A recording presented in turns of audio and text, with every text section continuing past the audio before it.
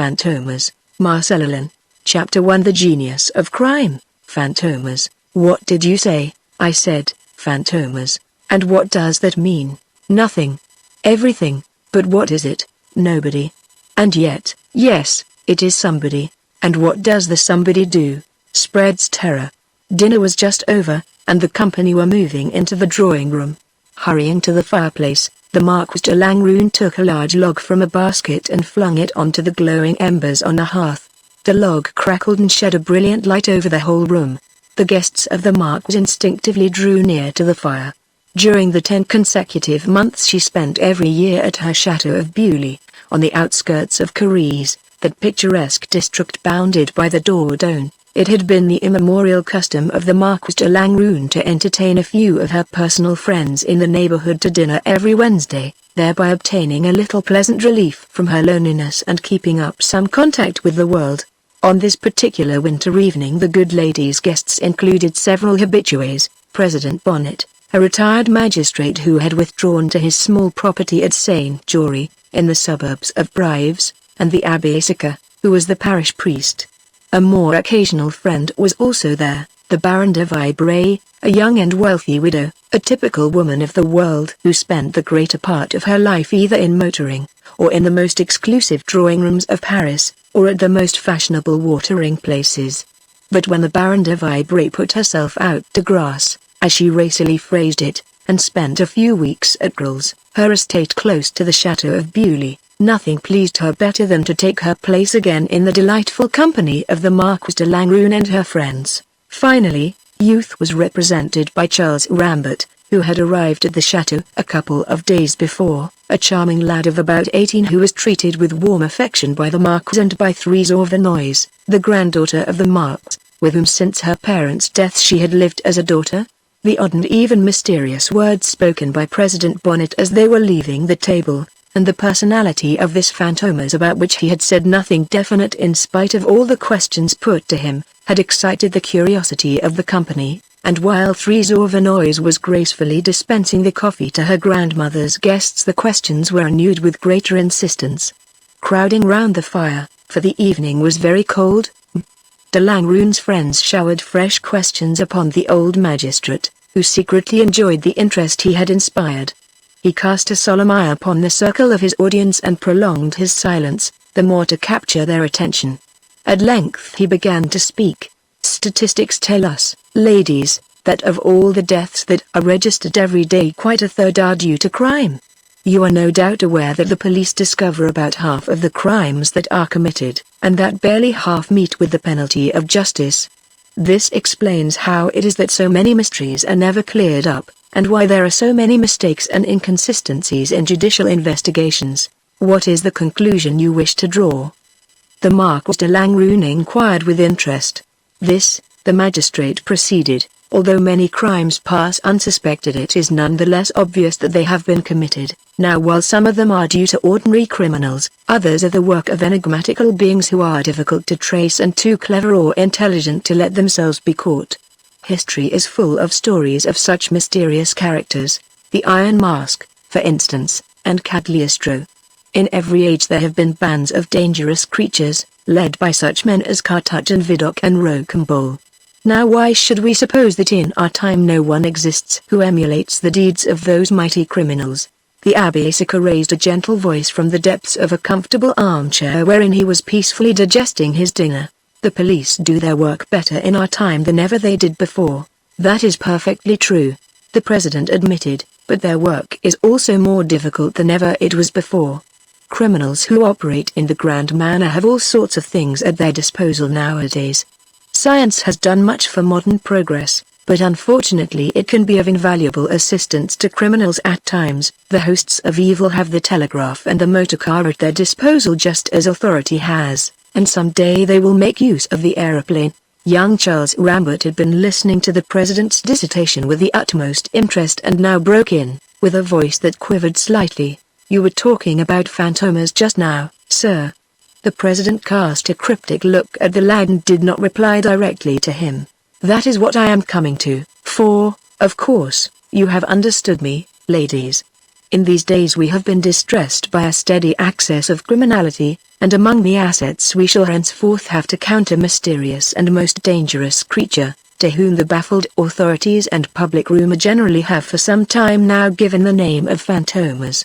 It is impossible to say exactly or to know precisely who Fantômas is. He often assumes the form and personality of some definite and even well-known individual. Sometimes he assumes the forms of two human beings at one and the same time. Sometimes he works alone, sometimes with accomplices, sometimes he can be identified as such and such a person. But no one has ever yet arrived at knowing Fantômas himself. That he is a living person is certain and undeniable, yet he is impossible to catch or to identify. He is nowhere and everywhere at once, his shadow hovers above the strangest mysteries, and his traces are found near the most inexplicable crimes, and yet, you are frightening us, exclaimed the Baron de Vibray with a little forced laugh that did not ring true, and the Marquis de Langrune, who for the past few minutes had been uneasy at the idea of the children listening to the conversation, cast about in her mind for an occupation more suited to their age. The interruption gave her an opportunity, and she turned to Charles Rambert and Threes. You must find it very dull here with all of us grown-up people, dears, so run away now. Threes, she added with a smile to her granddaughter who had risen obediently, there is a splendid new puzzle in the library, you ought to try it with Charles. The young fellow realized that he must comply with the desire of the Marquis, although the conversation interested him intensely, but he was too well-bred to betray his thoughts, and the next moment he was in the adjoining room, sitting opposite the girl, and deep in the intricacies of the latest fashionable game. The Baron de Vibray brought the conversation back to the subject of Fantômas. What connection is there, President, between this uncanny creature and the disappearance of Lord Beltham, of which we were talking at dinner? I should certainly have agreed with you and thought there was none, the old magistrate replied, if Lord Beltham's disappearance had been unattended by any mysterious circumstance. But there is one point that deserves your attention. The newspaper from which I read an extract just now, La Capitale, draws attention to it and regards it as being important.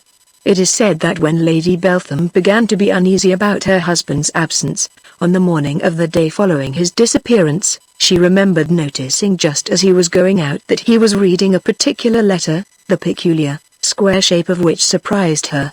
She had also noticed that the handwriting of the letter was very heavy and black.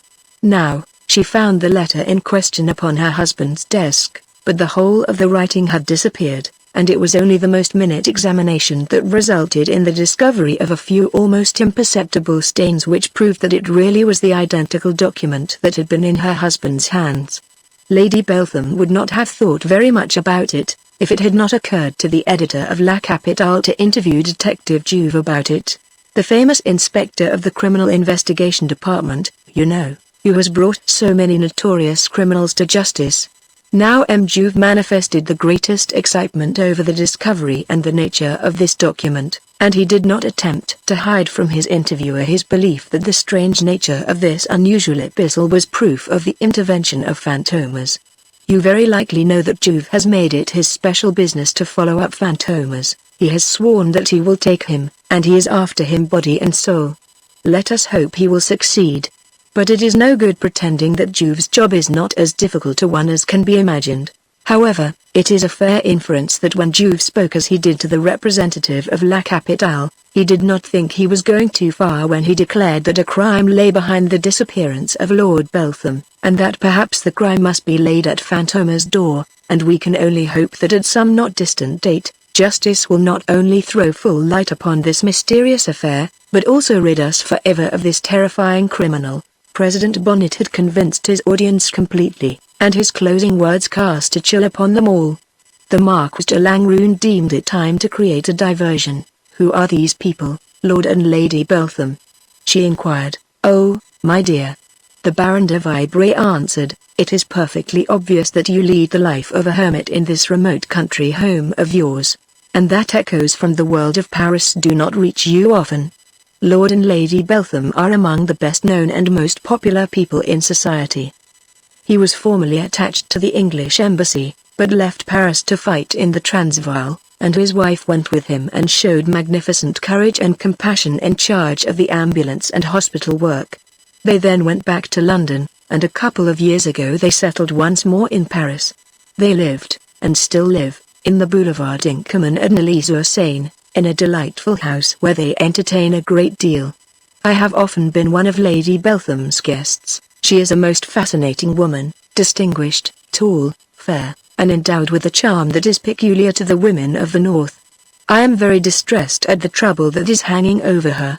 Well, said the Marquis de Langrune conclusively, I mean to believe that the gloomy prognostications of our friend the President will not be justified by the event. Amen, murmured the Abbé mechanically, roused from his gentle slumber by the closing words of the Marquis. The clock chimed 10, and her duties as hostess did not make the Marquis forgetful of her duties as grandmother. Threes, she called, it is your bedtime. It is very late, darling. The child obediently left her game, said good night to the Baron de Vibray and President Bonnet, and last of all to the old priest, who gave her a paternal embrace. Shall I see you at the 7 o'clock mass, Threes? He asked. The child turned to the Marquis. Will you let me accompany Charles to the station tomorrow morning? I will go to the 8 o'clock mass on my way back. The Marquis looked at Charles Rambert. Your father really is coming by the train that reaches Verrières at 6:55? And when he assented she hesitated a moment before replying to Threes. I think, dear, it would be better to let our young friend go alone to meet his father. But Charles Rambert put in his plea. Oh, I am sure my father would be delighted to see Threes with me when he gets out of the train. Very well, then, the kind old lady said, arrange it as you please. But, Threes, before you go upstairs, tell our good steward, Dolan, to give orders for the carriage to be ready by 6 o'clock. It is a long way to the station, Threes promised, and the two young people left the drawing room. A pretty couple, remarked the Baron de Vibray, adding with a characteristic touch of malice, you mean to make a match between them some day, Marx? The old lady threw up her hands protesting. What an idea! Why, Threes is not 15 yet. Who is this Charles Rambert? The Abbé asked. I just caught sight of him the day before yesterday with Dolan, and I puzzled my brains wondering who he could be. I am not surprised, the Marquis laughed, not surprised that you did not succeed in finding out, for you do not know him. But you may perhaps have heard me mention M. Etienne Rambert, an old friend of mine, with whom I had many a dance in the long ago. I had lost sight of him completely until about 2 years ago, when I met him at a charity function in Paris. The poor man has had a rather checkered life. 20 years ago he married a woman who was perfectly charming, but who is, I believe, very ill with a distressing malady. I'm not even sure that she is not insane. Quite lately Etienne Rambert has been compelled to send her to an asylum. That does not tell us how his son comes to be your guest, President Bonnet urged. It is very simple. Etienne Rambert is an energetic man who is always moving about. Although he is quite 60 he still occupies himself with some rubber plantations he possesses in Colombia, and he often goes to America. He thinks no more of the voyage than we do of a trip to Paris. Well, just recently young Charles Rambert was leaving the pension in Hamburg where he had been living in order to perfect his German. I knew from his father's letters that Rambert was about to be put away, and that Etienne Rambert was obliged to be absent. So I offered to receive Charles here until his father should return to Paris. Charles came the day before yesterday, and that is the whole story. And Etienne Rambert joins him here tomorrow? Said the Abbé. That is so. The Marquis de Langrune would have given other information about her young friend had he not come into the room just then. He was an attractive lad with refined and distinguished features, clear, intelligent eyes, and graceful figure. The other guests were silent, and Charles Rambert approached them with the slight awkwardness of youth.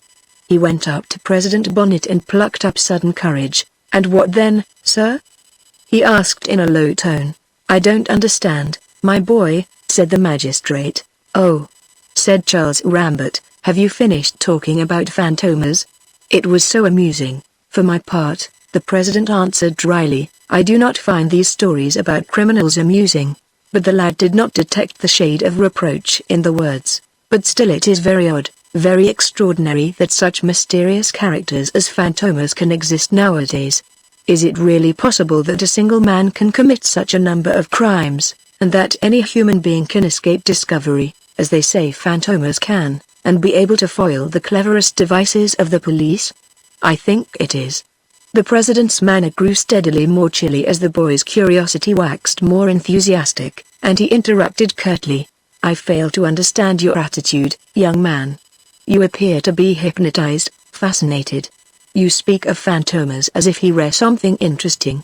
It is out of place, to put it mildly, and he turned to the Abbé Sica. There, sir, that is the result of this modern education and the state of mind produced in the younger generation by the newspaper press and even by literature. Criminals are given halos and proclaimed from the housetops. It is astounding. But Charles Rambert was not the least impressed. But it is life, sir, it is history, it is the real thing, he insisted. Why, you yourself, in just a few words, have thrown an atmosphere around this Fantômas which makes him absolutely fascinating. I would give anything to have known Vidocq and Cartouche and Rocambole, and to have seen them at close quarters. Those were men. President Bonnet contemplated the young man in astonishment, his eyes flashed lightning at him and he burst out. You are mad, boy, absolutely mad. Vidocq Rocambole. You mix up legend and history, bracket murderers with detectives, and make no distinction between right and wrong. You would not hesitate to set the heroes of crime and the heroes of law and order on one and the same pedestal. You have said the word, sir, Charles Rambert exclaimed, they all are heroes. But, better still, Fantômas. The lad's outburst was so vehement and spontaneous and sincere, that it provoked unanimous indignation among his hearers. Even the indulgent Marquis de Langrune ceased to smile. Charles Rambert perceived that he had gone too far, and stopped abruptly. I beg your pardon, sir, he murmured. I spoke without thinking. Please forgive me. He raised his eyes and looked at President Bonnet, blushing to the tips of his ears and looking so abashed that the magistrate, who was a kind-hearted man at bottom, tried to reassure him. Your imagination is much too lively, young man, much too lively. But you will grow out of that. Come, come, that's all right. Lads of your age do talk without knowledge. It was very late now, and a few minutes after this incident the guests of the Marquis de Langrune took their departure. Charles Rambert accompanied the Marquis to the door of her own private rooms, and was about to bid her a respectful good night before going on to his bedroom, which adjoined hers, when she asked him to follow her. Come in and get the book I promised you, Charles. It should be on my writing table. She glanced at that piece of furniture as she entered the room, and went on, or in it, perhaps, I may have locked it away. I don't want to give you any trouble, he protested, but the Marquis insisted. Put your light down on that table, she said. Besides, I have got to open my desk, for I must look at the lottery tickets I gave to threes a few weeks ago. She pushed back the roll top of her empire desk and looked up at the young fellow. It would be a piece of good luck if my little threes won the first prize, eh, Charles? 1,000,000 francs. That would be worth winning, rather, said Charles Rambert with a smile. The Marquis found the book she was searching for and gave it to the lad with one hand while with the other she smoothed out several variegated papers. These are my tickets, she said, and then broke off. How stupid of me. I have not kept the number of the winning ticket that was advertised in La Capitale. Charles Rambert immediately offered to go downstairs again to fetch the newspaper, but the Marquis would not let him. It is no good, my dear boy, it is not there now. You know, or rather you don't know, that the Abbé takes away all the week's newspapers every Wednesday night in order to read all the political articles. The old lady turned away from her writing table, which she left wide open, conducted the young man to the door, and held out a friendly hand. It is tomorrow morning already, she said. So now good night, dear Charles. In his own room, with the lights extinguished and the curtains closed, Charles Rambert lay wide awake, a prey to strange excitement. He turned and tossed in his bed nervously. In vain did he try to banish from his mind the words spoken during the evening by President Bonnet. In imagination Charles Rambert saw all manner of sinister and dramatic scenes, crimes and murders, hugely interested, intensely curious, craving for knowledge. He was ever trying to concoct plots and unravel mysteries. If for an instant he dozed off, the image of Fantômas took shape in his mind, but never twice the same, Sometimes he saw a colossal figure with bestial face and muscular shoulders, sometimes a wan, thin creature, with strange and piercing eyes, sometimes a vague form, a phantom. Fantômas. Charles Rambert slept, and woke, and dozed again. In the silence of the night he thought he heard creakings and heavy sounds. Then suddenly he felt a breath pass over his face and again nothing.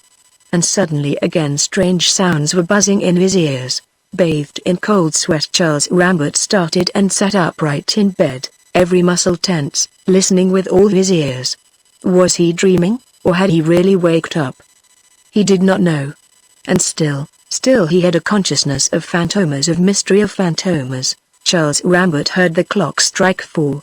Chapter 2. A Tragic Dawn. As his cab turned by the end of the Pont Royal towards the Gare d'Orsay, Allain Rambert looked at his watch and found, as he had anticipated, that he had a good quarter of an hour before the train that he intended to take was due to start.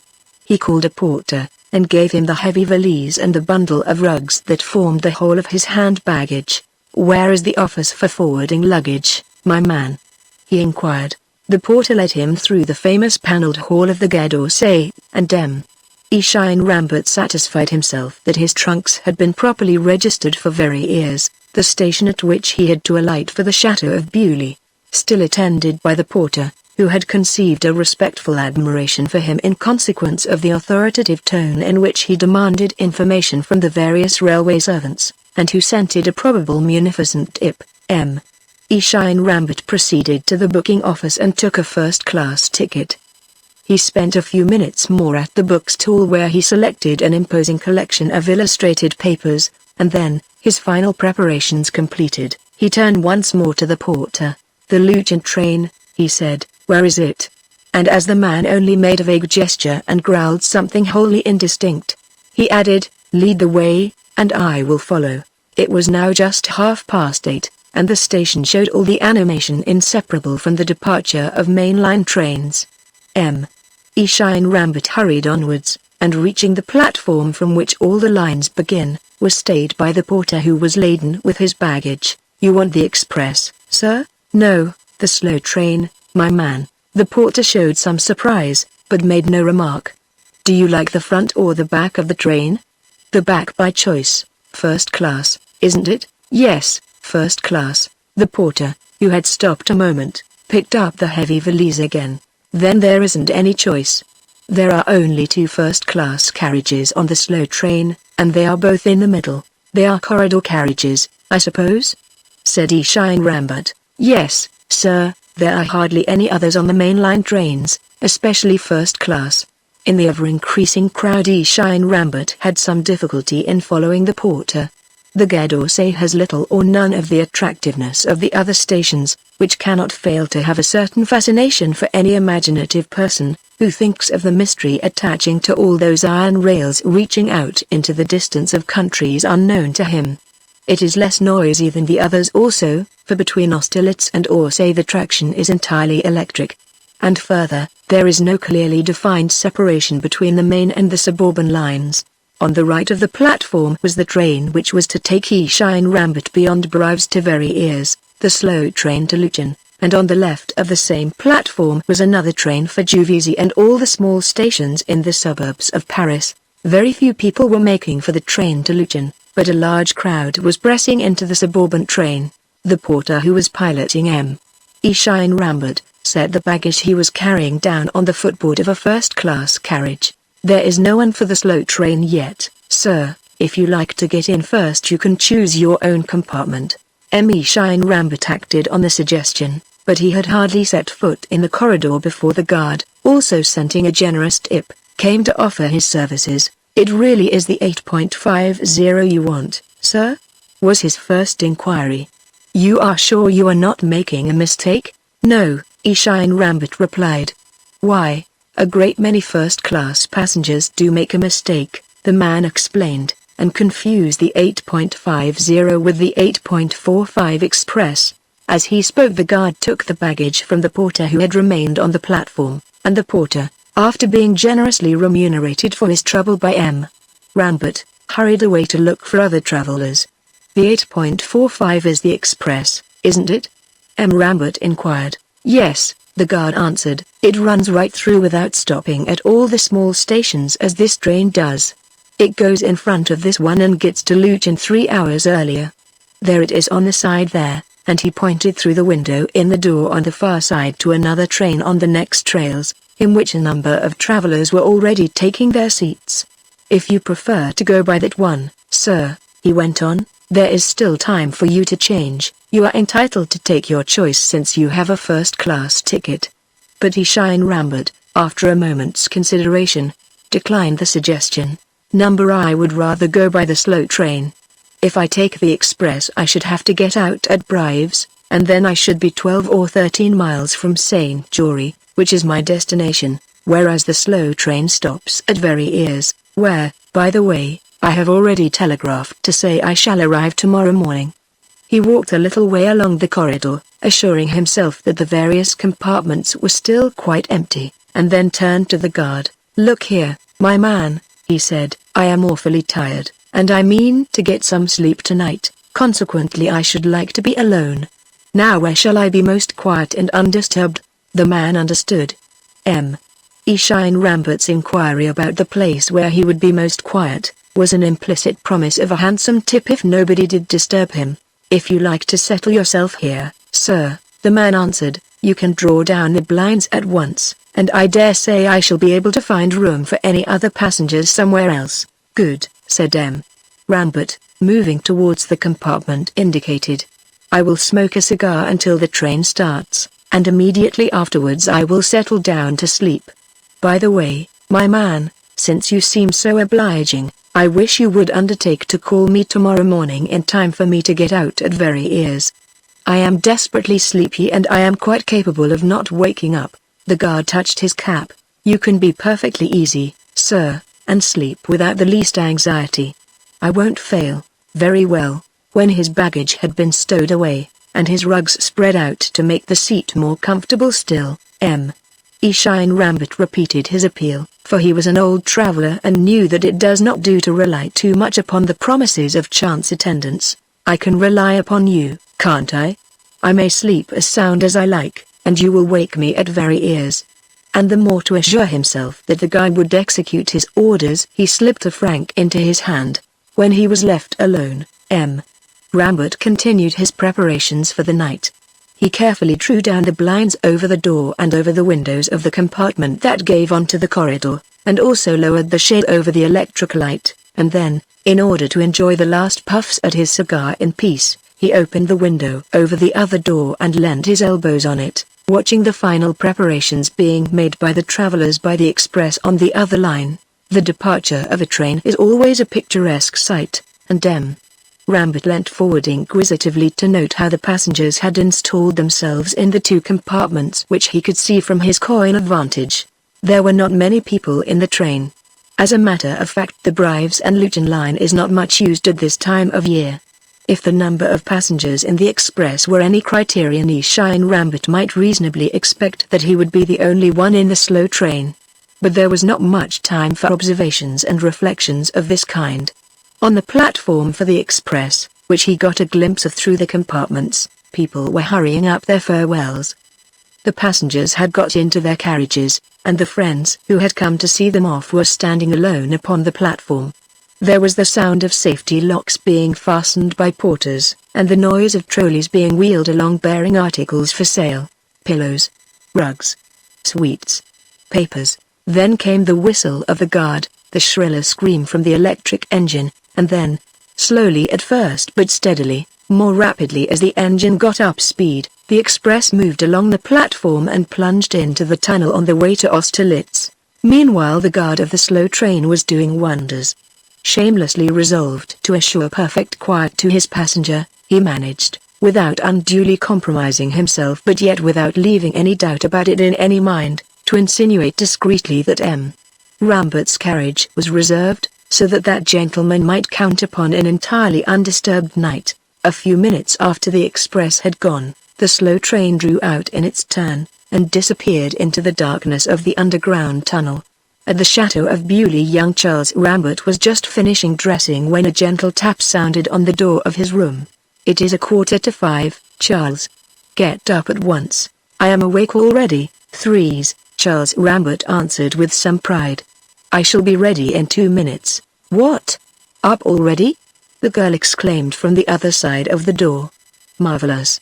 I congratulate you. I'm ready too. I will wait for you in the dining room. Come down as soon as you are dressed. All right. The young man answered. He wasted no time over his toilette, the more so because it was none too warm in his room, for at this early hour it was still quite dark, and then taking his light in one hand he opened his door carefully so as to make no noise, tiptoed along the landing, and went down the staircase to join Threes in the dining room. The girl was an accomplished housekeeper already, and while waiting for the young fellow she had got a scratch meal together. Let us have breakfast quickly, she suggested. It isn't snowing this morning, and if you like we might walk to the station.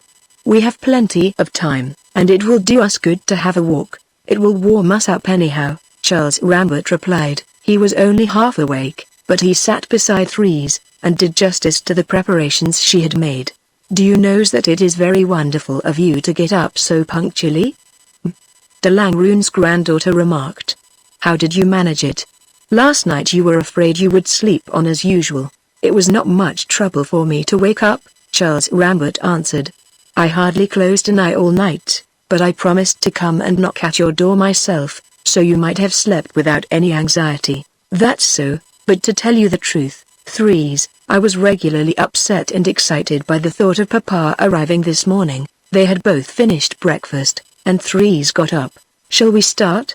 She asked. Yes. Threes opened the hall door, and the two young people went down the flight of steps leading to the garden. The girl had thrown a big cloak over her shoulders, and she inhaled the pure morning air with keen delight. I love going out in the early morning, she declared. Well, I don't like it at all, Charles Rambert confessed with characteristic candor. Good Lord, how cold it is. And it is still pitch dark. Surely you are not going to be frightened? Said Threes teasingly. Charles Rambert made an irritable movement of vexation and surprise. Frightened? What do you take me for, Threes? If I don't like going out in the early morning it's really only because it is cold. She laughed at him while they were crossing the lawn towards the outbuildings, through which she meant to get out onto the high road. As they passed the stables they came across a groom who was leisurely getting an old brougham out of the coach house. Don't hurry, Jean. Threes called out as she greeted him. We are going to walk to the station, and the only important thing is that you should be there to bring us back. The man touched his cap and the two young people passed through the park gate and found themselves upon the high road. It was still very dark, with just one reflection in the distance of the sky vaguely outlining some cloud shapes to the eastward to give some promise of the day. There was no sound to break the silence of the fields, and as they walked briskly along Charles and Threes could hear their footsteps ringing on the hard surface of the frozen ground. It must please you awfully to be going to meet your father, said De Langrune's granddaughter half questioningly. It is a long time since you have seen him, isn't it? 3 years, Charles Rambert answered, and then just for a few minutes. He is coming home from America now, and before that he traveled in Spain for a long time. He was traveling the whole time you were a child. Wasn't he? Yes, always, either in Colombia, looking after his rubber plantations there, or in Spain, where he has a good deal of property too. When he was in Paris he used to come to the school and ask for me, and I saw him in the parlor for a quarter of an hour. And your mother? Oh, Mama was different. You know, Threes, I spent all the childhood that I can remember at the school. I liked the masters and had good chums, and was very happy there. And if the truth must be told I looked forward with anything but pleasure to the holidays, when I had to go to my parents' house. I always felt a stranger with them. My real home was the schoolroom, where I had my desk and all my own interests. And then, you know, when one is little one doesn't understand things much. I didn't feel having hardly any family, very much. But you loved your mother very much? Threes asked the question quite anxiously, and it was patent that she would have thought it dreadful if her companion had not had a real affection for his mother. Oh, yes, I loved her, Charles Rambert answered, but I hardly knew her either. And as Threes showed her surprise he went on, telling her something of the secret of his lonely childhood. You see, Threes, now that I am a man I guess lots of things that I could not have had even a suspicion of then. My father and mother did not get on well together. They were what you call an ill-assorted couple. They were both very good, but their characters did not harmonize. When I was little I always saw Mama silent and sad, and Papa active and on the go, and bright and talking at the top of his voice. I half believe he frightened Mama. And then my father was constantly away, whereas Mama hardly ever went out. When a servant took me to the house on Thursdays, I was taken up to say good morning to her, and I invariably found her lying on a sofa in the room, with the blinds down and almost dark. She just touched me with her lips and asked me 1 or 2 questions, and then I was taken away again because I tired her. Was she ill, then? Mama always has been ill. I suppose you know, Threes, that 3 months ago stay. It was just when I had taken my degree and went to Germany she was sent to an asylum. I believe my father had wanted her to agree to undergo careful treatment of the kind long before, but she would not. Threes was silent for a few minutes. You have not been very happy, she said presently. Oh, it was only after I grew up that I felt unhappy. When I was a little chap I never thought of how sad it is to have no real father or mother. The last 4 or 5 years it has hurt me. But when he came to see me once at school, Papa told me he would take me with him as soon as I had taken my degree and grown up. Last October, after my examination, he wrote and told me to be patient a little longer, and that he was hurrying on with the winding up of his business and coming back to France. That gave me a hope which has brightened these last few months, and will also make you understand why I am so pleased this morning at my father's coming. It seems to me that a new life is going to begin. Day was breaking now, a dirty December day, with the light filtering through heavy grey clouds that drifted along the ground, hid the horizon, clung to the low hills, and then suddenly dispersed in long wisps driven by a keen breeze, that got up in gusts, and drove clouds of dust along the hard frozen ground. I have not been very happy either, said Threes, for I lost my father when I was tiny. I don't even remember him, and Mama must be dead as well. The ambiguous turning of the child's phrase caught Charles Rambert's interested attention. What does that mean, Threes? Don't you know if your mother is dead? Yes, oh yes, Grandmama says so. But whenever I ask for particulars Grandmama always changes the subject. I will echo what you said just now, when you were little you don't know anything and are not surprised at anything. For a long time I took no notice of her sudden reticence. But now I sometimes wonder if something is not being kept back from me, whether it is really true that Mama is no more in this world. Talking like this Threes and Charles had walked at a good pace, and now they came to the few houses built around Very Ears Station. One by one, bedroom windows and doors were being opened, peasants were making their way to the sheds to lead their cattle to the pastures. We are very early, Threes remarked, pointing to the station clock in the distance. Your father's train is due at 6:55, and it is only 6:40 now. We still have a quarter of an hour to wait, and more, if the train is not punctual. They went into the little station and Charles Rambert, thankful for some shelter from the cold, stamped his feet, making a sudden uproar in the empty waiting room. A porter appeared. Who the deuce is kicking up all this row? He began angrily, and then seeing Threes, broke off short. Ah, Mademoiselle Threes, he said with the familiar yet perfectly respectful cordiality that marks country folk. Up already? Have you come to meet somebody, or are you going away? As he spoke, the porter turned a curious eye upon Charles Rambert, whose arrival had caused quite a sensation 2 days before in this little spot, where with but few exceptions none but people belonging to the neighborhood ever came by train. No, I am not going away, Threes replied.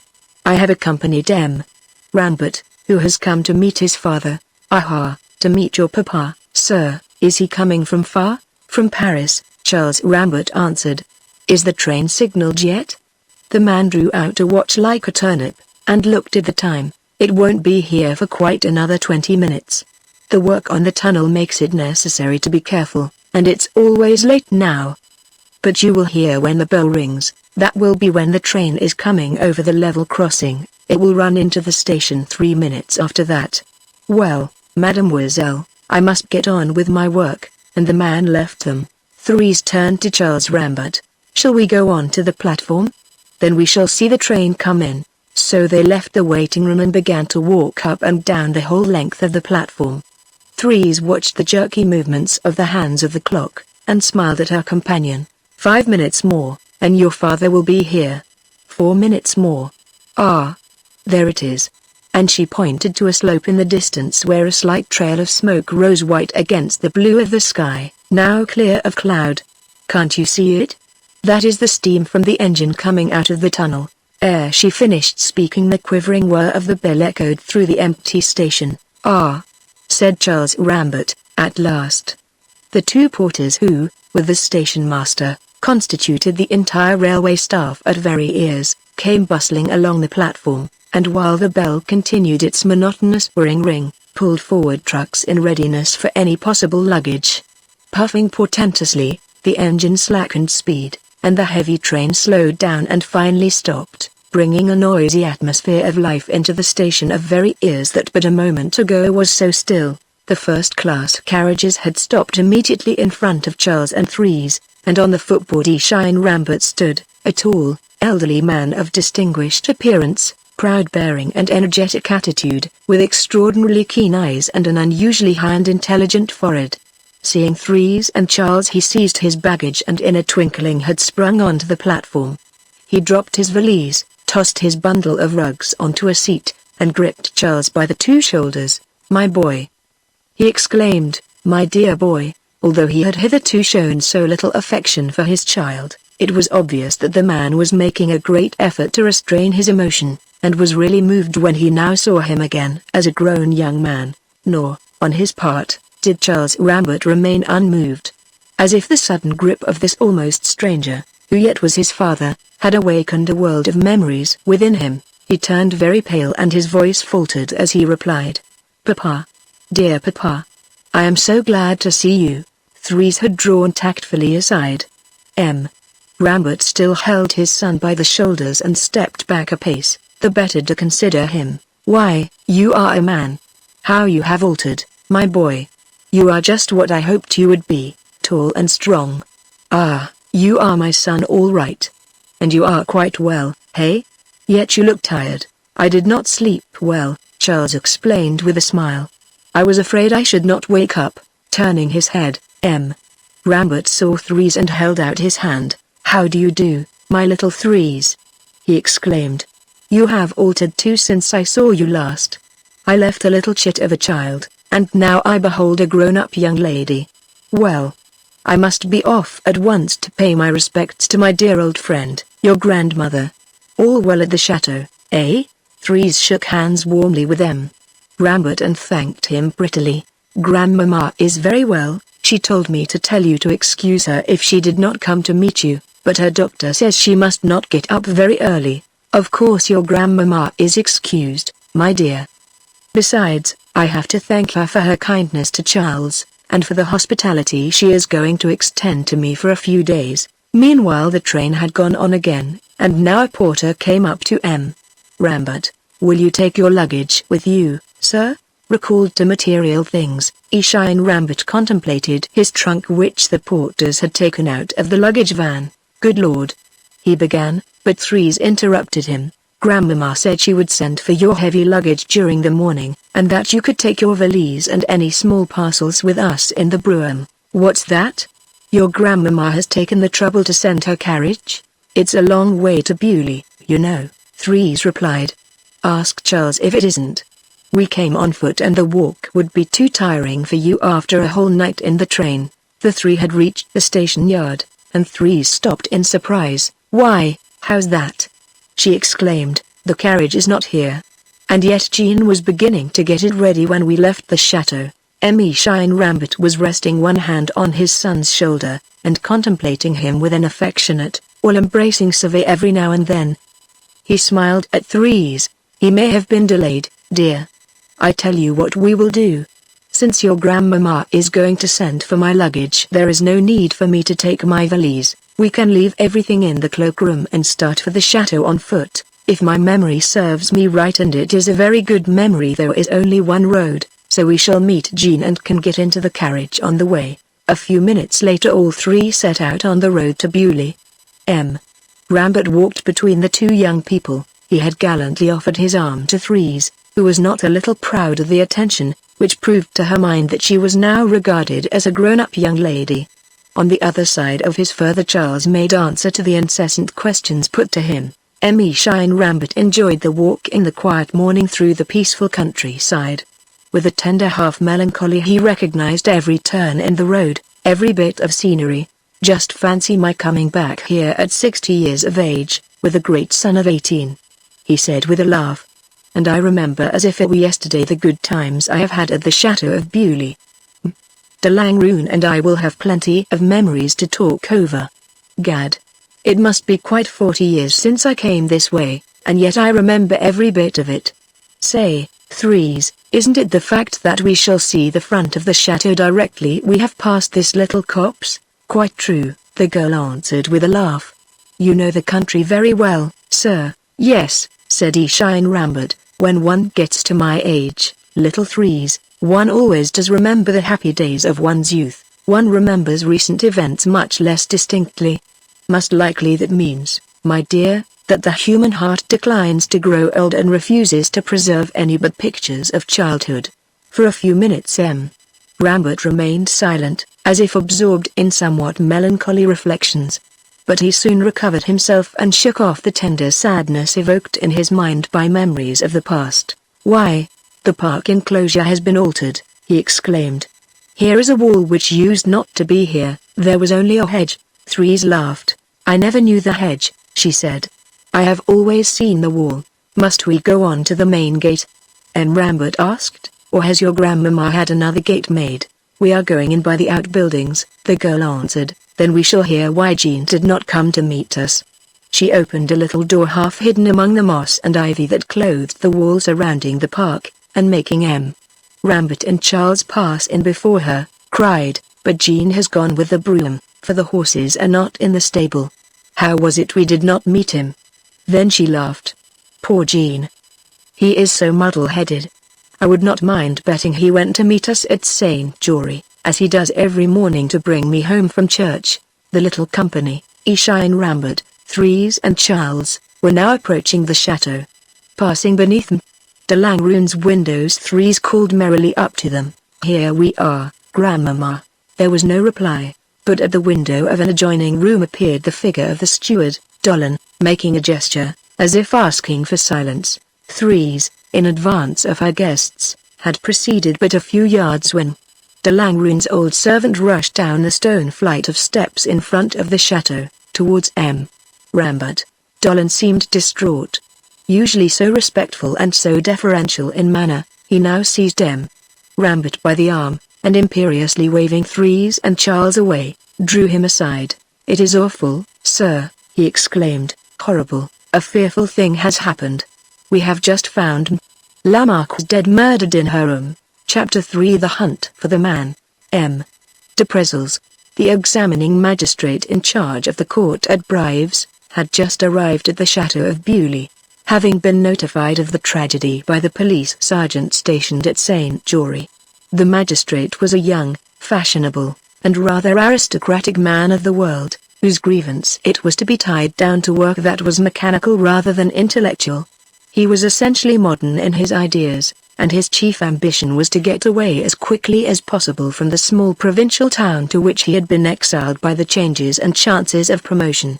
He was sick of Brives, and now it occurred to him that a crime like this present one would give him an opportunity of displaying his gifts of intuition and deduction, prove his quality, and so might enable him to get another appointment. After Allain had received him at the chateau, the magistrate had first of all made inquiry as to who was in the house at the time. From the information given him he was satisfied that it was unnecessary to subject either Threes or Charles Rambert to immediate examination, both of the young people being much too upset to be able to reply to serious questions, and both having been taken away to the house of the Baron de Vibray. It was, also, clear that Rambert Sr., who had only arrived after the crime, could not furnish any interesting information. Tell me exactly how you discovered the crime, Allain, he said as, pale and trembling. The steward accompanied him along the corridor to the scene of the murder. I went this morning as usual, sir, the steward replied, to say good morning to de Langrune and receive her orders for the day. I knocked at her door as I always did, but got no answer. I knocked louder, but still there was no answer. I don't know why I opened the door instead of going away. Perhaps I had some kind of presentiment. Oh, I shall never forget the shock I had when I saw my poor dear mistress lying dead at the foot of her bed, steeped in blood, and with such a horrible gash in her throat that for a moment I thought her head was severed from the trunk. The police sergeant corroborated the steward's story. The murder certainly was committed with peculiarly horrible violence, sir, he remarked. The body shows that the victim was struck with the utmost fury. The murderer must have gone mad over the corpse from sheer lust of blood. The wounds are shocking. Knife wounds? De Prezels asked. I don't know, said the sergeant uncertainly. Your worship can form your own opinion. The magistrate followed the steward into the room where Allain had taken care that nothing was touched. In its furniture and general arrangement, de Langrune's room corresponded with the character of the old lady. It was large, and quietly furnished with old presses, armchairs, chairs and old-fashioned tables. It was evident that she had had no liking for modern fashions, but had preferred to have her own room stamped with the rather severe, yet very comfortable character of former days. The whole of one side of the room was filled by the Marquis's bed. It was large, and raised upon a kind of dais covered with a carpet of subdued tones. At the foot of the bed, on the right, was a large window, fastened half open despite the keen cold, no doubt for hygienic reasons.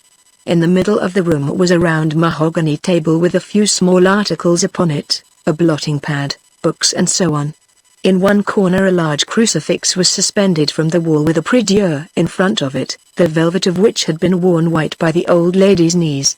Finally, a little further away, was a small escritoire, half open now, with its drawers gaping and papers scattered on the floor. There were only two ways of ingress into the room, one by the door through which the magistrate had entered, which opened onto the main corridor on the first floor, and the other by a door communicating with the Marquis's dressing room. This dressing room was lighted by a large window, which was shut. The magistrate was shocked by the spectacle presented by the corpse of the Marquis. It was lying on its back on the floor, with the arms extended, the head was towards the bed, the feet towards the window. The body was almost naked. A gash ran almost right across the throat, leaving the bones exposed.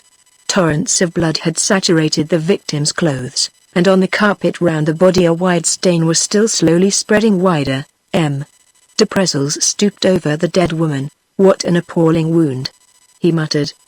The medical evidence will explain what weapon it was made with, but no doctor is required to point out the violence of the blow or the fury of the murderer.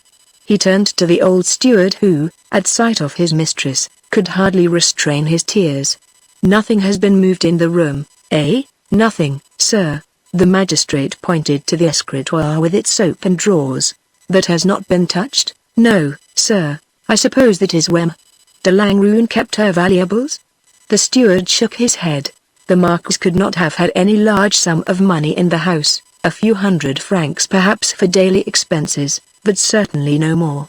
So you do not think robbery was the motive of the crime? The steward shrugged his shoulders. The murderer may have thought that de Langrune had money here, sir. But anyhow he must have been disturbed, because he did not take away the rings the Marquis had laid upon the dressing table before she got into bed. The magistrate walked slowly round the room.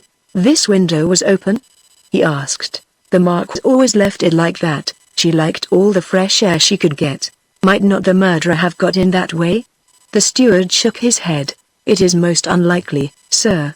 See, the windows are fitted outside with a kind of grating pointing outwards and downwards, and I think that would prevent anyone from climbing in. De Prezels saw that this was so.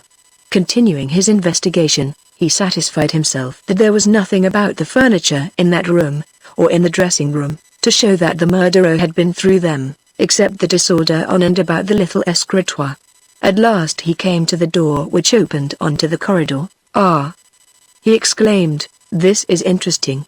And with a finger he pointed to the inner bolt on the door, the screws of which were wrenched half out, showing that an attempt had been made to force the door. Did de Langrune bolt her door every night? He asked. Yes, always, Allain answered.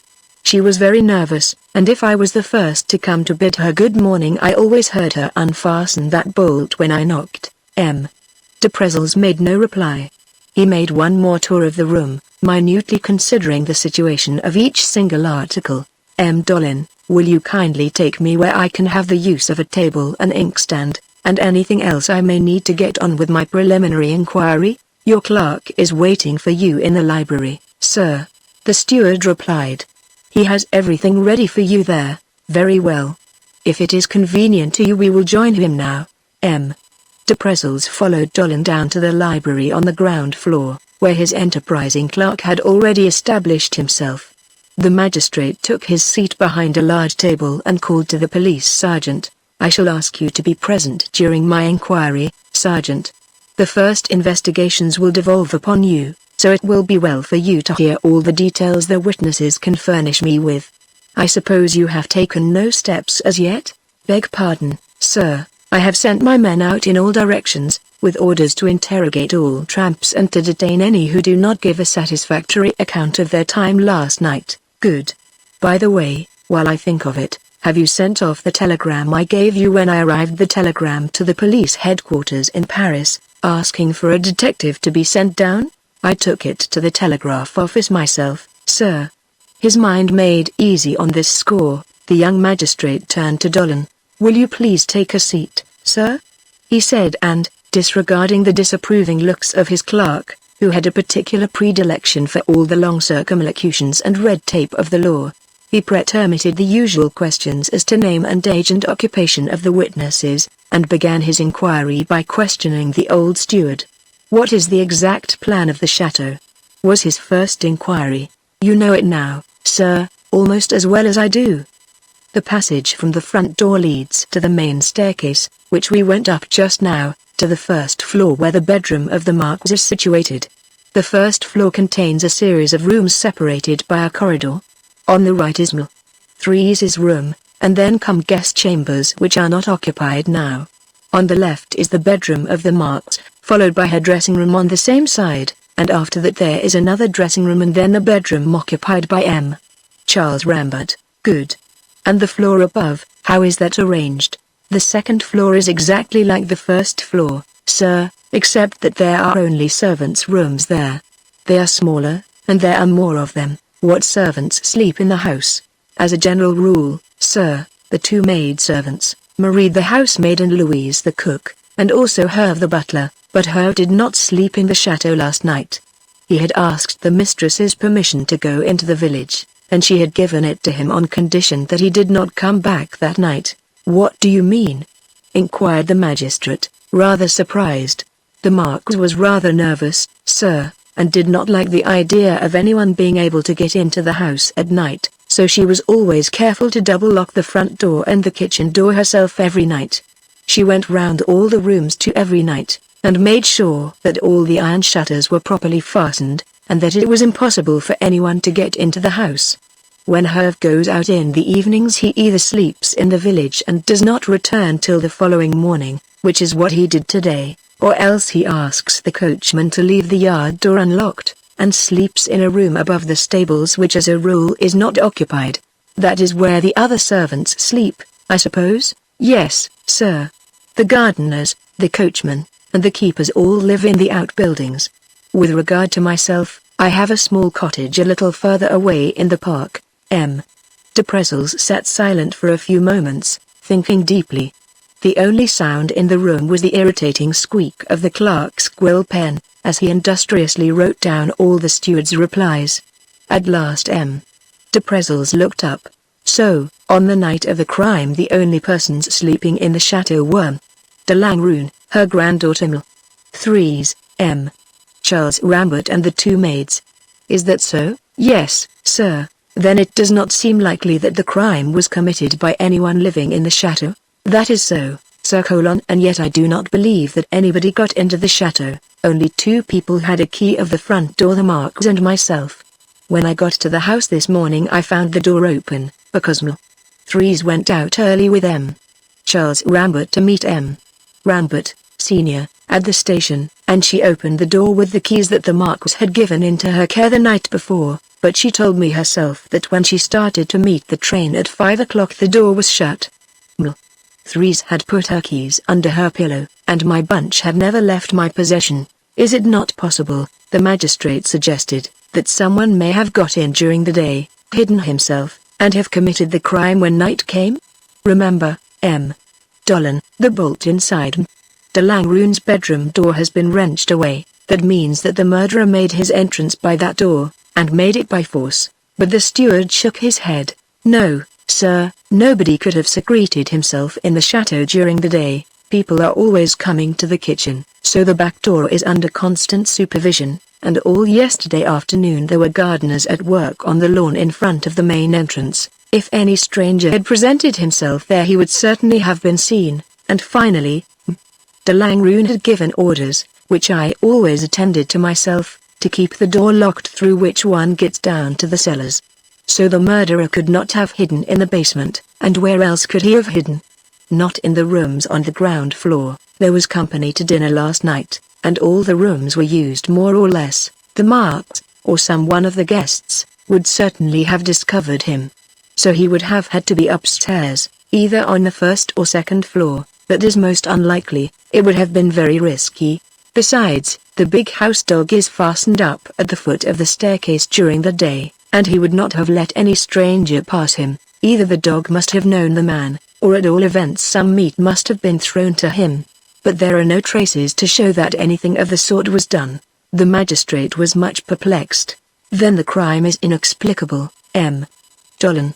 You have just told me yourself that there was no one in the chateau but de Langroon, the two young people Threes and Charles, and the two maids. It certainly is not any one of those who can be the guilty person, for the way in which the crime was committed, and the force of the blows dealt, show that the criminal was a man, a professional murderer in fact. Consequently the guilty person must have got in from outside. Come now, have you no suspicions at all? The steward raised his arms and let them fall in utter dejection. No, he replied at last, I do not suspect anybody.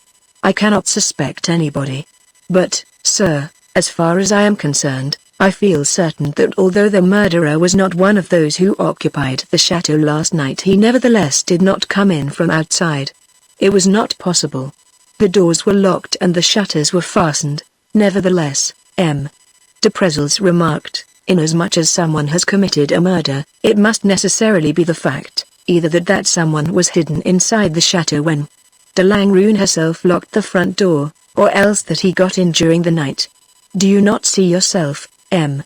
Dolan, that one or other of these two hypotheses must be correct? The steward hesitated. It is a mystery, sir, he declared at last. I swear to you, sir, that nobody could have got in, and yet it is perfectly clear also that neither M. Charles nor Threes, nor yet either of the two maids, Marie and Louise, is the murderer. M. de Prezels sat wrapped in thought for a few minutes and then desired the old steward to fetch the two women servants. Come back, yourself, he added, as the old man went away. I may require further particulars from you. Dolan left the room, and Jigu, the clerk, leant forward towards the magistrate. Tact was not the most shining of M. Jigu's qualities. When your inquiry is finished, sir, presently we shall have to pay a visit to the mayor of Saint Jory. That is in accordance with the usual procedure. And then he cannot do less than invite us to stay to dinner. Chapter 4. No. I am not mad. The next day but one after the crime, on the Friday, Louise the cook, who was still terribly upset by the dreadful death of the good mistress in whose service she had been for 15 years, came down to her kitchen early. It was scarcely daybreak, and the good woman was obliged to light a lamp to see by. With her mind anywhere but on her work, she was mechanically getting breakfast for the servants and for the visitors to the chateau, when a sharp knock on the back door made her jump. She went to open it, and uttered a little scream as she saw the cocked hats of gendarmes silhouetted against the one light of the early morning. Between the gendarmes were two miserable-looking specimens of humanity. Louise had only opened the door a few inches when the sergeant, who had known her for many years, took a step forward and gave her a military salute. I must ask your hospitality for us and for these two fellows whom we have taken up tonight, prowling about the neighborhood, he said. The dismayed Louise broke in. Good heavens, Sergeant, are you bringing thieves here? Where do you expect me to put them? Surely there's enough trouble in the house as it is. The gendarme, Mirand, smiled with the disillusioned air of a man who knows very well what trouble is, and the sergeant replied, "Put them? Why, in your kitchen, of course," and as the servant made a sign of refusal, he added, "I am sorry, but you must. Besides, there's nothing for you to be afraid of. The men are handcuffed, and we shall not leave them. We are going to wait here for the magistrate who will examine them." The gendarmes had pushed their wretched captives in before them, two tramps of the shadiest appearance. Louise, who had gone mechanically to raise the lid of a kettle beginning to boil over, looked round at his last words. "The magistrate," she said, "M. de Prezels. Why, he is here now in the library." "No?" exclaimed the sergeant, jumping up from the kitchen chair on which he had seated himself. "He is, I tell you," the old woman insisted, "and the little man who generally goes about with him is here too." "You mean M. Jigu, his clerk?" "Very likely," muttered Louise. "I leave the prisoners with you, Mirand," said the sergeant curtly. "Don't let them out of your sight. I am going to the magistrate. I have no doubt he will wish to interrogate these fellows at once." The gendarme came to attention and saluted. "Trust me, Sergeant." It looked as if Mirand's job was going to be an easy one. The two tramps, huddled up in a corner of the kitchen opposite the stove, showed no disposition to make their escape. The two were utterly different in appearance. One was a tall, strongly built man, with thick hair crowned by a little jockey cap, and was enveloped in a kind of overcoat which might have been black once but which was now of a greenish hue, the result of the inclemency of the weather. He gnawed his heavy moustache in silence and turned somber, uneasy looks on all, including his companion in misfortune. He wore hobnailed shoes and carried a stout cudgel. He was more like a piece of the human wreckage one sees in the street corners of great cities than a genuine tramp. Instead of a collar, there was a variegated handkerchief round his neck. His name, he had told the sergeant, was François Paul. The other man, who had been discovered at the back of a farm just as he was about to crawl inside a stack, was a typical country tramp. An old soft felt hat was crammed down on his head, and a shock of rebellious red and grey hair curled up all round it, while a hairy beard entirely concealed all the features of his face. All that could be seen of it was a pair of sparkling eyes incessantly moving in every possible direction. This second man contemplated with interest the place into which the police had conducted him. On his back he bore a heavy sort of wallet in which he stowed articles of the most varied description. Whereas his companion maintained a rigid silence, this man never stopped talking. Nudging his neighbor every now and then he whispered, "Say, where do you come from? You're not from these parts, are you? I've never seen you before, have I? Everybody round here knows me, Buzil. My name's Buzil." And turning to the gendarme he said, "Isn't it true, M'sieu Mirand, that you and I are old acquaintances? This is the fourth or fifth time you've pinched me, isn't it?" Buzil's companion vouchsafed him a glance. "So it's a habit of yours, is it?" he said in the same low tone. "You often get nabbed?" "As to often," the garrulous fellow replied, "that depends on what you mean by the word. In winter time it's not bad business to go back to Clink, because of the rotten weather. In the summer one would rather go easy, and then, too, in the summer there isn't so much crime. You can find all you want on the road. Country people aren't so particular in the summer, while in the winter it's quite another thing. So they have done me down tonight for Mother Chiquard's rabbit, I expect." The gendarme, who had been listening with no great attention, chimed in. "So it was you who stole the rabbit, was it, Buzil?" "What's the good of your asking me that, M'sieu Mirand?" protested Buzil. "I suppose you would have left me alone if you hadn't been sure of it?" Buzil's companion bent his head and whispered very low. "There has been something worse than that. The job with the lady of this house." "Oh, that," said Buzil with a gesture of complete indifference. But he did not proceed. The sergeant came back to the kitchen and said sternly, "François Paul, forward. The examining magistrate will hear you now." The man summoned stepped towards the sergeant, and quietly submitted to being taken by the arm, for his hands were fastened. Buzil winked knowingly at the gendarme, now his sole remaining confidant, and remarked with satisfaction, "Good luck. we are getting on today.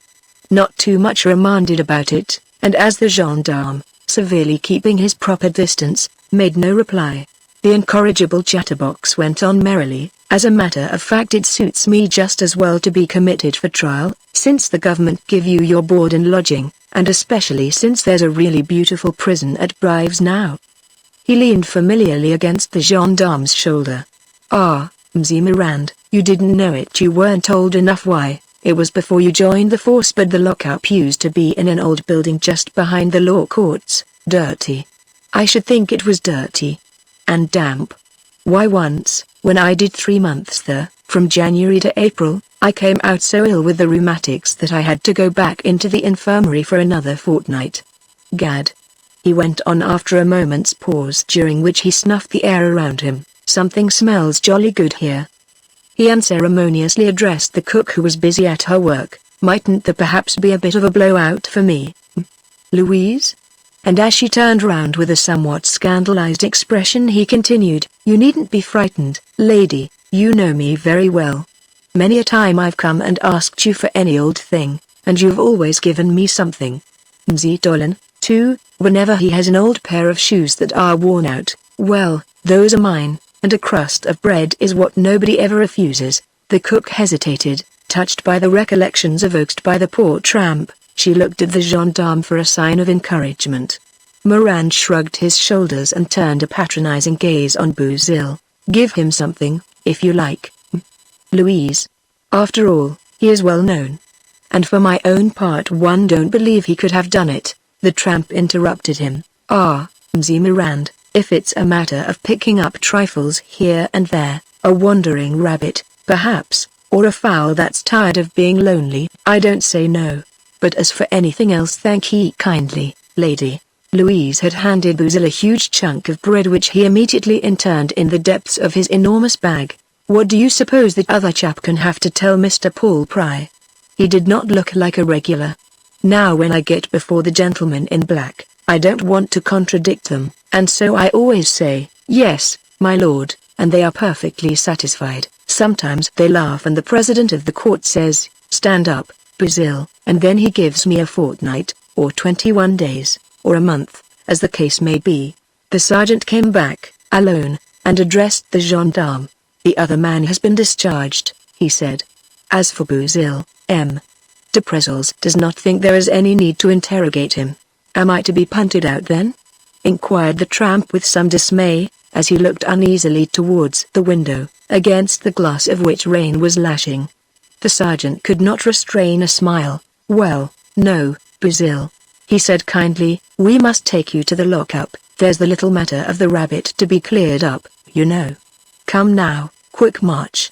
Take him to Saint Jory, Mirand.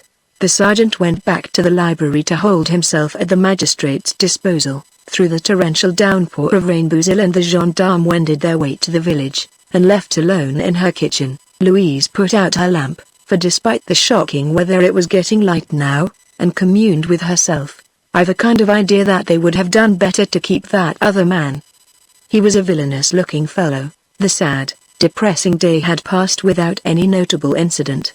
Charles Rambert and his father had spent the afternoon with Threes and the Baron de Vibray, continuously addressing large black-edged envelopes to the relations and friends of the Marquis de Langrune, whose funeral had been fixed for the next day but one. A hasty dinner had been served, at which the Baron de Vibray was present. Her grief was distressing to witness. Somewhat futile to outward seeming, this woman had a very kind and tender heart. As a matter of course she had constituted herself the protector and comforter of Threes, and she had spent the whole of the previous day with the child at Brives, ransacking the local shops to procure her mourning.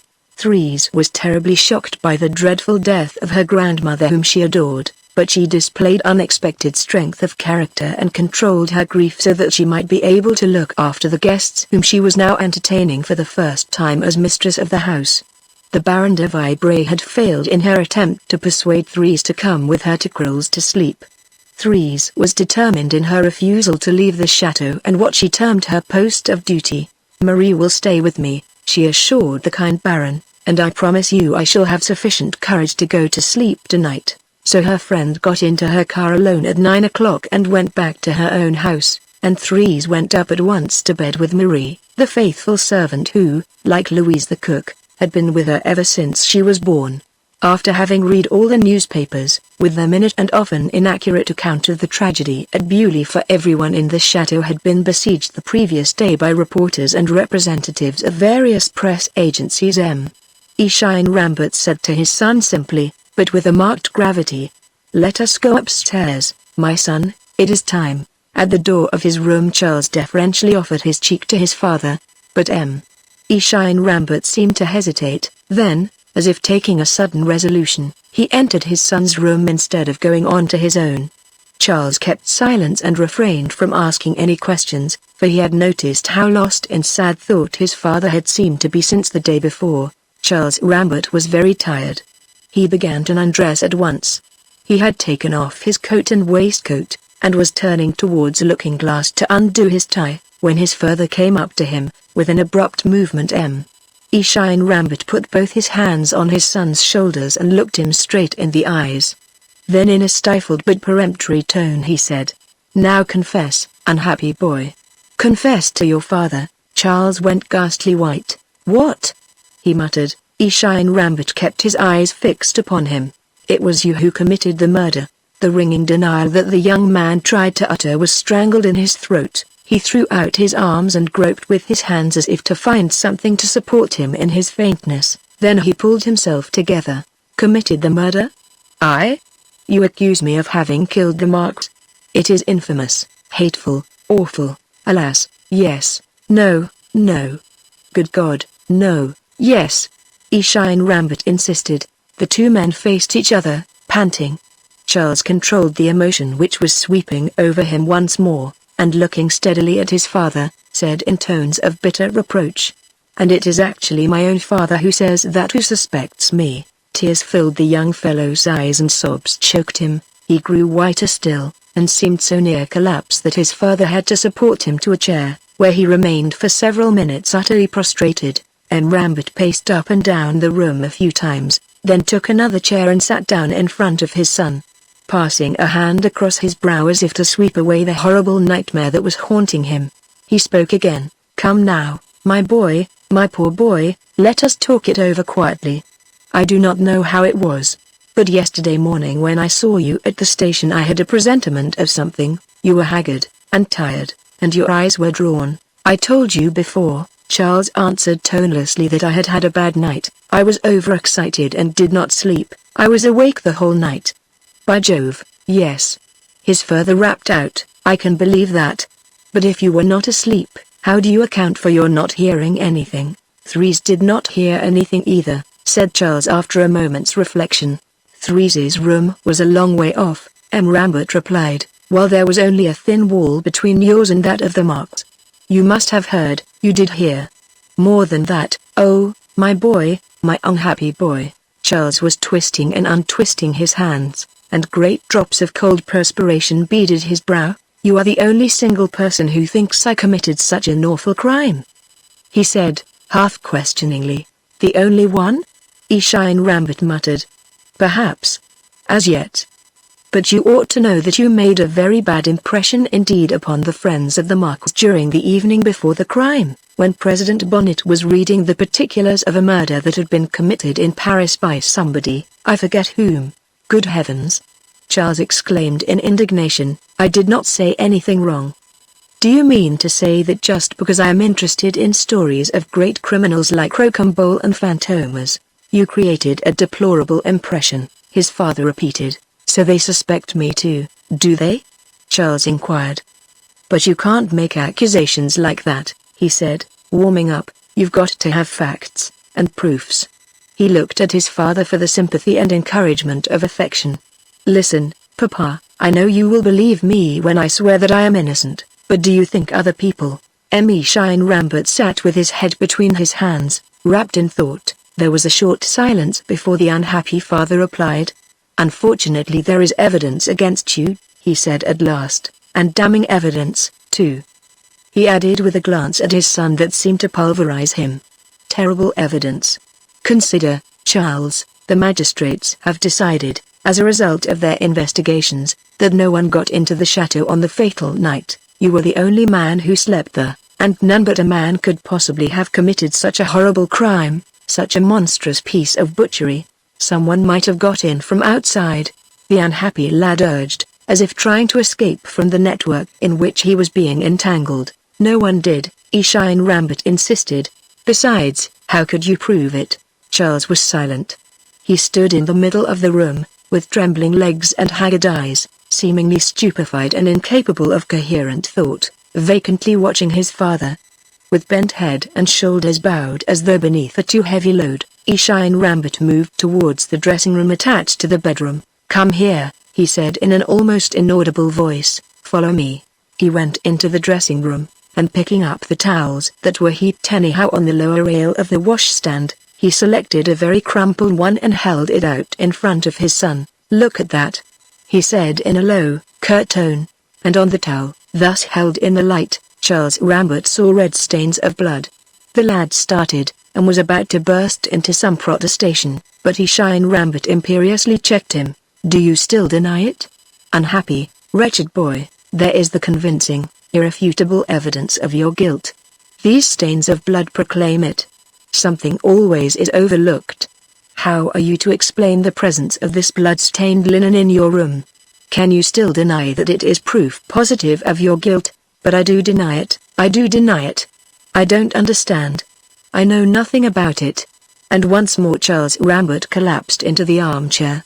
The unhappy lad was nothing but a human wreck, with no strength to argue or even utter a word. His father's eyes rested on him, filled with infinite affection and profoundest pity. "My poor, poor boy," the unhappy Shine Rambit murmured, and added, as if speaking only to himself, "I wonder if you are not entirely responsible if there are circumstances to plead for you. Do you still accuse me, Papa? Do you really believe I am the murderer?" Shine Rambit shook his head hopelessly. "Oh, I wish," he exclaimed, "that for the honor of our name, and for the sake of those who love us, I could prove you had congenital, hereditary tendencies that made you not responsible. Why could not I have watched over your upbringing? Why has fate decreed that I should only see my son 3 times at most in 18 years, and come home to find him a criminal? Oh, if science could but establish the fact that the child of a tainted mother—" "Tainted?" Charles exclaimed. "What do you mean?" "Tainted with a terrible and mysterious disease," Shine Rambit went on, "a disease before which we are powerless and unarmed insanity." "What?" cried Charles, growing momentarily more distressed and bewildered. "What is that, Papa? Are my wits going? My mother insane?" And then he added hopelessly, "My God! You must be right. Often and often I have been amazed by her strange, puzzling looks and behavior. But I have all my proper senses, I know what I am doing." "Was it, perhaps, some appalling hallucination," Shine Rambit suggested, "some moment of irresponsibility?" But Charles saw what he meant and cut him short. "No, no, Papa. I am not mad. I am not mad. I am not mad." In his intense excitement the young fellow never thought of moderating the tone of his voice, but shouted out what was in his mind, shouted it into the silence of the night, heedless of all but this terrible discussion he was having with the father whom he loved. Nor did Shine Rambit lower his voice, his son's impassioned protest wrung the retort from him. "Then, Charles, if you are right, your crime is beyond forgiveness. Murderer! Murderer!" The 2 men stopped short as a slight sound in the passage caught their attention. A silence fell upon them that they could not break, and they stood dumbfounded, nervous and overwrought. The door of the room opened very slowly, and a white form appeared against the darkness of the corridor outside. Robed in a long nightdress, 3 stood there, with hair disheveled, bloodless lips, and eyes dilated with horror. The child was shaking from head to foot, as if every movement hurt her. She painfully raised her arm and pointed to Charles. "Threes," Shine Rambit muttered. "Threes, you were outside?" The child's lips moved. She seemed to be making a more than human effort, and a whisper escaped her lips. "Yes," but she could say no more. Her eyes rolled, her whole frame tottered, and then, without sign or cry, she fell rigid and unconscious to the floor. Chapter 5 Arrest Me. 12 or 13 miles from Suillac, the main line from Brives to Cahors, which flanks the slope, describes a rather sharp curve. The journey is a particularly picturesque one, and travelers who make it during the daytime have much that is interesting and agreeable to see, but while they are admiring the country, which marks the transition from the severe region of the Limousin to the more laughing landscapes on the confines of the Midi, the train suddenly plunges into a tunnel which runs for half a mile and more through the heart of the mountain slope. Leaving the tunnel, the line continues along the slope, then gradually descends towards Suillac. 2 or 3 miles from that little station, which is a junction, the line runs alongside the high road to Salignac, skirts for a brief distance the Carise, one of the largest tributaries on the right bank of the Dordogne, and then plunges into the heart of Lot. Torrential winter rains had seriously affected the railway embankment, particularly near the mouth of the tunnel. A succession of heavy storms in the early part of December had so greatly weakened the ballast that the chief engineers of the company had been hastily summoned to the scene of the mischief. The experts decided that very important repairs were required close to the Suillac end of the tunnel. It was necessary to put in a complete system of drainage, with underground pipes through which the water that came down from the mountain could escape between the ballast and the side of the rock and so pass underneath the permanent way. The sleepers, too, had been loosened by the bad weather, and some of them had perished so much that the chairs were no longer fast, a matter which was all the more serious because the line described a very sharp curve at that precise spot. Gangs of first-class navvies had been hurriedly requisitioned, but in spite of the fact that an exceptional rate of wages was paid, a local strike had broken out and for some days all work was stopped. Gradually, however, moderate counsels prevailed and for over a week now, nearly all the men had taken up their tools again. Nevertheless, for a month past, these various circumstances had resulted in all the trains running between Brives and Cahors, being regularly half an hour late. Further, in view of the dangerous state of the line, all engine drivers coming from Brives had received orders to stop their trains 200 yards from the end of the tunnel, and all drivers coming from Cahors to stop their trains 500 yards before the entrance to the tunnel, so that should a train appear while any work was going on which rendered it dangerous to pass, it could wait until the work was completed. The order was also issued with the primary object of preventing the workers on the line from being taken by surprise. Day was just breaking this grey December morning, when the gang of navvies set to work under a foreman, fixing on the down line the new sleepers which had been brought up the day before. Suddenly a shrill whistle was heard, and in the gaping black mouth of the tunnel the light of 2 lamps became visible. A train bound for Cahors had stopped in accordance with orders, and was calling for permission to pass. The foreman ranged his men on either side of the down line and walked to a small cabin erected at the mouth of the tunnel, where he pulled the hand signal so as to show the green light, thereby authorizing the train to proceed on its way. There was a second short, sharp whistle, heavy puffs escaped from the engine, and belching forth a dense volume of black smoke it slowly emerged from the tunnel, followed by a long train of carriages, the windows of which were frosted all over by the cold temperature outside. A man approached the cabin allotted to the plate layer in charge of that section of the line in which the tunnel was included. "I suppose this is the train due at Verrières at 6:55? He said carelessly. "Yes," the plate layer answered, "but it's late, for the clock down there in the valley struck 7 several minutes ago." The train had gone by, the 3 red lamps fastened at the end of it were already lost in the morning mist. The man who spoke to the plate layer was no other than François Paul, the tramp who had been discharged by the magistrate installed at the Chateau of Beaulieu, at precisely the same time the day before, after a brief examination. In spite of the deep wrinkle furrowed in his brow, the man seemed to make an effort to appear friendly and to want to carry on the conversation. "There aren't many people in this morning train," he remarked, "especially in the first-class carriages." The plate layer appeared in no wise unwilling to postpone for a few moments his tiring and chilly underground patrol. He put down his pick before answering. "Well, that's not surprising, is it? People who are rich enough to travel first class always come by the express which gets to Brives at 2:50 a.m. "I see," said François Paul, "that's reasonable, and more practical for travelers to Brives or Cahors. But what about the people who want to get out at Gordon, or Suillac, or Verrières, or any of the small stations where the express doesn't stop?" "I don't know," said the plate layer, but I suppose they have to get out at Brives or Cahors and drive, or else travel by the day trains, which are fast to Brives and slow afterwards. Francois Paul did not press the matter.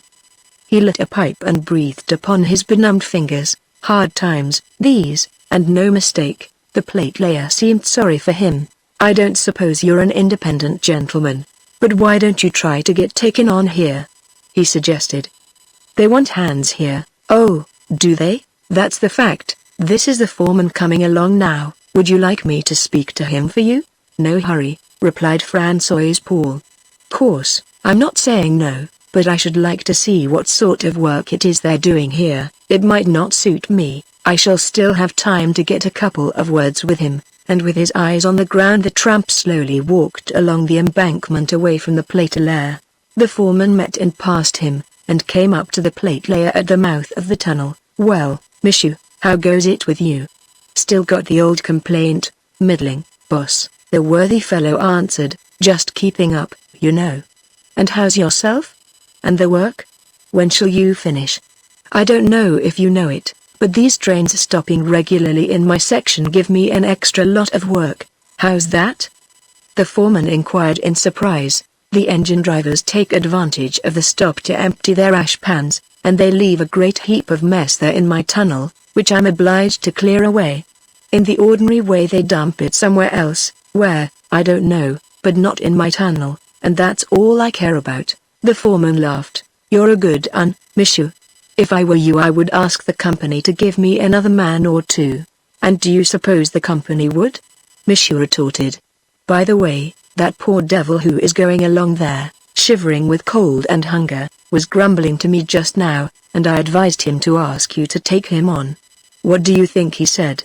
Why, that he would have a look at the work first, and off he went. It's a fact, monsieur, that it's mighty difficult to come across people who mean business nowadays. It's quite true that I want more hands. But if that chap doesn't ask me to engage him in another minute, I'll kick him out. The embankment is not public property, and I don't trust these rascals who are forever coming and going among the workmen to see what mischief they can make. I'll go and cast an eye over the bolts and things, for there are all sorts of vagrants about the neighborhood just now, and criminals, too, said old monsieur. I suppose you have heard of the murder up at the Chateau of Beaulieu? Rather. My men are talking of nothing else.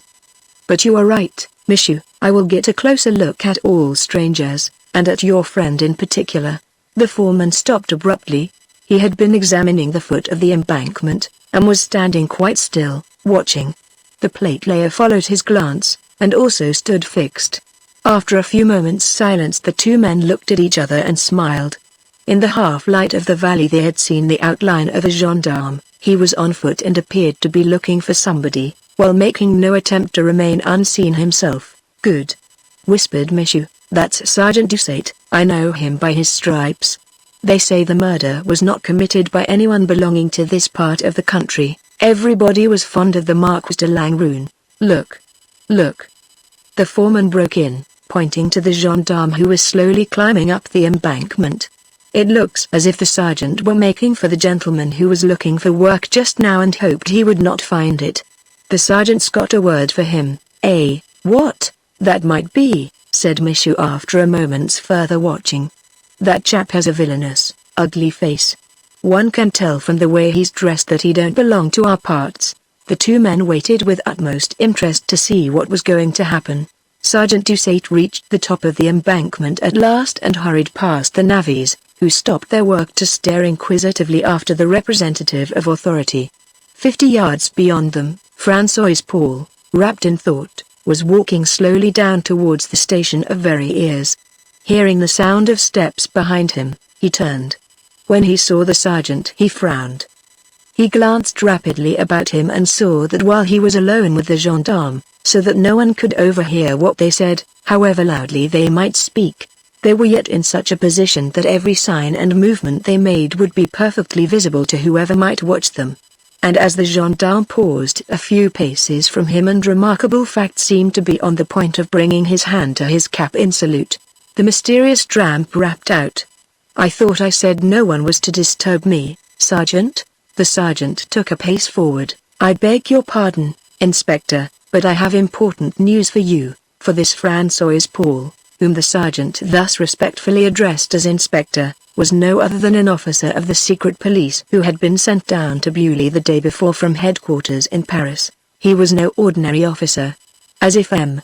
Havard had had an idea that the Langrune affair would prove to be puzzling and complicated, he had singled out the very best of his detectives, the most expert inspector of them all, Juve.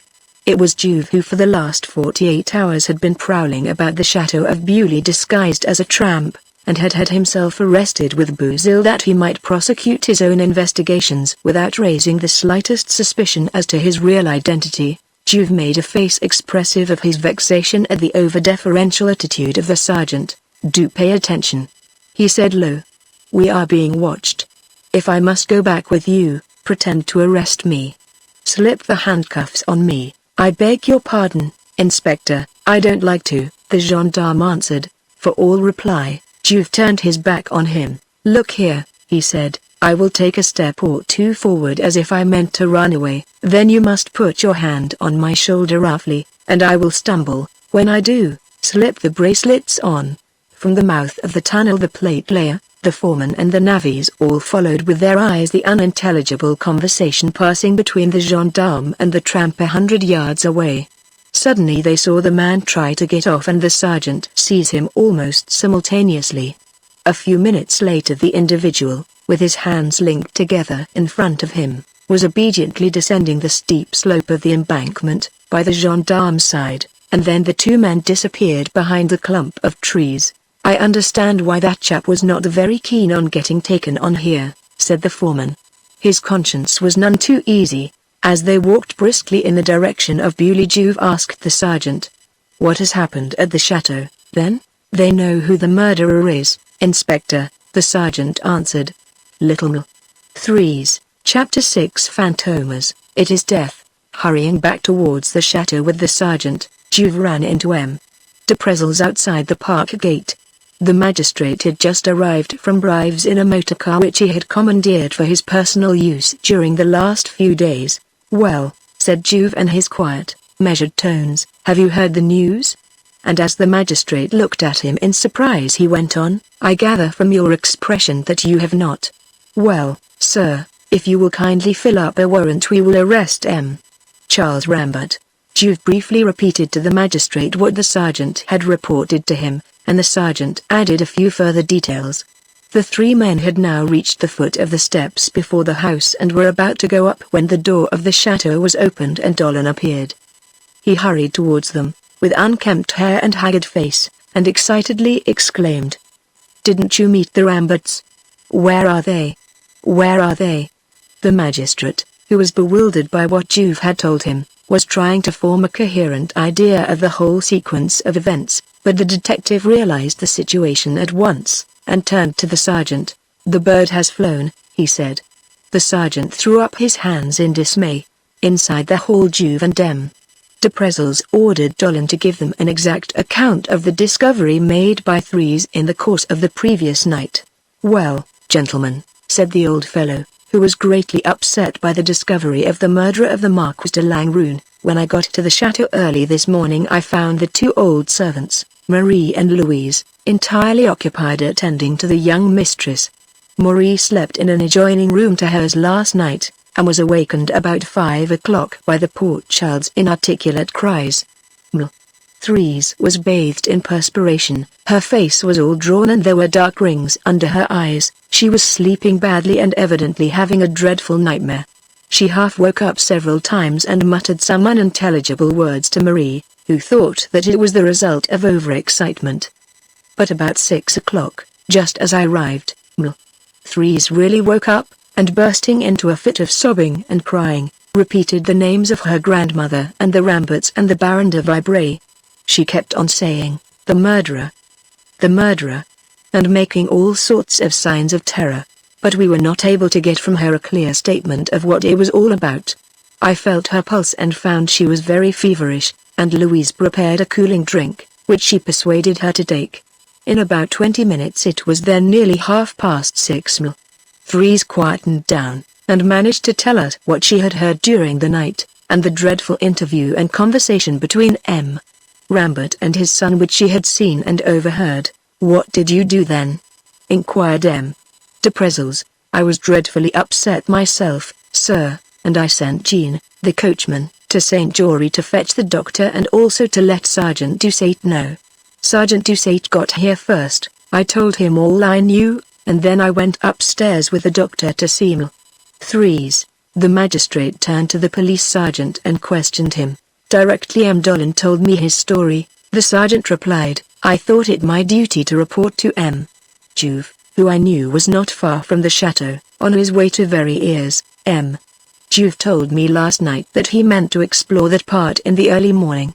I left Mirand on duty at the entrance to the chateau, with orders to prevent either of the Ramberts from leaving. And Mirand did not see them going away?" the magistrate asked. Juve had already divined what had happened, and replied for the sergeant, "Mirand did not see them go out for the obvious reason that they had left long before in the middle of the night, directly after their altercation. In a word, before M. Threes woke up." He turned to the sergeant. "What has been done since then?" "Nothing, Inspector." "Well, Sergeant," said Juve, "I imagine his worship will order you to send out your men at once after the runaways." As a matter of courtesy he glanced at the magistrate as if asking for his approval, but he only did so out of politeness, for he took it for granted. "Of course," said the magistrate, "please do so at once." The sergeant turned on his heel and left the hall. "Where is M. Threes?" M. de Prezels asked Dolan, who was standing nervously apart. "She is sleeping quietly just now, sir," said the steward, coming forward. "The doctor is with her, and would rather she were not disturbed, if you have no objection." "Very well," said the magistrate. "Leave us, please," and Dolan also went away. Juve and M. de Prezels looked at one another.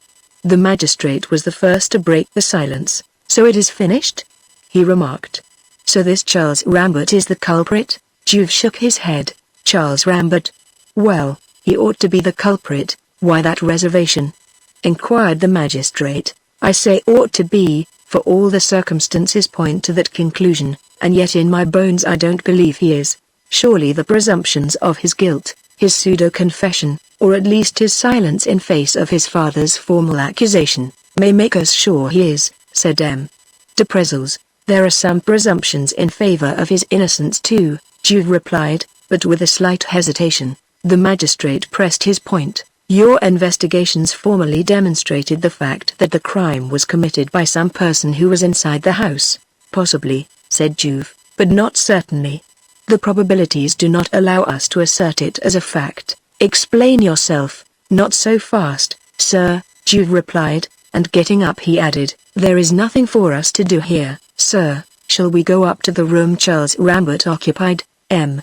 de Prezels followed the detective, and the two men went into the room, which was as plainly furnished as that of any young girl. The magistrate installed himself comfortably in an easy chair and lighted a cigar, while Juve walked up and down, scrutinizing everything with quick, sharp glances, and began to talk. "I said not so fast just now, sir, and I will tell you why. In my opinion there are two preliminary points in this affair which it is important to clear up. The nature of the crime, and the motive which can have actuated the criminal. Let us take up these 2 points, and first of all ask ourselves how the murder of the Marquis de Langrune ought to be classified in the technical sense. The first conclusion which must be impressed upon the mind of any observant person who has visited the scene of the crime and examined the corpse of the victim is, that this murder must be placed in the category of crapulous crimes. The murderer seems to have left the implicit mark of his character upon his victim. The very violence of the blows dealt shows that he is a man of the lower orders, a typical criminal, a professional. What do you deduce that from?" M. de Prezels inquired. "Simply from the nature of the wound. You saw it, as I did. De Langrune's throat was almost entirely severed by the blade of some cutting instrument. The breadth and depth of the wound absolutely prove that it was not made with one stroke. The murderer must have gone amok and dealt several blows, have gone on striking even when death had finished his work, or at least was quite inevitable. That shows clearly that the murderer belongs to a class of individuals who feel no repugnance for their horrid work. but who kill without horror, and even without excitement. Again, the nature of the wound shows that the murderer is a strong man. You no doubt know that weak men with feeble muscles strike deep by choice, that is to say with a pointed weapon and aiming at a vital organ, whereas powerful murderers have a predilection for blows dealt superficially, and for broad, ghastly wounds.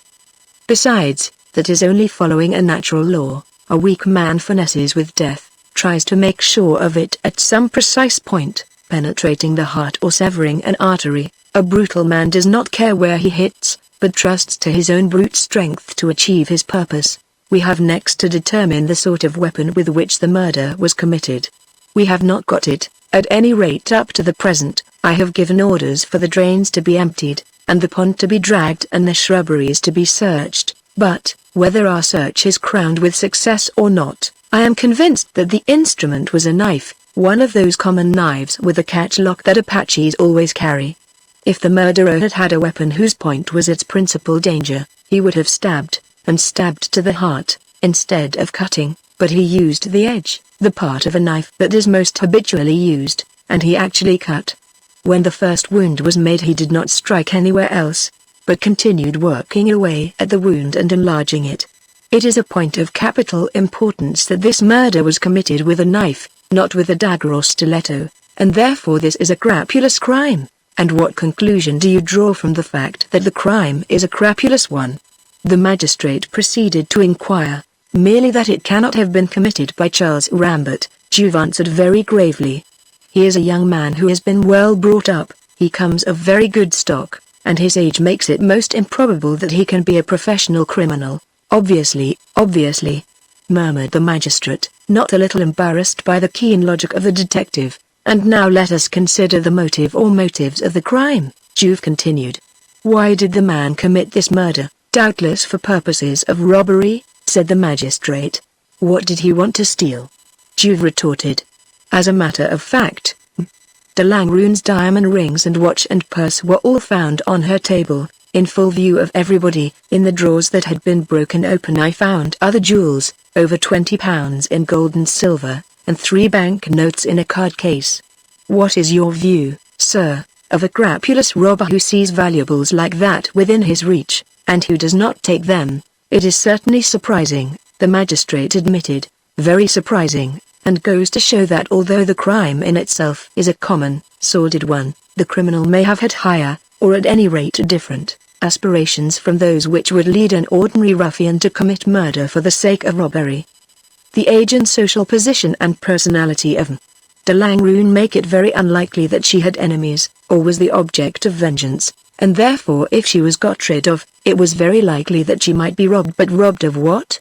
Was there something more important than money or jewels to be got?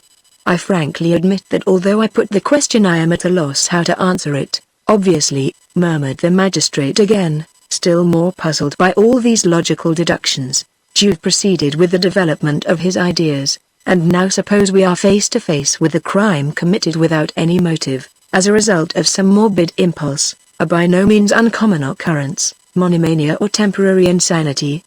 In that case, although, in consequence of the crapulous nature of the crime, I had previously dismissed the very serious presumption of guilt attaching to young Rambert, I should be inclined to reconsider my opinion and think it possible that he might be the culprit.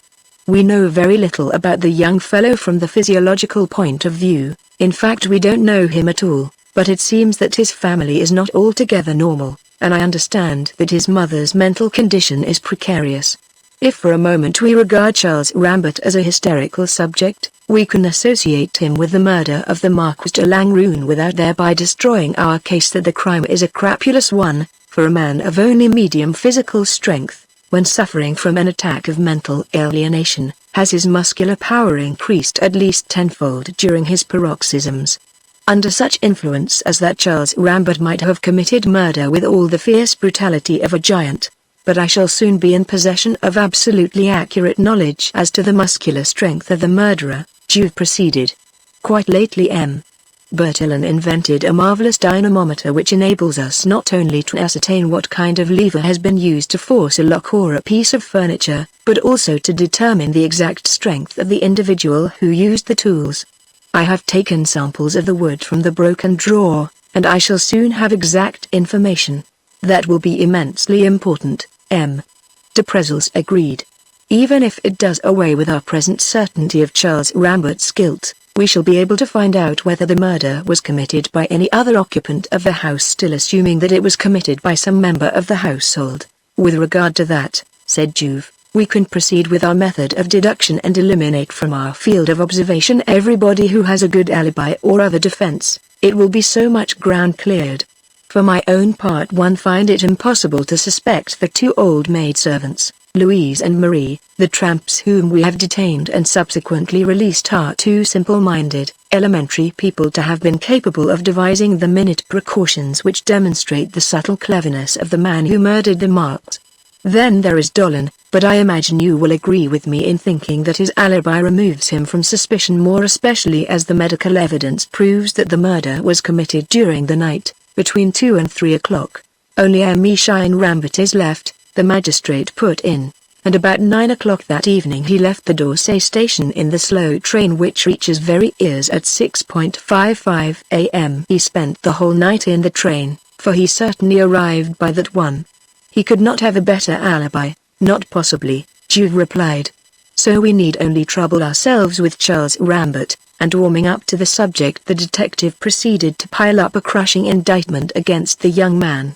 The crime was committed so quietly that not the faintest sound was heard, therefore the murderer was in the house. He went to the Marquis's room and announced his arrival by a cautious tap on the door. The Marquis then opened the door to him, and was not surprised to see him, for she knew him quite well. He went into her room with her and, "Oh, come, come." M.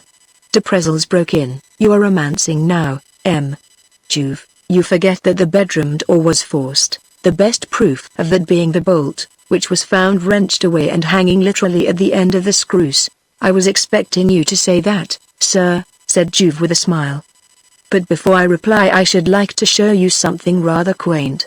He led the way across the passage and went into the bedroom of the Marks, where order had now been restored. The dead body had been removed to the library, which was transformed into a chapelle ardente, and 2 nuns were watching over it there. "Have a good look at this bolt," he said to M. De Prezels. "Is there anything unusual about it?" "No," said the magistrate. "Yes, there is," said Juve. "The slide bolt is out, as when the bolt is fastened, but the socket into which the slide bolt slips to fasten the door to the wall is intact. If the bolt really had been forced, the socket would have been wrenched away too." Juve next asked M. De Prezels to look closely at the screws that were wrenched halfway out of the door. "Do you see anything on those?" The magistrate pointed to their heads.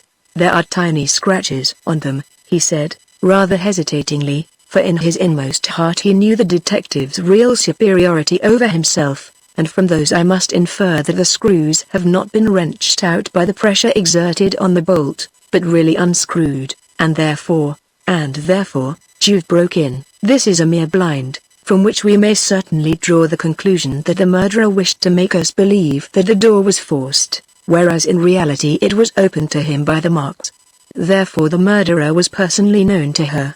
The murderer was personally known to her," he repeated. "Now I should like to remind you of young Charles Rambert's equivocal behavior in the course of the evening that preceded the crime. It struck President Bonnet and shocked the priest.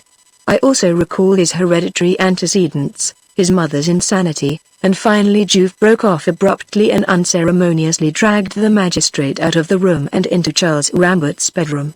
He hurried into the dressing room adjoining, went down on his knees on the floor, and laid a finger on the middle of the oilcloth that was laid over the boards. "What do you see there, sir?" he demanded. The magistrate adjusted his eyeglass and, looking at the place indicated by the detective, saw a little black stain. He wetted his finger, rubbed it on the spot, and then, holding up his hand, observed that the tip of his finger was stained red. "It is blood," he muttered. "Yes, blood," said Juve. "And I gather from this that the story of the blood-stained towel which M. Rambert Sr. found among his son's things, and the sight of which so greatly impressed me. 3's, was not an invention on that young lady's part, but really existed, and it forms the most damning evidence possible against the young man." He obviously washed his hands after the crime in the water from the tap over this wash-hand basin here, but one drop of blood falling on the towel and dripping onto the floor has been enough to give him away. The magistrate nodded. It is conclusive, he said. You have just proved to demonstration, M. Juve, that Charles Rambert is the guilty party. It is beyond argument. It is conclusive. There were a couple of seconds of silence, and then Juve suddenly said no. No. He repeated, it is quite true that we can adduce perfectly logical arguments to show that the murder was committed by some member of the household and that, therefore, Charles Rambert is the only possible culprit, but we can adduce equally logical arguments to show that the crime was committed by some person who got in from outside. There is nothing to prove that he did not walk into the house through the front door. The door was locked, said the magistrate. That's nothing, said Juve with a laugh. Don't forget that there isn't such a thing as a real safety lock nowadays, since all locks can be opened with an outside key. If I had found one of the good old-fashioned catch locks on the door, such as they used to make years ago, I should have said to you, nobody got in, because the only way to get through a door fastened with one of those locks is to break the door down. But here we have a lock that can be opened with a key. Now the key does not exist of which one cannot get an impression, and there is not such a thing as an impression from which one cannot manufacture a false key. The murderer could easily have got into the house with a duplicate key. The magistrate raised a further objection. If the murderer had got in from outside, he would inevitably have left some traces round about the chateau, but there aren't any. Yes there are, Juve retorted. First of all, there is this piece of an ordnance map which I found yesterday between the chateau and the embankment. He took it from his pocket as he spoke. It is an odd coincidence that this scrap shows the neighborhood of the Chateau of Beaulieu. That doesn't prove anything, said the magistrate. To find a piece of a map of our district in our district is the most natural thing possible. Now if you were to discover the rest of this map in anybody's possession, then, you may rest assured that I shall try to do so with the least possible delay, said Juve gently. But this is not the only argument I have to support my theory. This morning, when I was walking near the embankment, I found some very suspicious footprints. It is true there are any number of footprints near the end of the very ears tunnel, where the navvies are at work. But at the other end of the tunnel, where there is no occasion for anyone to pass by, I found that the earth of the embankment, which was crisp with the frost, had been disturbed, showing that someone had clambered up the embankment. The tips of his shoes had been driven into the earth, and I could see distinctly where his feet had been placed, but unfortunately the soil there is so dry that the footprints were too faint for me to hope to be able to identify the maker of them. But the fact remains that someone did climb up the embankment, someone who was making for the railway. The magistrate did not seem to be impressed by Juve's discovery. And pray what conclusion do you think ought to be drawn from that? He inquired. Juve sat down in an easy chair, threw back his head and closed his eyes as if he were about to indulge in a long soliloquy, and began to express his thoughts aloud. Suppose we were to combine the two hypotheses into one, to wit, that the murderer was in the chateau prior to the accomplishment of the crime and left the chateau directly it was accomplished. What should you say, sir, of a criminal completing his deed, then hurrying over the couple of miles that separate Beaulieu from the railway, and catching a passing train, and on his way climbing the embankment at the spot where I found the footprints I mentioned? I should say, the magistrate replied, that you can't jump into a moving train as you can into a passing tram, and further, that at night none but express trains run between Brives and Cahors. All right, said Juve, I will merely point out that owing to the work on the line at present, all trains have stopped at the beginning of the tunnel for the last 2 months. If the murderer had planned to escape in that way, he might very well have been aware of this regular stoppage. The magistrate's confidence was a little shaken by these new deductions on the part of the detective, but he submitted yet another objection. We have not found any traces round about the chateau. Strictly speaking, no, we have not, Juve admitted, but it is clear that if the murderer walked on the grass, and he probably did so, he walked on it during the night, that is to say, before the morning dew. Now everybody knows that when the dew rises in the early morning, grass that has been bent down by any passing man or animal, stands up again in its original position, thereby destroying all traces. So if the murderer did walk on the lawn when he was getting away, nobody could tell that he had done so. Nevertheless, on the lawn in front of the window of the room where the murder was committed I have observed, not exactly footprints, but signs that the earth has been disturbed at that spot. I imagine that if I were to jump out of a first-floor window onto the soft surface of a lawn, and wanted to efface the marks of my boots, I should smooth the earth and the grass around them in just the same way that the little piece of lawn I speak of seems to have been smoothed. I should like to have a look at that, said M.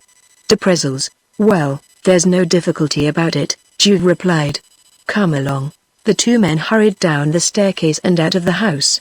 When they reached the patch of grass which the inspector said had been made up, they crouched down and scrutinized it closely. Just by the side of the grass, even overhanging it a little, a large rhubarb plant outspread its thick, dentlated leaves almost parallel with the soil. Juve happened to glance casually at the nearest leaf, and uttered an exclamation of surprise and gratification. Gad, here's something interesting. And he drew the magistrate's attention to some little peelules of earth with which the plant was peppered. What is that? Inquired M. de Prezels. Earth, said Juve, who had swept the top of the leaf with the palm of his hand. Ordinary earth, like the rest 10 inches below, on the grass. Well, what about it? Said the puzzled magistrate. Well, said Juve with a smile, I imagine that ordinary earth, or any kind of earth, has no power to move of its own volition, much less to jump up 10 inches into the air and settle on the top of a leaf, even rhubarb leaf. So I conclude that since this earth did not get here by itself it was brought here. How? That is very simple. Somebody has jumped onto the grass there, M. de Prezels. He has removed the marks of his feet by smoothing the earth with his hands. The earth soiled his hands, and he rubbed one against the other quite mechanically. The earth which was on his hands fell off in little balls onto the rhubarb leaf, and remained there for us to discover. And so it is certain this is one proof more that even if the murderer did not get in from outside, he did at any rate take to flight after he had committed the crime. So it can't be Charles Rambert after all, said the magistrate.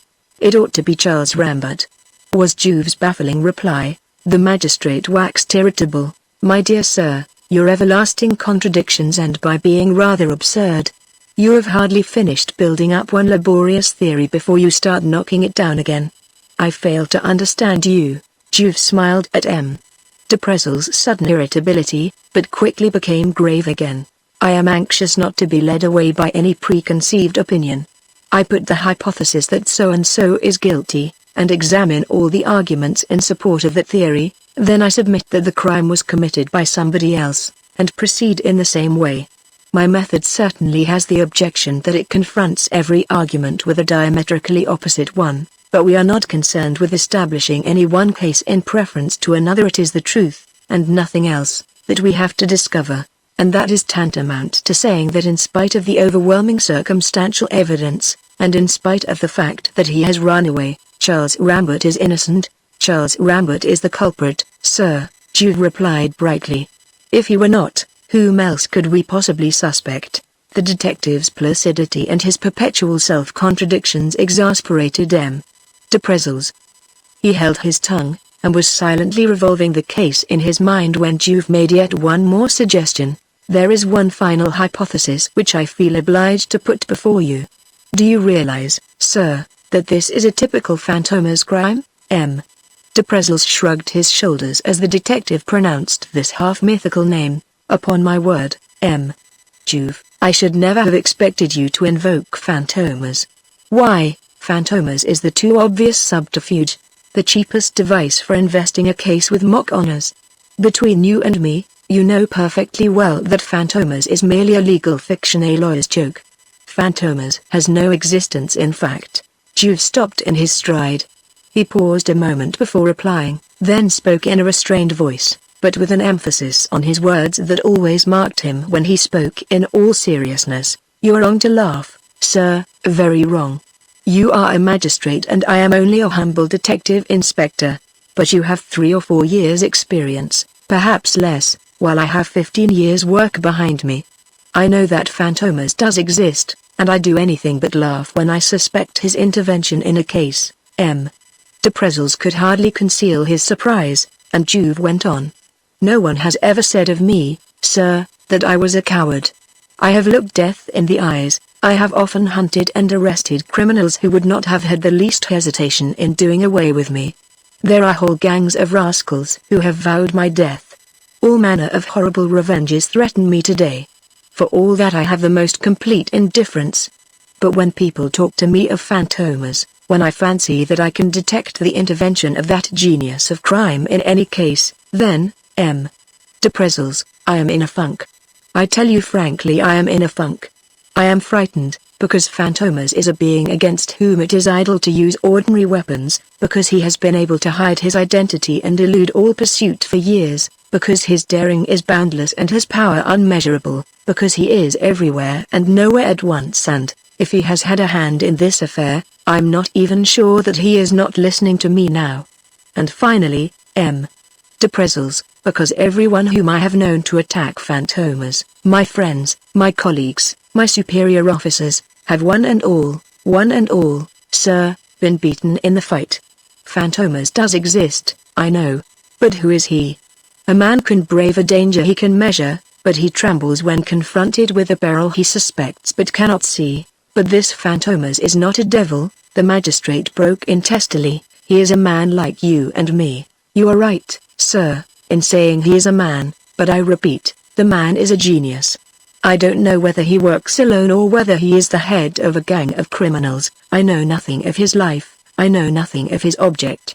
In no single case yet has it been possible to determine the exact part he has taken. He seems to possess the extraordinary gift of being able to slay and leave no trace. You don't see him, you divine his presence, you don't hear him, you have a presentiment of him. If Fantômas is mixed up in this present affair, I don't know if we ever shall succeed in clearing it up. Depressels was impressed in spite of himself by the detective's earnestness. But I suppose you are not recommending me to drop the inquiry, are you, Juve? The detective forced a laugh that did not ring quite true. Come, sir, he answered, I told you just now that I was frightened, but I never said I was a coward. You may be quite sure I shall do my duty, to the very end. When I first began, and that was not yesterday, nor yet the day before, to realize the importance and the power of this Fantômas, I took an oath, sir, that some day I would discover his identity and effect his arrest. Fantômas is an enemy of society, you say? I prefer to regard him first and foremost as my own personal enemy. I have declared war on him, and I am ready to lose my skin in the war if necessary, but by God I'll have his. Juve ceased. Depressels also was silent. But the magistrate was still skeptical, despite the detective's strange utterance, and presently he could not refrain from making a gentle protest and appeal. Do please bring in a verdict against someone, Juve, for really I would rather believe that your Fantômas is a creation of the imagination. Juve shrugged his shoulders, seemed to be arriving at a mighty decision, and began. You are quite right, sir, to require me to draw some definite conclusion, even if you are not right in denying the existence of Fantômas.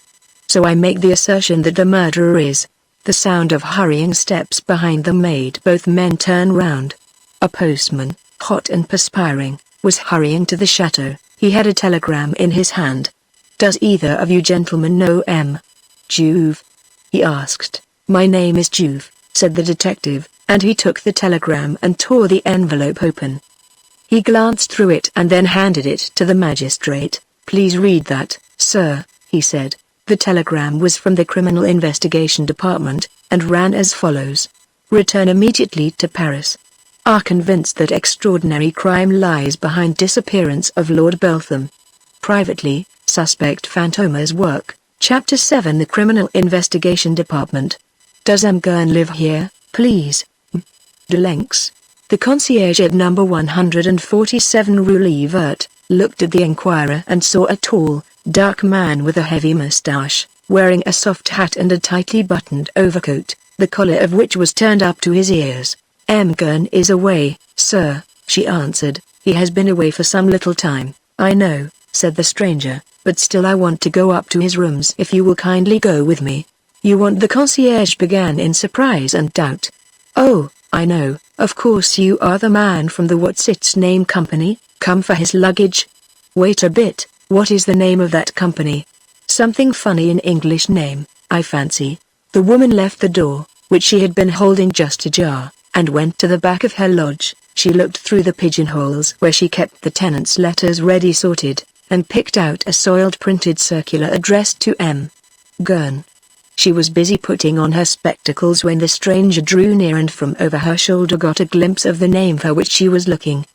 He drew back again noiselessly, and said quietly, "I have come from the South Steamship Company." "Yes, that's it," said the concierge, laboriously spelling out the words, "The South what you said. I can never pronounce those names." "Rue Horteville, isn't it?" "That's it," replied the man in the soft hat in pleasant, measured tones. "Well, it's very plain that you don't bustle much in your place," the concierge remarked. "I've been expecting you to come for M. Gurn's things for nearly 3 weeks. He told me you would come a few days after he had gone. However, that's your business."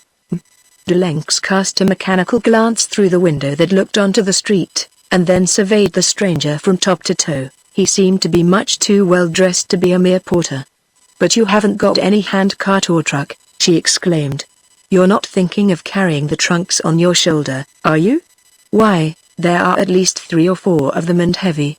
The stranger paused before answering, as though he found it necessary to weigh each word. "As a matter of fact, I merely wanted to get an idea of the size of the luggage," he said quietly. "Will you show me the things?" "If I must, I must," said the concierge with a heavy sigh. "Come up with me, it's the 5th floor," and as she climbed the stairs she grumbled, "It's a pity you didn't come when I was doing my work. I shouldn't have had to climb 100 stairs a second time then. It counts up at the end of the day, and I'm not so young as I was." The stranger followed her up the stairs, murmuring monosyllabic sympathy, and regulating his pace by hers. Arrived at the 5th floor, the concierge drew a key from her pocket and opened the door of the flat. It was a small modest place, but quite prettily decorated. The door on the landing opened into a tiny sort of ante-room, from which one passed into a front room furnished with little but a round table and a few armchairs. Beyond this was a bedroom, almost filled by the large bed, which was the first thing one saw on entering, and on the right there was yet another room, probably a little office.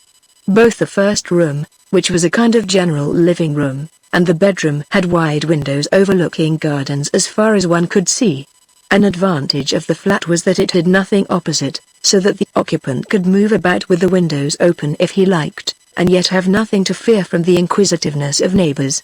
The rooms had been shut up for several days, since the tenant had gone away indeed, and there was a stuffy smell about them, mingled with the strong smell of chemicals. "I must tear the place," the concierge muttered, "or else M.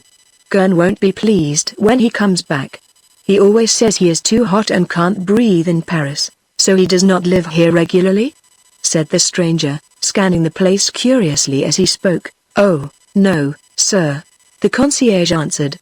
"M. Gurn is a kind of commercial traveler and is often away, sometimes for a month or 6 weeks together," and the gossiping woman was beginning a long and incoherent story when the stranger interrupted her, pointing to a silver-framed photograph of a young woman he had noticed on the mantelpiece. "Is that M. Gurn?" "M. Gurn is a bachelor," Delenx replied. "I can't fancy him married, with his roaming kind of life. Just a little friend of his, eh?" said the man in the soft hat, with a wink and a meaning smile. "Oh, no," said the concierge, shaking her head. "That photograph is not a bit like her. So you know her, then?" "I do and I don't. That's to say, when M. Gurn is in Paris, he often has visits from a lady in the afternoon, a very fashionable lady, I can tell you, not the sort that one often sees in this quarter. Why, the woman who comes is a society lady, I am sure. She always has her veil down and passes by my lodge ever so fast, and never has any conversation with me, free with her money, too. It's very seldom she does not give me something when she comes." The stranger seemed to find the concierge's communications very interesting, but they did not interrupt his mental inventory of the room. "In other words, your tenant does not keep too sharp an eye on his money?" he suggested.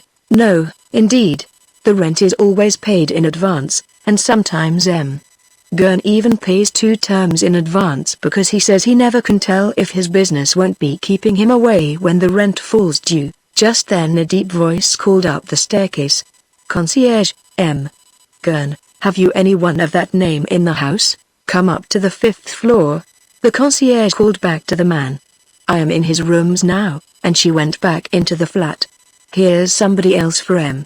Gurn, she exclaimed. Does he have many visitors? The stranger inquired. Hardly any, sir, that's why I'm so surprised. 2 men appeared, their blue blouses and the metal peaked caps proclaimed them to be porters. The concierge turned to the man in the soft hat. I suppose these are your men, come to fetch the trunks? The stranger made a slight grimace, seemed to hesitate and finally made up his mind to remain silent, rather surprised to see that the 3 men did not seem to be acquainted with each other. The concierge was about to ask what it meant, when one of the porters addressed her curtly. We've come from the South Steamship Company for 4 boxes from M. Gurn's place. Are those the ones? And taking no notice of the visitor in the room, the man pointed to 2 large trunks and 2 small boxes which were placed in a corner of the room. But aren't you 3 altogether? Inquired Delenx, visibly uneasy. The stranger still remained silent, but the first porter replied at once. No, we have nothing to do with the gentleman. Get onto it, mate. We've no time to waste. Anticipating their action, the concierge got instinctively between the porters and the luggage, so too did the man in the soft hat. Pardon, said he politely but peremptorily.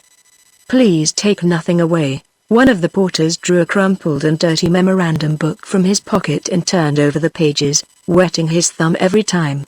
He looked at it attentively and then spoke. There's no mistake, this is where we were told to come, and again he signed to his mate. Let's get on with it. The concierge was puzzled. She looked first at the mysterious stranger, who was as quiet and silent as ever, and then at the porters, who were beginning to be irritated by these incomprehensible complications. Delenx's mistrust waxed greater, and she sincerely regretted being alone on the 5th floor with these strangers, for the other occupants of this floor had gone off to their daily work long ago. Suddenly she escaped from the room, and called shrilly down the stairs. Madame Aurore! Madame Aurore! The man in the soft hat rushed after her, seized her gently but firmly by the arm, and led her back into the room. I beg you, madame, make no noise, do not call out. He said in a low tone. Everything will be all right. I only ask you not to create a disturbance. But the concierge was thoroughly alarmed by the really odd behavior of all these men, and again screamed at the top of her voice. Help! Police! The first porter was exasperated. It's unfortunate to be taken for thieves, he said with a shrug of his shoulders. Look here, Auguste, just run down to the corner of the street and bring back a gendarme. The gentleman can explain to the concierge in his presence, and then we shall be at liberty to get on with our job.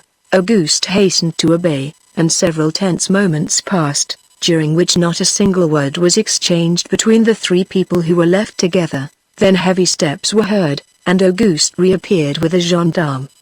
The latter came swaggering into the room with a would-be majestic air, and solemnly and pompously inquired, "Now then, what's all this about?" At sight of the officer every countenance cleared. The concierge ceased to tremble, the porter lost his air of suspicion.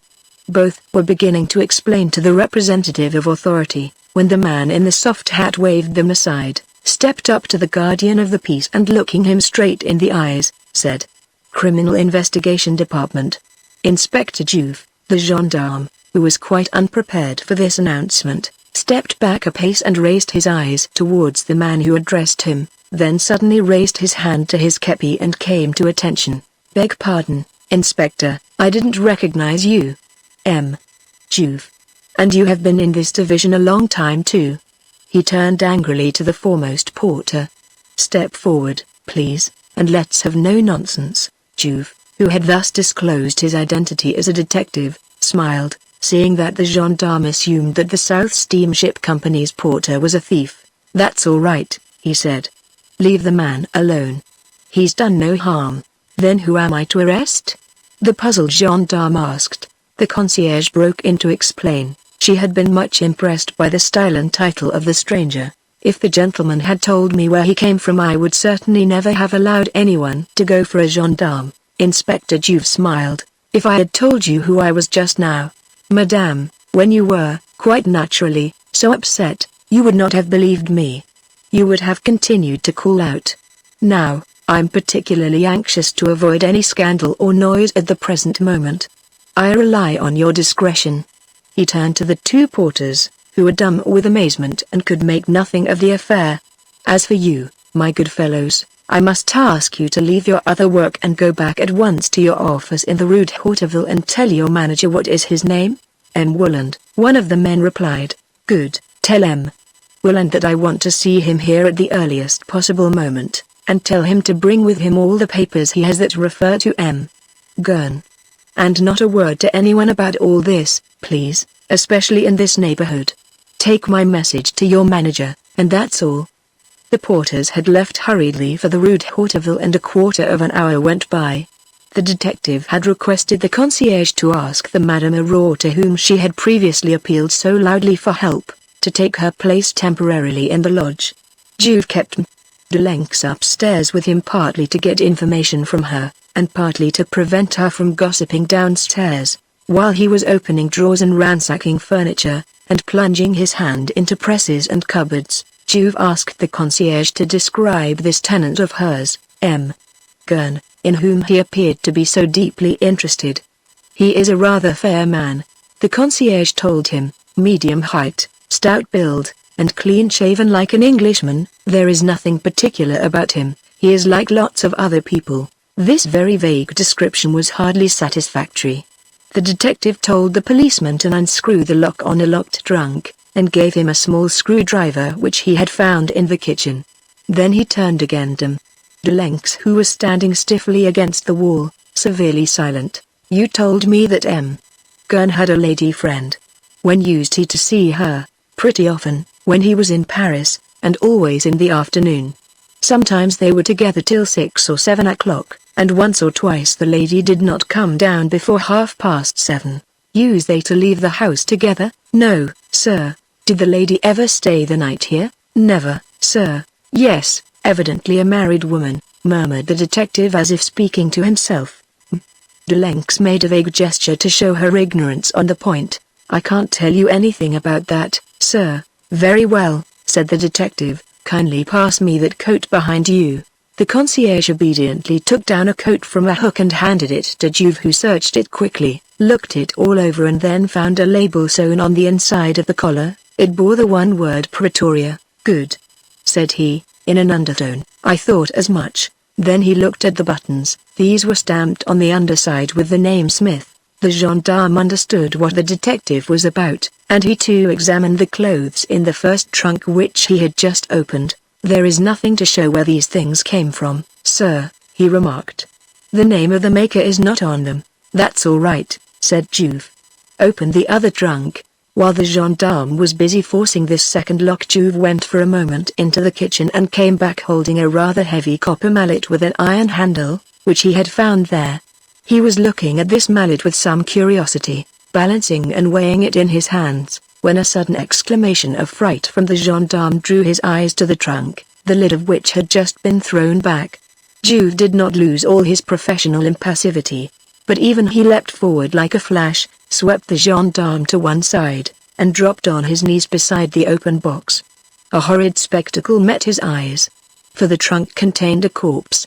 The moment Delenx caught sight of the ghastly thing, she fell back into a chair half fainting, and there she remained, unable to move, with her body hunched forward, and haggard eyes fixed upon the corpse, of which she caught occasional glimpses as the movements of Juve and the gendarme every now and then left the shocking thing within the trunk exposed to her view. Yet there was nothing especially gruesome or repellent about the corpse. It was the body of a man of about 50 years of age, with a pronounced brick-red complexion, and a lofty brow, the height of which was increased by premature baldness. Long, fair moustaches drooped from the upper lip almost to the top of the chest. The unfortunate creature was doubled up in the trunk, with knees bent and head forced down by the weight of the lid. The body was dressed with a certain fastidiousness, and it was obviously that of a man of fashion and distinction. There was no wound to be seen. The calm, quiet face suggested that the victim had been taken by surprise while in the full vigor of life and killed suddenly, and had not been subjected to the anguish of a fight for life or to any slow agony. Juve half turned to the concierge. When did you see M. Gurn last? Exactly, please, it is important. Delenx babbled something unintelligible and then, as the detective pressed her, made an effort to collect her scattered wits. 3 weeks ago at least, sir. Yes, 3 weeks exactly. No one has been here since, I will swear. Juve made a sign to the gendarme, who understood, and felt the body carefully. Quite stiff and hard, sir, he said, yet there is no smell from it. Perhaps the cold. Juve shook his head. Even severe cold could not preserve a body in that condition for 3 weeks, and it's not cold now, but there is this, and he showed his subordinate a small yellowish stain just at the opening of the collar, close to the Adam's apple, which, in spite of the comparative thinness of the body, was very much developed. Juve took the corpse under the armpits and raised it gently, wishing to examine it closely, but anxious, also, not to alter its position. On the nape of the neck was a large stain of blood, like a black wen and as big as a 5-shilling piece, just above the last vertebra of the spinal column. That's the explanation, the detective murmured, and carefully replacing the body he continued his investigation. With quick, clever hands he searched the coat pockets and found the watch in its proper place. Another pocket was full of money, chiefly small change, with a few louis.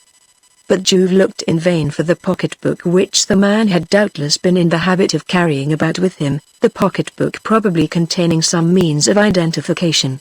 The inspector merely grunted, got up, began pacing the room, and questioned the concierge.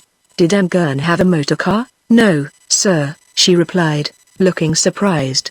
Why do you ask? Oh, for no particular reason, said the inspector with affected indifference. But at the same time he was contemplating a large nickel pump that lay on a whatnot, a syringe holding perhaps half a pint, like those that chauffeurs use. He looked at it steadfastly for several minutes. His next question was addressed to the gendarme who was still on his knees by the trunk. We have found one yellow stain on the neck, you will very likely find some more. Have a look at the wrists and the calves of the legs and the stomach. But do it carefully, so as not to disturb the body. While the gendarme began to obey his chief's order, carefully undoing the clothing on the corpse, Juve looked at the concierge again. Who did the work of this flat? I did, sir. Juve pointed to the velvet curtain that screened the door between the little ante-room and the room in which they were. How did you come to leave that curtain unhooked at the top, without putting it to rights? Delenx looked at it. It's the first time I've seen it like that, she said apologetically. The curtain could not have been unhooked when I did the room last without my noticing it. Anyhow, it hasn't been like that long. I ought to say that as M. Gurn was seldom here. I didn't do the place out thoroughly very often. When did you do it out last? Quite a month ago. That is to say M. Gurn went away a week after you last cleaned the place up? Yes, sir. Juve changed the subject, and pointed to the corpse. Tell me, madame, did you know that person? The concierge fought down her nervousness and for the first time looked at the unfortunate victim with a steady gaze. I have never seen him before, she said, with a little shudder. And so, when that gentleman came up here, you did not notice him? Said the inspector gently. No, I did not notice him, she declared, and then went on as if answering some question which occurred to her own mind. And I wonder I didn't, for people very seldom inquired for M. Gurn. Of course, when the lady was with him, M. Gurn was not at home to anybody. This dead man must have come straight up himself. Juve nodded, and was about to continue his questioning when the bell rang. Open the door, said Juve to the concierge, and he followed her to the entrance of the flat, partly fearing to find some intruder there, partly hoping to see some unexpected person whose arrival might throw a little light upon the situation. At the opened door Juve saw a young man of about 25, an obvious Englishman with clear eyes and close-cropped hair, with an accent that further made his British origin unmistakable. The visitor introduced himself. I am Mr. Wolland, manager of the Paris branch of the South Steamship Company. It seems that I am wanted at M. Gurn's flat on the 5th floor of this house, by desire of the police. Juve came forward. I am much obliged to you for putting yourself to this inconvenience, sir. Allow me to introduce myself, M. Juve. an inspector from the Criminal Investigation Department. Please come in. Solemn and impassive, Mr. Willand entered the room. A side glance suddenly showed him the open trunk and the dead body, but not a muscle of his face moved. Mr. Willand came of a good stock, and had all that admirable self-possession which is the strength of the powerful Anglo-Saxon race. He looked at the inspector in somewhat haughty silence, waiting for him to begin. Will you kindly let me know, sir, the instructions your firm had with regard to the forwarding of the baggage which you sent for to this flat of M. Guns this morning? 4 days ago, Inspector, said the young man, on the 14th of December to be precise. The London Mail brought us a letter in which Lord Beltham, who had been a client of ours for several years, instructed us to collect, on the 17th of December, that is, today, 4 articles marked H. W. K. 1, 2, 3 and 4, from M. Guns Apartments, 147 Rue Levert. He informed us that the concierge had orders to allow us to take them away. To what address were you to dispatch them? Our client instructed us to forward the trunks by the first steamer to Johannesburg, where he would send for them. We were to send 2 invoices with the goods as usual. The third invoice was to be sent to London, Box 63, Charing Cross Post Office. Juve made a note of Box 63, Charing Cross in his pocketbook. Addressed to what name or initials? Simply Beltham. Good. There are no other documents relating to the matter? No, I have nothing else, said Mr. Willand. The young fellow relapsed into his usual impassive silence. Juve watched him for a minute or two and then said, You must have heard the various rumors current in Paris 3 weeks ago, sir, about Lord Beltham. He was a very well-known personage in society. Suddenly he disappeared. His wife left nothing undone to give the matter the widest publicity. Were you not rather surprised when you received a letter from Lord Beltham 4 days ago? Mr. Willand was not disconcerted by the rather embarrassing question. Of course I had heard of Lord Beltham's disappearance, but it was not for me to form any official opinion about it. I am a businessman, sir, not a detective.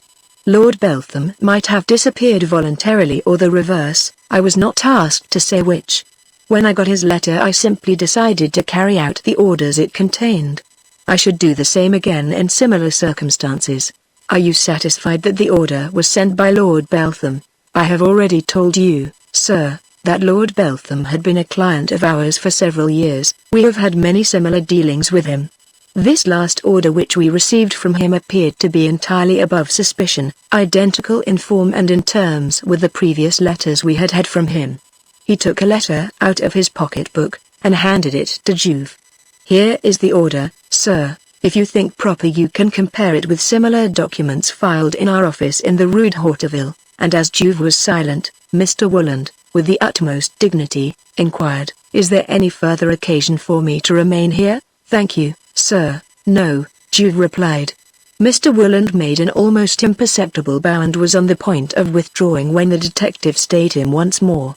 M. Willand, did you know Lord Beltham? No, sir, Lord Beltham always sent us his orders by letter. Once or twice he has spoken to us over the telephone, but he never came to our office, and I have never been to his house. Thank you very much, said Juve, and with a bow Mr. Willand withdrew. With meticulous care Juve replaced every article which he had moved during his investigations. He carefully shut the lid of the trunk, thus hiding the unhappy corpse from the curious eyes of the gendarme and the still terrified M. de Lenx.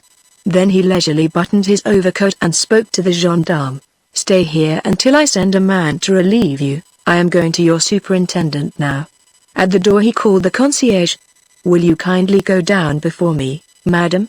Return to your lodge, and please do not say a word about what has happened to anyone whatever. You can trust me, sir, the worthy creature murmured, and Juve walked slowly away from the house with head bowed in thought. There could be no doubt about it, the body in the trunk was that of Lord Beltham. Juve knew the Englishman quite well. But who was the murderer? Everything points to Gurn, Juve thought, and yet would an ordinary murderer have dared to commit such a crime as this? Am I letting my imagination run away with me again? I don't know, but it seems to me that about this murder, committed in the very middle of Paris, in a crowded house where yet nobody heard or suspected anything, there is an audacity, a certainty of impunity, and above all a multiplicity or precautions that are typical of the Fantômas' manner. He clenched his fists and an evil smile curled his lips as he repeated, like a threat, the name of that terrible and most mysterious criminal, of whose hellish influence he seemed to be conscious yet once again. Fantômas. Fantômas. Did Fantômas really commit this murder? And if he did, shall I ever succeed in throwing light upon this new mystery, and learning the secret of that tragic room? Chapter 8: A Dreadful Confession. While Juve was devoting his marvelous skill and incomparable daring to the elucidation of the new case with which the Criminal Investigation Department had entrusted him in Paris, things were marching at Beaulieu, where the whole machinery of the law was being set in motion for the discovery and arrest of Charles Rambert. With a mighty clatter and racket, Bouzille came down the slope and stopped before old Mother Chiquard's cottage. He arrived in his own equipage, and an extraordinary one it was. Bouzille was mounted upon a tricycle of prehistoric design, with two large wheels behind and a small steering wheel in front, and a rusty handlebar from which all the plating was worn off. The solid rubber tires which once had adorned the machine had worn out long ago, and were now replaced by twine twisted round the felloes of the wheels. This was forever fraying away, and the wheels were fringed with a veritable lacework of string. Bouzille must have picked up this impossible machine for an old song at some local market, unless perhaps some charitable person gave it to him simply to get rid of it. He styled this tricycle his engine, and it was by no means the whole of his equipage.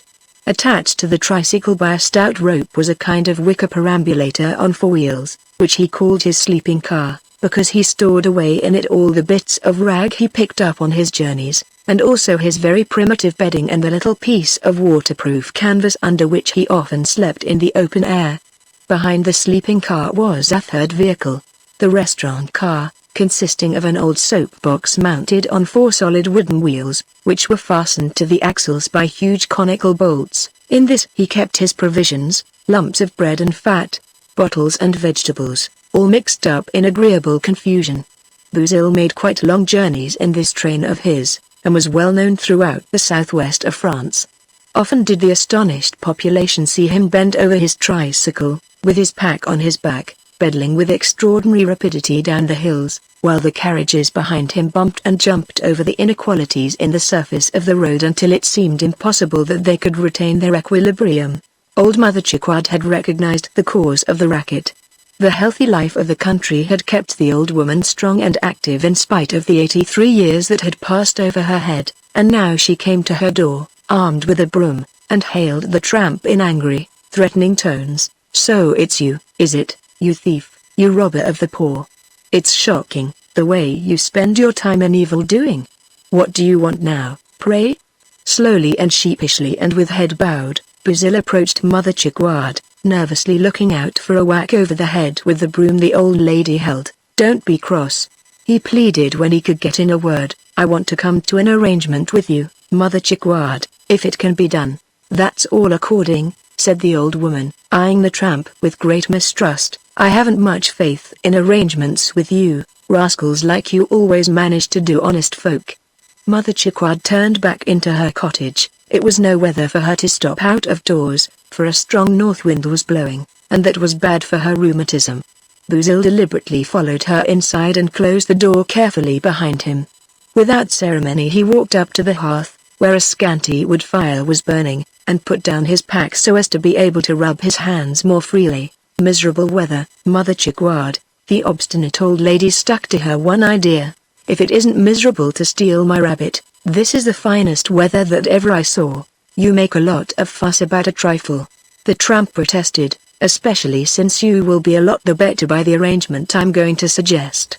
The notion calmed Mother Chiquard a little, and she sat down on a form, while Bouzille took a seat upon the table. "What do you mean?" the old woman inquired. "Well," said Bouzille, "I suppose your rabbit would have fetched a couple of shillings in the market. I've brought you two fowls that are worth quite 18 pence each, and if you will give me some dinner at 12 o'clock I will put in a good morning's work for you." Mother Chiquard looked at the clock upon the wall. It was 8 o'clock. The tramp's proposal represented 4 hours' work, which was not to be despised, but before striking the bargain she insisted on seeing the fowls. These were extracted from the pack, tied together by the feet, and half suffocated. The unfortunate creatures were not much to look at, but they would be cheap, which was worth considering. "Where did you get these fowls?" Mother Chiquard asked, more as a matter of form than anything else, for she was pretty sure they had not been honestly come by. Buzil put his finger to his lip. "Hush," he murmured gently, "that's a secret between me and the poultry." "Well, is it a go?" And he held out his hand to the old lady. She hesitated a moment and then made up her mind. "It's a go," she said, putting her horny fingers into the man's hard palm. "You shall chop me some wood first, and then go down to the river for the rushes I have put into soak. They must be well swollen by this time." Buzil was glad to have made it up with Mother Chiquard, and pleased at the prospect of a good dinner at midday. He opened the cottage door, and leisurely arranged a few logs within range of the axe with which he was going to split them. Mother Chiquard began to throw down some grain to the skinny and famished fowls that fluttered round her. "I thought you were in prison, Buzil," she said, "over stealing my rabbit, and also over that affair at the Chateau of Beaulieu." "Oh, those are two quite different stories," Buzil replied. "You mustn't mix them up together on any account. As for the chateau job, every tramp in the district has been run in. I was copped by Mzee Moran the morning after the murder. He took me into the kitchen of the chateau and Louise gave me something to eat. There was another chap there with me, a man named Francois Paul who doesn't belong to these parts. Between you and me, I thought he was an evil-looking customer who might easily have been the murderer, but it doesn't do to say that sort of thing, and I'm glad I held my tongue because they let him go." I heard no more about it, and 5 days later I went back to Brives to attend the funeral of the Marquis de Langrune. That was a ceremony if you like. The church all lighted up, and all the nobility from the neighborhood present.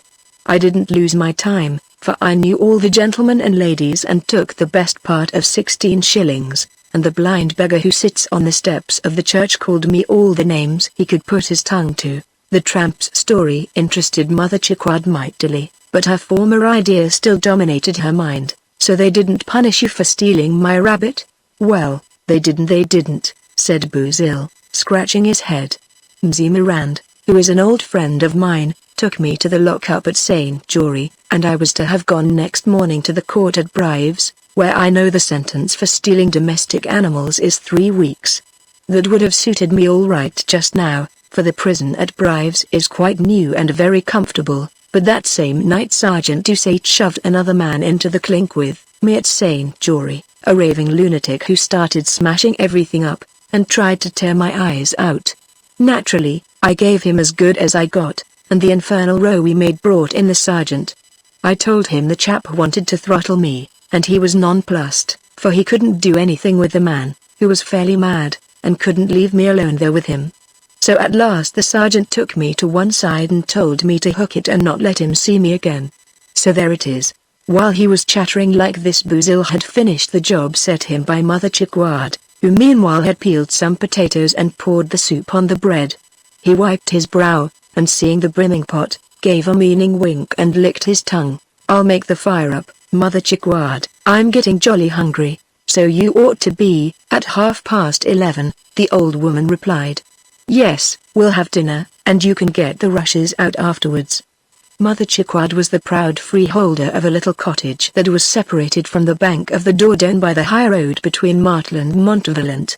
Round the cottage she had a small orchard, and opposite, through a gap in the trees, was a view of the yellow waters of the Dordogne and the chain of hills that stood up on the far side of the river.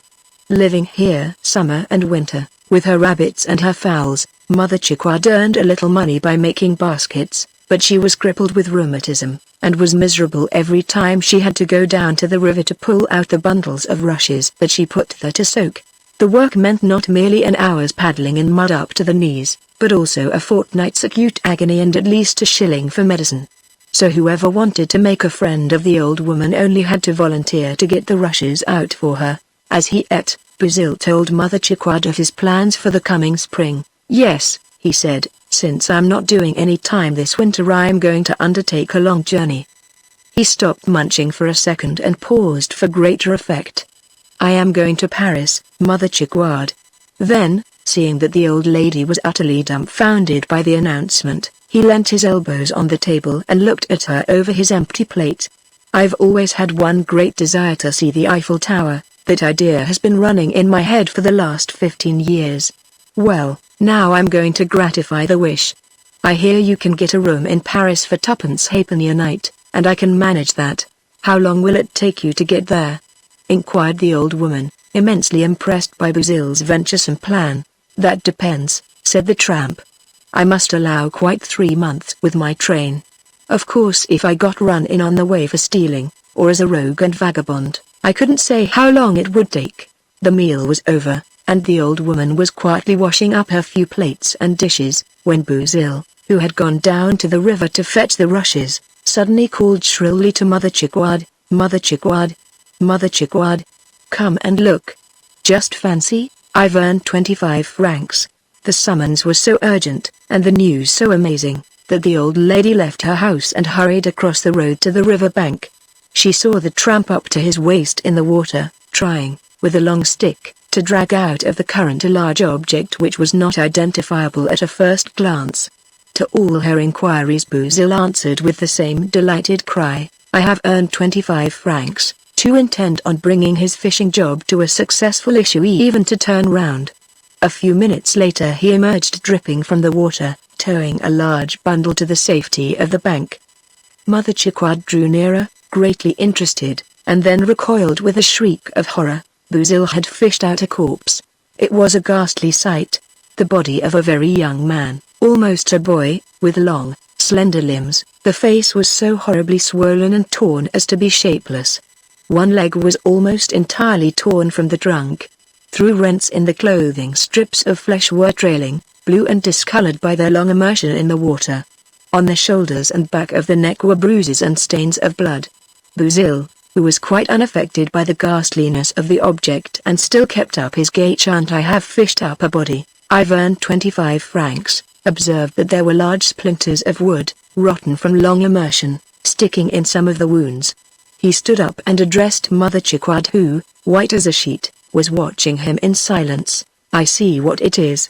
He must have got caught in some mill wheel, that's what has cut him up like that. Mother Chickwad shook her head uneasily. Suppose it was a murder.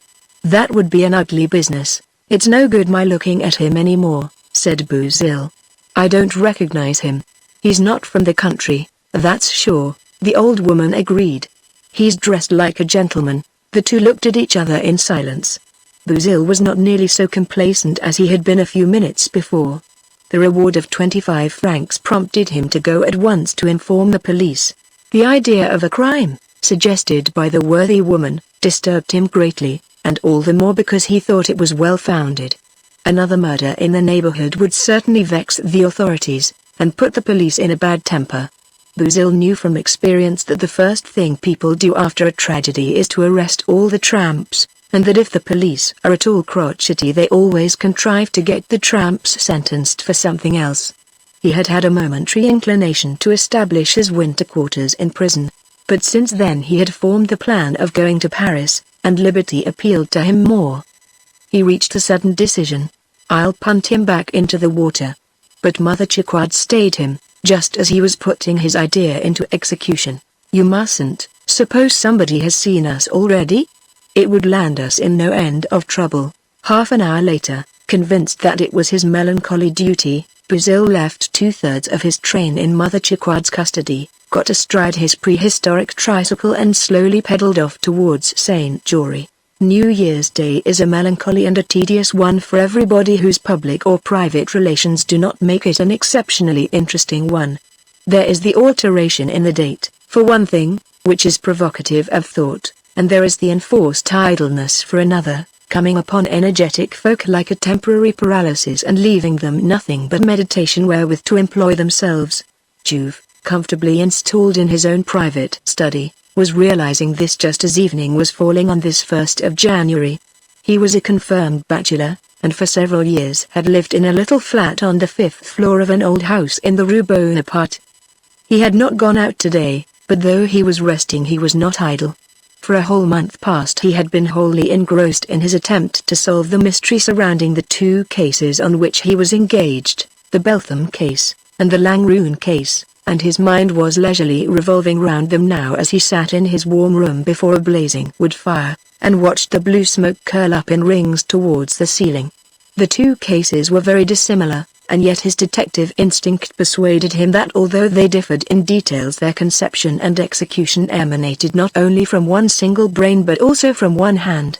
He was convinced that he was dealing with a mysterious and dangerous individual, and that while he himself was out in the open he was fighting a concealed and invisible adversary. He strove to give form and substance to the adversary, and the name of Fantômas came into his mind. Fantômas.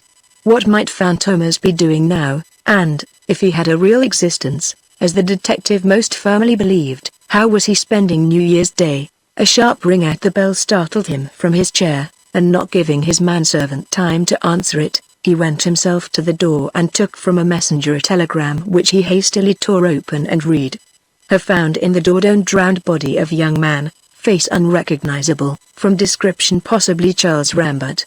Please consider situation and wire course you will take. The telegram had been handed in at Brives and was signed by M. de Prezels. Something fresh at last, the detective muttered. Drowned in the Dordogne, and face unrecognizable. I wonder if it really is Charles Rambert. Since Emilie Rambert and his son had disappeared so unaccountably, the detective naturally had formulated mentally several hypotheses, but he had arrived at no conclusion which really satisfied his judgment. But though their flight had not surprised him greatly, he had been rather surprised that the police have not been able to find any trace of them, for rightly or wrongly Juve credited them with a good deal of cleverness and power. So it was by no means unreasonable to accept the death of the fugitives as explanation of the failure of the police to find them. However, this was a fresh development of the case, and he was about to draft a reply to M. de Prezels when once more the bell rang sharply. This time Juve did not move, but listened while his man spoke to the visitor. It was an absolute rule of Juve's never to receive visitors at his flat. If anyone wanted to see him on business, he was to be found almost every day in his office at headquarters about 11 in the morning. To a few people he was willing to give appointments at a quiet and discreet little café in the Boulevard Saint-Michel, but he invited no one to his own rooms except one or two of his own relations from the country, and even they had to be provided with a password before they could obtain admission.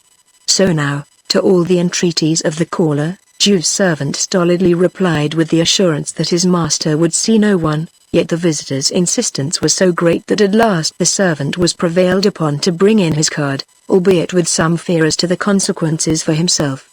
But to his extreme relief and surprise, Juve, when he had read the name engraved upon the card, said sharply, "Bring him in here at once," and in another couple of seconds M.E. Rambert was in the room. The old gentleman who had fled so mysteriously a few days before, taking with him the son over whom so dread a charge was hanging, bowed deferentially to the detective, with the pitiful mien of one who is crushed beneath the burden of misfortune. His features were drawn, his face bore the stamp of deepest grief, and in his hand he held an evening paper, which in his agitation he had crumpled almost into a ball. "Tell me, sir, if it is true," he said in low trembling tones. "I have just read that."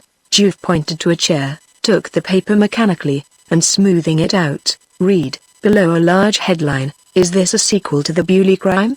A story similar to that he had just gathered from M. de Prezels' telegram. Juve contemplated M.E.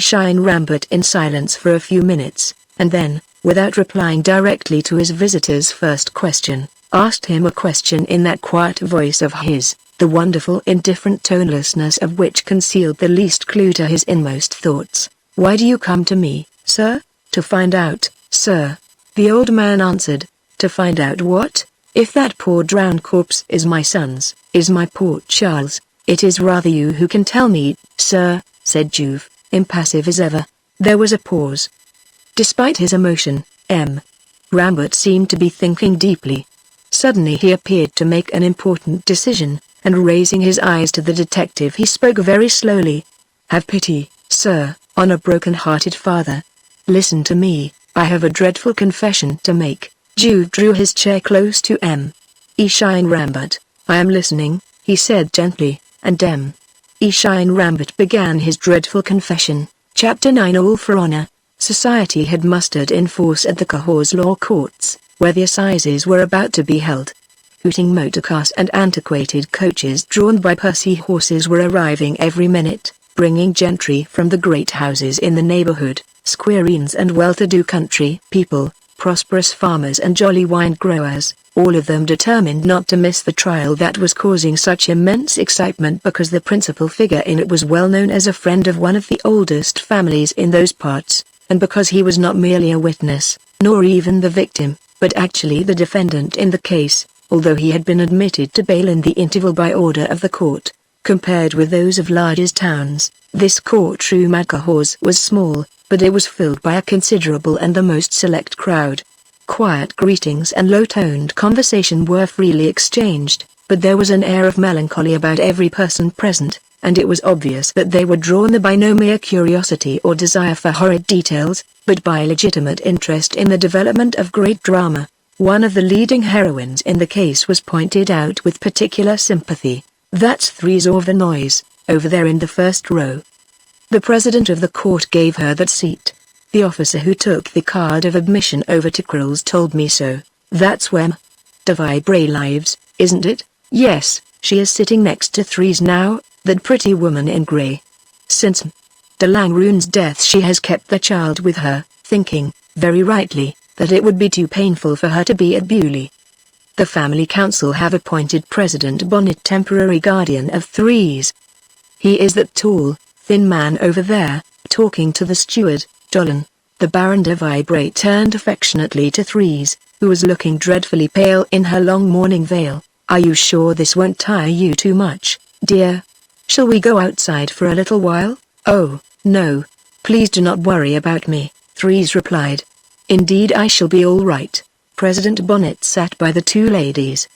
He had been engaged solemnly exchanging bows with everyone in the courtroom whom he considered it flattering to himself to know. Now he took part in the conversation, and displayed his special knowledge by explaining the constitution of the court and pointing out where the clerk sat, and where the public prosecutor sat, and where the jury sat, all at great length and much to the interest of the people near him, with, however, one exception. A man dressed entirely in black, with his head half buried in the huge collar of a traveling ulster, and dark glasses over his eyes, appeared to be vastly bored by the old magistrate's disquisition. For it was he knew too much about legal procedure to require explanations from President Bonnet. Suddenly a thrill ran through the room and conversation stopped abruptly. Shine Rambert had just walked down the gangway in the court to the seat reserved for him, just in front of the witness box and close to a kind of rostrum in which Maitre Dill, an old member of the Cahors bar, immediately took his place. Shine Rambert was very pale, but it was obvious that he was by no means overwhelmed by the fatality overhanging him.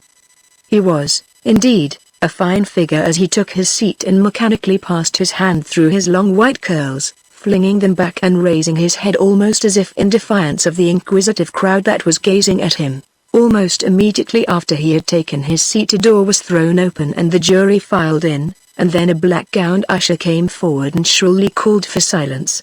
"Stand up, gentlemen. Hats off, please. Gentlemen." The court, with solemn, measured steps, and heads bent as if absorbed in profoundest meditation, the judges slowly proceeded to their seats. The president formally declared the court open, whereupon the clerk rose immediately to read the indictment. The clerk of the court at Cahors was a most excellent man, but modesty was his distinguishing characteristic and his chief desire appeared to be to shun responsibility, figure as little prominently as possible, and even escape observation altogether. Assizes were not often held at Cahors, and he had had few occasions to read an indictment as tragic as this present one, with the result that he lacked confidence now. He read in a toneless, monotonous voice, so nervously and softly that nobody in the body of the court could hear a word he said, and even the jury were obliged to lean their elbows on the desk before them and make an ear trumpet of their hands to find out what it was all about. Shine Rambert, however, was only a few feet from the clerk. He did not miss a word, and it was evident from his nervous movements every now and then that some passages in the indictment hit him very hard indeed, and even lessened his general confidence. When the clerk had finished, Shine Rambert sat still, with his forehead resting in his hands, as if crushed by the weight of the memories the indictment had evoked. Then the sharp, thin voice of the president of the court snapped the chain of his thoughts. "Stand up, sir." And pale as death Allain Rambert rose and folded his arms across his breast. In firm, yet somehow muffled tones, he answered the preliminary formal questions. His name was Herve Paul Allain Rambert, his age, 59, his occupation, a merchant, owning and working rubber plantations in South America. Then followed the formal inquiry whether he had heard and understood the indictment which had just been read. "I followed it all, sir," he replied, with a little gesture expressive of his sense of the gravity of the facts detailed and the weight of the evidence adduced, which won general sympathy for him. "I followed it all, but I protest against some of the allegations, and I protest with my whole energy against the suggestion that I have failed in my duty as a man of honor and as a father." The president of the court checked him irritably. "Excuse me, I do not intend to permit you to extend the pleadings indefinitely. I shall examine you on the various points of the indictment, and you may protest as much as you please." The unfeeling rudeness provoked no comment from the defendant, and the president proceeded. "Well, you have heard the indictment. It charges you first with having aided and abetted the escape of your son, whom an inquiry held in another place had implicated in the murder of the Marquis de Langrune, and it charges you secondly with having killed your son, whose body has been recovered from the Dordogne, in order that you might escape the penalty of public obloquy." At this brutal statement of the case Allain Rambert made a proud gesture of indignation. "Sir," he exclaimed, "there are different ways of putting things. I do not deny the purport of the indictment, but I object to the summary of it that you present. No one has ever dared to contend that I killed my son in order to escape public obloquy, as you have just insinuated. I am entirely indifferent to the world's opinion. What the indictment is intended to allege, the only thing it can allege, is that I wrought justice upon a criminal who ought to have filled me with horror but whom, nevertheless, I ought not to have handed over to the public executioner." This time it was the judge's turn to be astonished. He was so accustomed to the cheap triumphs that judges look to win in court that he had expected to make mincemeat of this poor, broken old man whom the law had delivered to his tender mercy. But he discovered that the old man had fine courage and replied with spirit to his malevolent remarks. "We will discuss your right to take the law into your own hands presently," he said, "but that is not the question now. There are other points which it would be well for you to explain to the jury. Why, in the first place, did you obstinately decline to speak to the examining magistrate?" "I had no answer to make to the examining magistrate," Allain Rambert answered slowly, as if he were weighing his words, "because in my opinion he had no questions to put to me. I do not admit that I am charged with anything contrary to the code, or that any such charge can be formulated against me. The indictment charges me with having killed my son because I believed him to be guilty of the murder of de Langrune and would not hand him over to the gallows. I have never confessed to that murder, sir, and nothing will ever make me do so. And that is why I would not reply to the examining magistrate, because I would not admit that there was anything before the court concerning myself, because, since the dreadful tragedy in my private life was exposed to public opinion, I desired that I should be judged by public opinion, which, sir, is not represented by you who are a professional judge, but by the jury here who will shortly say whether I am really a criminal wretch, by the jury, many of whom are fathers themselves and, when they think of their own sons, will wonder what appalling visions must have passed through my mind when I was forced to believe that my boy, my own son, had committed a cowardly murder. What sort of tragedy will they think that must have been for a man like me, with 60 years of honor and of honorable life behind him?" The outburst ended on a sob, and the whole court was moved with sympathy, women wiping their eyes, men coughing, and even the jury striving hard to conceal the emotion that stirred them. The judge glared round the court, and after a pause addressed the defendant again with sarcastic phrases. "So that is why you stood mute during the inquiry, was it, sir? Odd. Very odd. I admire the interpretation you place upon your duty as an honorable man. It is quaint," Allain Rambert interrupted the sneering speech. "I am quite sure, sir, that there are plenty of people here who will understand and endorse what I did." The declaration was so pointedly personal that the judge took it up. and I am quite sure that people of principle will understand me when I have shown them your conduct as it really was. You have a predilection for heroics, it will not be without interest to bring things to the point. Your attitude throughout this affair has been this: it is not for me to anticipate the issue of the inquiry which will be held someday into the murder of de Langrune, but I must recall the fact that the moment you believed your son was the murderer, the moment you discovered the blood-stained towel which furnished the circumstantial evidence of his guilt, you, the man of honor, mind you, never thought of handing over the culprit to the police who were actually in the precincts of the chateau, but only thought of securing his escape, and helping him to get away. You even accompanied him in his flight, and so became in a sense his accomplice. I suppose you do not deny that? Allain Rambert shook with emotion and answered in ringing tones. If you are of opinion, sir, that that was an act of complicity on my part, I will not only not deny it, I will proclaim it from the housetops.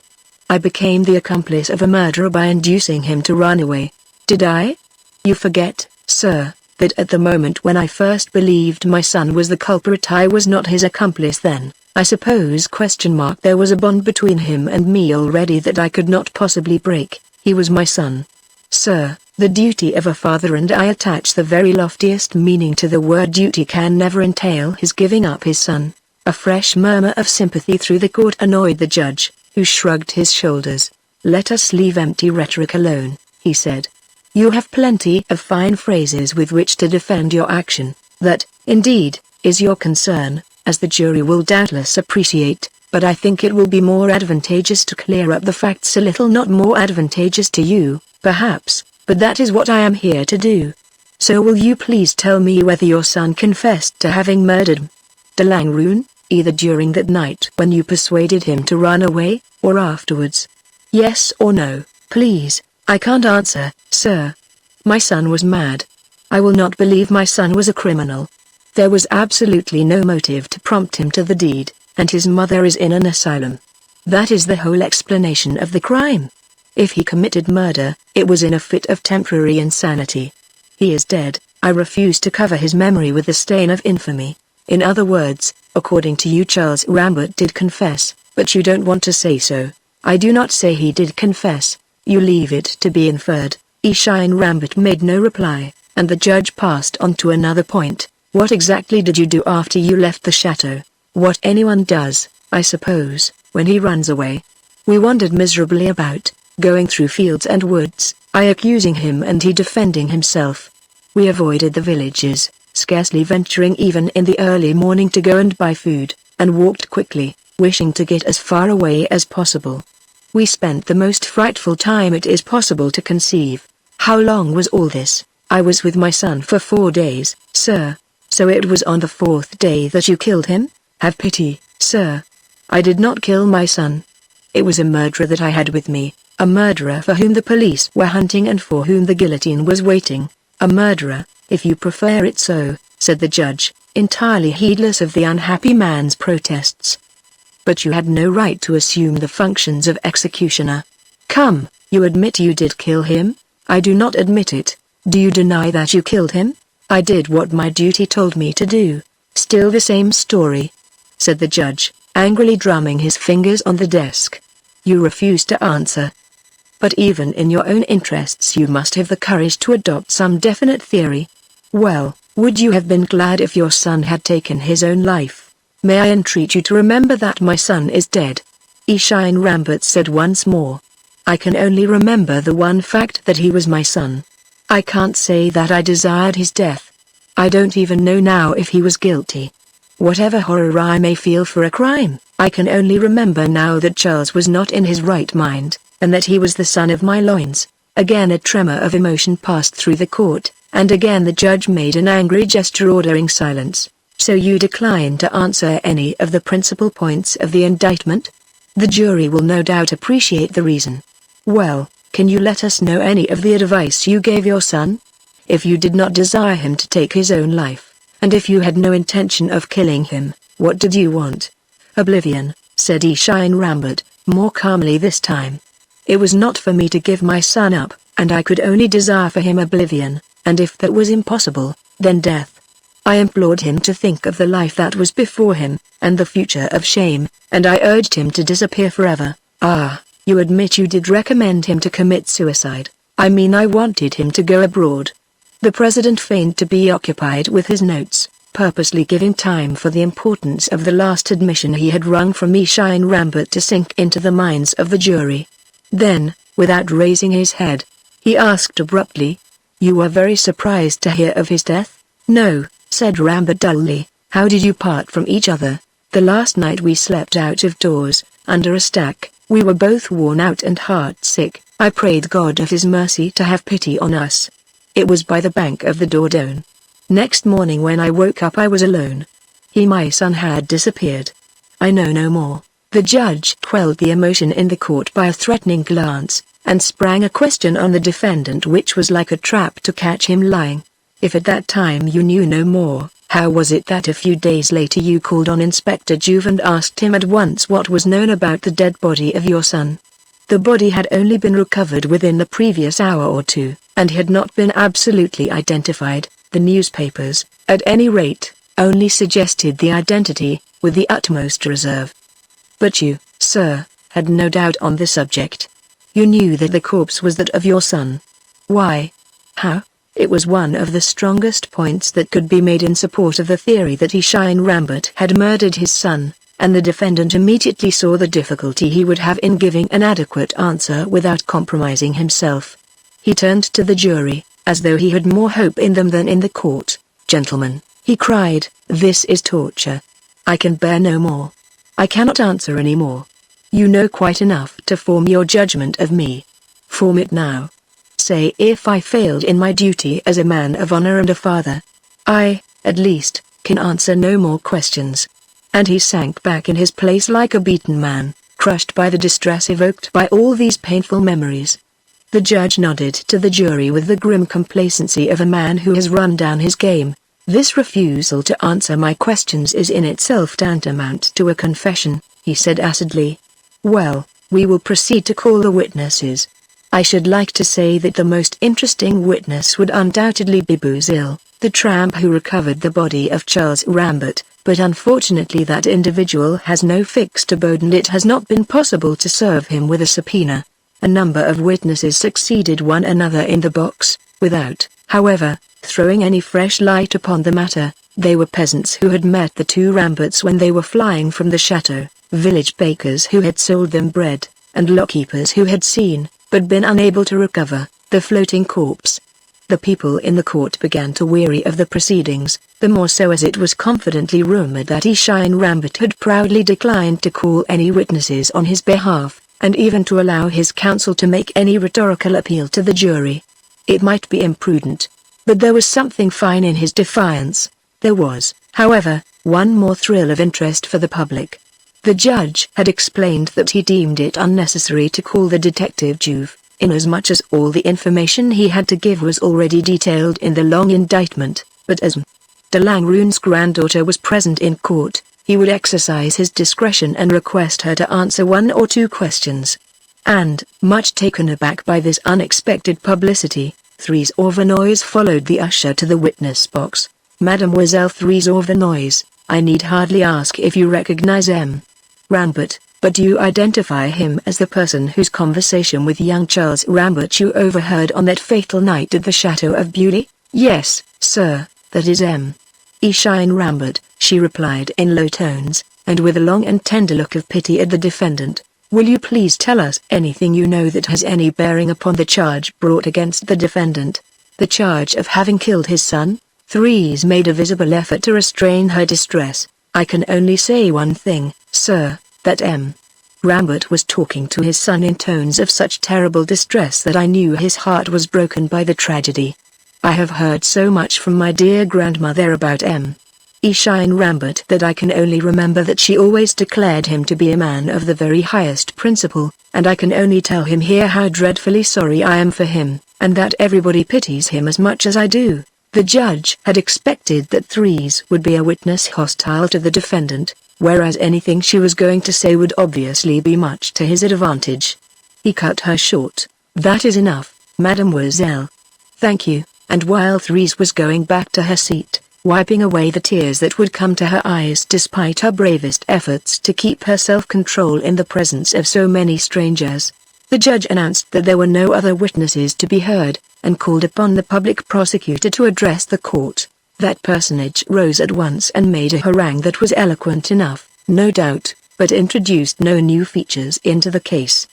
He relied upon his law rather than his facts, rapidly recapitulated the defendant's contradictions and pitifully weak arguments, if arguments they could be called, claimed that the facts had been proved despite the defendant's steady refusal to answer questions, and insisted on the point that the defendant had no right whatever to take the law into his own hands, and either kill his son or aid and abet in his flight.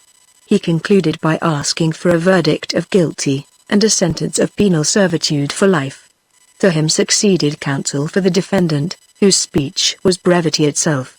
He declined to make any appeal ad misericordiam, but simply asked the jury to decide whether the defendant had not acted as any high-principled father would act when he discovered that his son had committed a crime during a fit of insanity. He asked only for an impartial decision on the facts, from men of high principle, and he sat down conscious of having focused the issue on the proper point and secured the sympathy of the public. The judges withdrew to their room, the jury retired to consider their verdict, and Allain Rambert was removed between two warders. Juve had not stirred during the whole trial, or displayed the least sign of approval or disapproval at any of the questions and answers exchanged. He sat now unobtrusively listening to the conversation that passed near him, relative to the issue of the case. President Bonnet opined that Allain Rambert had blundered in refusing to put up any defense. He had shown contempt of court, which was always unwise, and the court would show him no mercy. Allain was of another opinion. According to him, Allain Rambert was a sport of fate, deserving pity rather than severity, and the court would be very lenient. Another man declared that Allain Rambert had been in an impasse. However fondly he loved his son, he could not but hope that he might commit suicide. If a friend committed an offense against the laws of honor, the only thing to do was to put a pistol into his hand. And so on. The only point on which all were unanimous was their sympathy with the defendant. But a bell rang sharply. Grave and impassive, the jury returned. The judges filed once more into their seats. Allain Rambert was led back into court by the warders. In tense silence the foreman of the jury spoke. In the presence of God and of man, and upon my honor and my conscience, I declare that the answer of the jury is no to all the questions put, and that is the answer of them all. It was acquittal.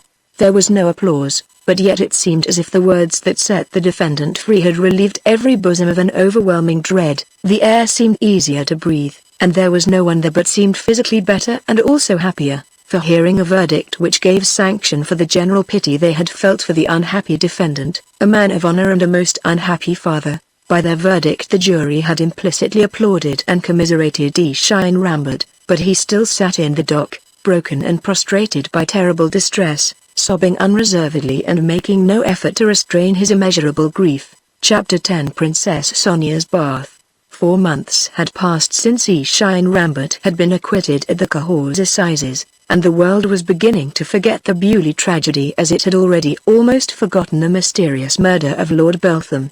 Juve alone did not allow his daily occupation to put the two cases out of his mind. True, he had ceased to make any direct inquiries, and gave no sign that he still had any interest in those crimes, but the detective knew very well that in both of them he had to contend with no ordinary murderer, and he was content to remain in the shadow, waiting and watching, in seeming inactivity, for some slip which should betray the person or persons who had perpetrated two of the most puzzling murders that he had ever had to deal with. It was the end of June, and Paris was beginning to empty. But the spring had been late and cold that year, and although it was within a couple of days of July, society had lingered on in the capital. Luxuriously appointed carriages still swept along the Champs-Élysées when the audiences poured out of theatres and concert rooms, and fashionably attired people still thronged the broad pavements and gathered before the brilliantly lighted cafes on the Rond Point. Even at that late hour the Champs-Élysées were as animated as in the busiest hours of the day. At the Royal Palace Hotel the greatest animation prevailed.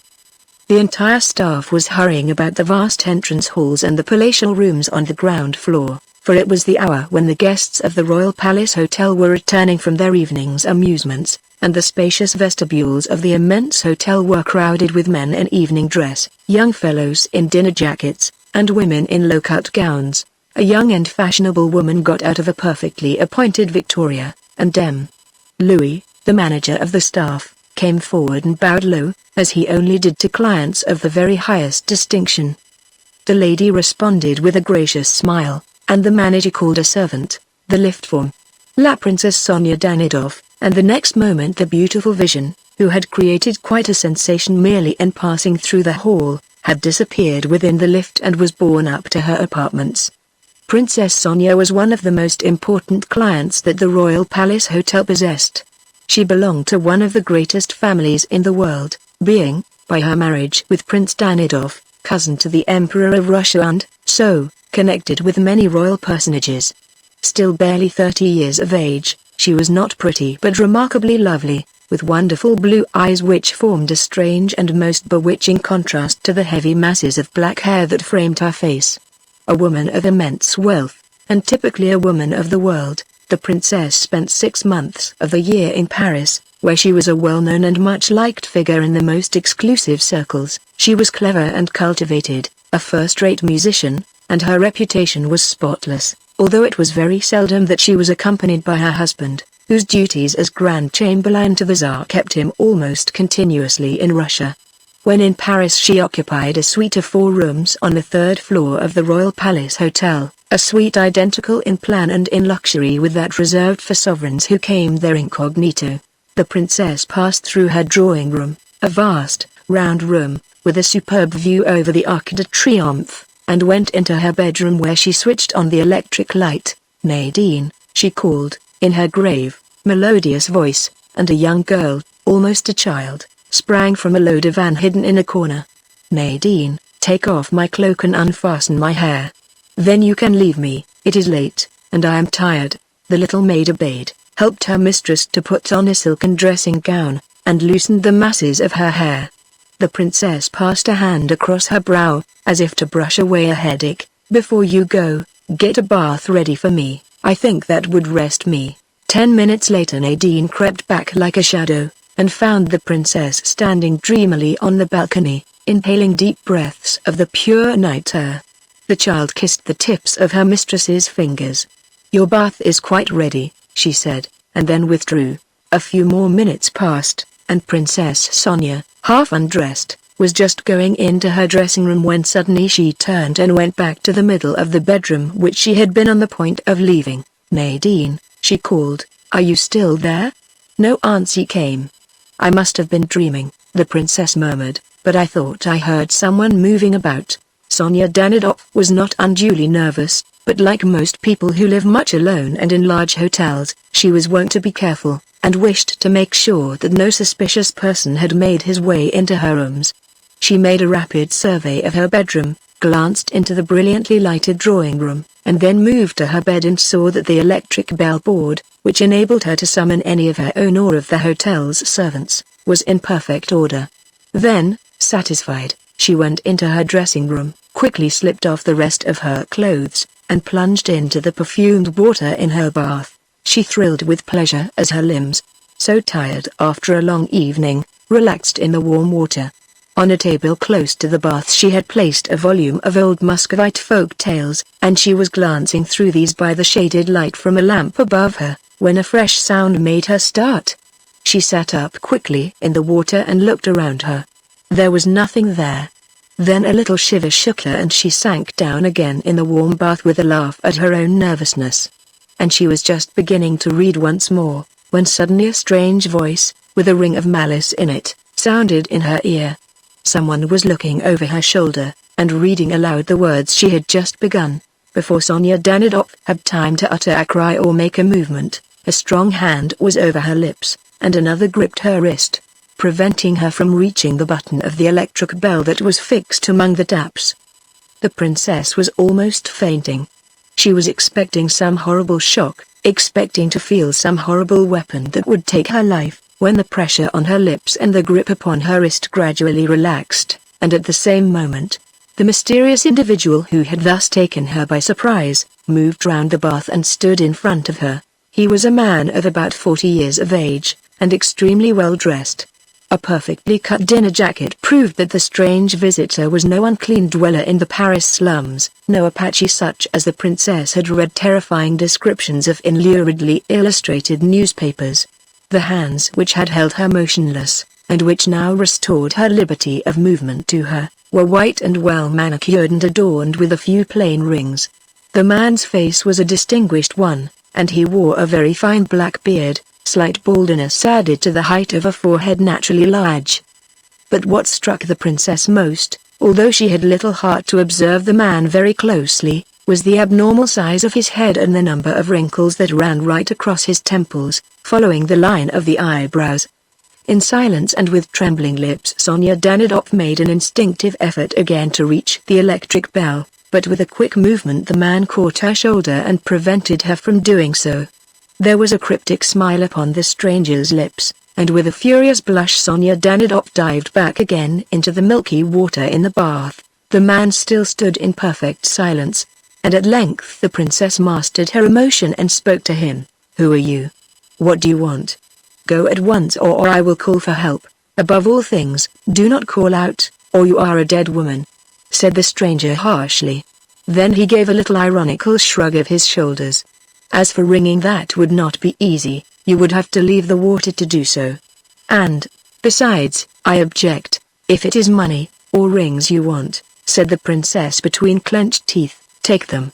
But go." The princess had laid several rings and bracelets on the table by her side, and the man glanced at them now, but without paying much attention to what the princess said. "Those trinkets are not bad," he said, "but your signet ring is much finer," and he calmly took the princess's hand in his and examined the ring that she had kept on her third finger. "Don't be frightened," he added as he felt her hand trembling. "Let us have a chat, if you don't mind. There is nothing especially tempting about jewels apart from their personality," he said after a little pause. "Apart, I mean, from the person who habitually wears them. But the bracelet on a wrist, or the necklace round a neck, or the ring upon a finger is another matter." Princess Sonia was as pale as death and utterly at a loss to understand what this extraordinary visitor was driving at. She held up her ring finger, and made a frightened little apology. "I cannot take this ring off, it fits too tight." The man laughed grimly. "That does not matter in the least, princess. Anyone who wanted to get a ring like that could do it quite simply." He felt negligently in his waistcoat pocket and produced a miniature razor, which he opened. He flashed the blade before the terrified eyes of the princess. With a sharp blade like this a skillful man could cut off the finger that had such a splendid jewel on it, in a couple of seconds, and then, seeing that the princess, in fresh panic, was on the very point of screaming, quick as a flash he laid the palm of his hand over her lips, while still speaking in gentle tones to her. "Please do not be so terrified. I suppose you take me for some common hotel thief, or highway robber, but, princess, can you really believe that I am anything of the kind?" The man's tone was so earnest, and there was so deferent a look in his eyes, that the princess recovered some of her courage. "But I do not know who you are," she said half questioningly. "So much the better," the man replied, "there is still time to make one another's acquaintance. I know who you are, and that is the main thing. You do not know me, princess? Well, I assure you that on very many an occasion I have mingled with the blessed company of your adorers." The princess's anger rose steadily with her courage. "Sir," she said, "I do not know if you are joking, or if you are talking seriously, but your behavior is extraordinary, hateful, abominable. It is merely original, princess, and it pleases me to reflect that if I had been content to be presented to you in the ordinary way, in one or other of the many drawing rooms we both frequent, you would certainly have taken much less notice of me than you have taken tonight. From the persistence of your gaze I can see that from this day onwards, not a single feature of my face will be unfamiliar to you, and I am convinced that, whatever happens, you will remember it for a very long time." Princess Sonia tried to force a smile. She had recovered her self-possession, and was wondering what kind of man she had to deal with. If she was still not quite persuaded that this was not a vulgar thief, and if she had but little faith in his professions of admiration of herself, She was considerably exercised by the idea that she was alone with a lunatic. The man seemed to read her thoughts, for he, too, smiled a little. "I am glad to see, Princess, that you have a little more confidence now. We shall be able to arrange things ever so much better. You are certainly much more calm, much less uneasy now." "Oh, yes, you are," he added, checking her protest. "Why, it is quite 5 minutes since you last tried to ring for help. We are getting on. Besides, I somehow can't picture the Princess Sonia Danidov, wife of the Grand Chamberlain and cousin of His Majesty the Emperor of all the Russias, allowing herself to be surprised alone with a man whom she did not know. If she were to ring, and someone came, how would the princess account for the gentleman to whom she had accorded an audience in the most delightful, but certainly the most private of all her apartments? "But tell me," pleaded the unhappy woman, "how did you get in here?" "That is not the question," the stranger replied. "The problem actually before us is, how am I to get out? For, of course, Princess, I shall not be so indelicate as to prolong my visit unduly, too happy only if you will permit me to repeat it on some other evening soon." He turned his head, and plunging his hand into the bath in the most natural manner possible, took out the thermometer which was floating on the perfumed water. 30 degrees, centigrade, Princess. Your bath is getting cold, you must get out. In her blank astonishment, Princess Sonia did not know whether to laugh or cry. Was she alone with a monster who, after having played with her as a cat plays with a mouse, would suddenly turn and kill her? Or was this merely some irresponsible lunatic, whom chance alone had enabled to get into her rooms? Whatever the fact might be, the man's last words had made her aware that her bath really was getting cold. A shiver shook her whole frame, and yet, "Oh, go, please go," she implored him. He shook his head, an ironical smile in his eyes. "For pity's sake," she entreated him again, "have mercy on a woman, a good woman." The man appeared to be considering. "It is very embarrassing," he murmured, "and yet we must decide upon something soon, for I am most anxious you should not take a chill." "Oh, it is very simple, Princess. Of course you know the arrangement of everything here so well that you could find your dressing gown at once, by merely feeling your way. We will put out the light, and then you will be able to get out of the bath in the dark without the least fear." He was on the very point of turning off the switch of the lamp, when he stopped abruptly and came back to the bath. "I was forgetting that exasperating bell," he said. "A movement is so very easily made. Suppose you were to ring, by mere inadvertence, and regret it afterwards?" Putting his idea into action, the man made a quick cut with his razor and severed the 2 electric wires several feet above the ground. "That is excellent," he said. "By the way, I don't know where these other 2 wires go that run along the wall, but it is best to be on the safe side. Suppose there were another bell?" He lifted his razor once more and was trying to sever the electric wires when the steel blade cut the insulator and an alarming flash of light resulted. The man leapt into the air, and dropped his razor. "Good Lord!" he growled, "I suppose that will make you happy. Madame, I have burnt my hand most horribly. These must be wires for the light. But no matter, I have still got one sound hand, and that will be enough for me to secure darkness that you want.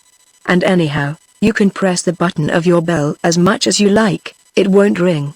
So I am sure of a few more minutes in your company." Sudden darkness fell upon the room. Sonia Danidov hesitated for a moment and then half rose in the bath. All her pride as a great lady was in revolt. If she must defend her honor and her life, she was ready to do so, and despair would give her strength, but in any event she would be better out of the water, and on her feet, prepared. The darkness was complete, both in the bathroom and in the adjacent bedroom, and the silence was absolute. Standing up in the bath, Sonia Danidov swept her arms round in a circle to feel for any obstacle. Her touch met nothing. She drew out one foot, and then the other, sprang towards the chair on which she had left her dressing gown, slipped into it with feverish haste, slid her feet into her slippers, stood motionless for just a second and then, with sudden decision, moved to the switch by the door and turned on the light. The man had gone from the bathroom, but taking 2 steps towards her bedroom, Sonia Danidov saw him smiling at her from the far end of that room. "Sir," she said, "this pleasantry has lasted long enough. You must go." You shall," Shall? The stranger echoed. That is a word that is not often used to me. But you are forgiven for not knowing that, princess. I forgot for the moment that I have not been presented to you. But what is in your mind now? Between them was a little escritoire, on the top of which was lying the tiny inlaid revolver that Sonia Danidoff always carried when she went out at night. Could she but get that into her hands, it would be a potent argument to induce the stranger to obey her. The princess also knew that in the drawer of that escritoire, which she could actually see half open, she had placed, only a few minutes before going into her bath, a pocketbook filled with banknotes for 120,000 francs, money she had withdrawn from the strong room of the hotel that very morning in order to meet some bills next day. She looked at the drawer and wondered if the pocketbook was still there, or if this mysterious admirer of hers was only a vulgar hotel thief after all. The man had followed her eyes to the revolver. That is an unusual knick-knack to find in a lady's room, princess, and he sprang in front of her as she was taking a step towards the escritoire, and took possession of the revolver. Do not be alarmed, he added, noticing her little gesture of terror. I would not do you an injury for anything in the world. I shall be delighted to give this back to you in a minute, but first let me render it harmless. He deftly slipped the 6 cartridges out of the barrel and then handed the now useless weapon to the princess with a gallant little bow. Do not laugh at my excess of caution, but accidents happen so easily. It was in vain that the princess tried to get near her escritoire to ascertain if the drawer had been tampered with. The man kept between her and it all the time, still smiling, still polite, but watching every movement that she made. Suddenly he took his watch from his pocket. 2 o'clock. Already? Princess, you will be vexed with me for having abused your hospitality to such an extent. I must go. He appeared not to notice the sigh of relief that broke from her, but went on in a melodramatic tone. I shall take my departure, not through the window like a lover, nor up the chimney like a thief, nor yet through a secret door behind the arras like a brigand of romance, but like a gentleman who has come to pay his tribute of homage and respect to the most enchanting woman in the world through the door. He made a movement as if to go, and came back. And what do you think of doing now, princess? Perhaps you will be angry with me? Possibly some unpleasant discovery, made after my departure, will raise some animosity in your breast against me? You might even ring, directly my back is turned, and alarm the staff, merely to embarrass me in my exit, and without paying any attention to the subsequent possible scandal. That is a complicated arrangement of bells and telephones beside your bed. It would be a pity to spoil such a pretty thing, and besides, I hate doing unnecessary damage. The princess's eyes turned once more to the drawer. It was practically certain that her money was not there now. But the man broke in again upon her thoughts. What can I be thinking of? Just fancy my not having presented myself to you even yet. But as a matter of fact, I do not want to tell you my name out loud. It is a romantic one, utterly out of keeping with the typically modern environment in which we are now. Ah, if we were only on the steep side of some mountain with the moon like a great lamp above us, or by the shore of some wild ocean, there would be some fascination in the proclamation of my identity in the silence of the night, or in the midst of lightning and thunder as the hurricane swept the seas. But here in the 3rd-floor suite of the Royal Palace Hotel, surrounded by telephones and electric light, and standing by a window overlooking the Champs-Élysées, it would be a positive anachronism. He took a card out of his pocket and drew near the little escritoire. Allow me, princess, to slip my card into this drawer, left open on purpose, it would seem. And while the princess uttered an exclamation she could not repress, he suited the action to the word. And now, princess, he went on, compelling her to retreat before him right to the door of the anteroom opening onto the corridor, you are too well bred, I am sure, not to wish to conduct your visitor to the door of your suite. His tone altered abruptly, and in a deep imperious voice that made the princess quake he ordered her, and now, not a word, not a cry, not a movement until I am outside, or I will kill you. Clenching her fists, and summoning all her strength to prevent herself from swooning, Sonia Danidoff led the man to the anteroom door. Slowly she unlocked the door and held it open, and the man stepped quietly through. The next second he was gone. Leaping back into her bedroom, Sonia Danidoff set every bell ringing. With great presence of mind she telephoned down to the hall porter, "Don't let anybody go out. I have been robbed." And she pressed hard upon the special button that set the great alarm bell clanging. Footsteps and voices resounded in the corridor. The princess knew that help was coming and ran to open her door. The night watchman and the manager of the third floor came running up, and waiters appeared in numbers at the end of the corridor. "Stop him! Stop him!" the princess shouted. "He has only just gone out." A man in a dinner jacket, with a great black beard, a lad, came hurrying out of the lift. "Where are you going? What is the matter?" inquired the hall porter, whose lodge was at the far end of the hall, next to the courtyard of the hotel, the door into which he had just closed. "I don't know," he answered. "There is a thief in the hotel. They are calling from the other side. It's not in your set, then? By the way, what floor are you on?" "The second." "All right," said the hall porter, "it's the third floor that they are calling from. Go up and see what is wrong." The lad turned on his heel, and disregarding the notice forbidding servants to use the passenger lift, hurried back into it and upstairs again. He was a stoutly built fellow, with a smooth face and red hair. On the third floor he stopped, immediately opposite Sonia Danidoff's suite. The princess was standing at her door, taking no notice of the watchman Muller's efforts to soothe her excitement, and mechanically twisting between her fingers the blank visiting card which her strange visitor had left in place of her pocketbook and the 120,000 francs. There was no name whatever on the card. "Well," said Muller, to the red-headed lad, "where do you come from?" "I'm the new man on the second floor," the fellow answered. "The hall porter sent me up to find out what was the matter." "Matter?" said Muller. "Somebody has robbed the princess.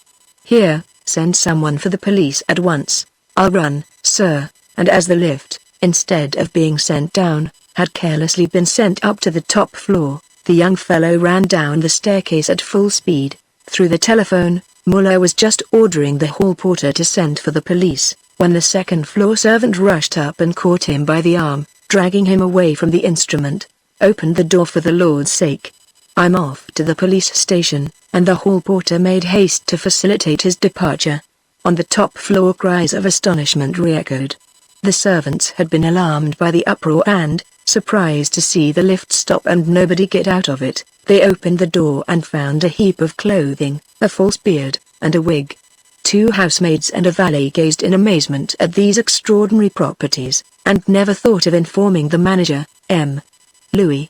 Meantime, however, the gentleman had hurried through the mazes of the hotel, and had just reached the third floor when he was stopped by the Baron van den Rosen, one of the hotel's oldest patronesses. "M. Louis," she exclaimed, bursting into sobs. "I have just been robbed of my diamond necklace. I left it in a jewel case on my table before going down to dinner. When I heard the noise just now, I got up and looked through my jewel case, and the necklace is not there." M. Louis was too dazed to reply. Muller ran up to him. "Princess Sonia Danidoff's pocketbook has been stolen," he announced, "but I have had the hotel doors shut and we shall be sure to catch the thief." The princess came near to explain matters, but at that moment the servants came down from upstairs, bringing with them the makeup articles which they had found in the lift. They laid these on the ground without a word, and M. Louis was staring at them when Muller had a sudden inspiration. "M. Louis, what is the new man on the second floor like?" Just at that instant a servant appeared at the end of the corridor. A middle-aged man with white whiskers and a bald head. "There he is, coming towards us," M. Louis replied. "His name is Arnold." "Good God!" cried Muller, "and the red-headed fellow, the carroty chap?" M. Louis shook his head, not understanding, and Muller tore himself away and rushed down to the hall porter. "Has he gone out? Has anyone gone out?" "No one," said the porter, "except, of course, the servant from the second floor, whom you sent for the police." "The carroty chap?" Muller inquired. "Yes, the carroty chap." Princess Sonia Danidoff lay back in an easy chair, receiving the anxious attentions of Nadine, her Circassian maid. M. Louis was holding salts to her nostrils. The princess still held in her hands the card left by the mysterious stranger who had just robbed her so cleverly of 120,000 francs. As she slowly came to herself, the princess gazed at the card as if fascinated, and this time her haggard eyes grew wide with astonishment. For upon the card, which hitherto had appeared immaculately white, marks and letters were gradually becoming visible, and the princess read: Fantômas, Chapter 11. Magistrate and Detective. M. Fuselier was standing in his office in the law courts at Paris, meditatively smoothing the nap of his silk hat. His mind was busy with the inquiries he had been prosecuting during the day, and although he had no reason to be dissatisfied with his day's work, he had no clear idea as to what his next steps ought to be. 3 discreet taps on the door broke in upon his thoughts. "Come in," he said, and then stepped forward with a hearty welcome as he recognized his visitor. "Juve, by all that is wonderful. What good wind has blown you here? I haven't seen you for ages." "Busy, frightfully. Well, it's a fact that there's no dearth of sensational crime just now. The calendar is terribly heavy." Juve had ensconced himself in a huge easy chair in a corner of the room. "Yes," he said, "you are quite right. But unfortunately the calendar won't be a brilliant one for the police. There may be lots of cases, but there are not lots that they have worked out to a finish." "You've got nothing to grumble at," M. Fuselier smiled. "You have been in enough cases lately that were worked out to a finish. Your reputation isn't in any danger of diminishing." "I don't know what you mean," Juve said deprecatingly. "If you refer to the Beltham and Langrune cases, you must admit that your congratulations are not deserved. I have achieved no definite result in either of those affairs." M. Fuselier also dropped into a comfortable chair. He lighted a cigarette. "You have found out nothing fresh about that mysterious murder of Lord Beltham?" "Nothing. I'm done. It is an insoluble mystery to me. You seem to be very sorry for yourself. But really you needn't be, Juve. You cleared up the Beltham case, and you solved the Langrune case, although you try to make out you didn't. And allow me to inform you, those 2 successes count, my friend. You are very kind, but you are rather misinformed. Unfortunately I have not cleared up the Beltham case at all. You found the missing peer. Well, yes, but that was an amazing achievement. By the way, Juve, what led you to go to the Rue Lever to search Gurn's trunks?" "That was very simple. You remember what an excitement there was when Lord Beltham disappeared? Well, when I was called in I saw at once that all ideas of accident or suicide might be dismissed, and that consequently the disappearance was due to crime. Once convinced of that, I very naturally suspected every single person who had ever had relations with Lord Beltham, for there was no single individual for me to suspect. Then I found out that the ex-ambassador had been in continuous association with an Englishman named Gurn whom he had known in the South African War, and who led a very queer sort of life. That of course took me to Gurn's place, if for nothing else than to pick up information. And well, that's all about it. It was just by going to Gurn's place to pump him, rather than anything else, that I found the noble lord's remains locked away in the trunk." "Your modesty is delightful, Juve," said M. Fuselier with an approving nod. "You present things as if they were all matters of course, whereas really you are proving your extraordinary instinct. If you had arrived only 24 hours later the corpse would have been packed off to the Transvaal, and only the Lord knows if after that the extraordinary mystery ever would have been cleared up." "Luck," Juve protested, "pure luck."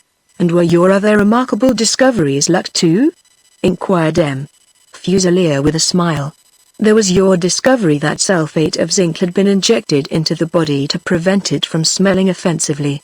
That was only a matter of using my eyes," Juve protested. "All right," said the magistrate, "we will admit that you did not display any remarkable acumen in the Beltham case, if you would rather have it so.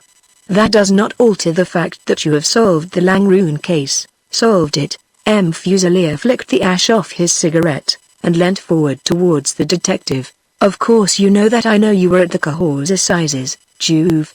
What was your impression of the whole affair, of the verdict, and of Eshine Rambert's guilt or innocence?" Juve got up and began to walk up and down the room, followed by the magistrate's eyes. He seemed to be hesitating as to whether he would answer at all, but finally he stopped abruptly and faced his friend. "If I were talking to anybody but you, M. Fuselier, I would either not answer at all, or I would give an answer that was no answer. But as it is, well, in my opinion, The Langroon case is only just beginning, and nothing certain is known at all. According to that, Charles Rambert is innocent. I don't say that. What then? I suppose you don't think the father was the murderer? The hypothesis is not absurd. But there. What is the real truth of the whole affair? That is what I am wondering all the time. That murder is never out of my head. It interests me more and more every day. Oh, yes, I've got lots of ideas, but they are all utterly vague and improbable. Sometimes my imagination seems to be running away with me. He stopped, and Fuselier wagged a mocking finger at him. Juve, he said, I charge you formally with attempting to implicate Fantômas in the murder of the Marquis de Langroon. The detective replied in the same tone of raillery.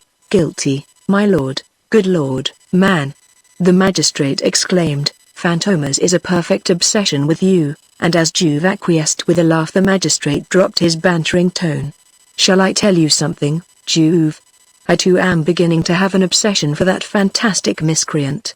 And what I want to know is why you have not come to me before to ask me about that sensational robbery at the Royal Palace Hotel. The robbery from Princess Sonia Danilov. Yes, the Fantômas robbery. Fantômas, eh? Juve protested. That remains to be seen. Why, man, Fuselier retorted, you have heard that detail about the card the man left. Haven't you the visiting card that was blank when the princess found it, and on which the name of Fantômas afterwards became visible? There's no Fantômas about that, in my opinion. Why not? Well, it isn't one of Fantômas' little ways to leave clear traces behind him.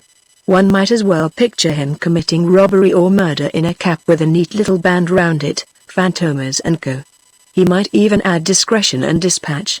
No, it's most unlikely. You don't think Fantômas capable of throwing down his glove to the police in the shape of some such material proof of his identity? I always base my arguments on the balance or probabilities, Juve replied. What emerges from this Royal Palace story is that some common hotel thief conceived the ingenious idea of casting suspicion on Fantômas. It was just a trick to mislead the police, at least, that is my opinion, but Fuselier declined to be convinced. No, you are wrong, Juve. It was no common hotel thief who stole Van den Rosen's necklace and Princess Sonia's 120,000 francs. The prize was big enough to appeal to Fantômas, and the amazing audacity of the crime is suggestive too. Just think what coolness the man must have had to be able to paralyze the princess's power of resistance when she tried to call for help, and also to get clear away in spite of the hosts of servants in the hotel and all the precautions taken. Tell me all about the robbery, Fuselier, said Juve. The magistrate sat down at his desk and took up the notes he had made in the course of his official inquiry that day. He told Juve everything he had been able to elicit. The most amazing thing to me, he said in conclusion, is the way the fellow, when he had once got out of Princess Sonia's room, contrived to get into the lift, shed his evening dress, get into livery, and make his first attempt to escape. When the hall porter stopped him, he did not lose his head, but got into the lift again, sent that flying up to the top of the hotel with the clothes that would have betrayed him, calmly presented himself before Muller, the night watchman, and contrived to be told to go for the police, ran down the stairs again, and took advantage of the night watchman's telephoning to the hall porter to get the latter to open the door for him, and so marched off as easily as you please.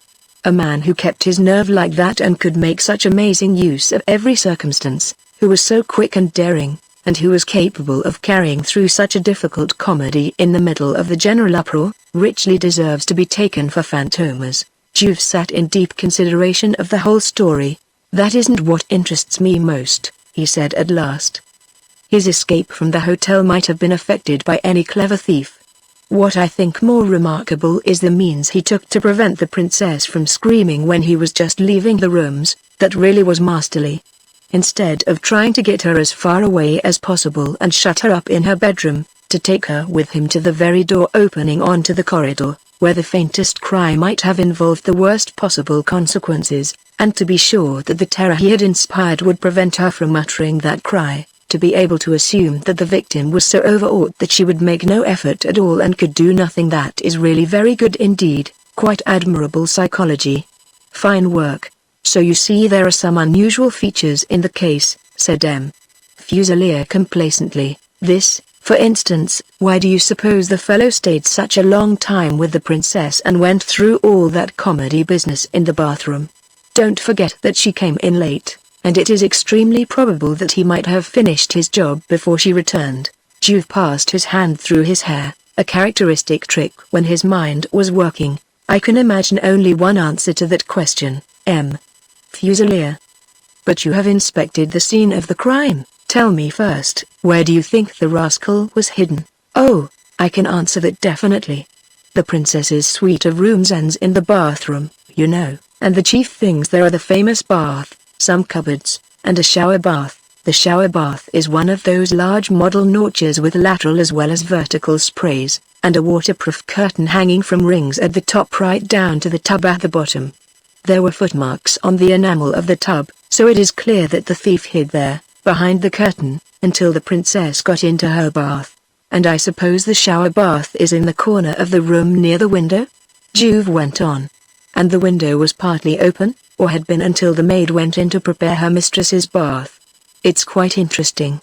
The man had just succeeded in stealing the necklace from Van den Rosen, whose rooms are next to Princess Sonia's. For some reason or other he had not been able to escape through the corridor, and so he naturally made up his mind to get into the princess's suite, which he did by the simple process of stepping over the railing on the balcony and walking in through the open window of the dressing room.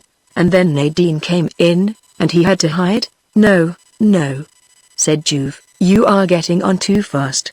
If that had been so, there would have been no need for all the bath business.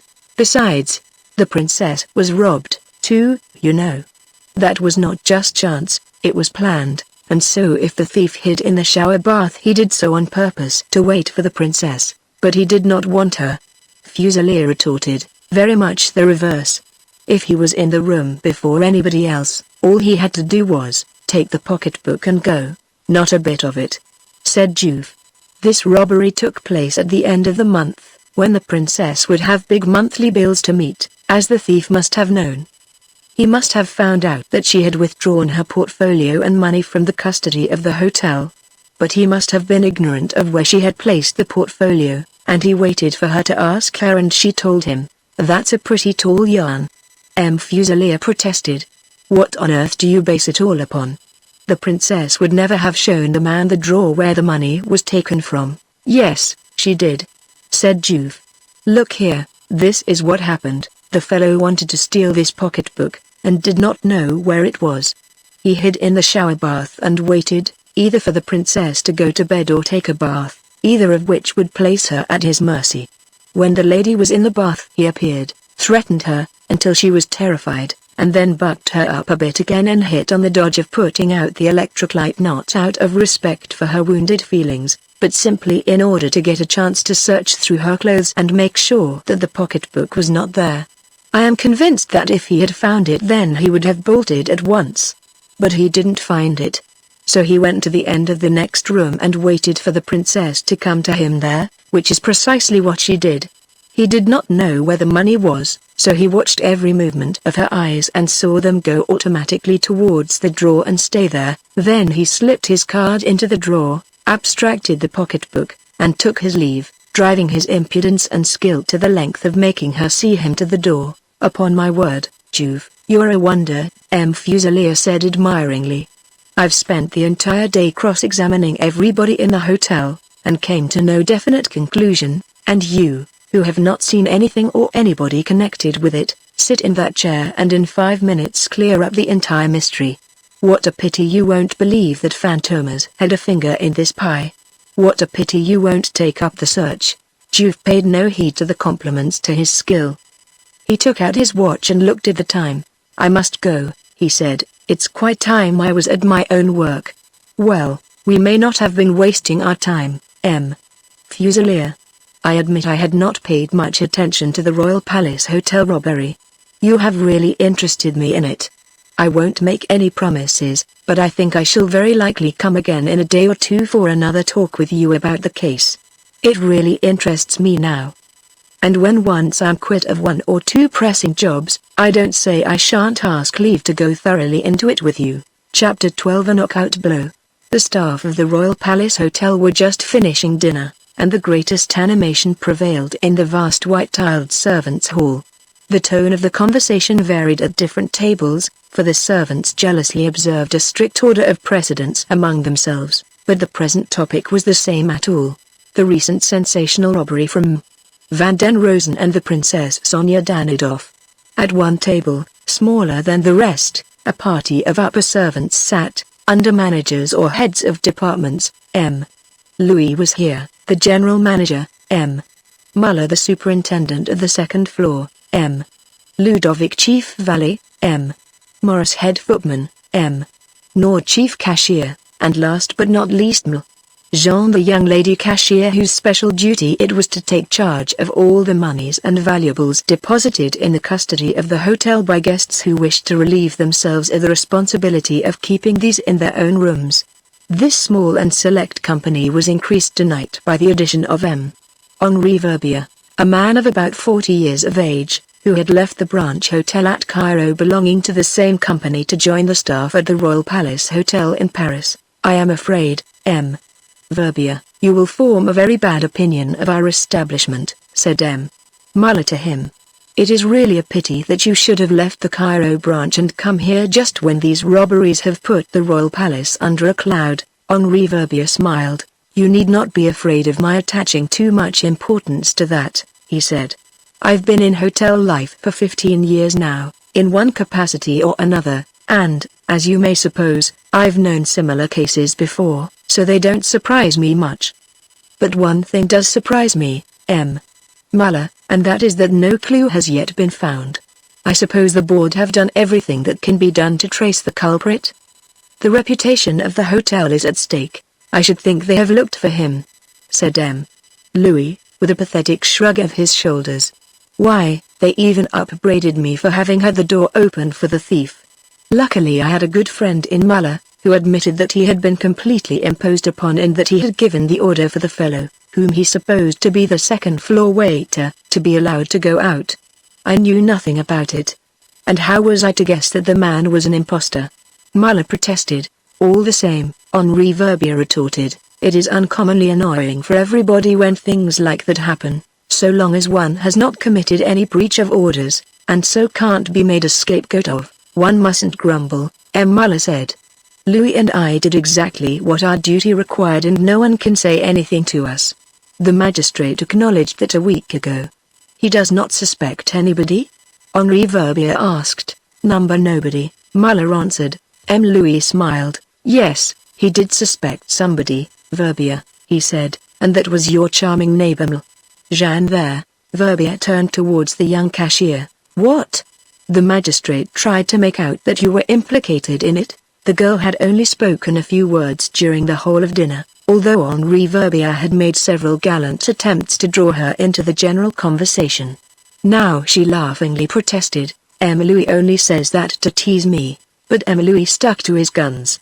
Not a bit of it, Mademoiselle Jean, I said it because it is the truth. The magistrate was on to you, I tell you he was. Why, M. Verbier, he cross-examined her for more than half an hour after the general confrontation, while he finished with Muller and me in less than 10 minutes. Gad, M. Louis, a magistrate is a man, isn't he? Said Henri Verbier gallantly. The magistrate may have enjoyed talking to M. Jean more than he did to you, if I may suggest it without seeming rude. There was a general laugh at this sally on the part of the new superintendent, and then M. Louis continued. Well, if he wanted to make up to her he went a funny way to work, for he made her angry. Did he really? Said Henri Verbier, turning again to the girl. Why did the magistrate cross-examine you so much? The young cashier shrugged her shoulders. We have thrashed it out so often, M. Verbier. But I will tell you the whole story. During the morning of the day when the robbery was committed I had returned to Princess Sonia Danidoff the pocketbook containing 120,000 francs which she had given into my custody a few days before. I could not refuse to give it to her when she asked for it, could I? How was I to know that it would be stolen from her the same evening? Customers deposit their valuables with me and I hand them a receipt. They give me back the receipt when they demand their valuables, and all I have to do is comply with their request. without asking questions. Isn't that so? But that was not what puzzled the magistrate, I suppose, said Henri Verbier. You are the custodian of all valuables, and you only complied strictly with your orders. Yes, M. Muller broke in. But Jean has only told you part of the story. Just fancy, only a few minutes before the robbery, Van den Rosen had asked Jean to take charge of her diamond necklace, and Jean had refused. That really was bad luck for you, said Henri Verbier to the girl with a laugh, and I quite understand that the magistrate thought it rather odd. They are unkind, she protested. From the way they put it, M. Verbier, you really might think that I refused to take charge of Van den Rosen's jewelry in order to make things easy for the thief, which is as much as to say that I was his accomplice. That is precisely what the magistrate did think, M. Louis interpolated. The girl took no notice of the interruption, but went on with her explanation to Henri Verbier. What happened was this: the rule is that I am at the disposal of customers, to take charge of deposits or to return them to the owners, until 9 p.m., and until 9 p.m. only.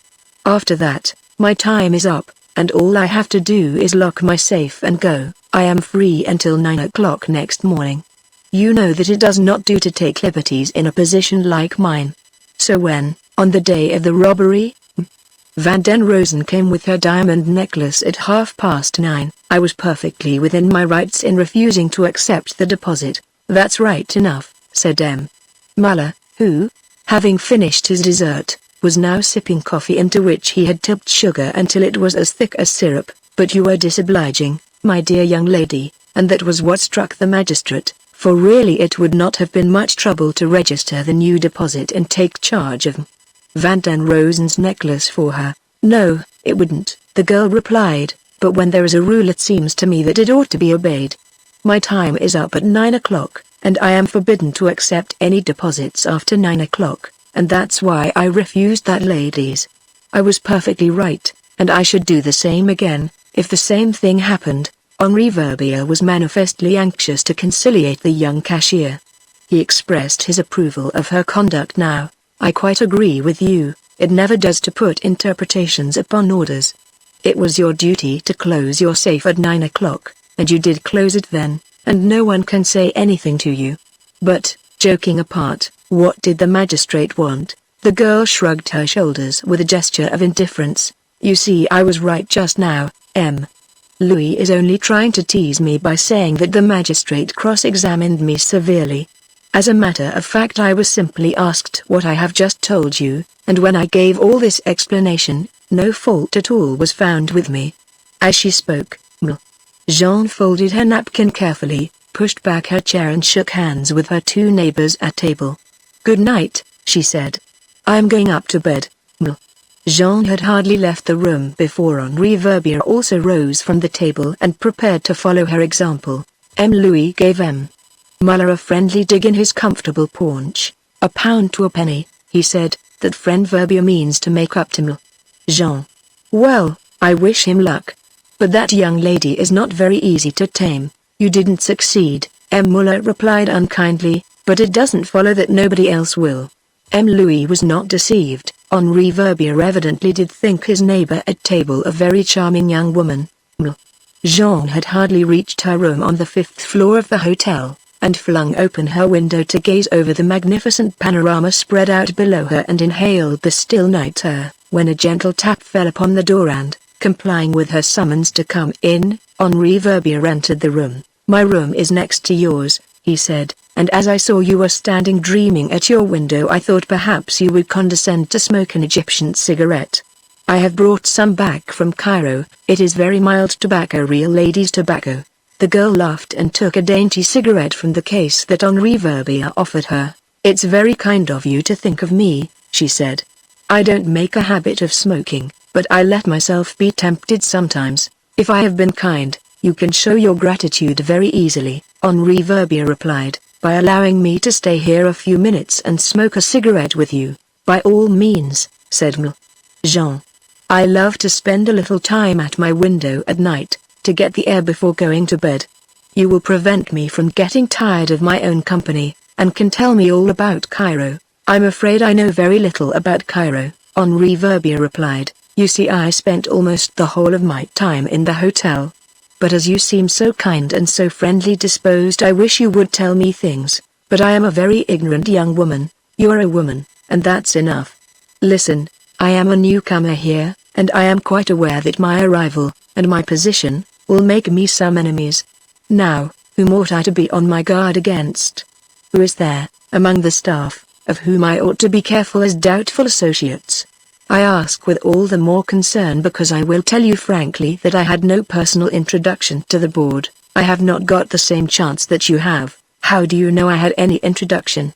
The girl inquired. Gad, I'm sure of it, Henri Verbier answered. He was leaning his elbows on the windowsill and gradually drawing closer to the young cashier. I don't suppose that an important position like the one you hold, requiring absolute integrity and competence, is given without fullest investigation. Your work is not tiring, but that does not mean it would be entrusted to anybody. You are quite right, M. Verbier. I did have an introduction to the board, and I had first-rate testimonials too. Have you been in business long? 2 years, 3 years, yes, M. Jean replied, purposely refraining from being explicit. I only asked because I fancy I have seen you before somewhere. I recognize your eyes. Henri Verbier smiled, and looked meaningly at the girl. Jeanne, on summer nights like this, when you are looking at a lovely view like this, don't you have a funny sort of feeling? No. What do you mean? Oh, I don't know. But you see, I'm a sentimental chap unfortunately, and I really suffer a lot from always living in lonely isolation, without any affection. There are times when I feel as if love were an absolute necessity. The cashier looked at him ironically. That's all foolishness. Love is only stupid, and ought to be guarded against as the worst possible mistake. Love always means misery for working people like us. It is you who are foolish, Henri Verbier protested gently, or else you are mischievous. Love is not stupid for working people like us, on the contrary, it is the only means we have of attaining perfect happiness. Lovers are rich, in wealth that lets them die of hunger, she scoffed. No, no, he answered, no. Look here, all today you and I have been working hard, earning our living. Well, suppose you were not laughing at me but we were really lovers, would not this be the time to enjoy the living we have earned? And as the girl did not reply, Henri Verbier, who like an experienced wooer had been drawing closer to her all the time, until now his shoulder was touching hers, took her hand. Would not this be sweet? He said. I should take your little fingers into mine like this, I should look at them so tenderly, and raise them to my lips, but the girl wrested herself away. Let me go. I won't have it. Do you understand? And then, to mitigate the sharpness of her rebuke, and also to change the conversation, she said, it is beginning to turn cold. I will put a cloak over my shoulders, and she moved away from the window to unhook a cloak from a peg on the wall. Henri Verbier watched her without moving. How unkind you are, he said reproachfully, disregarding the angry gleam in her eyes. Can it really be wrong to enjoy a kiss, on a lovely night like this? If you are cold, Mademoiselle Jean, there is a better way of getting warm than by putting a wrap over one's shoulders, and that is by resting in someone else's arms. He put out his arms as he spoke, ready to catch the girl as she came across the room, and was on the very point of taking her into his arms as he had suggested, when she broke from his grasp with a sudden turn and, furious with rage, dealt him a tremendous blow right on the temple. With a stifled groan, Henri Verbier dropped unconscious to the floor. Jeanne stared at him for a moment, as if dumbfounded. Then with quite amazing rapidity the young cashier sprang to the window and hurriedly closed it. She took down her hat from a hook on the wall, and put it on with a single gesture, opened a drawer and took out a little bag, and then, after listening for a minute to make sure that there was nobody in the passage outside the room, she opened her door, went out, rapidly turned the key behind her and ran down the stairs. 2 minutes later, Jeanne smilingly passed the porter on duty and wished him good night. Bye-bye, she said. I'm going out to get a little fresh air. Slowly, as if emerging from some extraordinary dream, Henri Verbier began to recover from his brief unconsciousness. He could not understand at first what had happened to him, why he was lying on the floor, why his head ached so much. or why his bloodshot eyes saw everything through a mist. He gradually struggled into a sitting posture and looked around the room. "Nobody here," he muttered. Then, as if the sound of his own voice had brought him back to life, he got up and hurried to the door and shook it furiously. "Locked," he growled angrily. "And I can call till I'm black in the face. No one has come upstairs yet. I'm trapped." He turned towards the window, with some idea of calling for help, but as he passed the mirror over the mantelpiece he caught sight of his own reflection and saw the bruise on his forehead, with a tiny stream of blood beginning to trickle from a cut in the skin. He went close to the glass and looked at himself in dismay. "Juve though I am," he murmured, "I've let myself be knocked out by a woman." And then Juve, for Juve it was, cleverly disguised, uttered a sudden oath, clenching his fists and grinding his teeth in rage. "Confound it all, I'll take my oath that blow was never dealt by any woman." Chapter 13 Three's future. Shine Rambert was in the smoking room of the house which he had purchased a few months previously in the Place Pereira, Rue Eugene Flatchat, smoking and chatting with his old friend Barbie, who also was his banker.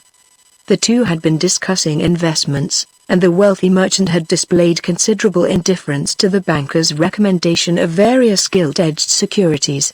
"To tell you the truth, my dear fellow," he said at length, "these things interest me very little. I've got used to big enterprises. I'm almost what you would call a plunger. Of course you know that nothing is so risky as the development of rubber plantations. No doubt the industry has prospered amazingly since the boom in motorcars began, but you must remember that I went into it when no one could possibly foresee the immense market that the new means of locomotion would open for our produce. That's enough to prove to you that I'm no coward when it's a question of risking money." The banker nodded. His friend certainly did display a quite extraordinary energy and willpower for a man of his age. "As a matter of fact," Rambert went on, "any business of which I am not actually a director, interests me only slightly. You know I am not boasting when I say that my fortune is large enough to justify me in incurring a certain amount of financial risk without having to fear any serious modification of my social position if the ventures should happen to turn out ill. I've got the sporting instinct. It's a fine one," Barbie said with some enthusiasm. "And I don't mind telling you that if I were not your banker, and so had a certain responsibility in your case, I should not hesitate to put a scheme before you that has been running in my head for a year or two now." "A scheme of your own, Barbie?" said Rambert. "How is it you have never told me about it? I should have thought we were close enough friends for that." The hint of reproach in the words pricked the banker, and also encouraged him to proceed.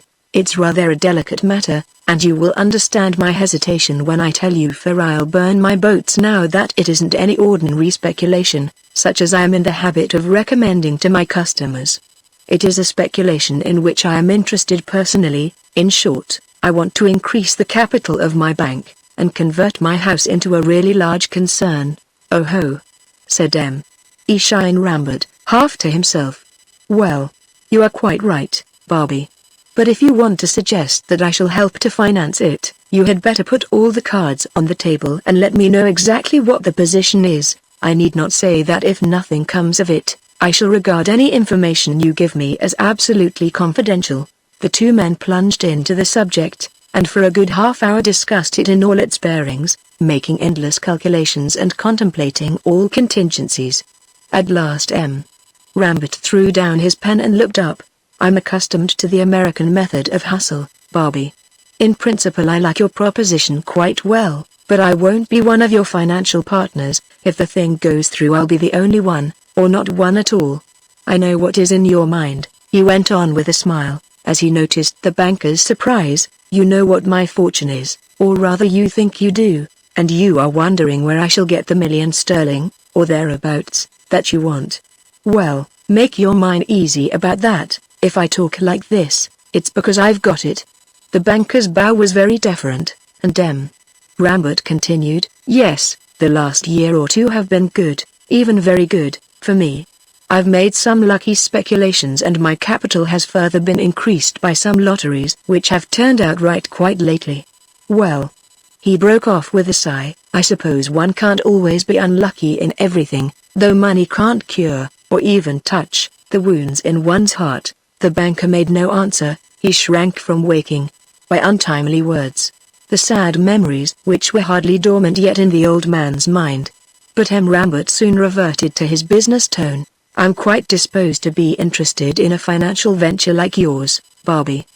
But you must understand that you will have a good deal more than a sleeping partner in me. Will that suit you? I should not ask you to abdicate your authority, but I tell you frankly I should follow all the operations of your house very closely indeed. There shall be no secrets from you, my dear friend, my dear partner, if I may call you that, said Barbie, rising. Quite the contrary. The banker looked towards the mantelpiece, as if expecting to see a clock there. Rambert understood the instinctive action and drew out his watch. 20 minutes to 11, Barbie, late hours for you. So off with you. He cut short the banker's half-hearted apologies for not prolonging the evening. I am turning you out quite unceremoniously, my dear chap, and besides, as you know, I'm not lonely tonight as I generally am. I have a young and very charming companion, for whom I have the greatest possible affection, and I am going to join her. Rambert conducted his friend to the hall door, heard the sound of his motorcar die away in the distance, and then walked across the hall and, instead of going back to the smoking room, turned into the adjoining drawing room. He paused for a moment in the doorway, tenderly contemplating the charming spectacle that met his eyes. The shaded light from an electric lamp fell upon the bent head, oval face and delicate features of Therese Auvernois, who was intent upon a book. The girl was emerging from childhood into young womanhood now, and sorrow had heightened her natural distinction by giving her a stamp of gravity that was new. Her figure showed slight and supple, delicate and graceful, and her long, tapered fingers turned over the pages of the book with slow and regular movement. Therese looked round towards Rambert when she heard him coming in, and laying down her book she came forward to meet him, moving with a very graceful, easy carriage. I am sure I am keeping you up most dreadfully late, dear Rambert, she said apologetically, but what am I to do? I must wait for the Baron de Vibray, and the dear thing is so often late. The tragedy at the Chateau of Beaulieu had had one effect in knitting all the friends of the Marquis de Langrune in closer bonds of friendship. Prior to that event Rambert had scarcely known the Baron de Vibray, now the two were intimate friends. The Baron had not desisted from her first generous effort until she had persuaded the family council to appoint her guardian of the orphan Therese Auvernois. At first she had installed the child at Grylls, and remained there with her, leading the quietest possible life, partly out of respect for Therese's grief, and partly because she herself was also much upset by the distressing tragedy. She had even enjoyed the rest, and her new interest in playing mother, or rather elder sister, to Therese. But as the weeks went by and time accomplished its healing work, Paris called to the Baron once more, and yielding to the solicitations of her many friends she brought her new ward to the capital and settled in a little flat in the Rue Boissy d'Anglais. At first she protested that she would go out nowhere, or at most pay only absolutely necessary visits, but by degrees she accepted first one and then many invitations, though always deploring the necessity of leaving Therese for several hours at a time. Happily there was always Rambert, who was also staying in Paris just now. It had gradually become the custom of the Baron de Vibray, when she was dining out, to entrust Therese to Rambert's care, and the young girl and the old man got on together perfectly. Their hearts had met across the awful chasm that fate had tried to cut between them. To Therese's last words now Rambert replied, "You need not apologize for staying late, dear. You know how glad I am to see you. I wish the house were yours." The girl glanced round the room that had grown so familiar to her, and with a sudden rush of feeling slipped her arm around the old man's neck and laid her fair head on his shoulder. "I should so love to stay here with you, Rambert." The old man looked oddly at her for a moment, repressing the words that he might perhaps have wished to say, and then gently released himself from her affectionate clasp and led her to a sofa, on which he sat down by her side. "That is one of the things that we must not allow ourselves to think about, my dear," he said. "I should have rejoiced to receive you in my home, and your presence, and the brightness of your dear fair face would have given a charm to my lonely fireside, but unfortunately those are vain dreams.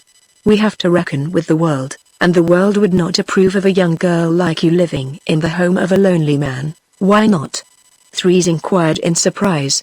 Why, you might be my father. Allain Rambert winced at the word, ah.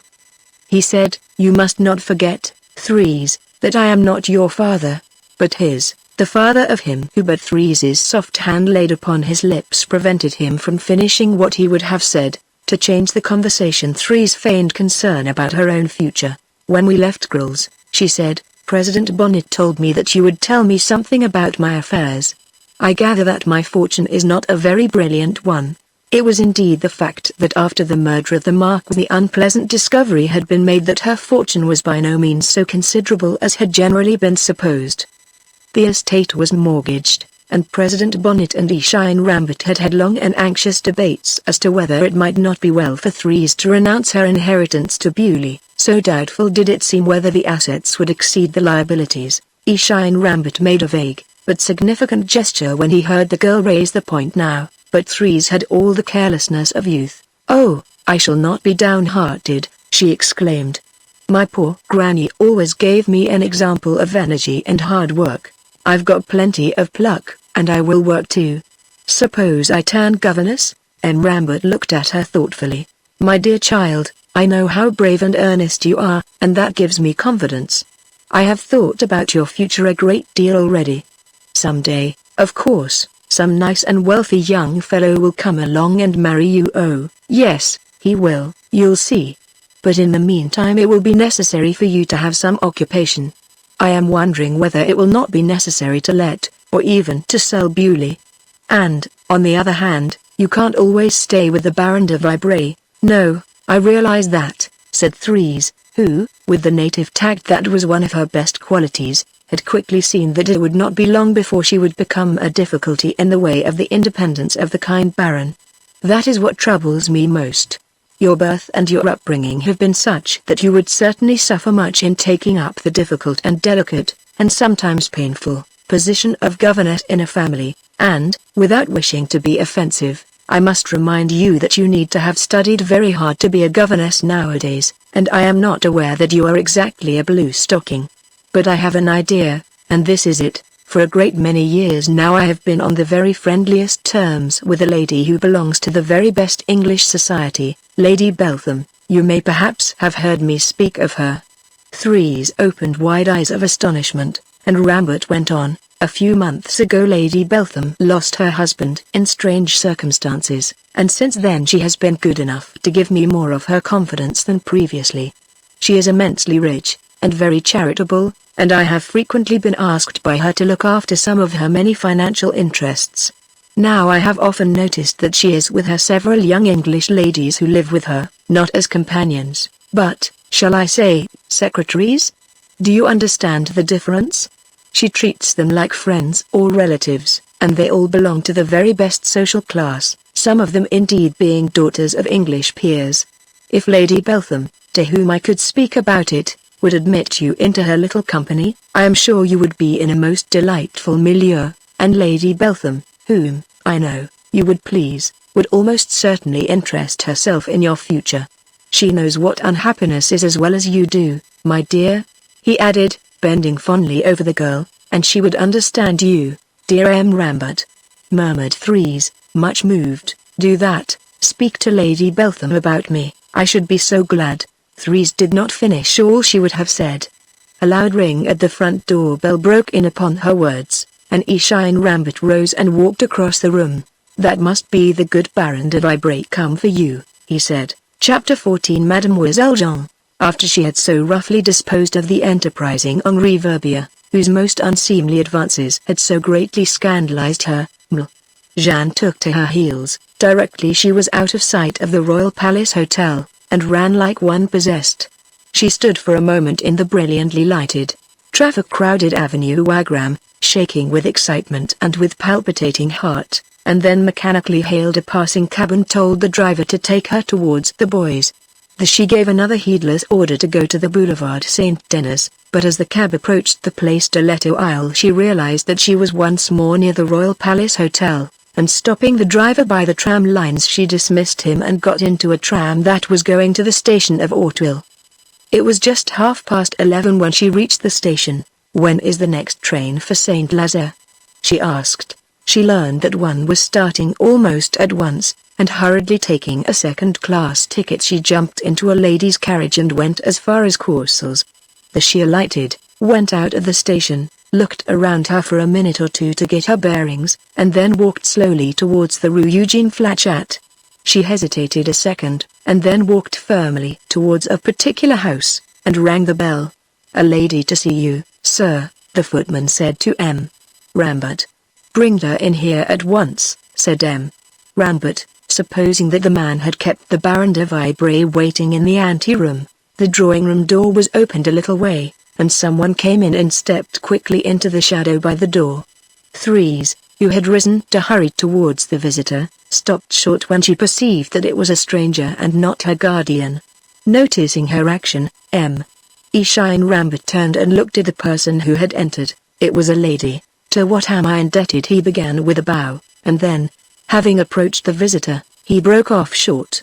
Good heavens! The bell rang a second time, and on this occasion the Baron de Vibray hurried into the room, a radiant incarnation of gaiety. "I am most dreadfully late," she exclaimed, and was hurrying towards M.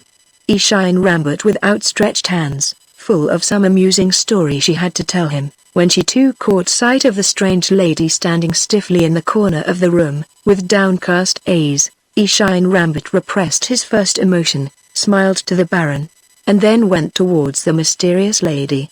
"Madame," he said, not a muscle of his face moving, "may I trouble you to come into my study?" "Who is that lady, M. Rambert?" said Therese when presently M. Rambert came back into the drawing-room. "And how white you are!" M. Rambert forced a smile. "I am rather tired, dear. I have had a great deal to do these last few days." The Baron de Vibray was full of instant apologies. "It is all my fault," she exclaimed. "I am dreadfully sorry to have kept you up so late," and in a few minutes more the Baron's car was speeding towards the Rue Boissy d'Anglais. M. Rambert hurried back to his study, shut and locked the door behind him, and almost sprang towards the unknown lady, his fists clenched, his eyes starting out of his head. "Charles!" he exclaimed. "Papa!" The girl replied, and sank upon a sofa. There was silence. Rambert seemed utterly dumbfounded. I won't remain disguised as a woman any longer. I've done with it. I cannot bear it." The strange creature murmured. "You must," said Rambert harshly, imperiously. "I insist." The pseudomel. Jeanne slowly took off the heavy wig that concealed her real features, and tore away the corsage that compressed her bosom, revealing the strong and muscular frame of a young man. "No, I will not," replied the strange individual, to whom M. Rambert had not hesitated to give the name of Charles. "I would rather anything else happened. You have got to expiate," Rambert said with the same harshness. "The expiation is too great," the young fellow answered. "The torture is unendurable, Charles," said M. Rambert very gravely. "Do you forget that legally, civilly, you are dead? I would 1,000 times rather be really dead." The unhappy lad exclaimed, "Alas!" His father murmured, speaking very fast, "I thought your mind was more unhinged than it really is. I saved your life, regardless of all risk, because I thought you were insane, and now I know you are a criminal." "Oh, yes, I know things. I know your life, father," said Charles Rambert with so stern and determined an expression that Rambert felt a moment's fear. "I want to know first of all how you managed to save my life and make out that I was dead. Was that just chance, or was it planned deliberately?" Confronted with this new firmness of his son's, Rambert dropped his peremptory tone, his shoulders drooped in distress. "Can one anticipate things like that?" he said. "When we parted, my heart bled to think that you, my son, must fall into the hands of justice, and that your feet must tread the path that led to the scaffold or, at least, to the galleys. I wondered how I could save you. Then chance, mark you, brought that poor drowned body in my way. I saw the fortunate coincidence of a faint resemblance, and resolved to pass it off for you. I got those woman's clothes which you exchanged for yours, buried the dead man's clothes and put yours on the corpse. Do you know, Charles, that I have suffered too? Do you know what agony and torture I, as a man of honor, have endured? Have you not heard the story of my appearance at the assizes and of my humiliation in court? You did all that. Charles Rambert murmured. Strange chance, indeed. Then his tone changed and he sobbed. Oh, my poor father, what an awful fatality it all is. Suddenly he sprang to his feet. But I committed no crime, Papa. I never killed the Marquis de Langrune. Oh, do believe me. Why, you have just this minute said that you know I am not mad. Allain Rambert looked at his son with distress. Not mad, my poor boy? Yet perhaps you were mad then? Then he stopped abruptly. Don't let us go over all that again. I forbid it absolutely. He leaned back on his writing table, folded his arms and asked sternly, have you come here only to tell me that? The curt question seemed to affect the lad strangely. All his former audacity dropped from him. Nervously he stammered. I can't remain a woman any longer. Why not? Snapped Allain Rambert. I can't. The two men looked at each other in silence, as if trying to read one another's thoughts. Then Allain Rambert seemed to see the inner meaning of the words his son had just said. I see. He answered slowly. I understand. The Royal Palace Hotel, Wemel. Jean held a trusted post, has just been the scene of a daring robbery. Obviously, if anyone could prove that Charles Rambert and the new cashier were one and the same person. But the young fellow understood the insinuation and burst out. I did not commit that robbery. You did. Allain Rambert insisted. You did. I read the newspaper accounts of the robbery, read them with all the agony that only a father like me with a son like you could feel. The detectives and the magistrates were at a loss to find the key to the mystery, but I saw clearly and at once what the solution of the mystery was. And I knew and understood because I knew it was you. I did not commit the robbery, Charles Rambert shouted.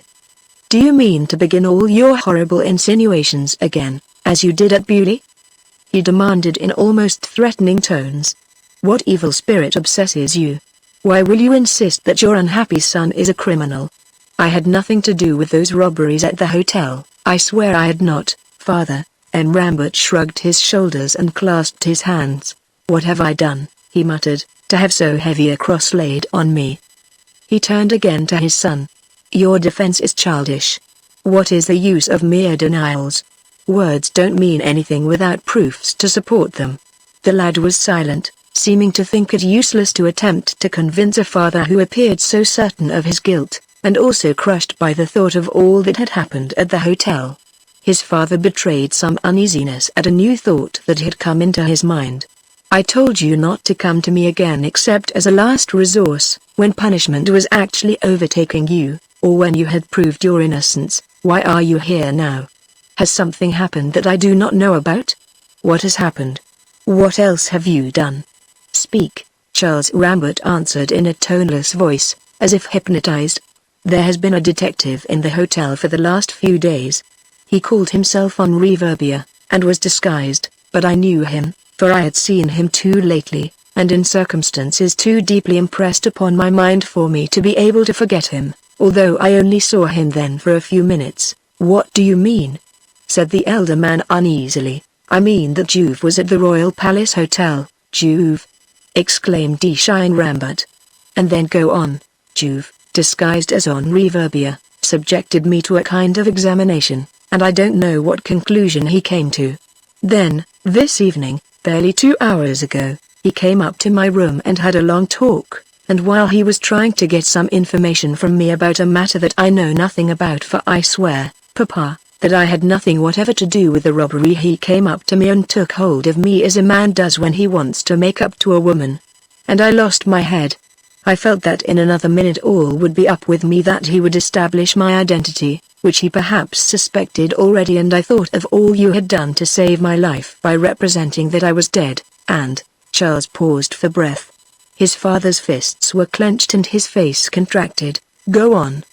He said, go on, but speak lower. As Juve came close, Charles went on, I dealt him a terrific blow on the forehead, and he fell like a stone. And I got away. Is he dead? Allain Rambert whispered. I don't know. For 10 minutes Charles Rambert remained alone in the study, where his father had left him, thinking deeply. Then the door opened and Allain Rambert came back carrying a bundle of clothes. "There you are," he said to his son, "here are some man's clothes. Put them on, and go." The young man hastily took off his woman's garments and dressed himself in silence, while his father walked up and down the room, plunged in deepest thought. Twice he asked, "Are you quite sure it was Juve?" And twice his son replied, "Quite sure." And once again Allain Rambert asked, in tones that betrayed his keen anxiety, "Did you kill him?" And Charles Rambert shrugged his shoulders and replied, "I told you before, I do not know." And now Charles Rambert stood upon the threshold of the house, about to leave his father without a word of farewell or parting embrace. Allain Rambert stayed him, holding out a pocketbook, filled full with banknotes. "There, take that," he said, "and go." Chapter 15 The Madwoman's Plot. When Dr. Bien built his famous private asylum in the very heart of Passy, intended, according to his prospectus, to provide a retreat for people suffering from nervous breakdown or from overwork or overexcitement, and to offer hospital treatment to the insane, in order to secure a kind of official sanction for his institution, he took the wise precaution to proclaim from the housetops that he would enlist the services of ex-medical officers of the hospitals. The idea was a shrewd and a successful one, and his establishment throve. Perret and Sembadel were having breakfast, and also were grumbling. "I shouldn't curse the meanness of the management quite so much if they didn't put us onto all the jobs," said Sembadel. "Hang it all, man, we are both qualified, and when we undertook to assist Dr. Bien we did so, I presume, in order to top off our theoretical training with some practical clinical experience." "Who's stopping you?" Perret inquired. "How can we find the time, when besides all our actual work with the patients, we have to do all this administrative work, writing to people to say how the patients are, and all that? That ought to be done by clerks, not by us. Isn't one job as good as another?" Perret retorted. "Besides, we are the only people who know how the patients really are, so it's common sense that we should have to write to their friends. They might let us have a secretary, anyhow," Sembadel growled. Perret saw that his friend was in a bad temper, so did not try to carry on the argument. "Say," he said, "you ought to make a special note of that case of number 25, for your thesis. She was in your ward for about 6 months, wasn't she?" "Number 25? said Sembadel. "Yes, I know, a woman named Rambert, age about 40, hallucination that people are persecuting her, anemic, with alternate crises of excitement and melancholia, punctuated by fits of passion, treatment, rest, nourishment, anodynes. You evidently remember the case distinctly. She interested me, she has marvelous eyes." "Well, what about her?" "Why, when she was moved into my pavilion the diagnosis was bad and the prognosis very bad. She was supposed to be incurable. Just go and see her now, her brain is restored, she's a new woman." He came to the table and picked up some notepaper. "I wrote to her husband a day or 2 ago and told him he might expect to hear that his wife had recovered, but I imagine my letter miscarried, for I've had no answer. I have a good mind to write to him again and ask for permission to send her to the convalescent home. The mischief of it is that this Allain Rambert may want to remove her altogether, and that would mean one paying patient less, which would put our worthy director in a bad temper for a month." He turned to his correspondence, and for some minutes the silence in the room was only broken by the scratching of pens on paper. Then an attendant came in, bringing a quantity of letters. Perret picked them up and began to sort them out. "None for you," he said to Sembadel.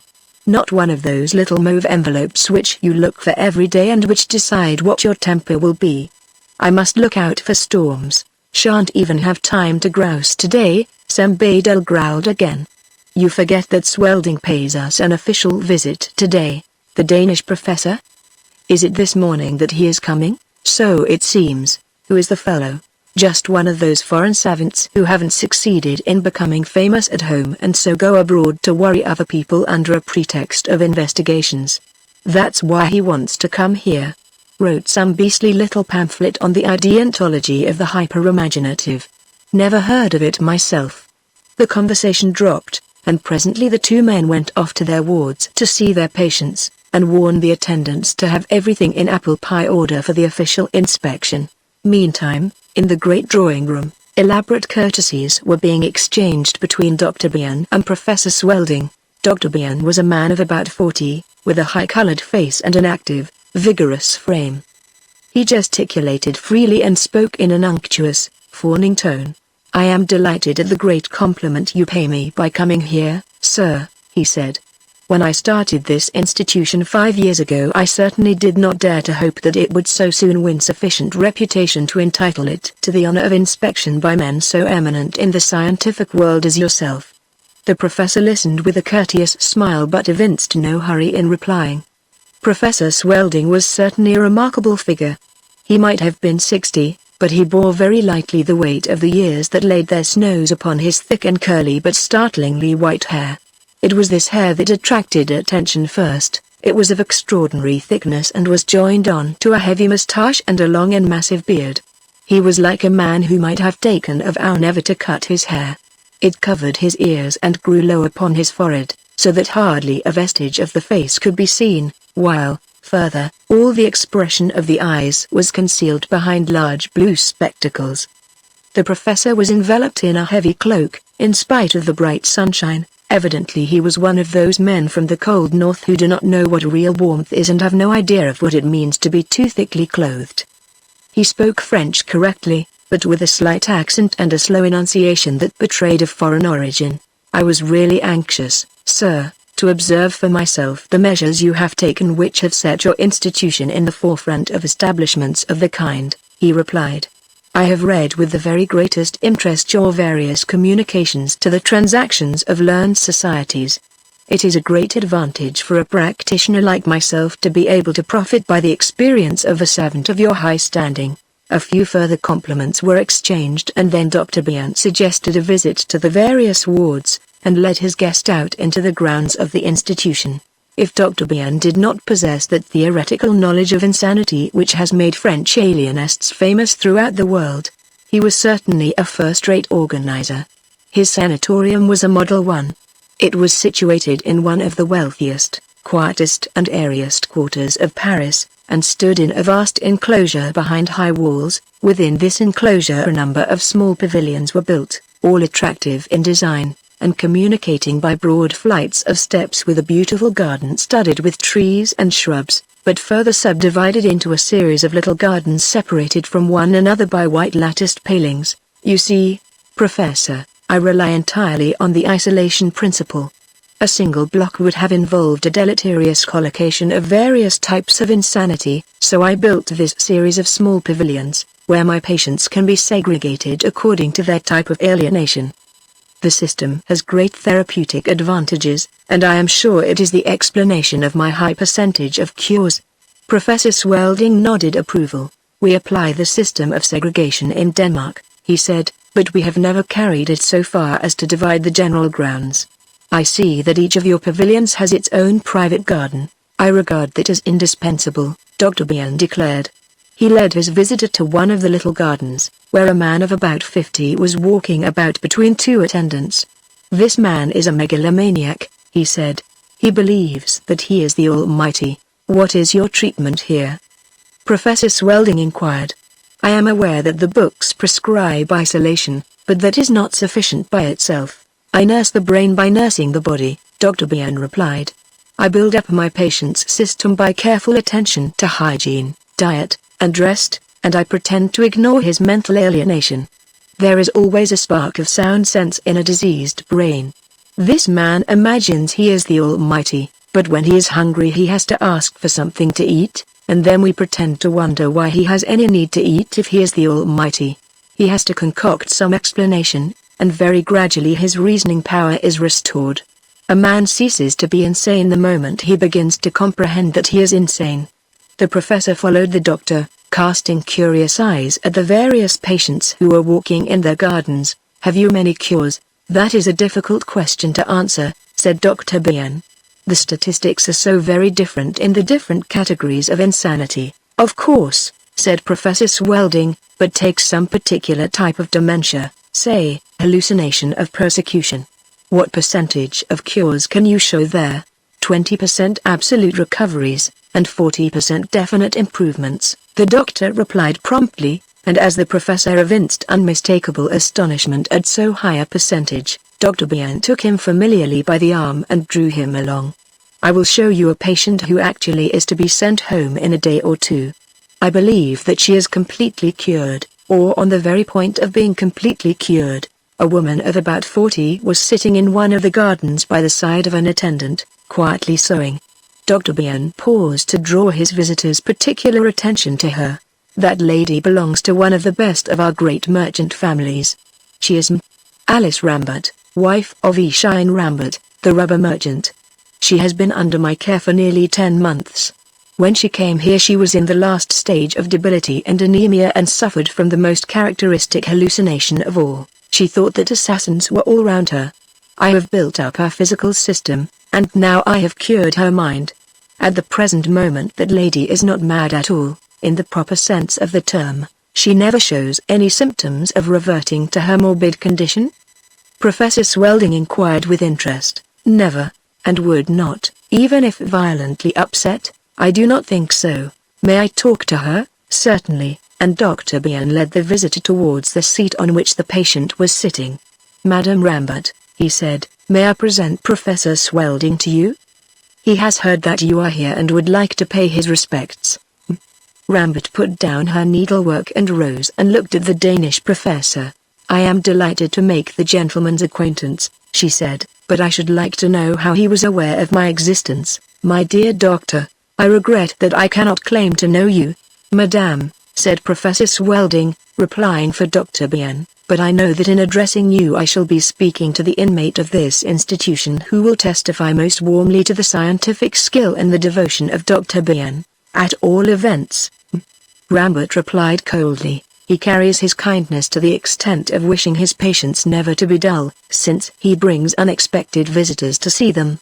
The phrase was an implicit reproach of Dr. Bien's too ready inclination to exhibit his patients as so many rare and curious wild animals, and it stung him all the more because he was convinced that Rambert was perfectly sane. He pretended not to hear what she said, giving some order to the attendant, Bertha, who was standing respectfully by. "I understand, Madame," Professor Swelding replied gently. "You object to my visit as an intrusion?" Rambert had picked up her work and already was sewing again, but suddenly she sprang up, so abruptly that the professor recoiled, and exclaimed sharply, "Who called me? Who called me? Who?" The professor was attempting to speak when the patient interrupted him. "Oh!" she cried, "Alice! Alice!" His voice. "Go away. You frighten me." "Who spoke? Go away. Oh, help! Help!" And she fled screaming towards the far end of the garden, with the attendant and Dr. Bien running after her. With all the cleverness of the insane she managed to elude them, and continued to scream. "Oh, I recognized him. Do go away, I implore you. Go. Murder. Murder." The attendant tried to reassure the doctor. "Don't be frightened, sir. She is not dangerous. I expect the visit from the gentleman has upset her." The poor demented creature had taken refuge behind a clump of shrubs, and was standing there with eyes dilated with anguish fixed on the professor and hand pointing to him, trembling in every limb. "Fantômas!" she cried, "Fantômas! There, I know him. Oh, help!" The scene was horribly distressing, and Dr. Bien put an end to it by ordering the attendant to take Rambert to her room and induce her to rest, and to send at once for Perrot. Then he turned to Professor Swelding. "I am greatly distressed by this incident, Professor. It proves that the cure of this poor creature is by no means so assured as I had believed. But there are other cases which will not shake your faith in my judgment like this, I hope. Shall we go on?" Professor Swelding tried to comfort the doctor. "The brain is a pathetically frail thing," he said. "You could not have a more striking case to prove it. That poor lady, whom you believed to be cured, suddenly having a typical crisis of her form of insanity provoked by what? Neither you nor I look particularly like assassins, do we?" And he followed Dr. Bien, who was much discomfited, to be shown other matters of interest. "Better now, madam? Are you going to be good?" Rambert was reclining on a sofa in the room, watching her attendant, Bertha, moving about and tidying up the slight disorder caused by her recent ministrations. The patient made a little gesture of despair. "Poor Bertha," she said. "If you only knew how unhappy I am, and how sorry for having given way to that panic just now." "Oh, that was nothing," said the attendant. "The doctor won't attach any importance to that." "Yes, he will," said the patient with a weary smile. "I think he will attach importance to it, and in any case it will delay my discharge from this place." "Not a bit of it, madame." "Why, you know they have written to your home to say you are cured." Rambert did not reply for a minute or two. Then she said, "Tell me, Bertha, what do you understand by the word cured?" The attendant was rather nonplussed. "Why, it means that you are better, that you are quite well." Her patient smiled bitterly. "It is true that my health is better now, and that my stay here has done me good. But that is not what I was talking about. What is your opinion about my madness?" "You mustn't think about that," the attendant remonstrated. "You are no more mad than I am." "Oh, I know the worst symptom of madness is to declare you are not mad," Rambert answered sadly, "so I will be careful not to say it, Bertha. But, apart from this last panic, the reason for which I cannot tell you, have you ever known me do, or heard me say, anything that was utterly devoid of reason, in all the time that I have been in your charge?" Struck by the remark, the attendant, in spite of herself, was obliged to confess. "No, I never have. That is, Rambert finished for her, "I have sometimes protested to you that I was the victim of an abominable persecution, and that there was a tragic mystery in my life. In short, that if I was shut up here, it was because someone wanted me to be shut up. Come now, Bertha, has it never occurred to you that perhaps I was telling the truth?" The attendant had been shaken for a minute by the calm self-possession of her patient. Now she resumed her professional manner. "Don't worry any more, Rambert, for you know as well as I do that Dr. Bien acknowledges that you are cured now. You are going to leave the place and resume your ordinary life." "Ah, Bertha," said Rambert, twisting and untwisting her hands, "if you only knew. Why, if I leave this sanatorium, or rather if the doctor sends me back to my family, I shall certainly be put in some other sanatorium before 2 days are past. No, it isn't merely an idea that I have got into my head," she went on as the attendant protested. "Listen, during the whole 10 months that I have been here, I have never once protested that I was not insane. I was quite glad to be in this place, for I felt safe here. But now I am not sure of that. I must go, but I must not go merely to return to my husband. I must be free to go to those who will help me to escape from the horrible trap in which I have spent the last few years of my life." Rambert's earnest tone convinced the attendant in spite of her own instinct. "Yes," she said inquiringly. "I suppose you know that I am rich, Bertha?" Rambert went on.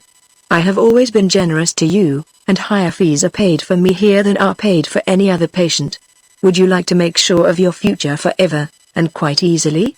I have heard you talk about getting married. Shall I give you a dot? You might lose your situation here, but if you trust me I will make it up to you 100-fold, if you will help me to escape from this place. And it cannot be too soon. I have not a minute to lose." Bertha tried to get away from her patient, but Rambert held her back, almost by force. "Tell me your price," she said. "How much do you want? £1,000? £2,000? And as the attendant, bewildered by the mere suggestion of such fabulous sums, was silent, Rambert slipped a diamond ring off her finger and held it out to the young woman. "Take that as proof of my sincerity," she said. "If anybody asks me about it I will say that I have lost it. And from now, Bertha, begin to prepare a way for me to escape. The very night that I am free I swear you shall be a rich woman." Bertha got up, swaying, hardly knowing if she was awake or dreaming. "A rich woman," she murmured. "A rich woman." And over the girl's face there suddenly crept a horrible expression of cupidity and desire. Chapter 16. Among the market porters, Boulevard Rochefoucauld, said Bertha, the young asylum nurse, to the conductor as she sprang into the tram just as it was starting. It was a September afternoon, one of the last fine days of the now fast dying summer, and the girl had just got her fortnightly leave for 48 hours. She had gone off duty at noon, and now had until noon on the next day but one to resume her own personality and shake off the anxieties that beset all those who are charged with the constant care of the insane, the most distressing kind of patients that exists. As a general rule, Bertha spent her fortnightly holidays with her old grandparents in their cottage outside Paris, but on this occasion she had elected to remain in the city, influenced thereto by the long conversation she had had with the patient confided to her particular care, number 25, Rambert. Since that first talk with her, on the day of Professor Swelding's visit to the asylum, she had had others, and Bertha had now elaborated a plan to enable the supposed lunatic to escape, and had decided to spend her short holiday in bringing the plan to a point. At the Boulevard Rochequart, Bertha got out of the tram, looked around to get her bearings in the somewhat unfamiliar neighborhood, and then turned into the Rue Clignancourt and stood on the left-hand side of the street, looking at the shops. The third one was a wine shop, only the first of many in the street. Bertha pushed the door of this establishment a little way open and looked at the rather rowdy company gathered round the zinc counter, all with flushed faces and all talking loudly. She did not venture inside, but in a clear voice asked, "Is Geoffroy here?" No definite answer was forthcoming, but the men turned round, hearing her inquiry, and seeing her pretty figure began to nudge one another and jest and laugh coarsely. "Come in, missy," said one of them, but already Bertha had quickly closed the door and lightly gone on her way. A few yards further on there was another bar, and into this, also, Bertha peeped and once more asked, "Is Geoffroy here?" Adding by way of further explanation, "Hogshead Geoffroy, I mean." This time a roar of laughter followed, and the girl fled, flushed with indignation, yet she did not desist from her strange search, and at last, at the sixth shop, her question was answered by a deep bass voice from the far end of a smoke-clouded den. "Hogshead Geoffroy? Here." And heaving a sigh of relief, Bertha went inside the shop. "When you want to see Hogshead Geoffroy, your procedure is simplicity itself. As he has no known address, all you have to do is to start at the bottom of the Rue Clignancourt on the left-hand side, look into every wine shop, and ask, in tones loud enough to be heard above the clatter of conversation, whether Hogshead Geoffroy is there, and it will be mighty bad luck if, at one or other of the bars, you do not hear the answer, 'Hogshead Geoffroy?' Here," followed immediately by that gentleman's order to the patron, "Half a pint, please, the gentleman will pay." It is a safe order. The patron knows from past experience that she can serve the half pint without anxiety. Hogshead Geoffroy rapidly drains it, and then holds out a huge and hairy hand to the visitor and inquires, "Well, what is it?" If, as often happens, the hogshead finds himself confronted by a stranger, he feels no surprise. He knows his own popularity, and is a modest soul, so he calls his visitor by his Christian name at once, taps him amicably on the shoulder, and calls him old boy, and invites him to stand a drink. The hogshead is an artist in his line. He hires himself out to public halls to announce in his powerful voice, reinforced by a trumpet, the various items on the program or the results of performances achieved. He also harangues the crowd on behalf of showmen, or hurls threats at too excited demonstrators at public demonstrations. Between whiles he rolls hogsheads down into cellars, or bottles wine, and even drinks it when he is among friends who have money to pay withal. At sight of Bertha, Hogshead Geoffroy so far departed from custom as not to give an order to the patron at the bar. Instead, he rose and went towards the girl and unceremoniously embraced her. "Aha, little sister, there you are. Why, I was just that moment thinking of you." He drew her to the back of the shop, towards a bunch of sturdy, square-shouldered fellows drinking there, to whom he introduced her. "Now then, mates, try to behave yourselves. I'm bringing a charming young lady to see you, my sister Bertha, little Bobinette, as we called her when we lived with the old folks." The girl blushed, a little uneasy at finding herself in such a mixed company, but Hogshead Geoffroy put everyone at ease. He put his great hand under Bertha's chin and tilted her head back. "Don't you think she is pretty, this little sister of mine? She's the very spit of her brother." There was a general roar of laughter. The contrast between the two figures was so great that it seemed impossible there could be any relationship between them. The graceful, slender, tiny Parisienne looking tinier still beside the huge colossus of a man 6 feet high, with the chest of a bull and the shoulders of an athlete. "We don't seem to be built on quite the same lines," Geoffroy admitted. "But all the same there is a family likeness." The men made room for the girl, and after she had yielded to the general insistence and accepted a glass of white wine, Geoffroy bent forward and spoke in a lower tone. "Well, what do you want with me?" "I want to talk to you about something which will interest you, I'm sure," Bertha answered. "Anything to be got out of it?" was the giant's next inquiry. Bertha smiled. "I expect so, or I wouldn't have troubled you. Whenever there's any money to be picked up the hogshead's always on," he replied, "especially just now when things aren't any too bright, though I may tell you I think there's going to be an alteration in that respect. Have you got a situation?" Bertha asked in some surprise. Hogshead Geoffroy laid a finger on his lip. "It's still a secret," he said, "but there's no harm in talking it over, for everybody here knows all about it," and at interminable length, and with many a pause for libations, he explained that he was a candidate for an appointment as market porter. He had been cramming for a fortnight past, in order to emerge triumphantly from the examination to which candidates were always subjected, and that very morning he had sat in the Hotel de Ville wrestling with nothing less than a problem in arithmetic. In proof, he produced from his pocket a crumpled, greasy and wine-stained sheet of paper scrawled all over with childish writing and figures, and showed it to his sister, immensely proud of the effect he was producing on her. "A problem," he repeated. "See here, 2 taps fill a tank at the rate of 20 liters a minute, and a third tap empties it at the rate of 1,500 liters an hour. How long will it take for the tank to get full?" A friend of Geoffroy's broke in. It was Mealy Benoit, his most formidable competitor for the appointment. "And how long will it take for you to get full?"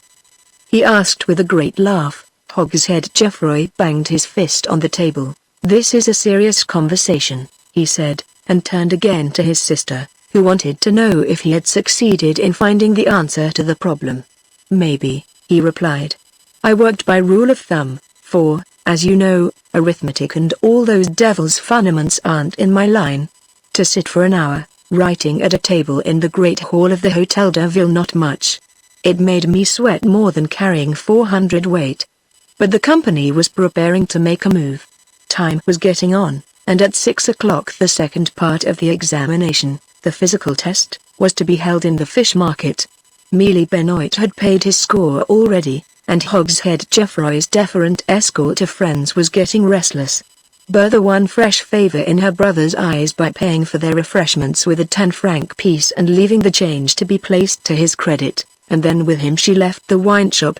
The annual competition for an appointment as market porter is held at the end of September. It is a great event. There are generally many candidates, but only 2 or 3, and sometimes less, of the best are picked. The posts are few and good, for the number of porters is limited. The examination is in 2 parts, one purely intellectual, consisting of some simple problem and a little dictation, the other physical, in which the candidates have to carry a sack of meal weighing 300 weight a distance of 200 yards in the shortest time. At 6 o'clock punctually the market women were all in their places along the pavement by their respective stalls. The hall was decorated with flags, the salesmen and regular shopmen were provided with chairs, and their assistants were behind them, with the sweepers and criers. At the back stood 3 or 4 rows of the general public, all eager to witness the impressive display. The 200-yard course was carefully cleared, every obstacle having been scrupulously swept off the asphalt, especially pieces of orange peel, lettuce leaves and bits of rotten vegetable matter, which might have caused a competitor to slip when trying to break the record for carrying the sack. A high official of the Hotel de Ville and 3 of the senior market porters formed the jury, and there were also 2 officials of the Cyclists' Union, expert in the use of stopwatches, armed with tested chronometers and deputed to take the exact time of each performance. The crowd of onlookers was as odd, and eclectic, and keen, as can possibly be imagined.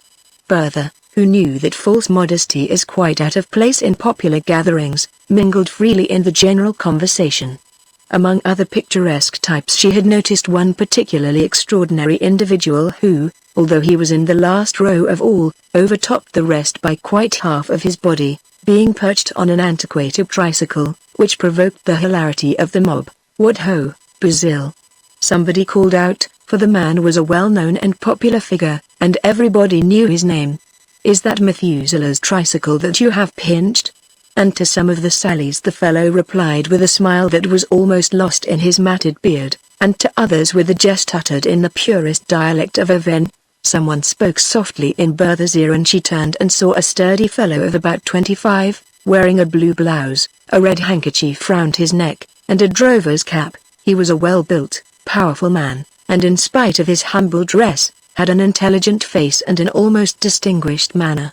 Bertha responded amiably, and a few commonplace remarks were exchanged between the two. "In case you care to know, my name's Juliet," said the man, and Bertha replied frankly, but without otherwise compromising herself. "And I am Bob, or Bobinette, whichever you like. I am Hogshead Geoffroy's sister," she added with a little touch of pride. A murmur ran round the crowd. Mealy Benoit was going through his trial. The great fellow came along with rapid, rhythmical step, with supple limbs and chest hunched forward. Surely balanced on his broad shoulders and the nape of his neck was an enormous sack of meal, accurately weighed to scale 300 weight. Without the least hesitation or slackening of pace, he covered the 200 yards, reaching the goal perfectly fresh and fit. He stood for a moment or two in front of the judges, displaying the mighty muscles of his naked chest, over which the perspiration was running, and evincing genuine delight in not freeing himself from his heavy burden at the earliest possible moment. The applause was enthusiastic and immediate, but silence quickly fell again and all eyes turned towards the starting post. It was Hogshead Geoffroy's turn. The giant was really a splendid sight. Instead of walking as his rival had done, he began to step like a gymnast, and the crowd yelled their delight. It seemed that he must beat his rival's time easily, but all at once the great sack on his shoulders was seen to shake, and Geoffroy almost stopped, uttering a heavy groan before he got going again. The crowd looked on in surprise. Where he had just set his feet there was a wet mark upon the asphalt. Geoffroy had slipped on a piece of orange peel. But he managed to restore the equilibrium of the sack, and, taught caution by the risk he had just run, he finished the course with measured steps. 2 hours later the result of the competition was announced. Hogshead Geoffroy and Mealy Benoit were bracketed equal. Having taken exactly the same time to cover the course, upon the result of the written examination would depend the final issue, and the matter was all the more important because this year there was but one vacancy for a market porter. Bertha, or Bobinette, was vehemently discussing with her neighbors the mishap that had befallen Geoffroy during his trial. A man dressed in a shabby black overcoat buttoned up to the chin, and wearing a kind of jockey cap on his greasy hair, was watching her intently, seeming to agree with all she said while really interested in something else. Bertha, who was very intent upon the matter in hand, did not notice this individual's manner. It was Juliet, her faithful squire for the last 2 hours, who got her away. "Come," he said, taking her by the sleeve, "you know your brother is waiting for you." And as she yielded to his insistence he whispered in her ear, "That chap's a dirty-looking rascal, I don't think much of him." "He certainly is uncommonly ugly," the girl admitted, and then like the trained nurse that she was, she added, "And did you notice his complexion? The man must be ill, he is absolutely green." Chapter 17 At the St. Anthony's Pig, "Pay for a drink, and I'll listen to you," said Hogshead Geoffroy to his sister. After numerous visits to the many bars and drinking saloons that surround the markets, they had finally gone for a late supper into the St. Anthony's Pig, the most popular tavern in the neighborhood, Geoffroy having reconciled himself to waiting for the result of the examination, which would not be announced until the following day. A new and original attraction had been stationed outside the St. Anthony's Pig for the last few days. After the formal inquiries succeeding his discovery of the drowned body in the river, Brazil had come to Paris to see the Eiffel Tower. He had met with but a week's delay in his itinerary, having been locked up for the time at Orleans for some trifling misdemeanor. On entering the capital, Brazil's extraordinary equipage had caused quite a sensation, and as the worthy fellow, with utter disregard of the heavy traffic in the city, had careered about in it through the most crowded streets, he had very soon been run in and taken to the nearest lockup. His train had been confiscated for 48 hours, but as there was nothing really to be objected against the tramp, he had merely been requested to make himself scarce, and not to do it again. Boozil did not quite know what to make of it all. But while he was towing his 2 carriages behind his tricycle towards the Champ de Mars, from which point he would at last be able to contemplate the Eiffel Tower, he had fallen in with the editor of the Auto, to whom, in exchange for a bottle of wine at the next cafe, he had ingenuously confided his story. A sensational article about the globe-trotting tramp appeared in the next number of that famous sporting journal, and Boozil woke to find himself famous.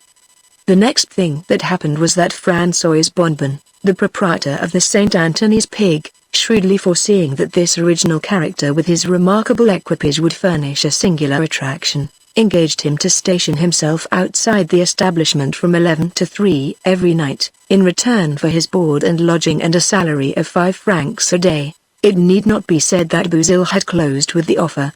But getting tired of cooling his heels on the doorstep, he had gradually taken to leaving his train on the pavement and himself going down into the basement hall, where he generously returned his 5 francs every night to the proprietor, in exchange for potations to that amount. In the basement of the St. Anthony's Pig the atmosphere was steadily getting cloudier, and the noise louder.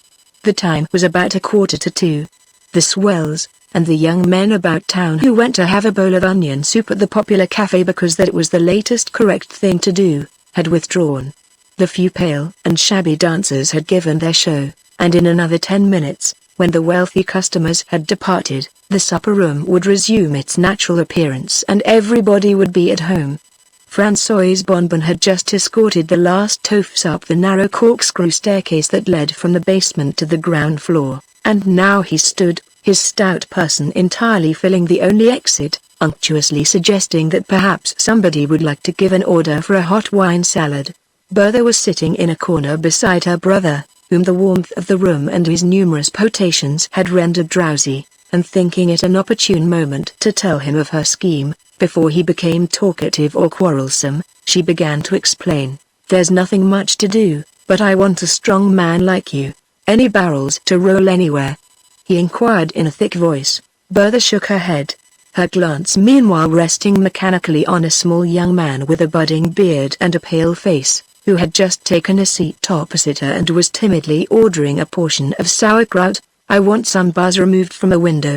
They are iron bars set in stone, but the stone is worn and the bars are very rusty, and anybody with a little strength could wrench them out." "And that's all?" Geoffroy inquired suspiciously. "Yes, that's all." "Then I shall be very glad to help you. I suppose it will be worth something, won't it?" He broke off short, noticing that a man sitting close by seemed to be listening attentively to the conversation. Bertha followed his eyes, and then turned with a smile to her brother. "That's all right, don't mind, I know that man," and in proof of the statement she held out a friendly hand to the individual who seemed to be spying upon them. "Good evening again, M. Juliet, how are you, since I saw you just now? I did not notice you were here." Juliet shook hands with her and without evincing any further interest in her, went on with the conversation he was having with his own companion, a clean-shaven fellow. "Go on, Billy Tom," he said in low tones. "Tell me what has happened." "Well, there has been the devil to pay at the Royal Palace, owing to that accident, you know. Of course I was not mixed up in it in any way, I'm only interpreter, and I stick to my own job. But 3 weeks after the affair, Muller was suddenly kicked out, owing to the door having been opened for the chap who worked the robbery." Muller? Said Juliet, seeming to be searching his memory. "Who is Muller?" "Why, the watchman on the 2nd floor." "Oh, yes, and who turned him out?" "I think his name is Juve." "Oh ho!" Juliet muttered to himself. "I thought as much." There was a noise at the entrance of the hall, and down the corkscrew staircase came 2 people who, judging by the greeting they received, were very popular: Ernestine, a well-known figure, and Mealy Benoit, who was very drunk. Benoit lurched from one table to another, leaning on every head and pair of shoulders that came his way, and reached an empty seat on a lounge into which he crushed, half squashing the pale young man with the budding beard. The lad made no protest, seeming to be afraid of his neighbor's bulk, but merely wriggled sideways and tried to give the newcomer all the room he wanted. Benoit did not seem even to notice the humble little fellow. But Ernestine took pity on him and assured him that she would look after him. "All right, Sonny," she said, "Mealy won't squash you, and if he tries any of his games on you, Ernestine will look after you." She took his head between her two hands and kissed his forehead affectionately, ignoring Mealy Benoit's angry protests. "He's a dear little chap, I like him," she said to the company at large. "What's your name, dearie?" The boy blushed to the tips of his ears. "Paul," he murmured. But François Bonbon, the proprietor, with his usual keen eye to business, arrived just then and set down before Mealy Benoit the famous hot wine salad of which he had spoken before. Behind Bonbon came Bouzille, who had left his turn out on the pavement and come down into the supper room to eat and drink his 5 francs, and more if credit could be got. Benoit caught sight of Hogshead Geoffroy and immediately offered to clink glasses with him. He pushed a glass towards him, inviting him to dip it with the rest into the steaming bowl, but Geoffroy was warming up under the influence of alcohol, and broke into a sudden flame of wrath at sight of Mealy Benoit. If Benoit should be given the first place, it would be a rank injustice, he reflected, for he, Geoffroy, was most certainly the stronger man. And besides, the sturdy Hogshead was beginning to wonder whether his rival might not have devised an odious plot against him and put the famous piece of orange peel upon the track, but for which Geoffroy would have won hands down. So Geoffroy, very drunk, offered Benoit, who was no whit more sober, the gross affront of refusing to clink glasses with him. "Why, it's you!" exclaimed Bouzille, in ringing tones of such glad surprise that everybody turned round to see whom he was addressing. Juliet and Bertha looked with the rest. "Why, it's the green man of just now," said the asylum nurse to her companion, and he assented, moodily enough. "Yes, it's him right enough." Bouzille took no notice of the attention he had provoked, and did not seem to notice that the green man appeared to be anything but pleased at having been recognized. "I've seen you before, I know," he went on. "Where have I met you?" The green man did not answer. He affected to be engrossed in a most serious conversation with the friend he had brought with him into the supper room, a shabby individual who carried a guitar. But Bouzille was not to be put off, and suddenly he exclaimed, with perfect indifference to what his neighbors might think, "I know, you are the tramp who was arrested with me down there in Lot. The day of that murder, you know, the murder of the Marquis de Langrune." Bouzille in his excitement had caught the green man by the sleeve, but the green man impatiently shook him off, growling angrily. "Well, and what about it?" For some minutes now Hogshead Geoffroy and Mealy Benoit had been exchanging threatening glances. Geoffroy had given voice to his suspicions, and kind friends have not failed to report his words to Benoit.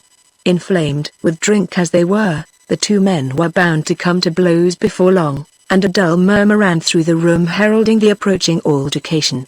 Bertha, anxious on her brother's behalf, and a little frightened on her own, did all she could to induce Geoffroy to come away. But even though she promised to pay for any number of drinks elsewhere, he refused to budge from the bench where he was sitting hunched up in a corner. When at length he got rid of Bouzille and his exasperating garrulity, the green man resumed his conversation with his friend with the guitar. "It's rather odd that he hasn't a trace of accent," the latter remarked. "Oh, it's nothing for a fellow like Gurn to speak French like a Frenchman," said the green man in a low tone. Then he stopped nervously. Ernestine was walking about among the company, chatting to one and another and getting drinks, and he fancied that she was listening to what he said. But another duologue rose audible in another part of the room. "If the gentleman would like to show his strength, there's someone ready to take him on." Hogshead Geoffroy had thrown down his glove. Silence fell upon the room. It was Mealy Benoit's turn to answer. At that precise moment, however, Benoit was draining the salad bowl. He slowly swallowed the last of the red liquid. "One can't do two things at once," laid the bowl down, empty, on the table, and in thundering, dignified tones demanded another, wiped his lips on the back of his sleeve, and turned his huge head towards the corner where Geoffroy was hunched up, saying, "Will the gentleman kindly repeat his last remark?" Ernestine moved furtively to Juliet's side, and affecting to be interested only in the argument going on between Geoffroy and Benoit, said without looking at him. The pale man, with the greenish complexion, said to the man with the guitar, "It's he, all right, because of the burn in the palm of his hand." Juliet choked back an oath, and instinctively clenched his fist, but Ernestine already had moved on and was huskily chaffing the young man with the budding beard. Juliet sat with somber face and angry eyes, only replying in curt monosyllables to the occasional remarks of his next neighbor, Billy Tom. Marie, the waitress, was passing near him and he signed to her to stop. "Say, Marie," he said, nodding towards the window that was behind him, "what does that window open onto?" The girl thought for a moment. "Onto the cellar," she said. "This hall is in the basement." "And the cellar," Juliet went on, "how do you get out of that?" "You can't," the servant answered. "There's no door, you have to come through here." Momentarily becoming more uneasy, Juliet scrutinized the long tunnel of a room at the extreme end of which he was sitting. There was only one means of egress, up the narrow corkscrew staircase leading to the ground floor, and at the very foot of that staircase was the table occupied by the green man and the man with the guitar. A plate aimed by Hogshead Geoffroy at Mealy Benoit crashed against the opposite wall. Everyone jumped to his feet. The women screaming, the men swearing. The two market porters stood confronting one another, Hogshead Geoffroy brandishing a chair, Benoit trying to wrench the marble top from a table to serve as a weapon. The melee became general, plates smashing on the floor, and dinner things flying towards the ceiling. Suddenly a shot rang out, but quickly though it had been fired, the green man and the man with the guitar had seen who fired it. For the last few minutes, indeed, these two mysterious individuals had never taken their eyes off Juliet, whom Bertha had supposed from his appearance to be an honest cattle drover, was undoubtedly a wonderful shot. Having observed that the room was lighted by a single chandelier composed of 3 electric lamps, and that the current was supplied by only 2 wires running along the corners, Juliet had taken aim at the wires and cut them clean in 2 with a single shot. Immediately following upon the shot, the room was plunged into absolute darkness. A perfectly incredible uproar ensued, men and women struggling together and shouting and trampling one another down, and crockery and dinner things crashing down from the sideboards and tables onto the floor. Above the din a sudden hoarse cry of pain rang out, "Help!" And simultaneously Bertha, who was lost among the mob, heard a muttered exclamation in her ear and felt 2 hands groping all over her body as if trying to identify her. The young nurse was the only woman in the room wearing a hat. Half swooning with terror, she felt herself picked up and thrust upon a bench, and then someone whispered in a vinous voice, "You are not to help number 25, the Rambert woman, to escape." Bertha was so utterly astonished that she overcame her fright sufficiently to stammer out a question. "But what? But who?" Lower still, but yet more peremptorily, the voice became audible again. "Fantômas forbids you to do it. And if you disobey, you die." The nurse dropped back upon the bench half fainting with fright, and the row in the supper room grew worse. 3 men were fighting now, the green man being at grips with 2 at once. The green man did not seem to feel the blows rained on him, but with a strength that was far beyond the ordinary he gripped hold of an arm and slid his hands along the sleeve, never letting go of the arm, until he reached the wrist, when wrenching open the clenched fist he slipped his fingers onto the palm of the hand. A little exclamation of triumph escaped him, and simultaneously the owner of the hand uttered an exclamation of pain, for the green man's fingers had touched a still raw wound upon the hollow of the palm. But at that instant his leg was caught between 2 powerful knees, and the slightest pressure more would have broken it. The green man was forced to let go the hand he held. He fell to the ground with his adversary upon him, and for a moment thought that he was lost. But at the same moment his adversary let go of him in turn, having been taken by surprise by yet a 3rd combatant who joined in the fray and separated the first 2, devoting himself to a furious assault upon the man whom the green man had tried to capture. The green man passed a rapid hand over the individual who had just rescued him from the fierce assault, and was conscious of a shock of surprise as he identified the young man with the budding beard. Thereupon he collared him firmly by the neck and did not let him go. In the crush the combatants had been forced towards the staircase, and at this narrow entrance into the hall bodies were being trampled underfoot and piercing screams rent the air. François Bonbon had not made the least attempt to interfere. He knew exactly the proper procedure when trouble of this sort broke out, and he had gone to the corner of the street and sent the constable on duty there to the nearest police station for help. Directly the first gendarmes arrived, François Bonbon led them behind the counter in the shop and showed them the fire hose, with the skill acquired by long practice. They rapidly unrolled the pipe, introduced it into the narrow mouth of the staircase, turned on the tap, and proceeded to drench everybody in the supper room below. The unexpected sousing pulled the combatants up short, separated all the champions, and drove the howling and shrieking mob back to the far end of the room. The operation lasted for a good 5 minutes, and when the gendarmes considered that the customers of the St. Anthony's Pig were sufficiently quieted down, the sergeant threw the light of a lantern, which the proprietor obligingly had ready for him, over the supper room, and peremptorily ordered the company to come up, one by one. Seeing that resistance would be futile, the company obeyed. As they slowly emerged at the top of the corkscrew staircase, meek and subdued, the gendarmes at the top arrested them, slipped handcuffs on them, and sent them off in couples to the station. When the sergeant assumed that everyone had come out, he went down into the supper room, just to make sure that nobody was still hiding there. But the room was not quite empty. One unfortunate man was lying on the floor, bathed in his own blood.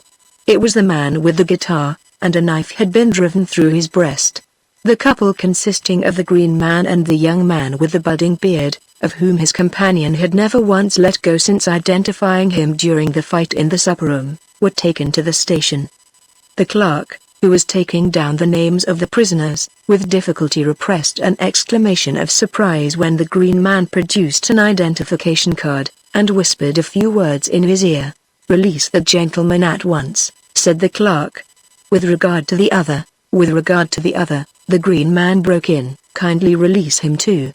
I want to keep him with me." The clerk bowed in consent, and both men were immediately released from their handcuffs. The young man stared in astonishment at the individual who a minute before had been his companion in bonds, and was about to thank him, but the other grasped him firmly by the wrist, as though to warn him of the impossibility of flight, and led him out of the police station. In the street they met the sergeant with a gendarme bringing in the unfortunate man with the guitar, who was just breathing, and in whom the officials had recognized a detective inspector.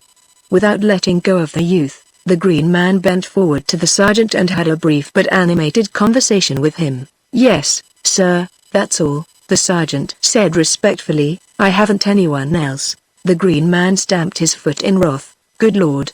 Gurn has got away." Towards the Rue Montmartre the green man rapidly dragged his companion, who was trembling in every limb, and utterly at a loss to guess what the future held in store for him. Suddenly the green man halted, just under the light of a street lamp outside the church of Saint Eustache.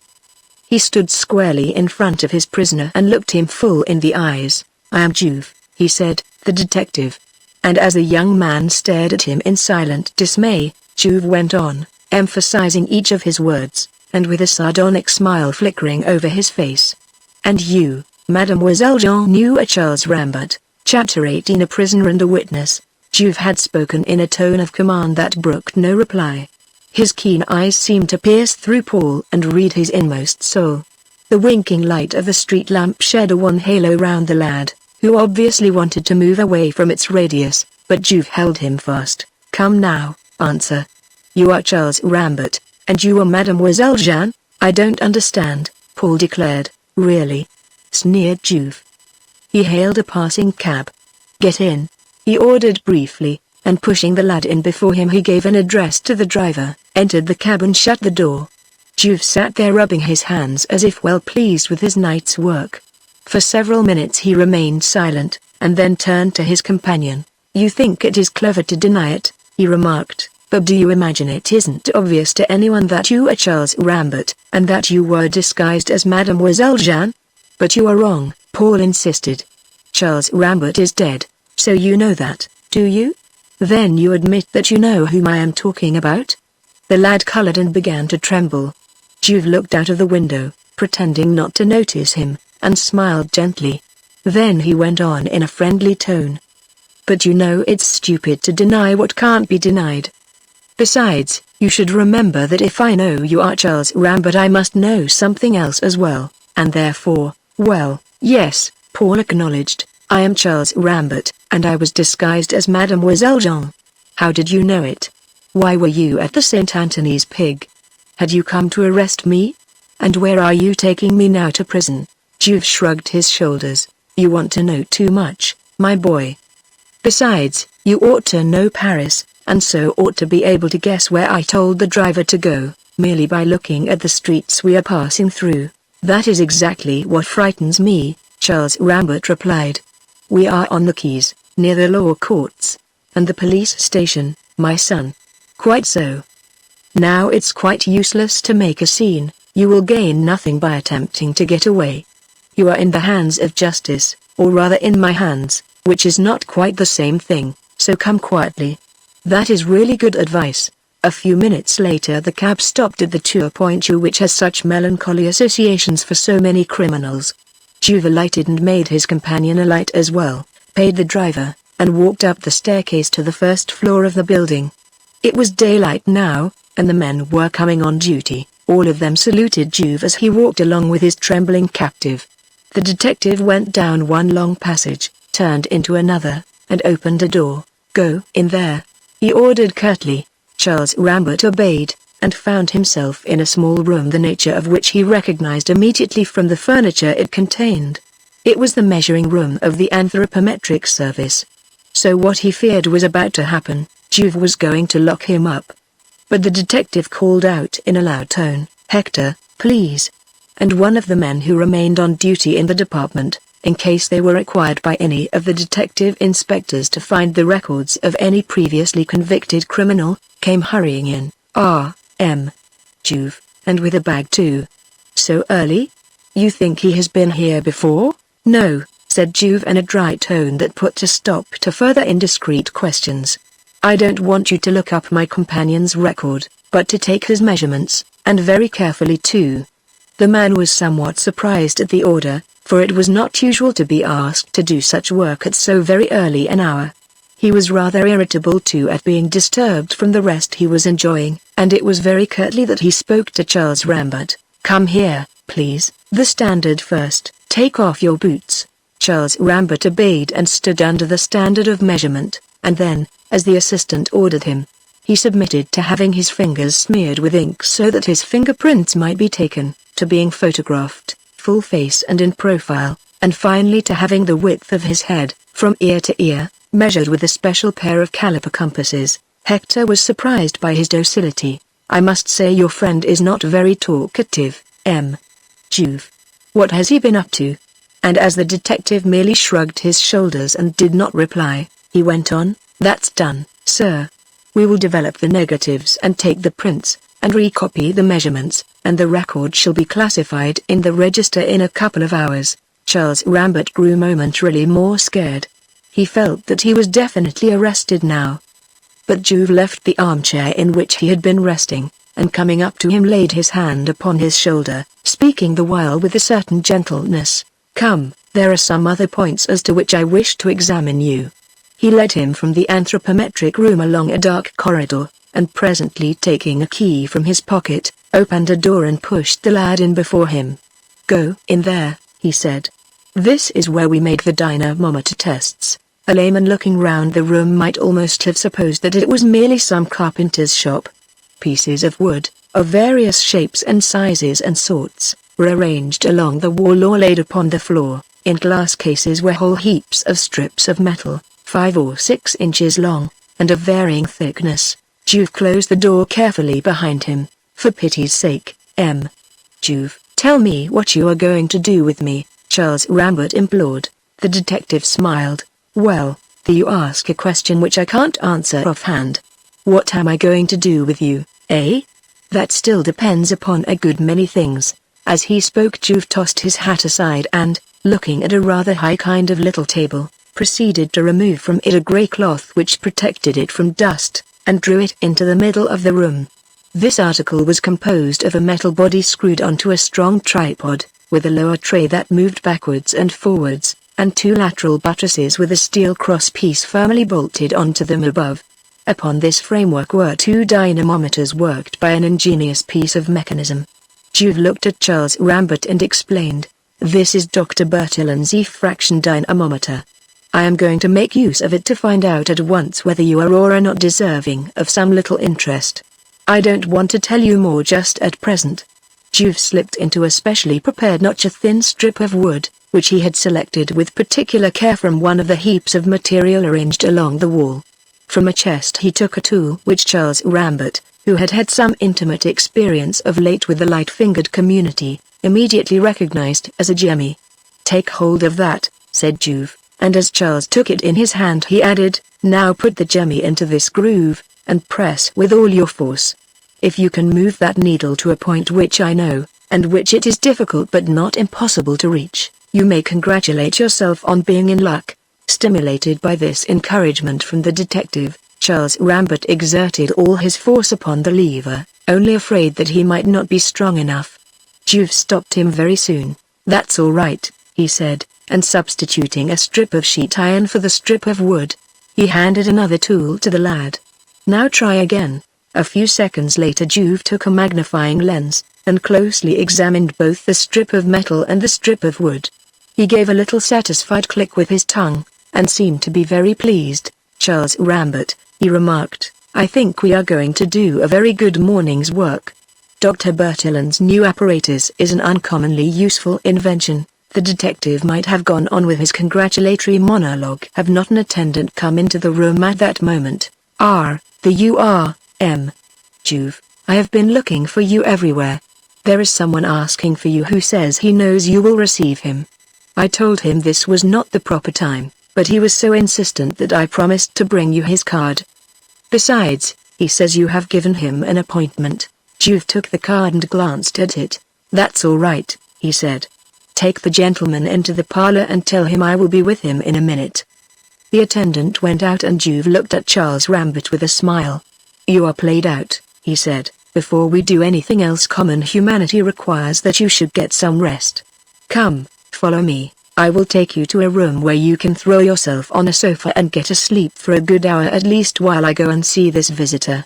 He led the lad into a small waiting room, and as Charles Rambert obediently stretched himself upon the sofa, Juve looked at the pale and nervous and completely silent boy, and said with even greater gentleness, "There, go to sleep, sleep quietly," and presently, Juve left the room, and called a man to whom he gave an order in a low tone. "Stay with that gentleman, please. He is a friend of mine, but a friend, you understand, who must not leave this place. I am going to see someone, but I will come up again presently," and Juve hurried downstairs to the parlor. The visitor rose as the door opened, and Juve made a formal bow. "M. Gervais Aventin?" he said. "M. Gervais Aventin," the gentleman replied. "And you are Detective Inspector Juve?" "I am, sir," the detective answered, and pointing his visitor to a chair he took a seat himself at a small table littered with official documents. "Sir," Juve began, "I ventured to send you that pressing invitation to come to Paris today, because from inquiries I had made about you, I was sure that you were a man with a sense of duty, who would not resent being put to inconvenience when it was a question of cooperating in a work of justice and of truth." The visitor, a man of perhaps 30, of somewhat fashionable appearance and careful though quiet dress, manifested much surprise. "Inquiries about me, sir? And pray, why?" "I must confess that I was very much astonished when I received your letter informing me that the famous Detective Inspector Juve wished to see me, and at first I suspected some practical joke. On consideration I decided to obey your summons without further pressing, but I did not imagine that you would have made any inquiries about me. How do you know me, may I ask?" Juve smiled. "Is it the fact?" he inquired, instead of replying directly, for like the good detective that he was, intensely keen on his work, he enjoyed mystifying people with whom he conversed. "Is it the fact that your name is Gervais Aventin? A civil engineer? The possessor of considerable private means? About to be married? And that lately you made a short journey to Limoges?" The young man nodded and smiled. "Your information is perfectly correct in every particular.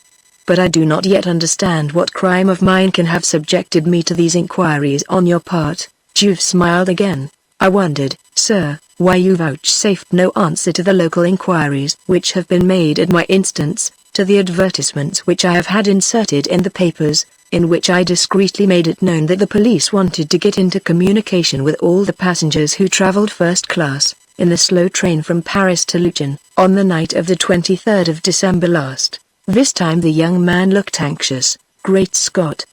He exclaimed, are you in the employment of my future father-in-law? Juve burst into the roar of laughter. First acknowledge that you did travel by that train on that night, that you got into it at Wiertzen, where you live and where you are going to be married, and that you were going to Limoges to see a lady and that you did not want your fiancé's family to know anything about it. Gervais Aventin pulled himself together. I had no idea that the official police undertook espionage of that sort, he said rather dryly. But it is true, sir, that I went to Limoges, my last post before I was appointed to Wiertzen, to take a final farewell to a lady.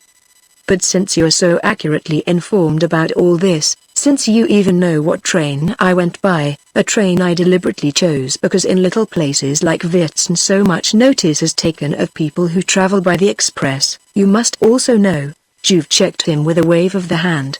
A truce to jesting, he said. Excuse me, sir, I was only amusing myself by observing once more how quickly decent people, who have a little peccadillo on their conscience, are disturbed when they think they have been found out. Your love affairs do not matter to me, sir. I don't want to know if you have a lady friend, or not.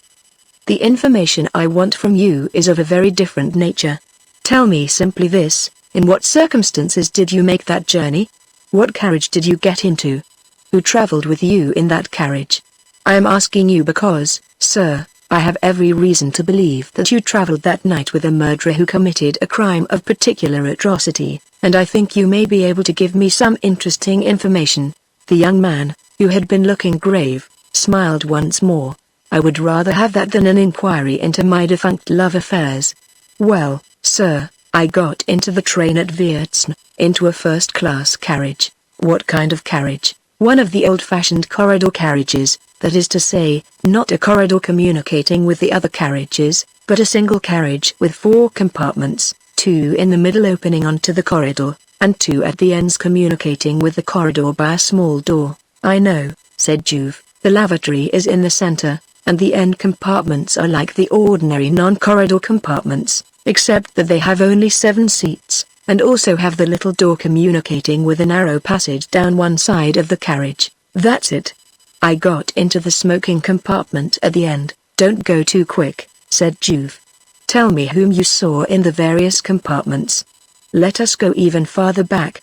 You were on the platform, waiting for the train, it came in, what happened then? You want to be very precise, Gervais Aventin remarked. Well, when the train pulled up I looked for the first-class carriage. It was a few yards away from me, and the corridor was alongside the platform. I got into the corridor and wanted to choose my compartment. I remember clearly that I went first to the rear compartment, the last one in the carriage. I could not get into that, for the door opening into it from the corridor was locked. That is correct, Juve nodded. I know from the guard that that compartment was empty. What did you do then? I turned back and, passing the ladies' compartment and the lavatory, decided to take my seat in the one next it communicating with the corridor. But luck was against me, a pane of glass was broken and it was bitterly cold there, so I had to fall back on the only compartment left, the smoking one towards the front of the train. Were there many of you there? I thought at first that I was going to have a fellow traveler, for there was some luggage and a rug arranged on the seat. But the passenger must have been in the lavatory, for I didn't see him. I lay down on the other seat and went to sleep. When I got out of the train at Limoges, my fellow traveler must have been in the lavatory again, for I remember quite distinctly that he was not on the opposite seat. I thought at the time how easy it would have been for me to steal his luggage and walk off with his valise. Nobody would have seen me. Juve had listened intently to every word of the story. He asked for one further detail with a certain anxiety in his tone. Tell me, sir, when you woke up did you have any impression that the baggage arranged on the seat opposite yours had been disturbed at all? Might the traveler, whom you did not see, have come in for a sleep while you yourself were asleep? Gervais Aventin made a little gesture of uncertainty. I can't answer in the affirmative, Juve. I did not notice that, and, besides, when I got into the compartment, the shade was pulled down over the lamp, and the curtains were drawn across the windows. I hardly saw how the things were arranged. And then, when I got out at Limoges I was in a hurry, and only thought about finding my ticket and jumping onto the platform. but I do not think the other fellow did take his place while I was asleep.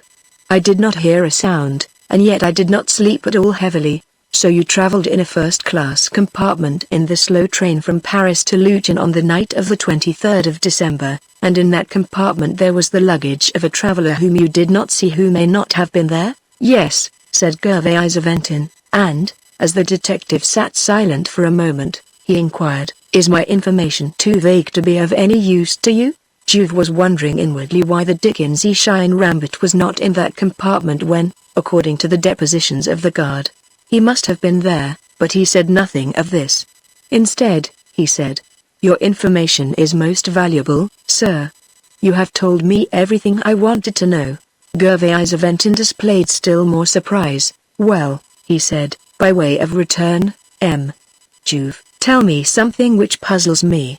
How did you know I traveled by that train that night? The detective drew out his pocketbook, and from an inner pocket produced a first-class ticket, which he held out to the engineer. That is very simple, he replied. Here is your ticket. I wanted to know exactly who everyone was who traveled in that first-class compartment, so I sent for all the first-class tickets which were given up by passengers who left the train at the different stations. That's how I got yours. It had been issued at Wiertzen, the station where you got in, so I interrogated the clerk at the booking office who gave me a description of you. Then I sent down an inspector to Wiertzen to make discreet inquiries, and he got me all the information I required. All I had to do then was to write and ask you to come here today, and the regrettable story of your broken relations with the lady was an ample guarantee to me that you would be punctual at the appointment. Chapter 19. Jerome Fander, whistling a quick step, sure sign with him of a light heart, Juve opened the door of the little room where he had left Charles Rambert, and looked at the sleeping lad. It's a fine thing to be young, he remarked to the man he had left on guard. That boy plunges into the wildest adventures and shaves the scaffold by an inch, and yet after one late night he sleeps as peacefully as any Chancellor of the Legion of Honor. He shook the lad with a friendly hand. Get up, lazy bones. It's 10 o'clock, high time for me to carry you off. Where to? The unhappy boy asked, rubbing his eyes. There's no doubt about inquisitiveness being your besetting sin, Juve replied cryptically. Well, we've got a quarter of an hour's drive in front of us. But you're not going to prison. I'm going to take you home with me.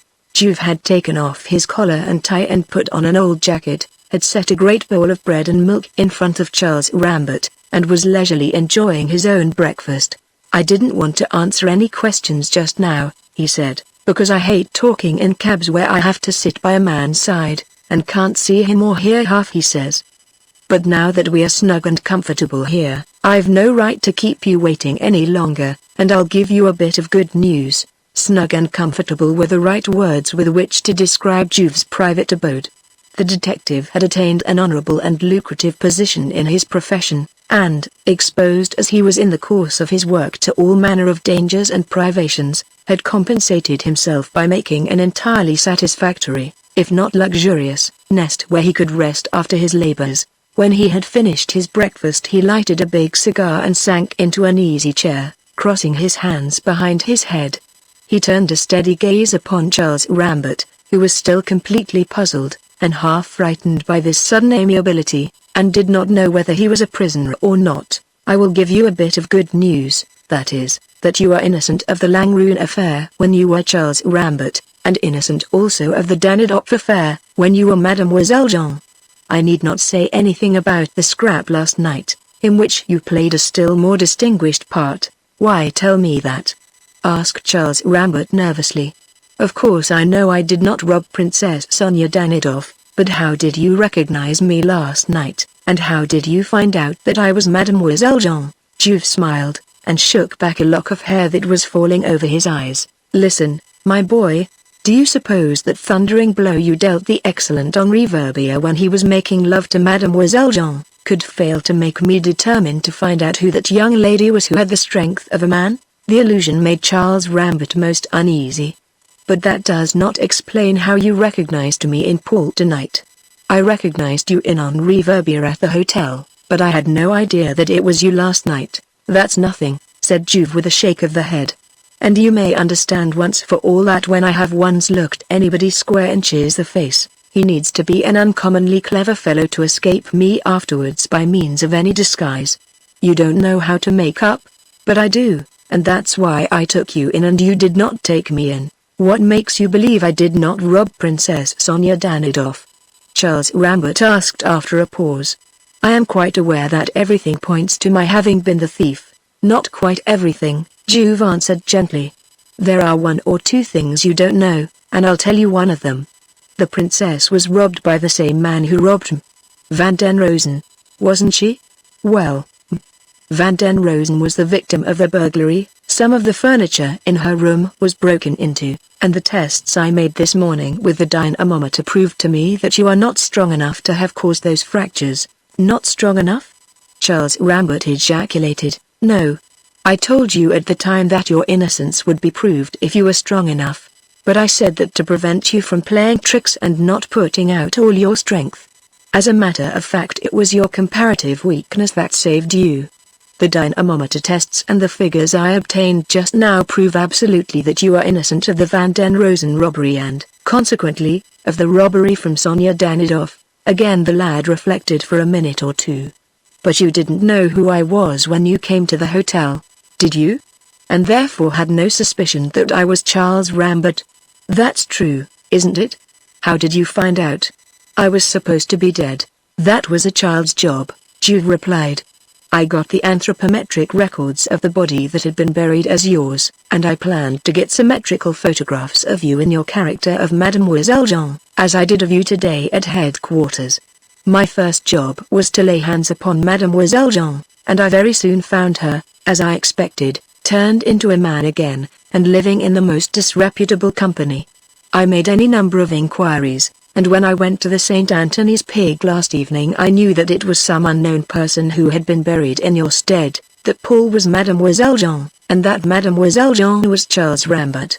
It was my intention to arrest you, and to ascertain definitely by means of the dynamometer that you were innocent of the Langrune and the Danidoff crimes. What you tell me about the dynamometer explains how you know I am not the man who committed the robbery at the hotel, but what clears me in your eyes of the Langrune murder, bless my soul.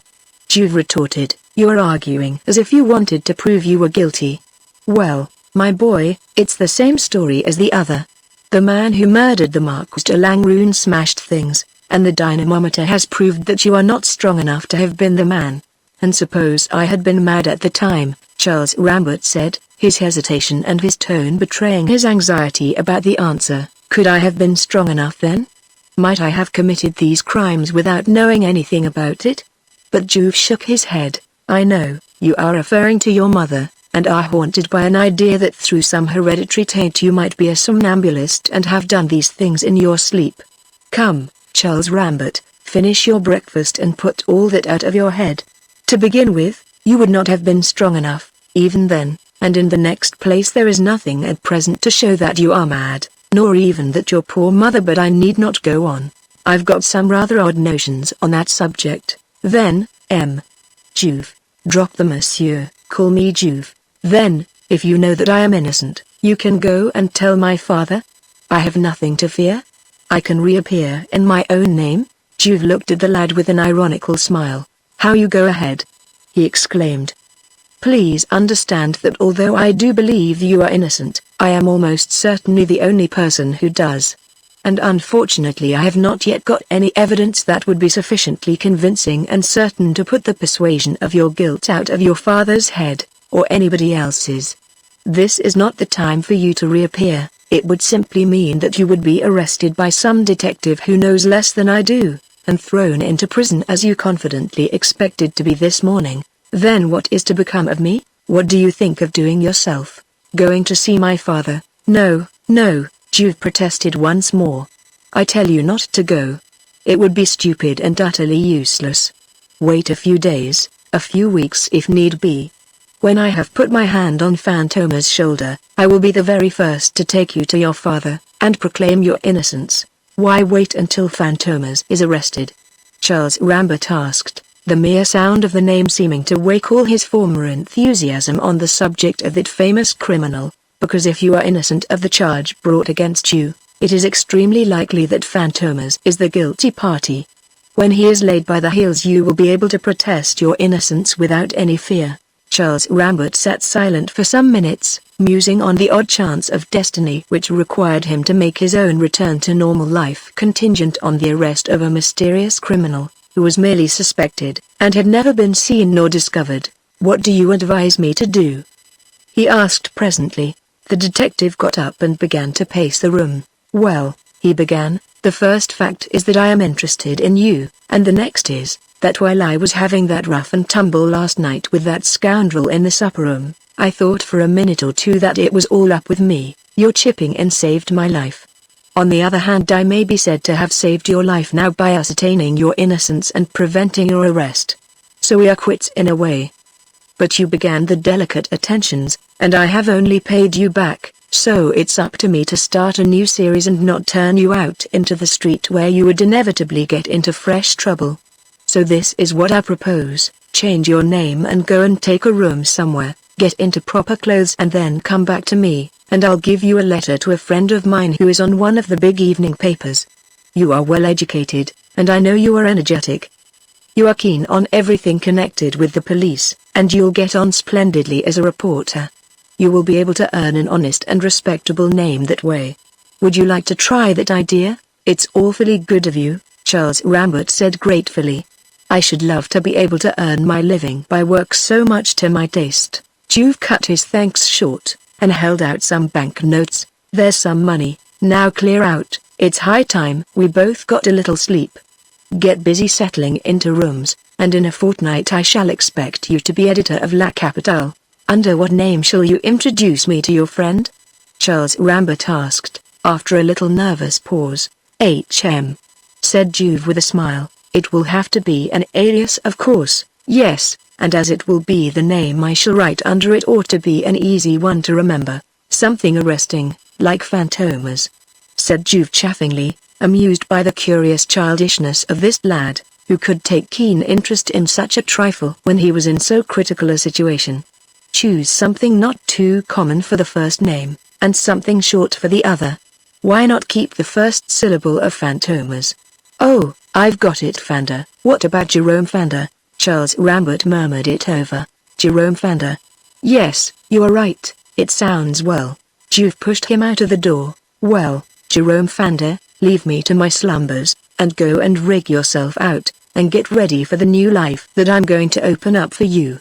Bewildered by the amazing adventures of which he had just been the central figure, Charles Rambert, or Jerome Fanda, walked down Juve's staircase wondering, why should he take so much trouble about me? What interest or what motive can he have? And how on earth does he find out such a wonderful lot of things? Chapter 20. A cup of tea. After the tragic death of her husband, Lady Beltham, whose previous life had inclined to the austere, withdrew into almost complete retirement. The world of gaiety and fashion knew her no more. But in the world where poverty and suffering reign, in hospital wards and squalid streets, a tall and beautiful woman might often be seen, robed all in black, with distinguished bearing and eyes serene and grave, distributing alms and consolation as she moved. It was Lady Beltham, kind, good and very pitiful, bent on the work of charity to which she had vowed her days, yet she had not allowed herself to be crushed by sorrow. After the tragedy which left her a widow, she had assumed the effective control of her husband's property, and, helped by faithful friends, had carried on his interests and administered his estates, spreading a halo of kindness all around her. To help her in the heavy correspondence entailed by all these affairs, she found 3 secretaries, none too many. On Michel Rambert's recommendation, Therese Auvenois was now one of these, and the young girl was perfectly happy in her new surroundings. Time was helping her to forget the tragedy which had taken her grandmother from her at Beaulieu, and she enjoyed the company of the well-born, well-bred English gentlewomen. Lady Beltham was reclining on a sofa in the great hall of her house at Nilly. It was a spacious room, furnished half as a lounge and half as an office, and Lady Beltham liked to receive people there. A large glass enclosed balcony commanded a view over the garden and the boulevard Richard Wallace beyond, with the Bois de Boulogne beyond that again. A few minutes before, a footman had brought in a table and set out tea things, and Lady Beltham was reading while Therese and the 2 young English girls were chattering among themselves. The telephone bell rang and Threes answered it. Hello? Yes. Yes, you want to know if you may call this evening? The Reverend O. Yes, you have just come from Scotland? Hold on a minute. She turned to Lady Beltham. It is Mr. William Hope, and he wants to know if you will see him tonight. He has just come from your place in Scotland, the dear man, exclaimed Lady Beltham. Of course he may come, and as Threes turned lightly to convey her permission to the clergyman waiting at the other end of the line, she caught a smile on the face of one of the other girls. What is the joke, Lisbeth? She inquired. The girl laughed brightly. I think the worthy parson must have smelt the tea and toast, and wants to make up for the wretched dinner he got in the train. You are incorrigible, Lady Beltham replied. Mr. Hope is above such material matters. Indeed he isn't, Lady Beltham, the girl persisted. Why, only the other day he told Threes that all food deserved respect and esteem directly a blessing had been asked upon it, and that a badly cooked steak was a kind of sacrilege, a badly cooked pheasant. Threes corrected her. You are both wicked little slanderers, Lady Beltham protested gently, and don't know the blessing a good appetite is. You do, Susanna, don't you? Susanna, a pretty Irish girl, looked up from a letter she was reading, and blushed. Oh, Lady Beltham, I've been ever so much less hungry since Harry's ship sailed. I don't quite see the connection, Lady Beltham answered. Love is good nourishment for the soul, but not for the body. However, a good appetite is nothing to be ashamed of, and you ought to keep your roses for your future husband, and qualify in every way to be an excellent mother of a family, with lots and lots of children. Lisbeth went on wickedly, 7 or 8 daughters at the very least, all of whom will marry nice young clergymen when their time comes, and she stopped speaking and the light chatter died away as a footman entered and announced the Reverend William Hope, who followed him immediately into the room. An elderly man with a full, clean-shaven face and a comfortable portliness of figure. Lady Beltham offered him a cordial hand. I am delighted you are back, she said. Will you have a cup of tea with us?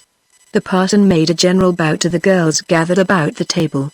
I got a wretched dinner in the train, he began, but Lisbeth interrupted him. Don't you think this tea smells delicious? She asked. The parson put out his hand to take the cup she offered to him, and bowed and smiled. Precisely what I was going to observe, Miss Lisbeth. Threes and Susanna turned away to hide their amusement, and Lady Beltham adroitly changed the subject. She moved towards her writing table. Mr. Hope must have much to tell me, girls, and it is getting late. I must get to business. Did you have a good journey? Quite as good as usual, Lady Beltham. The people at Scotwell Hill are very plucky and good, but it will be a hard winter. There is snow on the hills already. Have the women and children had all their woolen things? Oh, yes, 1,200 garments have been distributed according to a list drawn up by the under-steward. Here it is, and he handed a paper to Lady Beltham, who passed it on to Susanna. I will ask you to check the list, she said to the girl, and turned again to the clergyman. The under-steward is a good fellow, but he is a rabid politician. He may have omitted some families that are openly radical, but I think charity should be given equally to all, for poverty makes no political distinctions. That is the right Christian view, the clergyman said approvingly. And what about the sanatorium at Glasgow? Lady Beltham went on. It is very nearly finished, the good man answered. I have got your lawyers to cut down the contractor's accounts by something like 15%, which means a saving of nearly £300. Excellent, said Lady Beltham, and she turned to Threes. You must add that £300 to the funds of the Scotwell Hill Coal Charity, she said. They will want all of it if the winter is going to be a hard one, and Threes made a note of the instruction, full of admiration for Lady Beltham's simple generosity. But Mr. Hope was fidgeting on his chair. He seized an opportunity when Lady Beltham, busy making notes, had turned her deep and steady eyes away from him, to say in a low tone, Have I your permission just to mention poor Lord Beltham? Lady Beltham started, and her face betrayed an emotion which she bravely controlled. Hearing the name pronounced, the 3 girls withdrew to the far end of the room, where they began to talk among themselves. Lady Beltham signified her assent, and Mr. Hope began. You know, dear friend, this has been my first visit to Scotland since Lord Beltham's death. I found your tenants still grievously upset by the tragedy that occurred nearly a year ago. They have got by heart all the newspaper accounts of the mysterious circumstances attending Lord Beltham's death, but those are not enough to satisfy the sympathetic curiosity of these excellent people, and I was obliged to tell them over and over again in full detail all we knew. I hope no scandal has gathered round his name, said Lady Beltham quickly. You need have no fear of that, the clergyman replied in the same low tone. The rumor that got about when the crime was first discovered, that Lord Beltham had been surprised in an intrigue and killed in revenge, has not won acceptance. Local opinion agrees that he was decoyed into a trap and killed by the man Gurn, who meant to rob him, but who was either surprised or thought he was going to be, and fled before he had time to take the money or the jewels from the body of his victim. They know that the murderer has never been caught, but they also know that there is a price on his head, and they all hope the police so. Forgive me for recalling all these painful memories.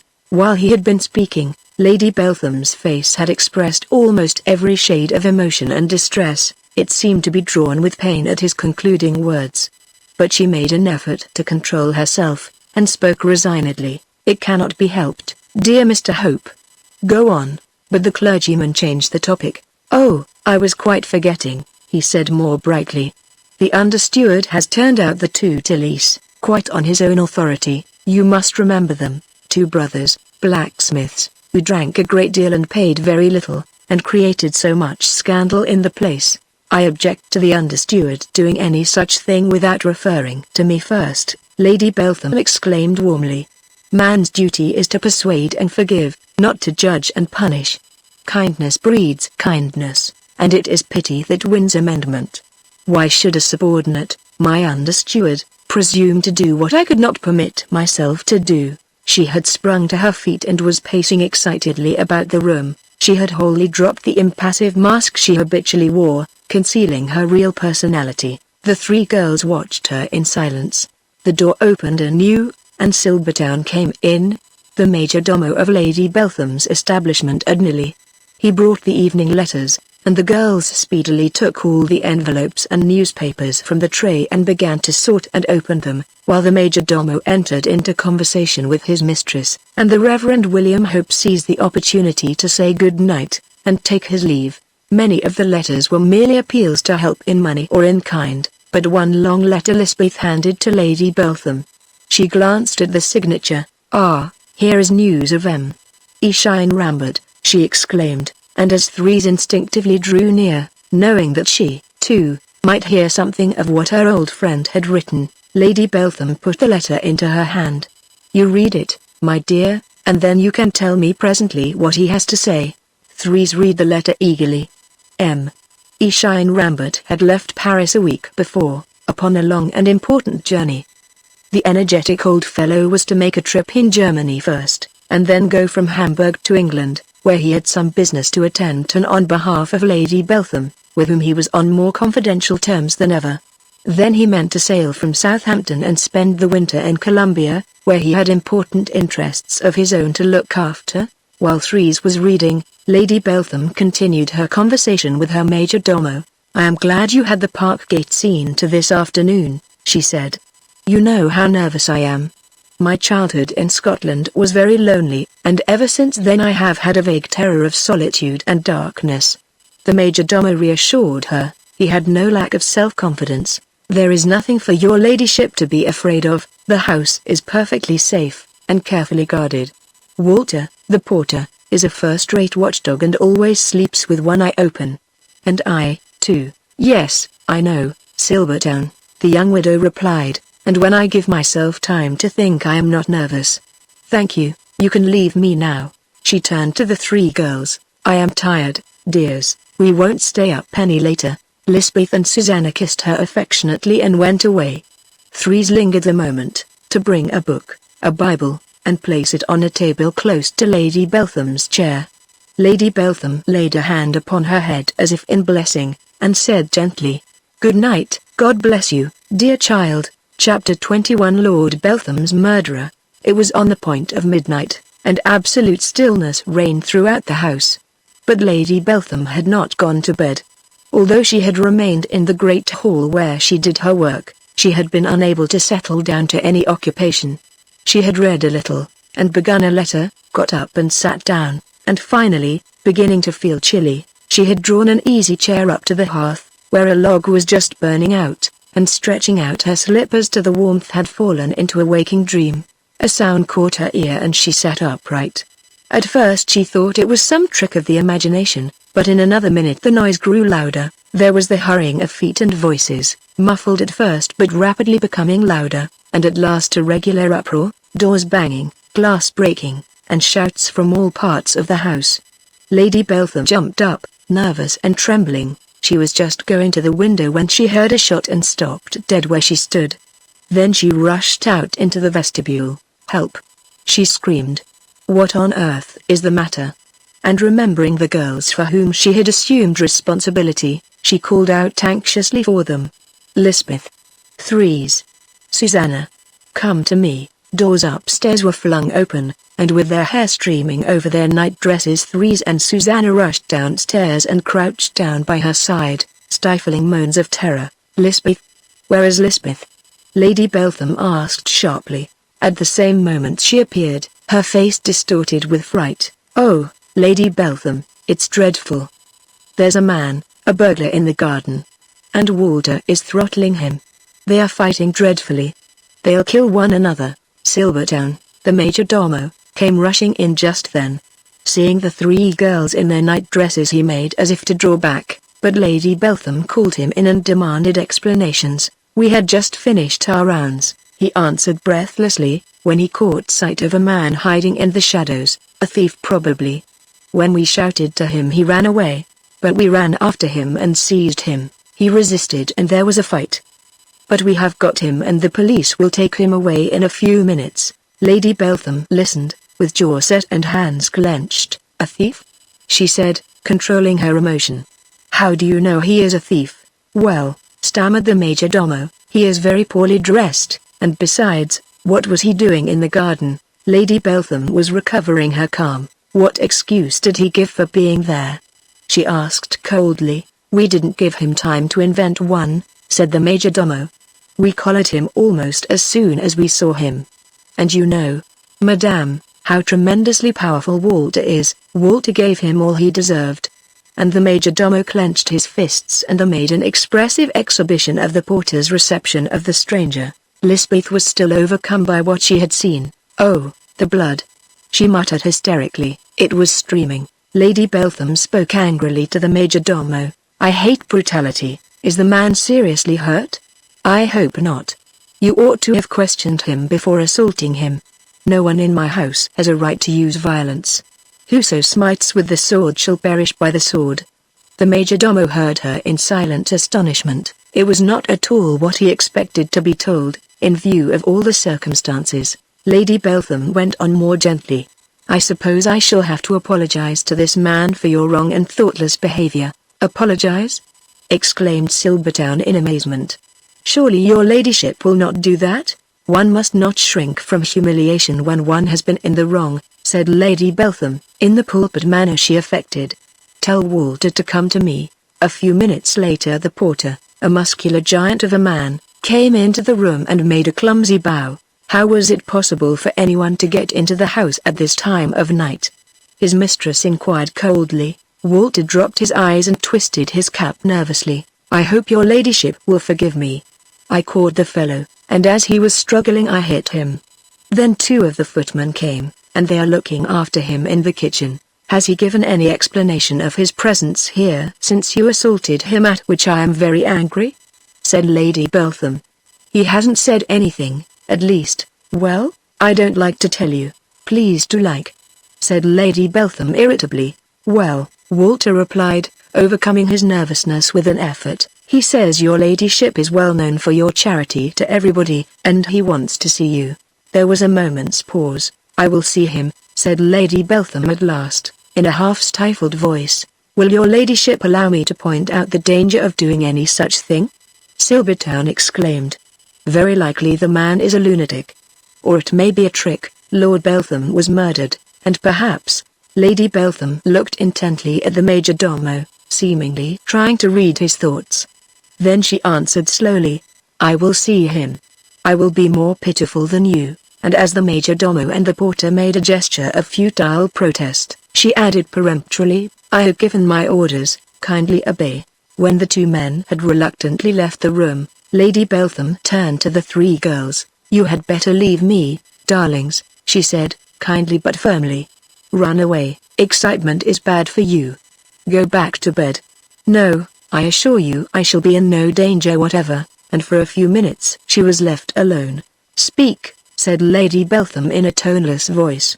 The majordomo and the porter had led in, and placed before her, a man with unkempt hair and ragged beard. He was dressed entirely in black, and his face was tired and haggard. Lady Beltham, ghastly pale, was leaning for support against the back of an armchair. The man did not raise his eyes to her. "I will not speak unless we are alone," he answered dully. "Alone?" said Lady Beltham, fighting down her emotion. "Then it is something serious you have to tell me, if you know anything of people in misfortune." "Madame," the man answered gently, "you know that they do not like to humiliate themselves before those who cannot understand," and he nodded towards the majordomo and the porter. "I do know something of misfortune," Lady Beltham replied, in firmer tones, "and I will hear you alone." She looked at her two servants. "Leave us, please." The majordomo started. "Leave you alone with him? It's madness."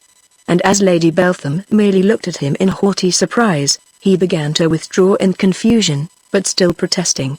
It's your ladyship has no idea what this fellow wants, do please." But Lady Beltham curtly cut him short. "That is enough." A heavy velvet curtain fell over the closing door, and in the room, that was dimly lighted by a small electric lamp, Lady Beltham was alone with the strange individual to whom she had so readily, so oddly, consented to accord a private interview. She followed her servants to the door and locked it after them. Then with a sudden movement she sprang towards the man, who was standing motionless in the middle of the room following her with his eyes, and flung herself into his arms. "Oh, Gurn, my darling, she cried. "I love you. I love you, darling." She looked up at him and saw blood upon his forehead. "Good God! The brutes have hurt you. What pain you must be in. Give me your eyes, your lips." With kisses from her own lips she stanched the blood that was trickling down his cheeks, and with her fingers she smoothed his hair. "I am so happy," she murmured, and broke off again. "But you are mad. Why come here like this, and let yourself be caught and tortured so?" moodily Gurn answered, returning kiss for kiss. "Time has been so long without you. And this evening I was prowling round and saw a light. I thought that everyone would be asleep except you, of course. And so I came straight to you, over walls, and gates drawn to you like a moth to a candle, and that is all." With shining eyes and heaving breast Lady Beltham clung to her lover. "I love you so. How brave you are. Yes, I am wholly, only yours. But this is madness. You might be arrested and given up to no one knows what horror, without my knowing." Gurn seemed to be hypnotized by the fierce and passionate love of this great lady. "I never gave that a thought," he murmured. "I only thought of you." Silence fell upon these tragic lovers as they stood reading love in one another's eyes, and recalling memories common to both, utterly unlike as they were to outward seeming, yet linked by the strongest bond of all, the bond of love. "What happy hours we lived together out there," Lady Beltham whispered. Her thoughts had wandered to the far Transvaal and the battlefield where first she had set eyes on Gurn, the sergeant of artillery with powder-blackened face, and then to the homeward voyage on the mighty steamer that bore them across the blue sea, towards the dull white cliffs of England. Gurn's thoughts followed hers. Out there. Yes, and then on the vast ocean, on the ship homeward bound. The quiet and peace of it all. And our meetings every day, our long, long talks, and longer silences in the clear starlight of those tropical skies. We were learning to know each other, we were learning to love each other, she said. And then London, and Paris, and all the fever of life threatening our love. But that is the strongest thing in the world, and do you remember? Oh, the ecstasy of it all. But, do you remember too what you did for me through me 13 months ago? She had risen, and with white lips and haggard eyes held Gurn's hands within her own in an even tighter grip.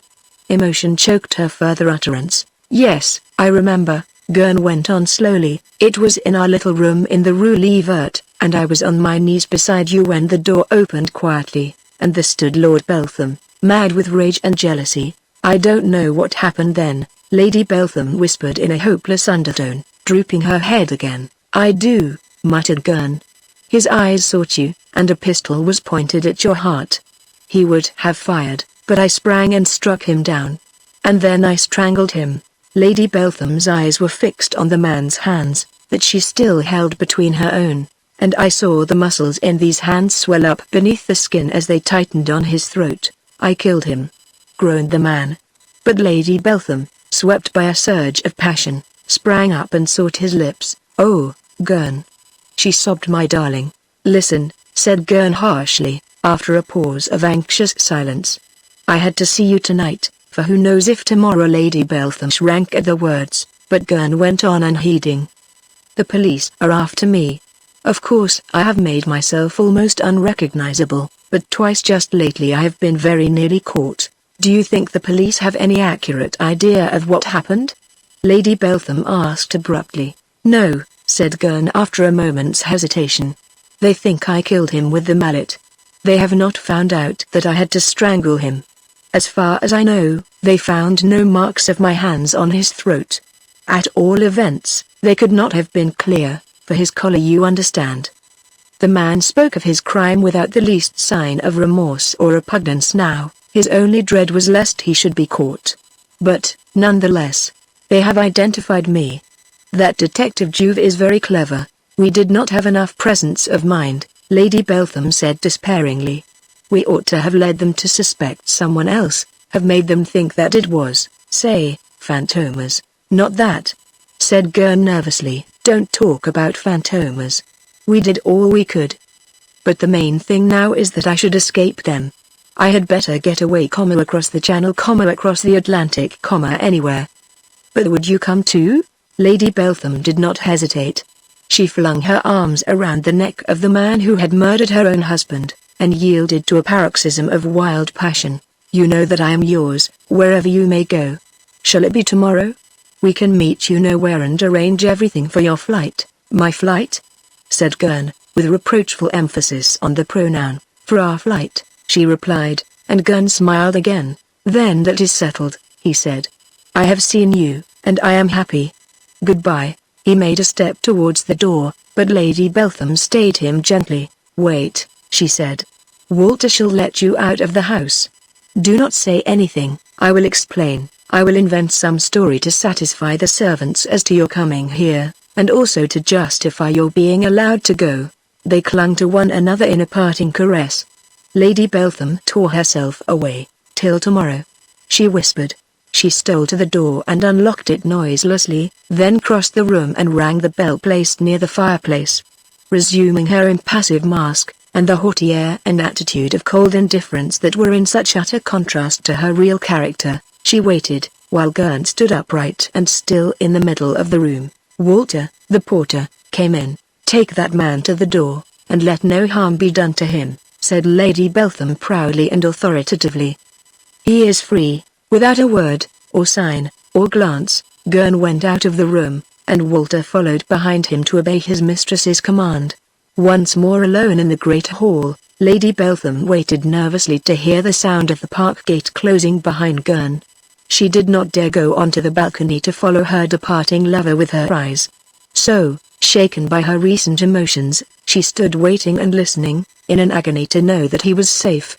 Then, of a sudden, the noise that she had heard an hour before broke on her ears again, the noise of hurrying feet and broken shouts, and words, vague at first but rapidly growing clearer. She crouched forward listening, filled with a horrible fear, her hand laid upon her scarcely beating heart. There he is, hold him. Someone shouted. That's him all right. Look out, Constable. This way, Inspector. Yes, it's him, it's Gurn. Ah, would you?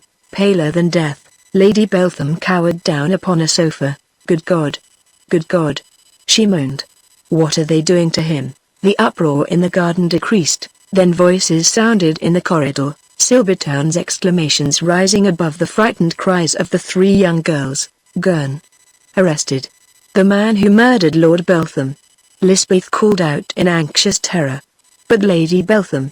Dear God, perhaps he has murdered her too. The door was flung open and the girls rushed in. Lady Beltham, by a tremendous effort of will, had risen to her feet, and was standing by the end of the sofa. Lady Beltham. Alive. Yes, yes. And Threes and Lisbeth and Susanna rushed sobbing to her, and smothered her with caresses, but the agonized woman motioned them away. With hard eyes and set mouth she moved towards the window, straining her ears to listen. From the park outside Gurn's voice rang distinctly. The lover wished to let his mistress know what had happened, and to take a last farewell. I am caught, I am caught. Yes, I am Gurn, and I am caught. The fatal words were still ringing in Lady Beltham's ears when the major domo, Silvertown, came bursting into the room, with radiant face and shining eyes and smiling lips, and hurried to his mistress. I thought as much, he exclaimed excitedly. It was the villain all right. I recognized him from the description, in spite of his beard. I informed the police. As a matter of fact, they have been watching for the last 2 days. Just fancy, your ladyship, a detective was shadowing Gurn, and when he was going out of the house I gave him the signal. Lady Beltham stared at the major domo in mute horror. Yes, she muttered, on the point of swooning. I pointed him out to the police, and it's thanks to me, your ladyship, that Gurn, the murderer, has been arrested at last. For just another moment Lady Beltham stared at the man who gave her these appalling tidings, seemed to strive to utter something, then fell prone to the floor, unconscious. The major domo and the girls sprang to her side to lavish attentions upon her. At that moment the door was pushed a little way open, and the figure of Juve appeared. May I come in? Said he. Chapter 22. The scrap of paper. It was 3 o'clock when Juve arrived at the Rue Levert, and he found the concierge of number 147 just finishing her coffee. Amazed at the results achieved by the detective, the details of which she had learned from the sensational articles in the daily paper she most affected, Delenx had conceived a most respectful admiration for the inspector of the Criminal Investigation Department. That man, she constantly declared to Madame Aurore, it isn't eyes he has in his head, it's telescopes, magnifying glasses. He sees everything in a minute even when it isn't there. She gave him an admiring good afternoon, Inspector, as he came into her lodge, and going to a board on which numbers of keys were hanging, took one down and handed it to him. So there's something fresh today? She said. I've just seen in the paper that M. Gurn has been arrested. So it was my lodger who did it? What a dreadful man. Whoever would have thought it? It turns my blood cold to think of him. Juve was never a man for general conversation, and he was still less interested in the garrulity of this loquacious creature. He took the key and cut short her remarks by walking to the door. Yes, Gurn has been arrested, he said shortly, but he has made no confession, so nothing is known for certain yet. Please go on with your work exactly as though I were not in the house. Delenx. It was his usual phrase, and a constant disappointment to the concierge, who would have asked nothing better than to go upstairs with the detective and watch him at his wonderful work. Juve went up the 5 floors to the flat formerly occupied by Gurn, reflecting somewhat moodily. Of course Gurn's arrest was a success, and it was satisfactory to have the scoundrel under lock and key, but in point of fact Juve had learned nothing new in consequence of the arrest, and he was obsessed with the idea that this murder of Lord Beltham was an altogether exceptional crime. He did not yet know why Gurn had killed Lord Beltham, and he did not even know exactly who Gurn himself was. All he could declare was that the murder had been planned and carried out with marvelous audacity and skill, and that was not enough. Juve let himself into the flat and closed the door carefully behind him. The rooms were in disorder, the result of the searches effected by the police. The rent had not been paid for some time, and as no friend or relation had come forward to assume control of Gurn's interests, the furniture and ornaments of the little flat were to be sold by auction. The detective walked through the rooms, then flung himself into an armchair. He did not know precisely why he had come. He had searched the place a dozen times already since his discovery of the corpse within the trunk, and had found nothing more, no telltale marks or fresh detail, to assist in the elucidation of the mystery. He would have given very much to be able to identify Gurn with some other of the many criminals who had passed through his hands, and still more to be able to identify him with that one most mysterious criminal whose fearful deeds had shocked the world so greatly. Somehow the particular way in which this murder was committed, the very audacity of it, led him to think, to sense, almost to swear that. Juve got up. It was little in accord with his active temperament to sit still. Once more he went all round the flat. The kitchen? Let me see, I have been through everything. The stove? The cupboards? The saucepans? Why, I went so far as to make sure that there was no poison in them, though it seemed a wild idea. The anteroom? Nothing there. The umbrella stand was empty, and the one interesting thing I did see, the torn curtain, has been described and photographed officially. He went back into the dining room. I've searched all the furniture, and I went through all the parcels Gurn had done up before he left, and would, no doubt, have come back for at his leisure, had it not been for my discovery of the body, and the unfortunate publicity the newspapers gave to that fact. In one corner of the room was a heap of old newspapers, crumpled and torn, and thrown down in disorder. Juve kicked them aside. I've looked through all that, even read the agony columns, but there was nothing there. He went into the bedroom and contemplated the bed, that the concierge had stripped, the chairs set one on top of another in a corner, and the wardrobe that stood empty, its former contents scattered on the floor by the police during their search. There, too, nothing was to be found. Against the wall, near the fireplace, was a little escritoire with a cupboard above it, containing a few battered books. My men have been all through that, Juve muttered. It's most unlikely that they missed anything, but perhaps I had better see. He sat down before it and began methodically to sort the scattered papers. With quick, trained glance he scanned each document, putting one after another aside with a grimace expressive of disappointment. Almost the last document he picked up was a long sheet of parchment, and as he unfolded it an exclamation escaped his lips. It was an official notice of Gurn's promotion to the rank of sergeant when fighting under Lord Beltham in the South African War. Juve read it through. He knew English well and laid it down with a gesture of discouragement. It is extraordinary, he muttered. That seems to be perfectly authentic. It is authentic, and it proves that this fellow was a decent fellow and a brave soldier once. That is a fine record of service. He drummed his fingers on the desk and spoke aloud. Is Gurn really Gurn, then, and have I been mistaken from start to finish in the little romance I have been weaving round him? How am I to find the key to the mystery? How am I to prove the truth of what I feel to be so very close to me, but which eludes me every time, just as I seem to be about to grasp it? He went on with his search, and then, looking at the bookcase, took the volumes out and, holding each by its two covers, shook it to make sure that no papers were hidden among the leaves. But all in vain.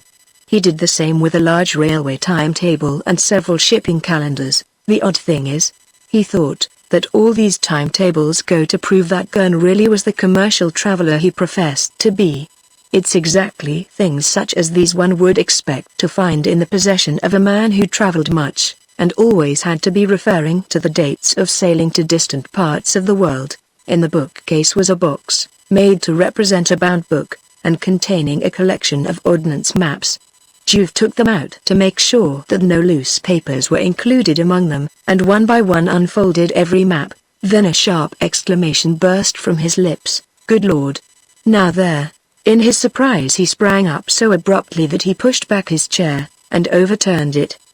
His excitement was so great that his hands were shaking as he carefully spread out upon the desk one of the ordnance maps he had taken from the case.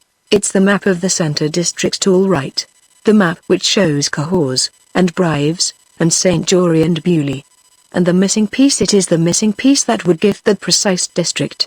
Juve stared at the map with hypnotized gaze, for a piece had been cut out of it, cut out with a penknife neatly and carefully, and that piece must have shown the exact district where the chateau stood which had been occupied by the Marquis de Langrune. Oh, if I could only prove it, prove that the piece missing from this map belonging to Gurn, is really and truly the piece I found near Verrières station just after the murder of the Marquis de Langrune. What a triumph there would be! What a damning proof! What astounding consequences this discovery of mine might have! Juve made a careful note of the number of the map, quickly and nervously, folded it up again, and prepared to leave the flat. He had made but a step or two towards the door when a sharp ring at the bell made him jump. "The deuce!" he exclaimed softly. "Who can be coming to ring gun up when everybody in Paris knows he has been arrested?" And he felt mechanically in his pocket to make sure that his revolver was there. Then he smiled. "What a fool I am. Of course it is only Delenx, wondering why I am staying here so long." He strode to the door, flung it wide open, and then recoiled in astonishment. "You?" he exclaimed, surveying the caller from top to toe. "You? Charles Rambert. Or, I should say, Jerome Fander. Now what the deuce does this mean?" Chapter 23 The Wreck of the Lancaster.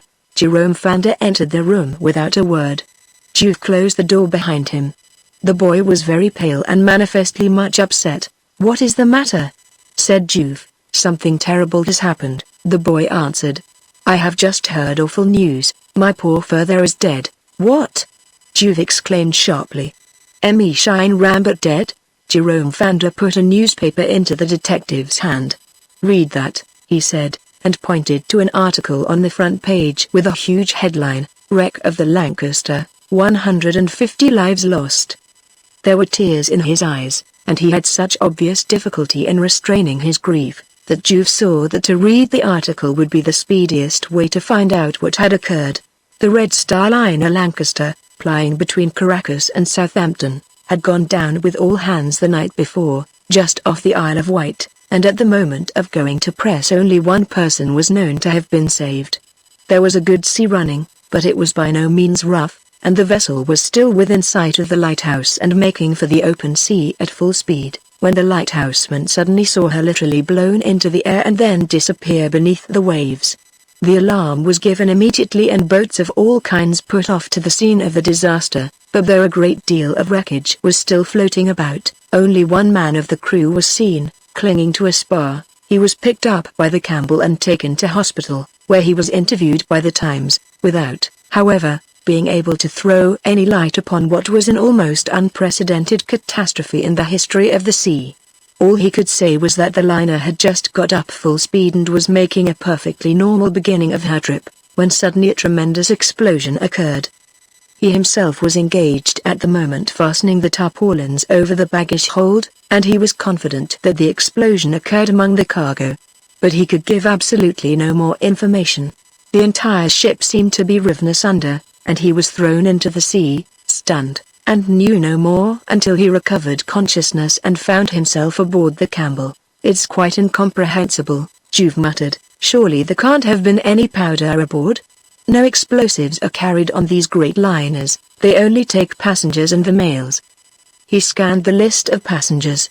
Shine Rambert's name is given among the first-class passengers. "Right enough," he said.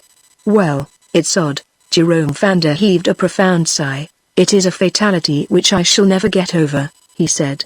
"When you told me the other day that you knew I was innocent, I ought to have gone to see my father, in spite of what you said. I am sure he would have believed me and come to see you. Then you could have convinced him, and I should not have this horrible grief of remembering that he had died without learning that his son was not a bad man, but was quite deserving of his affection." Jerome Fander was making a brave struggle to maintain his self-control, and Juve looked at him without concealing the real sympathy he felt for him in his grief.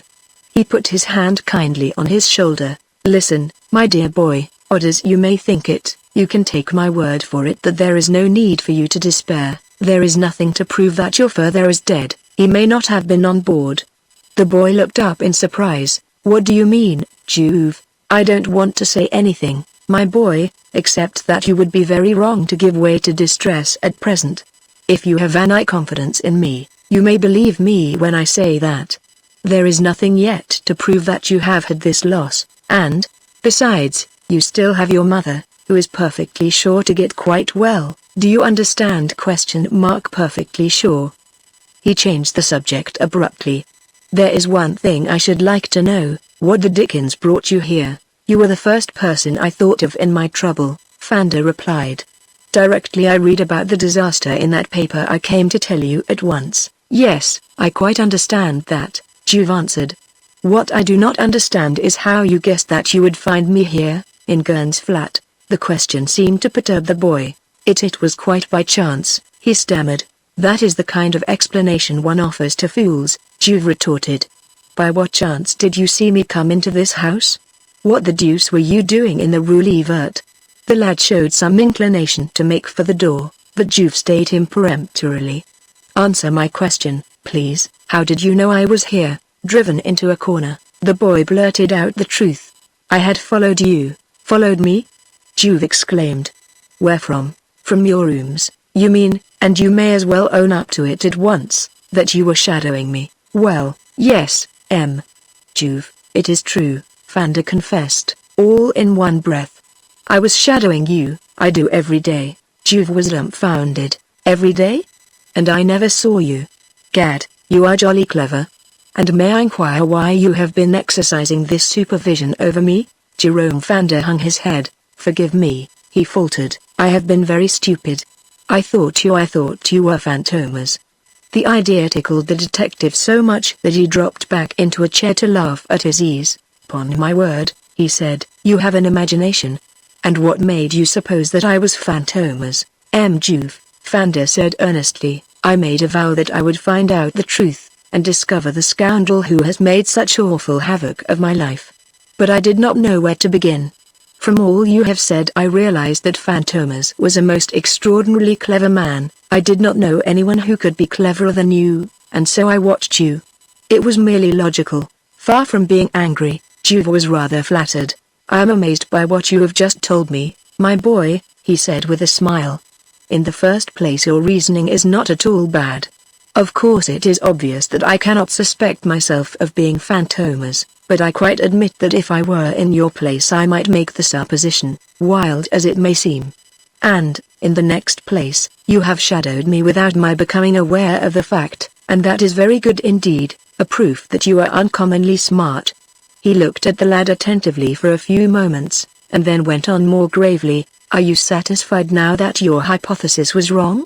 Or do you still suspect me? No, I don't suspect you now, Fanda declared, not since I saw you come into this house. Fantômas certainly would not have come to search Gurn's rooms because, he stopped, and Juve, who was looking at him keenly, did not make him finish what he was saying. Shall I tell you something?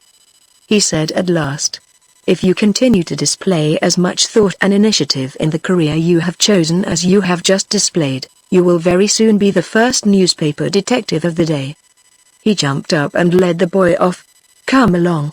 I've got to go to the law courts at once. You've found out something fresh? I'm going to ask them to call an interesting witness in the Gurn affair. Rain had been falling heavily all the morning and afternoon, but within the last few minutes it had almost stopped.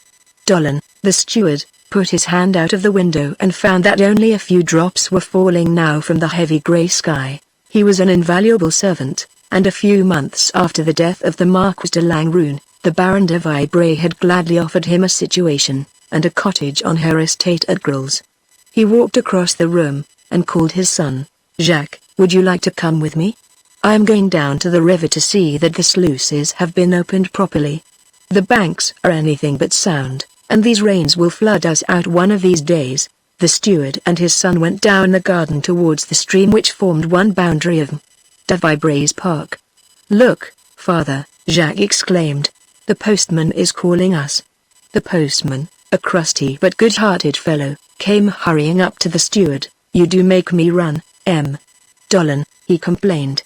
I went to your house this morning to take you a letter, but you weren't there. You might have left it with anybody.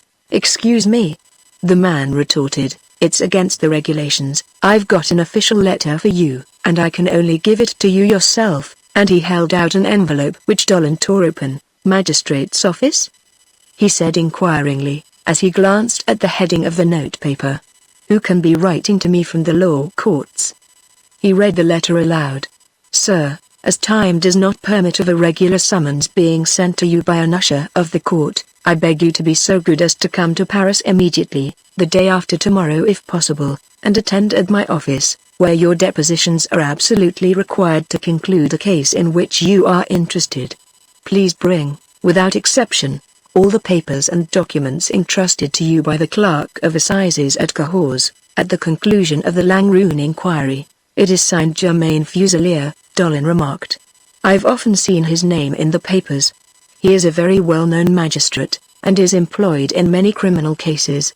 He read the letter through once more, and turned to the postman. Will you take a glass of wine, Muller? That's a thing I never say no to. Well, go into the house with Jacques, and while he is attending to you I will write a reply telegram which you can take to the office for me. While the man was quenching his thirst, Dollin wrote his reply. Will leave Verrières tomorrow evening by 7:20 train, arriving Paris 5 a.m. Wire appointment at your office to me at Hotel Francs Bourgeois, 152 Rue du Bac. He read the message over, signed it Dollin, and considered. I wonder what they can want me for? Oh, if only they have found out something about the Langrune affair, how glad I shall be. Chapter 24 Under Lock and Key. After the preliminary examination as to his identity and so on, Gurn had been transferred to the Santy prison. At first the prisoner seemed to have terrible difficulty in accustoming himself to the rigors of confinement. He suffered from alternate paroxysms of rage and despair, but by sheer strength of character he fought these down. As a prisoner on remand he was entitled to the privilege of a separate cell. Also during the first 48 hours he had been able to have his meals sent in from outside. Since then, however, his money had given out, and he was obliged to content himself with the ordinary prison dietary. But Gurn was not fastidious. This man whom Lady Beltham had singled out, or accepted, as her lover had often given proofs of an education and an intelligence above the average, yet now he appeared quite at ease in the atmosphere of a prison. Gurn was walking quickly and alone round the exercise yard, when a breathless voice sounded in his ear. Gad, Gurn, you know how to march. I was going to join you for a bit, but I could not keep up with you. Gurn turned and saw old C. Gentile, the warder in charge of his division, in whose custody he was particularly placed. My word. The old fellow panted. Anybody could tell you had been in the infantry. Well, so have I, though that wasn't yesterday, nor yet the day before, but we never marched as fast as you do. We made a fine march once though at Saint Privat. Out of pity for the decent old fellow Gurn slackened his pace. He had heard the story of the Battle of Saint Privat a dozen times already, but he was quite willing to let C. Gentile tell it again. The warder, however, wandered to another point. By the way, I heard you were promoted sergeant out in the Transvaal, is that so? And as Gurn nodded assent, he went on, I never rose above the rank of corporal, but at any rate I have always led an honest life. A sudden compassion for his prisoner seized the old man, and he laid a kindly hand on Gurn's shoulder. Is it really possible that an old soldier like you, who seemed to be such a steady, serious, kind of man, can have committed such a crime? Gurn dropped his eyes and did not reply. I suppose there was a woman at the bottom of it? C. Gentile said tentatively. You acted on impulse, in a fit of jealousy, eh? No, Gurn answered with sudden bluntness. I may as well own up that I did it in anger, because I wanted money for the sake of robbery. I'm sorry, said the old warder simply. You must have been desperately hard up. No, I wasn't. C. Gentile stared at his prisoner. The man must be utterly callous to talk like that, he thought. Then a clock struck and the warder gave a curt order. Time, Gurn. We must go back, and he conducted the unresisting prisoner up the 3 flights of stairs that led to the division in which his cell was. By the way, he remarked as they went, I forgot to tell you that you and I have got to part. Oh? Said Gurn. Am I to be transferred to another prison? No, it's I who am going. Just fancy, I have been appointed head warder at Poissy. I go on leave tonight, and take up my new post in a week. Both halted before the door of cell number 127. In with you, said C. Gentile, and when Gurn had obeyed he turned to go. Then he wheeled round again quickly, and put out his hand hurriedly, as if half afraid of being seen. Put it there, Gurn, he said. No doubt you are a murderer and, as you have confessed yourself, a thief. But I can't forget that if you had kept straight, you were the sergeant and I should have had to obey you. I'm sorry for you. Gurn was touched and murmured a word of thanks. That's all right, C. Gentile muttered, not attempting to hide his emotion. Let us hope that everything will turn out well, and he left Gurn alone in the cell to his meditations. Twice, Gurn reflected, relying on the sympathy which he knew he had evoked in the old warder's heart despite the number of criminals who had passed through his hands. He had been on the point of broaching a serious and delicate matter to him, but he had not actually spoken, being deterred by some undefinable scruple, as well as half suspecting that his application would be made in vain. And now he was glad he had been so cautious, for even if the warder had been amenable, his approaching removal to another prison would have prevented the idea from coming to fruition. A sing-song voice echoed in the corridor. "Number 127, you are wanted in the barrister's room. Get ready," and the next minute the door of the cell was thrown open, and a cheery-looking warder, with a strong Gascon accent, appeared. Gurn had noticed him before. He was the second warder in this division, a man named Nibet, and no doubt he would be promoted to see Gentle's place when the chief warder left. Nibet looked curiously at Gurn, a certain sympathy in his quick brown eyes. "Ready, Gurn?" Gurn growled an answer and pulled on his coat again. His counsel was Maître Barbaroux, one of the foremost criminal barristers of the day. Gurn had thought it prudent to retain him for his defense, more especially as it would cost him nothing personally. But he had no particular desire to talk to him now. He had already told him everything he intended to tell him, and he had no intention of allowing the case to be boomed as a sensation. Quite the reverse indeed, in his opinion. The flatter the case fell, the better it would be for his interests, though no doubt Maître Barbaroux would not be of the same way of thinking. But he said nothing, and merely walked in front of Nibet along the corridor towards the barrister's room, the way to which he was already familiar with.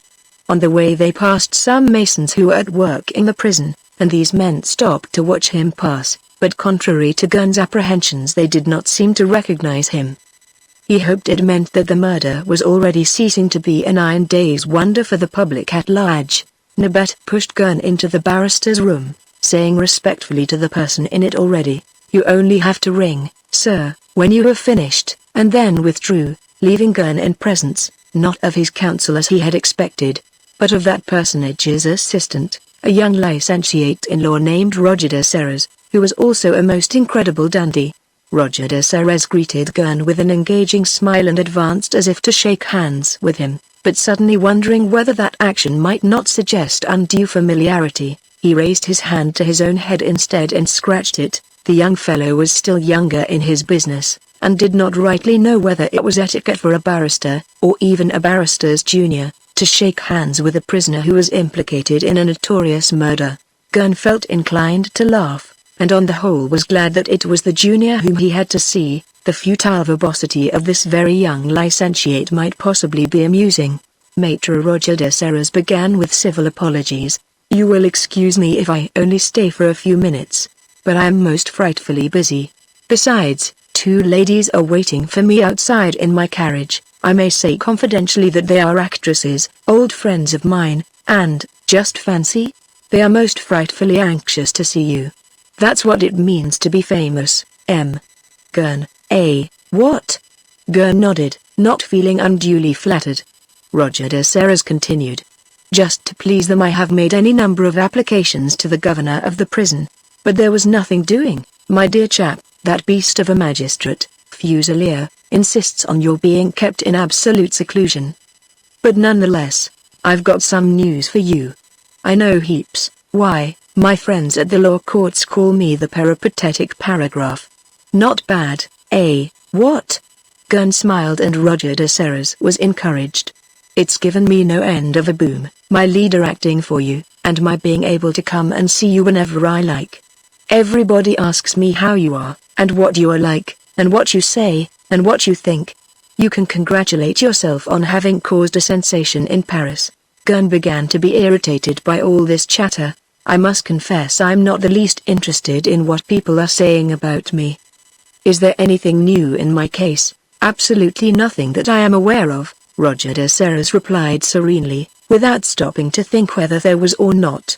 "I say Lady Beltham." "Yes," said Gurn. "Well, I know her very well, you know. I go out a frightful lot and I have often met her, a charming woman, Lady Beltham." Gurn really did not know how to treat the idiot. Never one to suffer fools gladly, He grew irritable and would almost certainly have said something that would have put the garrulous young bungler in his place, had not the latter suddenly remembered something, just as he was on the point of getting up to go. "Oh, by the way," he said with a laugh, "I was nearly forgetting the most important thing of all. Just fancy, that beast Juve, the marvelous detective whom the newspapers rave about, went to your place yesterday afternoon to make another official search." "Alone?" inquired Gurn, much interested. "Quite alone. Now what do you suppose he found? The place has been ransacked dozens of times, you know. Of course I mean something sensational in the way of a find." "I bet you 1,000. "I never bet," Gurn snapped. "Tell me at once what it was." The young fellow was proud of having caught the attention of his leader's notorious client, if only for a moment. He paused and wagged his head, weighing each word to give them greater emphasis. "He found an ordnance map in your bookcase, my dear chap, an ordnance map with a bit torn out of it." "Oh. And what then?" said Gurn, a frown upon his face. The young barrister did not notice the expression on the murderer's countenance. "Well, then it appears that Juve thought it was very important. Between you and me, my opinion is that Juve tries to be frightfully clever and succeeds in looking a fool." "How, I ask you, can the discovery of that map affect your case or influence the decision of the jury? By the way, there is no need for you to worry about the result. I have had a frightful lot of experience in criminal cases, and so be assured you are all right. Extenuating circumstances, you know. But oh, yes, there is one thing more I wanted to tell you. A fresh witness is going to be called at the examination. Let me see, what's his name?" "Dolan, that's it. The steward, Dolan." "I don't understand," said Gurn. His head was bent and his eyes cast down. A glimmer of light dawned in the young licentiate's brain. "Wait, there is some connection," he said. "The steward, Dolan, is in the employment of a lady who calls herself the Baron de Vibray. And the Baron de Vibray is guardian to the young lady who was staying with Lady Beltham the day, or rather the night, when you well, you know. And that young lady, Threes of the noise, was placed with Lady Beltham by M.E. Cheyne Rambert. And M.E. Cheyne Rambert is the father of the young man who murdered the Marquis de Langrune last year. I tell you all these things without attempting to draw any deductions from them, for my own part, I haven't the least idea why the steward, Dolan, has been summoned in our case at all." "Nor have I," said Gurn, and the frown on his brow was deeper. Roger de Serres hunted all round the little room for his gloves and found them in his pocket. "Well, my dear chap, I must leave you. We have been chatting for a whole half hour, and those ladies are still waiting for me. What on earth will they say to me?" He was about to ring for the warder when Gurn abruptly stayed him. "Tell me," he said with a sudden air of interest, "when is that man coming? What's his name?" "Dolan?" The young barrister was on the point of saying he did not know, when a brilliant recollection came into his mind. "Gad, how frightfully stupid I am. Why, I have a copy of the telegram he sent the magistrate in my portfolio here now." He opened the portfolio and picked out a sheet of blue paper. "Here it is." Gurn took it from him and read. "Will leave Verrières tomorrow evening by 7:20 train, arriving Paris 5 a.m. Gurn appeared to be sufficiently edified. At all events he paid no attention to the rest of the message. Lord Beltham's murderer handed the document back to the barrister without a word. A few minutes later Maitre Roger de Serres had rejoined his lady friends, and the prisoner was once more in his cell. Chapter 25 An Unexpected Accomplice. Gurn was walking nervously up and down in his cell after this interview, when the door was pushed open and the cheery face of the warden Abet looked in. "Evening, Gurn," he said. "It's 6 o'clock, and the restaurant keeper opposite wants to know if he is to send your dinner in to you." "No," Gurn growled. "I'll have the prison ordinary." "Oh ho," said the warder, "funds low, eh? Of course, it's not for you to despise our dietary, but still, government bins." He came further into the cell, ignoring Gurn's impatient preference for his room to his company, and said in a low tone, "There, take that," and thrust a banknote into the hand of the dumbfounded prisoner. "And if you want any more, they will be forthcoming," he added. He made a sign to Gurn to say nothing, and went to the door. "I'll be back in a few minutes. I'll just go and order a decent dinner for you." Gurn felt as if a tremendous weight had been lifted from him. The cell seemed larger, the prison walls less high. He had an intuition that Lady Beltham was not deserting him. He had never doubted the sincerity of her feelings for him, but he quite realized how a woman in her delicate position might feel embarrassed in trying to intervene in favor of any prisoner, and much more so in the case of the one whom the entire world believed to be the single-handed murderer of her husband. But now Lady Beltham had intervened. She had succeeded in communicating with him through the medium of this warder. And almost certainly she would do much more yet. The door opened again, and the warder entered, carrying a long rush basket containing several dishes and a bottle of wine. "Well, Gurn, that's a more agreeable sort of dinner, eh? Gad, I wanted it after all," said the murderer with a smile. "It was a good idea of yours, Nibet, to insist on my getting my dinner sent in from outside." Nibet winked. He appreciated his prisoner's tact. Obviously he was not one to make untimely allusions to the warder's breach of discipline in conveying money to him so simply, but so very irregularly. As he ate, Gurn chatted with Nibet. "I suppose it is you who will get see Gentle's place?" "Yes," said Nibet, sipping the wine Gurn had offered him. "I have asked for the berth no end of times, but it never came. I was always told to wait because the place was not free, and another berth must be found first for C. Gentle, who was my senior. But the old beast would never make any application.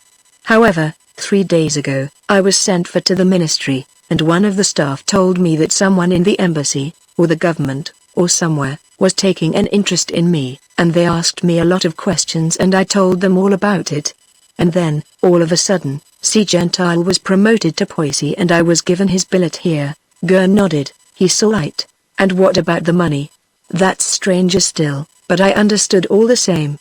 A lady met me in the street the other night and spoke to me by name. We had a chat there on the pavement, for the street was empty, and she shoved some bank notes in my hand, not just 1 or 2, but a great bunch, and she told me that she was interested in me and you, and that if things turned out as she wished there were plenty more bank notes where those came from." While the warder was talking, Gurn watched him carefully. The murderer was an experienced reader of character in faces, and he speedily realized that his lady's choice had fallen on an excellent object. Thick lips, a narrow forehead, and prominent cheekbones suggested a material nature that would hesitate at nothing which would satisfy his carnal appetites, so Gurn decided that further circumlocution was so much waste of time, and that he might safely come to the point. He laid his hand familiarly on the warder's shoulder. "I'm getting sick of being here," he remarked. "I dare say," the warder answered uneasily, "but you must be guided by reason. Time is going on, and things arrange themselves." "They do when you help them," Gurn said peremptorily, "and you and I are going to help them." "That remains to be seen," said the warder. "Of course, everything has got to be paid for," Gurn went on. "One can't expect a warder to risk his situation merely to help a prisoner to escape."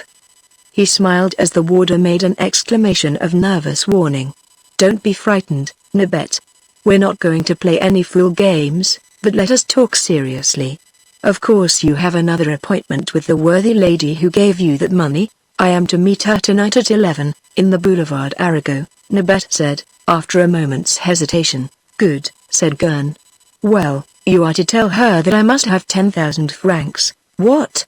exclaimed the man, in utter astonishment, but his eyes shone with greed. 10,000 francs, Gurn repeated calmly, "and by tomorrow morning. 1,500 of those are for you. I will go away tomorrow evening." There was a tense silence. The warder seemed doubtful, and Gurn turned the whole of his willpower upon him to persuade him. "Suppose they suspect me?" said Nibet.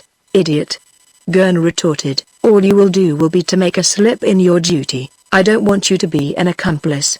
Listen, there will be another 5,000 francs for you, and if things turn out awkwardly for you, all you will have to do will be to go across to England, and live there comfortably for the rest of your days." The warder was obviously almost ready to comply. "Who will guarantee me?" he asked. "The lady, I tell you, the lady of the Boulevard Arago. Here, give her this," and he tore a leaf out of his pocketbook and, scribbling a few words on it, handed it to Nibet. "Well," said the warder hesitatingly, "I don't say no, you've got to say yes," Gurn retorted. The two looked steadily in each other's eyes, then the warder blenched. Yes, he said. Nibet was going away, and was already almost in the corridor when Gurn calmly called him back. You will evolve a plan, and I will start tomorrow. Don't forget to bring me a timetable. The Orleans Company timetable will do. The murderer was not disappointed in his expectations. The next morning Nibet appeared with a mysterious face and eager eyes. He took a small bundle from underneath his jersey and gave it to Gurn. Hide that in your bed, he said, and Gurn obeyed. The morning passed without further developments. Numerous warders came and went in the corridor, attending to the prisoners, and Gurn could get no private talk with Nibet, who contrived, however, to come into his cell several times on various pretexts and assure him with a nod or a word that all was going well. But presently, when walking in the exercise yard, the two men were able to have a conversation. Nibet manifested an intelligence of which his outer appearance gave no indication, but it seems to be an established fact that the inventive faculties, even of men of inferior mental quality, are sharpened when they are engaged in mischief. For the last 3 weeks, he said, about a score of masons have been working in the prison, repairing the roof and doing up some of the cells. Cell number 129, the one next yours, is empty, and there are no bars on the window. The masons go through that cell and that window to get onto the roof. They knock off work soon after 6 o'clock. The gatekeeper knows them all, but he does not always look closely at their faces when they go by, and you might perhaps be able to go out with them. In the bundle that I gave you there is a pair of workman's trousers, and a waistcoat and a felt hat. Put those on. At about 5:45, the men who went up onto the roof through the cell, come down by way of the skylights to the staircase that leads to the clerk's office, pass the office, where they are asked no questions, cross the 2 yards and go out by the main gate. I will open the door of your cell a few minutes before 6, and you must go into the empty cell next yours, slip up onto the roof and take care to hide behind the chimney stacks until the men have done work.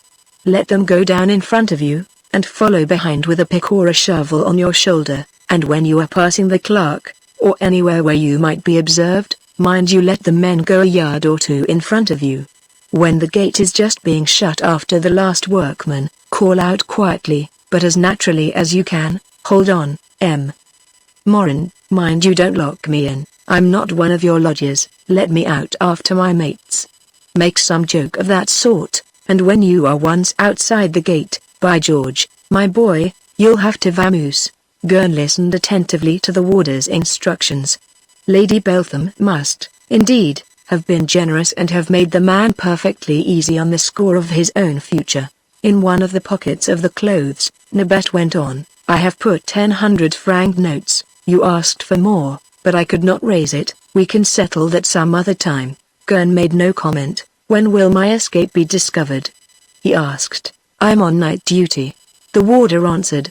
Arrange your clothes on your bed to make it look as if you were in bed, and then they will think I might have been deceived. I go off duty at 5. The next round is at 8. My mate will open the door of the cage, and by that time you will be miles away. Gurn nodded comprehension.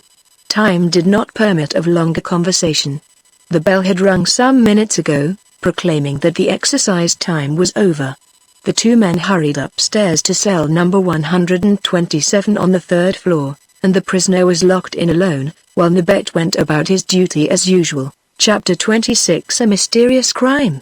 Arriving in good time at the little station at Verrières, where he was about to take a train to Paris to keep his appointment at the law courts, the old steward Dolan gave his parting instructions to his 2 children, who had come to see him off. I must, of course, call upon de Vibre, he said, and I don't yet know what time M. Fuselier wants to see me at his office. Anyhow, if I don't come back tomorrow, I will the next day, without fail. Well, little ones, I'm just off now, so say goodbye and get home as fast as you can. It looks to me as if there was going to be a storm, and I should like to know that you are safe at home. With heavy creaking of iron wheels, and hoarse blowing off of steam from the engine, the Paris train drew into the station. The steward gave a final kiss to his little son and daughter and got into a second-class carriage. In a neighboring village a clock had just struck 3. The storm had been raging since early in the evening, but now it seemed informed with a fresh fury. The rain was lashing down more fiercely, and the wind was blowing harder still, making the slender poplars along the railway line bow and bend before the squalls and assume the most fantastic shapes, but vaguely shone against the night. The night was inky black. The keenest eye could make out nothing at all distinctly, even at the distance of a few yards. The darkness was so dense as to seem absolutely solid. Nevertheless, along the railway embankment, a man was making his way with steady step, seeming not a whit disturbed by the tragic horror of the storm. He was a man of about 30, rather well dressed in a large waterproof coat, the collar of which, turned up to his ears, hid the lower part of his face, and a big felt hat with brim turned down protecting him fairly well from the worst of the weather. The man fought his way against the wind, which drove into his overcoat with such force that sometimes it almost stopped his progress, and he trod the stony track without paying heed to the sorry plight into which it would most surely put the thin boots he was wearing. Awful weather. He growled, I don't remember such a shocking night for years. Wind, rain, every conceivable thing. But I mustn't grumble, for the total absence of moon will be uncommonly useful for my purpose. A flash of lightning streaked the horizon, and the man stopped and looked quickly about him. I can't be far from the place, he thought, and again went on his way. Presently he heaved a sigh of relief. Here I am at last. At this spot the line was completely enclosed between two high slopes, or ran at the bottom of a deep cutting. It's better here, the man said to himself. The wind passes well above my head, and the cutting gives good shelter. He stopped and carefully deposited on the ground a rather bulky bundle he had been carrying under his arm. Then he began to pace up and down, stamping his feet in an effort to keep warm. It has just struck 3, he muttered. From the timetable I can't expect anything for another 10 minutes. Well, better too soon than too late. He contemplated the bundle which he had laid down a few minutes before. It's heavier than I thought, and deucedly in the way. But it was absolutely necessary to bring it. And down here in this cutting, there is nothing for me to be anxious about. The grass is thick, so I can run, and the line is so straight that I shall see the lights of the train a long way off. A thin smile curled his lips. Who would have thought, when I was in America, that I should ever find it so useful to have learned how to jump a train? A dull sound in the distance caught his ear. In a second he had sprung to his bundle, picked it up, and, choosing a spot on the ballast, crouched down listening. At the place where he stood the line ran up a steep acclivity. It was from the lower end of this that the noise he had heard proceeded, and now was growing louder, almost deafening. It was the heavy, regular puffing of a powerful engine coming up a steep gradient, under full steam. No mistake, my star is with me, the man muttered, and as the train approached he stretched his muscles and, taking a firmer grip of his bundle, he bent forward in the stooping attitude that runners take when about to start off in a race. With a heavy roar, and enveloped in clouds of steam, the train came up to where he was, traveling slowly because of the steep gradient, certainly less than 20 miles an hour. The moment the engine had passed him, the man started off, lithe as a cat, and ran at the top of his speed. The train, of course, gained upon him. The tender, luggage vans, and third-class carriages passed him, and a second-class carriage was just coming up with him. The pace alone would have deprived almost anyone else of power of thought, but this man was evidently a first-rate athlete, for the moment he caught sight of the second-class carriage he took his decision. With a tremendous effort he caught hold of the handrail and sprang upon the footboard, where, with extraordinary skill, he contrived to remain. Reaching the summit of the slope, the train gathered speed, and with an even louder roar began its headlong journey through the darkness and the storm, which seemed to increase in intensity with every passing minute. For a few seconds the man hung on where he was. Then, when he had regained his breath, he got onto the upper step and listened at the door of the corridor at which he found himself. No one there, he muttered. Besides, everyone will be asleep, and, chancing everything, he rose up, opened the door, and stepped into the second-class carriage with a grunt of relief. Making no attempt to conceal himself, he walked boldly into the lavatory and washed his face that was blackened with the smoke from outside, and then, in the most leisurely, natural way possible, he came out of the lavatory and walked along the corridor, soliloquizing aloud. manifestly not minding whether he were overheard. It's positively maddening. No one can sleep with traveling companions like that. As he spoke, he went along the corridor, rapidly glancing into every compartment. In one, 3 men were asleep, obviously unaware that anyone was surveying them from outside. The door of the compartment was ajar, and the stranger noiselessly stepped within. The 4th corner was unoccupied, and here the man took his seat, laying his bundle down beside him, and feigning sleep. He waited, motionless, for a good quarter of an hour, until he was quite satisfied that his companions were really sleeping soundly. Then he slid his hand into the bundle by his side, seemed to be doing something inside it, then withdrew his hand noiselessly, stepped out of the compartment, and carefully closed the door. In the corridor he drew a sigh of relieved satisfaction, and took a cigar from his pocket. "Everything is going splendidly," he said to himself. "I was cursing this awful storm just now, but it is wonderfully useful to me. On such a night as this no one would dream of opening the windows." He strolled up and down, holding on to the handrail with one hand to maintain himself against the rocking of the train, and every now and then taking out his watch with the other to see the time. "I haven't any too much time," he muttered. "I shall have to be quick, or my friend will miss his train."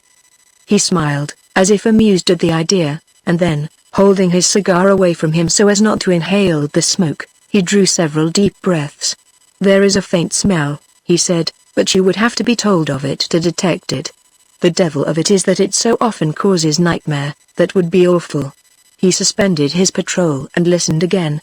There was no sound to be heard from within the compartments except the snoring of a few travelers and the monotonous, rhythmical noise of the wheels passing over the joints of the rails. "Come, I've waited 20 minutes, it would be risky to wait longer, let's get to work." He stepped briskly back into the compartment, and furtively glancing into the corridor to make sure that no one was there, he went across to the opposite window and opened it wide. He put his head out into the air for a minute or two, and then turned to examine his traveling companions. All 3 were still sound asleep. The man gave vent to a dry chuckle. He drew his bundle towards him, felt until he found something within it, and flung it back onto the seat. Then he walked up to the man opposite him, slipped his hand inside his coat and abstracted a pocketbook and began to examine the papers it contained. "Ah!" he exclaimed suddenly, "that was what I was afraid of." And taking one of the papers he put it inside his own pocketbook, chose one from his own and put it into the other man's pocketbook, and then, having effected this exchange, replaced the man's property and chuckled again. "You do sleep."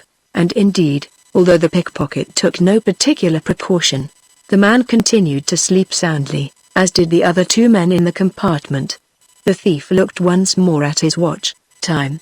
He leaned out of the open window and slipped back the safety catch. Then he opened the door quite wide, took the sleeping traveler by the shoulders and picked him up from the seat, and with all his strength sent him rolling out onto the line. The next moment he seized from the rack the light articles that evidently belonged to his victim, and threw them out after him.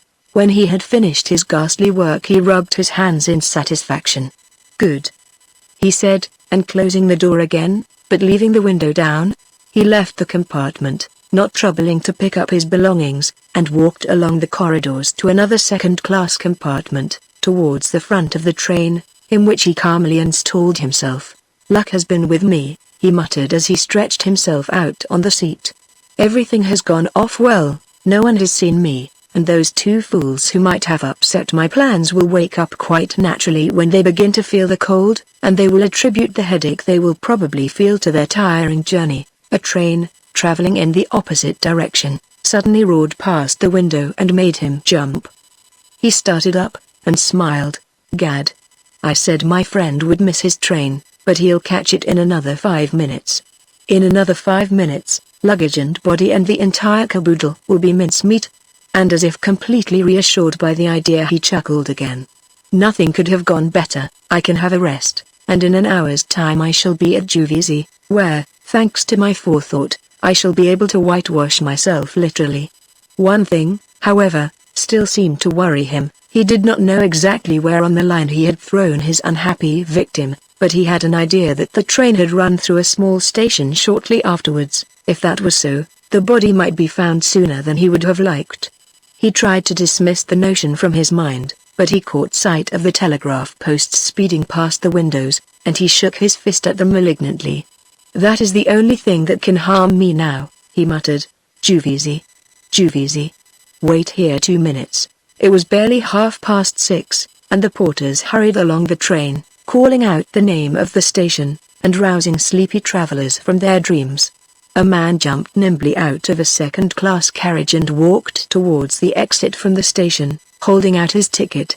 "Season," he said, and passed out rapidly. "Good idea, that season ticket," he said to himself, "much less dangerous than an ordinary ticket which the police could have traced." He walked briskly towards the subway, crossed the main road, and took a side turning that led down towards the Seine. Taking no notice of the mud, the man went into a field and hid himself in a little thicket on the river bank. He looked carefully all around him to make sure that he was unobserved, then took off his overcoat, jacket and trousers, and drawing a bundle from one of the pockets of his large waterproof, proceeded to dress himself anew. As soon as he was dressed, he spread the waterproof out on the ground, folded up in it the clothes and hat he had previously been wearing, added a number of heavy stones, and tied the whole bundle up with a piece of string. He swung it once or twice at the full length of his arm, and sent it hurtling right into the middle of the river, where it sank at once. A few minutes later a bricklayer in his working clothes presented himself at the Juvisy booking office. "A workman's ticket to Paris, please, Mrs., he said, and having got it, the man went on to the departure platform. "It would have been risky to use my own ticket," he muttered.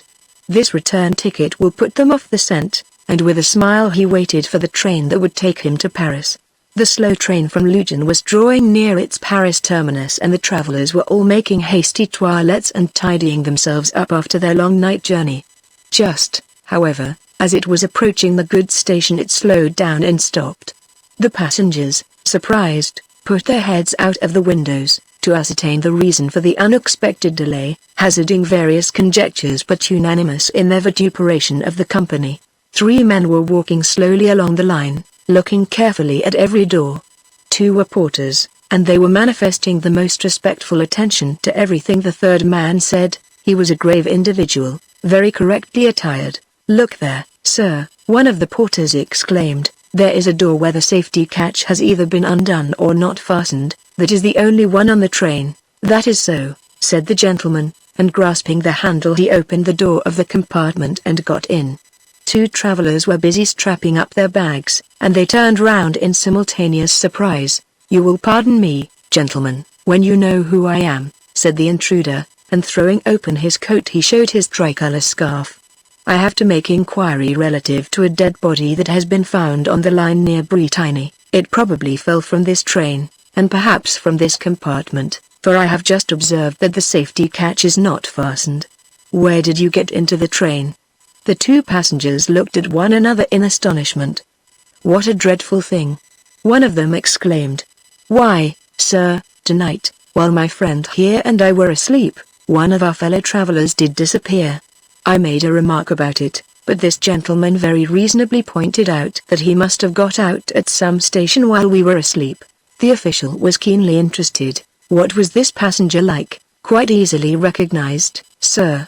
A man of about 60, rather stout, and wearing whiskers. That tallies with the description."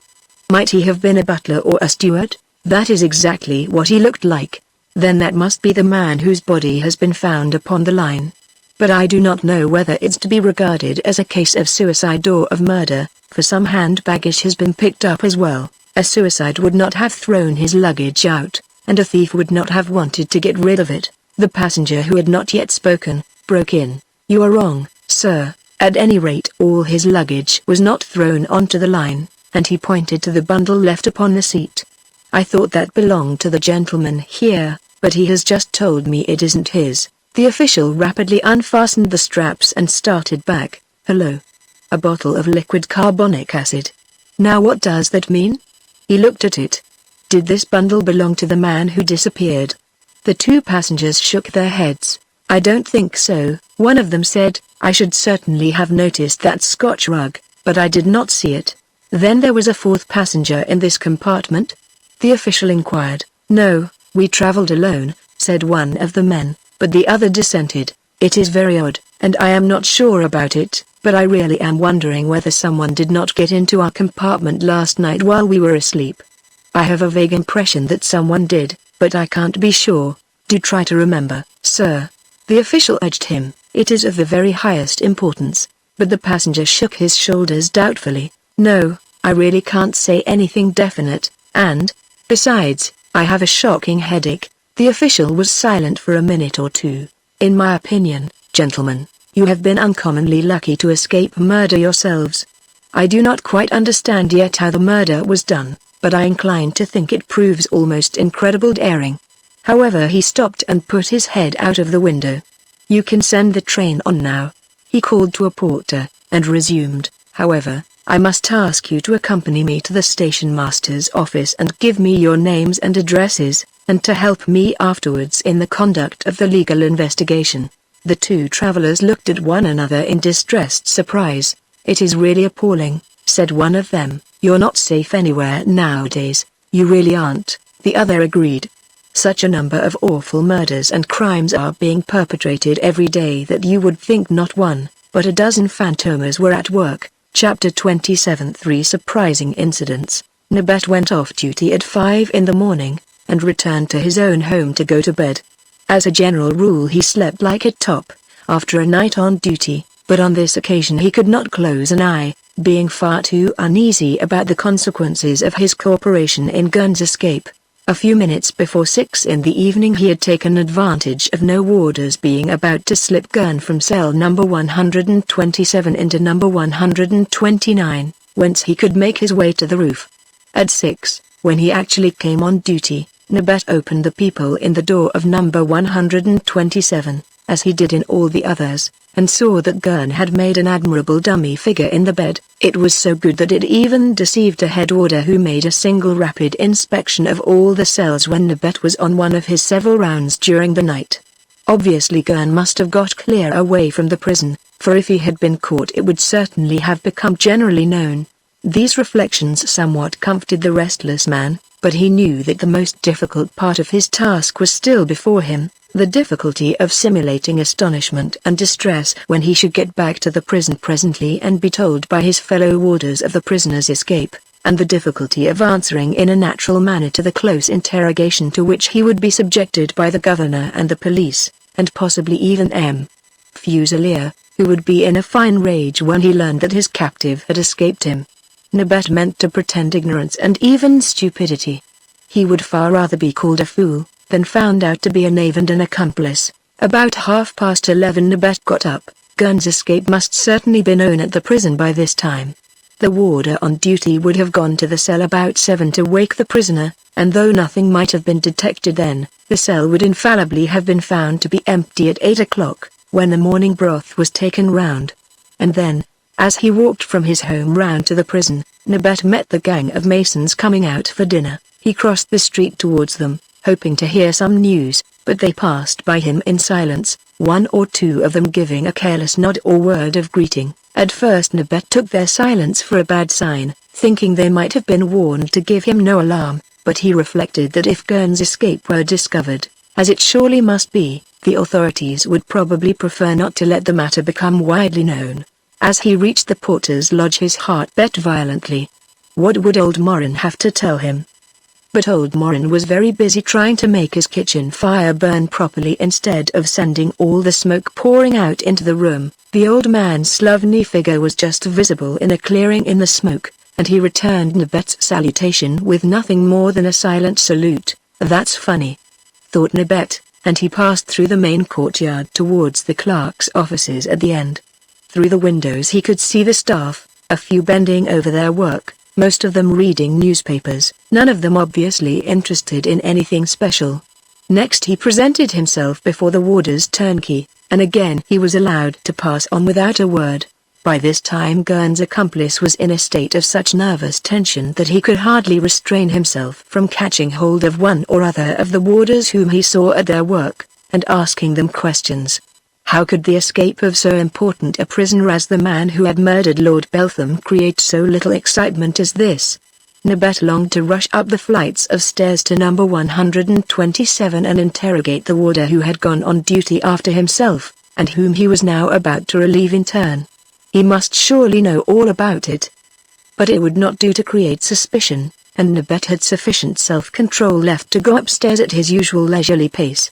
Outwardly calm and steady, he reached his post just as the clock was striking 12. He was ever punctuality itself, and he was due on duty at noon. "Well, Colas," he said to his colleague, "here I am, you can go now." "Good," said the warder. "I'll be off at once. I'm on again at 6 tonight," and he moved away. "Everything all right?" Nibet inquired, in a tone he tried to make as casual as possible, but that trembled a little nevertheless. "Quite," said Colas, perfectly naturally, and he went away.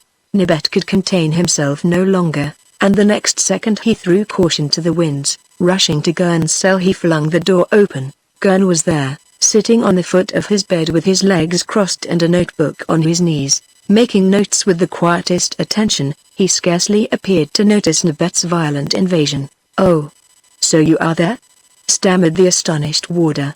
Gurn raised his head and looked at the warder with a cryptic gaze. "Yes, I'm here." All manner of notions crowded through Nibet's brain, but he could find words for none of them. Had the plot been discovered before Gurn had had time to get away, or had a trap been laid for himself through the medium of one of the prisoners to test his own incorruptibility? Nibet went white, and leaned against the wall for support. At last Gurn spoke again, reassuring him with a smile. "Don't look so miserable," he said. "I am here. That is a matter of absolutely no importance. We will suppose that nothing passed between us yesterday, and that's an end to it. So you haven't gone. You didn't go?" said Nibet again. "No," Gurn replied, "since you're so interested. All I need say is that I was afraid to risk it at the last minute." Nibet had cast a keen and experienced eye all over the cell. Under the washstand he saw the little bundle of clothes which he had brought the prisoner the previous day. He rightly opined that the first thing to do was to remove these dangerous articles, whose presence in Gurn's cell would appear very suspicious if they happened to be discovered. He took the bundle and was hurriedly stowing it away under his own clothes, when he uttered an exclamation of surprise. The things were wet, and he knew from his own experience that the rain had never ceased throughout the whole of the night. "Gurn," he said reproachfully, "you are up to some trick. These things are soaked. You must have gone out last night, or these things would not be like this." Gurn smiled sympathetically at the warder. "Not so bad," he remarked. "That's pretty good reasoning for a mere jailer." And as Nibet was about to press the matter, Gurn anticipated his questions, and made frank confession. "Well, yes, I did try to get out, got as far as the clerk's office last evening, but at the last minute I funked it, and went back onto the roof. But when I got into number 129 again, I found I could not get back into my own cell, for, as you know, 129 was locked outside. So to avoid detection I returned to the roof and spent the night there. At daybreak I took advantage of the little disturbance caused by the workmen coming in, and slipped down from the roof just as they were going up. As soon as I found myself on this floor I ran along this corridor and slipped into my cell. When your friend Colas brought me my broth he did not notice that my cell was unlocked, and the UR. The explanation was not altogether convincing, but Nibet listened to it and pondered the situation. On the whole, it was much better that things should be as they were, but the warder was wondering how the great lady, who paid so mighty well, might take the matter. She most certainly had not promised so large a sum of money, nor paid the good round sum of 10,000 francs down in advance, merely in order that Gurn might have a little walk upon the tiles. What was to be done with regard to that personage? With much ingenuousness Nibet confided his anxiety to the prisoner, who laughed. "It's not all over yet," he declared. "Indeed, it is only just beginning. What if we only wanted to test you, and prove your quality? Make your mind easy, Nibet. If Gurn is in prison at the present moment it is because he has his own reasons for being there. But who is able to predict the future?" It was time for Gurn to go to the exercise yard, and Nibet, reassuming the uncompromising attitude that all warders ought to maintain when in custody of prisoners, led the murderer down to the courtyard. In his office at the law courts, M. Fuselier was having a private interview with Juve, and listening with much interest to what the clever detective inspector was saying to him. I tell you again, sir, I attach great importance to the finding of this ordnance map in Gurn's rooms. Yes, said M. Fuselier, with a touch of skepticism. And I will tell you why, Juve went on. About a year ago, when I was engaged on the case of the murder of the Marquise de Langrune at her chateau of Beaulieu, down in Lot, I found a small piece of a map showing the district in which I was at the time. I took it to M. de Prezels, the magistrate who was conducting the inquiry. He attached no importance to it, and I myself could not see at the time that it gave us any new evidence. Quite so, said M. Fuselier. There is nothing particularly remarkable in finding a map, or a piece of a map, showing a district, in the district itself. Those are M. de Prezels' very words to me, said Juve with a smile. And I will give you the same answer I gave him, namely, that if some day we could find the other portion of the map which completed the first piece we found, and could identify the owner of the two portions, there would then be a formal basis on which to proceed to base an argument. Proceed to base it, M. Fuselier suggested. That's very easy, said Juve. The fragment of map numbered 1, found at Beaulieu, belongs to X. I do not know who X is, but in Paris, in Gurn's rooms, I find the fragment of map numbered 2, which belongs to Gurn. If it turns out, as I expect, that the two fragments of map, when placed together, form a single and complete whole, I shall conclude logically that X, who was the owner of fragment number 1, is the same as the owner of fragment number 2, to wit, Gurn. How are you going to find out? Inquired M. Fuselier. It is in order to find it out that we have sent for Dollin, Juve replied. He was steward to the late Marquis de Langrune, and has all the circumstantial evidence relating to that case. If he has still got the fragment of map, it will be simplicity itself to prove what I have suggested, and perhaps to make the identification I suggest. Yes, said M. Fuselier, but if you do succeed, will it be of really great importance in your opinion? Will you be able to infer from that one fact that Gurn and the man who murdered the Marquis de Langrune are one and the same person? Is not that going rather far? Especially as, if I remember rightly, it was proved that the murderer in that case was the son of M. Rambert, and this young Rambert committed suicide after the crime? Juve evaded the issue. Well, we shall see, was all he said. The magistrate's clerk came into the room and unceremoniously interrupted the conversation. It has gone too, sir, he said. There are some prisoners to examine, and a whole lot of witnesses, and he placed 2 bulky bundles of papers before the magistrate and waited for a sign to call the various persons, free or otherwise, whom the magistrate had to see. The first bundle caught Juve's attention. It was endorsed Royal Palace Hotel case. Anything new about the robbery from Van den Rosen and Princess Sonia Daniloff? He inquired, and as the magistrate shook his head, he added, Are you going to examine Muller now? Yes, said the magistrate, at once. And after that you are to examine Gurn, aren't you, in connection with the Beltham case? Quite so. I wish you would oblige me by confronting the 2 men here, in my presence. M. Fuselier looked up in surprise. He could not see what connection there could be between the 2 utterly dissimilar cases. What object could Juve have in wanting the man who had murdered Lord Beltham to be confronted with the unimportant little hotel servant who had really been arrested rather as a concession to public opinion than because he was actually deemed capable of burglary or attempted burglary? Might not Juve, with his known mania for associating all crimes with each other, be going just a little too far in the present instance? You have got some idea in the back of your head? Said M. Fuselier. I've got a scar in the palm of my hand, Juve answered with a smile, and as the magistrate confessed that he failed to understand, Juve enlightened him. We knows that the man who did that robbery at the Royal Palace Hotel burned his hand badly when he was cutting the electric wires in the princess's bathroom. Well, a few weeks ago, while I was on the lookout for someone with a scar from such a wound, I was told of a man who was prowling about the slums. I had the fellow followed up, and the very night the hunt began I was going to arrest him, when, a good deal to my surprise, I discovered that he was no other than Gurn. He escaped me that time, but when he was caught later on I found that he has an unmistakable scar inside the palm of his right hand. It is fading now, for the burn was only superficial, but it is there. Now do you see my idea? Yes, I do, the magistrate exclaimed, and I am all the more glad to hear of it, since I am to have both the men here now. Shall I have Muller in first? Juve assented. So you still refuse to confess? Said the magistrate at last. You still maintain that your extraordinary order to let the red-haired waiter out was given in good faith? Yes, yes, yes, sir, the night watchman answered. That very evening a new servant had joined the staff. I had not even set eyes on him. When I saw this stranger, I took him to be the servant who had been engaged the day before, and I told them to open the door for him. That is the real truth. And that is all? That is positively all. We are only charging you with complicity, the magistrate went on, for the man who touched the electric wires burned his hand. That is a strong point in your favor.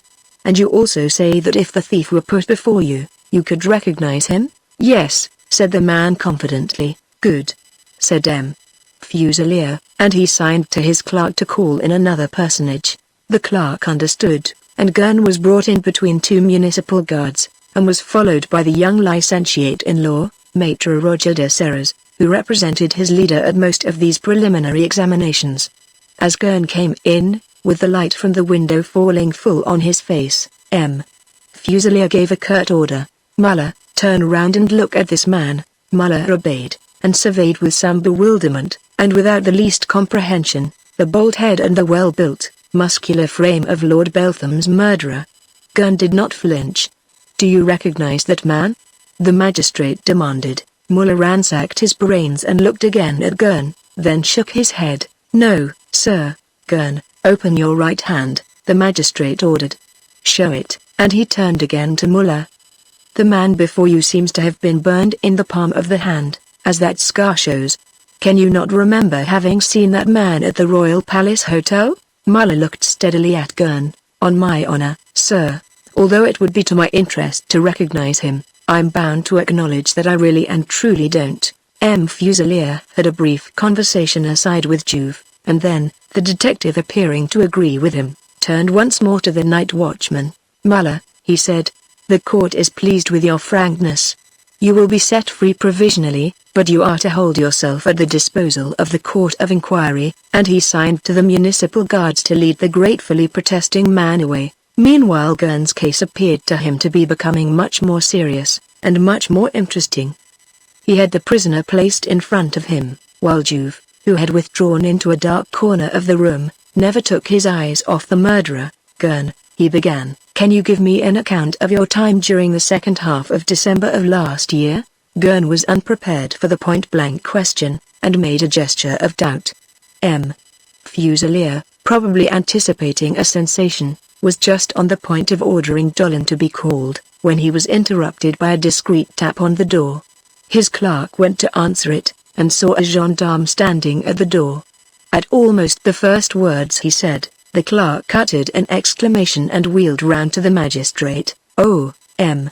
Fuselier, listen. They have just told me, but the gendarme had come in. He saluted the magistrate and handed him a letter which M. Fuselier hastily tore open and read, to M. Germain Fuselier, examining magistrate. The Law Courts, Paris. The Special Commissioner at Brittany Station has the honor to report that this morning at 8 a.m. the police informed him of the discovery on the railway line, 5 kilometers from Brittany on the Orleans side, of the dead body of a man who must either have fallen accidentally or been thrown intentionally from a train bound for Paris. The body had been mutilated by a train traveling in the other direction, but papers found on the person of the deceased, and in particular a summons found in his pocket, show that his name was Dollin, and that he was on his way to Paris to wait upon you. The Special Commissioner at Brittany Station has, quite late, been informed of the following facts. Passengers who left the train on its arrival at the Austerlitz terminus at 5 a.m. were examined by the Special Commissioner at that station, and subsequently allowed to go. Possibly you have already been informed. We have, however, thought it our duty, after having searched the body, to report this identification to you. and have therefore requisitioned an officer of the police at Brittany to convey to you the information contained in this communication. M. Fuselier had turned pale as he read this letter. He handed it to Juve. With feverish haste the famous detective read it through and wheeled round to the gendarme. "Tell me, do you know what has been done? Do you know if this man's papers, all his papers, were found and have been preserved?" The man shook his head in ignorance. Juve clasped the magistrate's hand. "I'm off to Brittany this instant," he said in a low tone. Throughout this incident Maitre Roger de Serres had remained in a state of blank incomprehension. Gurn's face was more expressionless and impenetrable than ever. Chapter 28 The Court of Assize. Call Lady Beltham. It was a perfect May Day, and everyone who could pretend, on any conceivable ground, to belong to Paris had schemed and intrigued to obtain admission to a trial over which public opinion had been excited for months. The trial of Gurn for the murder of Lord Beltham, ex-ambassador and foremost man of fashion, whose murder, 2 years before, had caused a great sensation. The preliminary formalities of the trial had furnished nothing to tickle the palates of the sensation-loving crowd. The indictment had been almost inaudible, and, besides, it contained nothing that had not already been made public by the press. Nor had the examination of the prisoner been any more interesting. Gurn sat, strangely impassive, in the dock between two municipal guards, and hardly listened to his counsel. The eminent Maitre Barbaroux, who was assisted by a galaxy of juniors, including young Roger de Serres.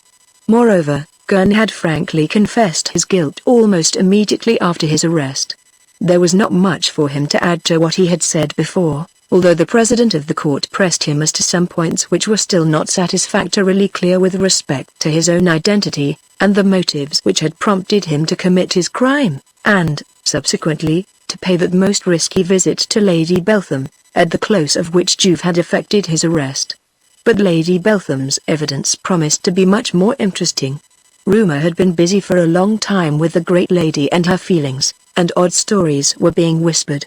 She was said to be beautiful, wealthy and charitable. People said, under their breath, that she must know a good deal about the murder of her spouse, and when she made her appearance in the box a sudden hush fell upon the crowded court.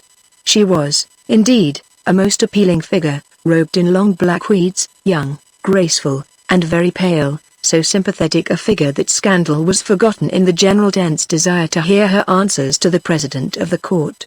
Following the usher to the witness box, she took off her gloves as desired, and, in a voice that trembled slightly but was beautifully modulated, repeated the words of the oath, with her right hand raised the while. Noticing her agitation, the president mitigated somewhat the harshness of the tone in which he generally spoke to witnesses. "Pray compose yourself, madame. I am sorry to be obliged to subject you to this examination, but the interests of justice require it. Come now, you are Lady Beltham, widow of the late Lord Beltham, of English nationality, residing in Paris, at your own house in Neuilly?" "Yes." "Will you kindly turn round, madame, and tell me if you know the prisoner in the dock?" Lady Beltham obeyed mechanically. She glanced at Gurn, who paled a little, and answered the president. "Yes, I know the prisoner, his name is Gurn." "Very good, madame. Can you tell me first of all how you came to be acquainted with him?" "When my husband was in South Africa, at the time of the Boer War, Gurn was a sergeant in the regular army. It was then that I first met him." "Did you know him well at that time?" Lady Beltham seemed to be unable to prevent herself from casting long glances at the prisoner. She appeared to be almost hypnotized and frightened by his close proximity. "I saw very little of Gurn in the Transvaal," she answered. "It was just by chance that I learned his name, but of course the difference between his own rank and my husband's position made the relations that I could have with a mere sergeant very limited indeed." "Yes, Gurn was a sergeant," the president said. "And after the war, madame, did you see the prisoner again?" "Yes, immediately after the war, my husband and I went to England by the same boat on which Gurn went home." "Did you see much of him on board?" "No, we were first-class passengers, and he, I believe, went second. It was just by accident that my husband caught sight of him soon after the boat sailed."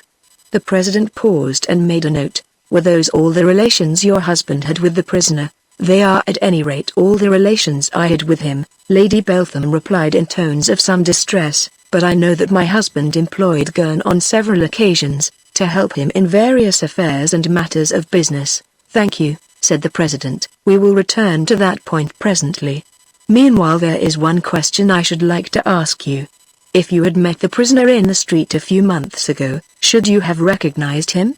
Was his face still distinct in your memory, or had it become blurred and vague? Lady Beltham hesitated, then answered confidently, I am sure I should not have recognized him, and some proof of this is, that just before his arrest was effected I was conversing with the prisoner for several minutes, without having the faintest idea that the poor man with whom I imagined I had to do was no other than the man Gurn for whom the police were looking. The President nodded, and Maitre Barbaroux leaned forward and spoke eagerly to his client in the dock. But the President continued immediately, You must forgive me, Madame, for putting a question that may seem rather brutal, and also for reminding you of your oath to tell us the entire truth. Did you love your husband?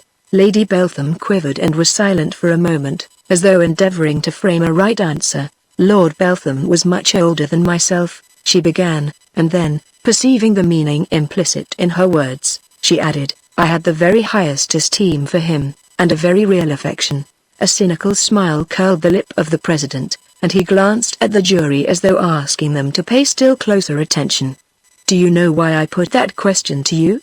He asked, and as Lady Beltham confessed her ignorance, he went on, It has been suggested, Madame, by a rumor which is very generally current in the newspapers and among people generally, that the prisoner may possibly have been greatly enamored of you, that perhaps is there any truth in this? As he spoke the President bent forward, and his eyes seemed to pierce right through Lady Beltham. It is a wicked calumny, she protested, turning very pale. Throughout the proceedings Gurn had been sitting in an attitude of absolute indifference, almost of scorn, but now he rose to his feet and uttered a defiant protest. Sir, he said to the President of the Court, I desire to say publicly here that I have the most profound and unalterable respect for Lady Beltham. Anyone who has given currency to the malignant rumor you refer to, is a liar.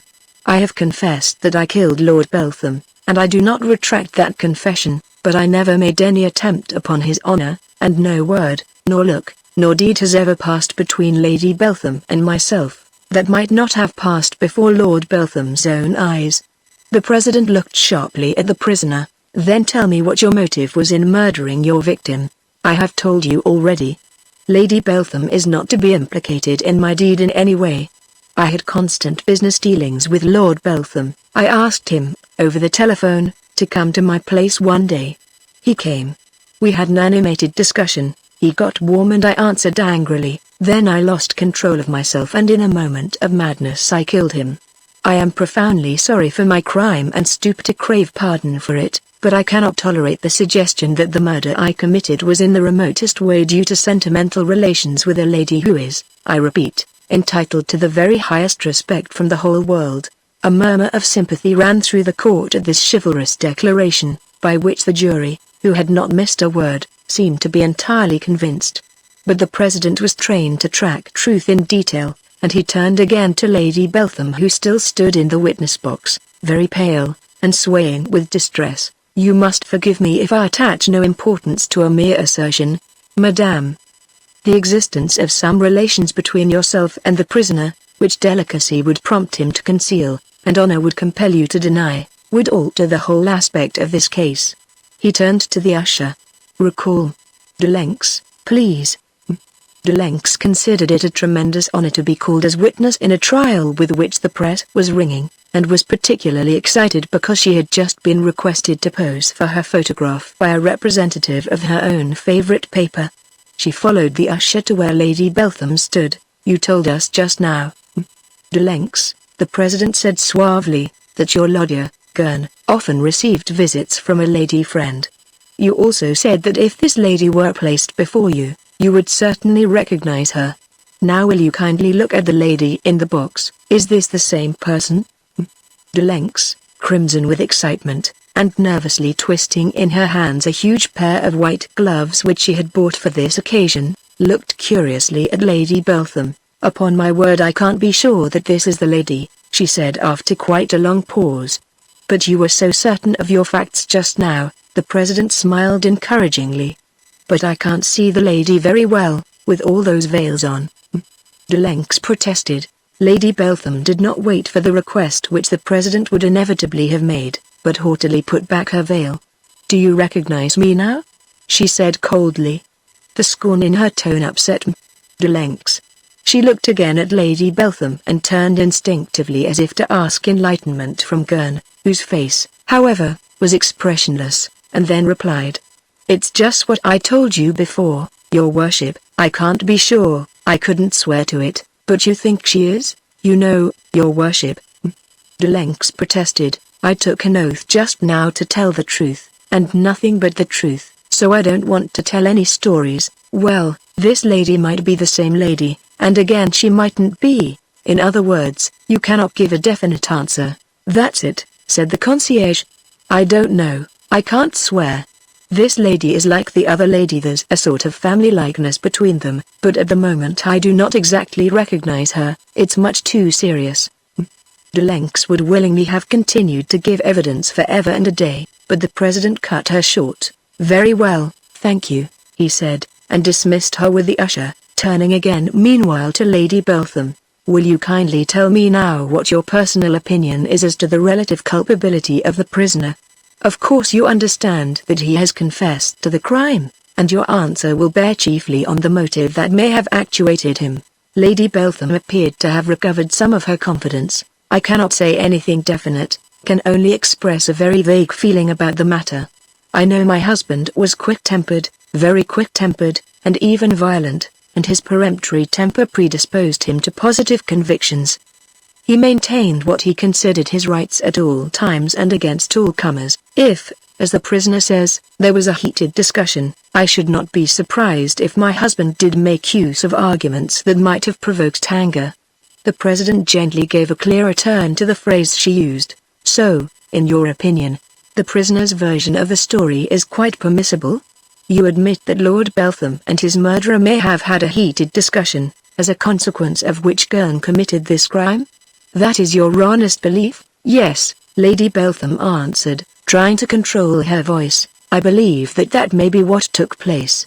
And then, it is the only way in which I can find the least excuse for the crime this man Gurn committed. The president picked up the word, in astonishment. Do you want to find excuses for him, madam? Lady Beltham stood erect, and looked at the president. It is written that to pardon is the first duty of good Christians. It is true that I have mourned my husband, but the punishment of his murderer will not dry my tears. I ought to forgive him, bow beneath the burden that is laid upon my soul, and I do forgive him. Ghastly pale, Gurn was staring at Lady Beltham from the dock, and this time his emotion was so visible that all the jury noticed it. The president held a brief colloquy with his colleagues, asked the prisoner's counsel whether he desired to put any questions to the witness, and, receiving a reply in the negative, dismissed Lady Beltham with a word of thanks, and announced that the court would adjourn. Immediately a hum of conversation broke out in the warm and sunny court.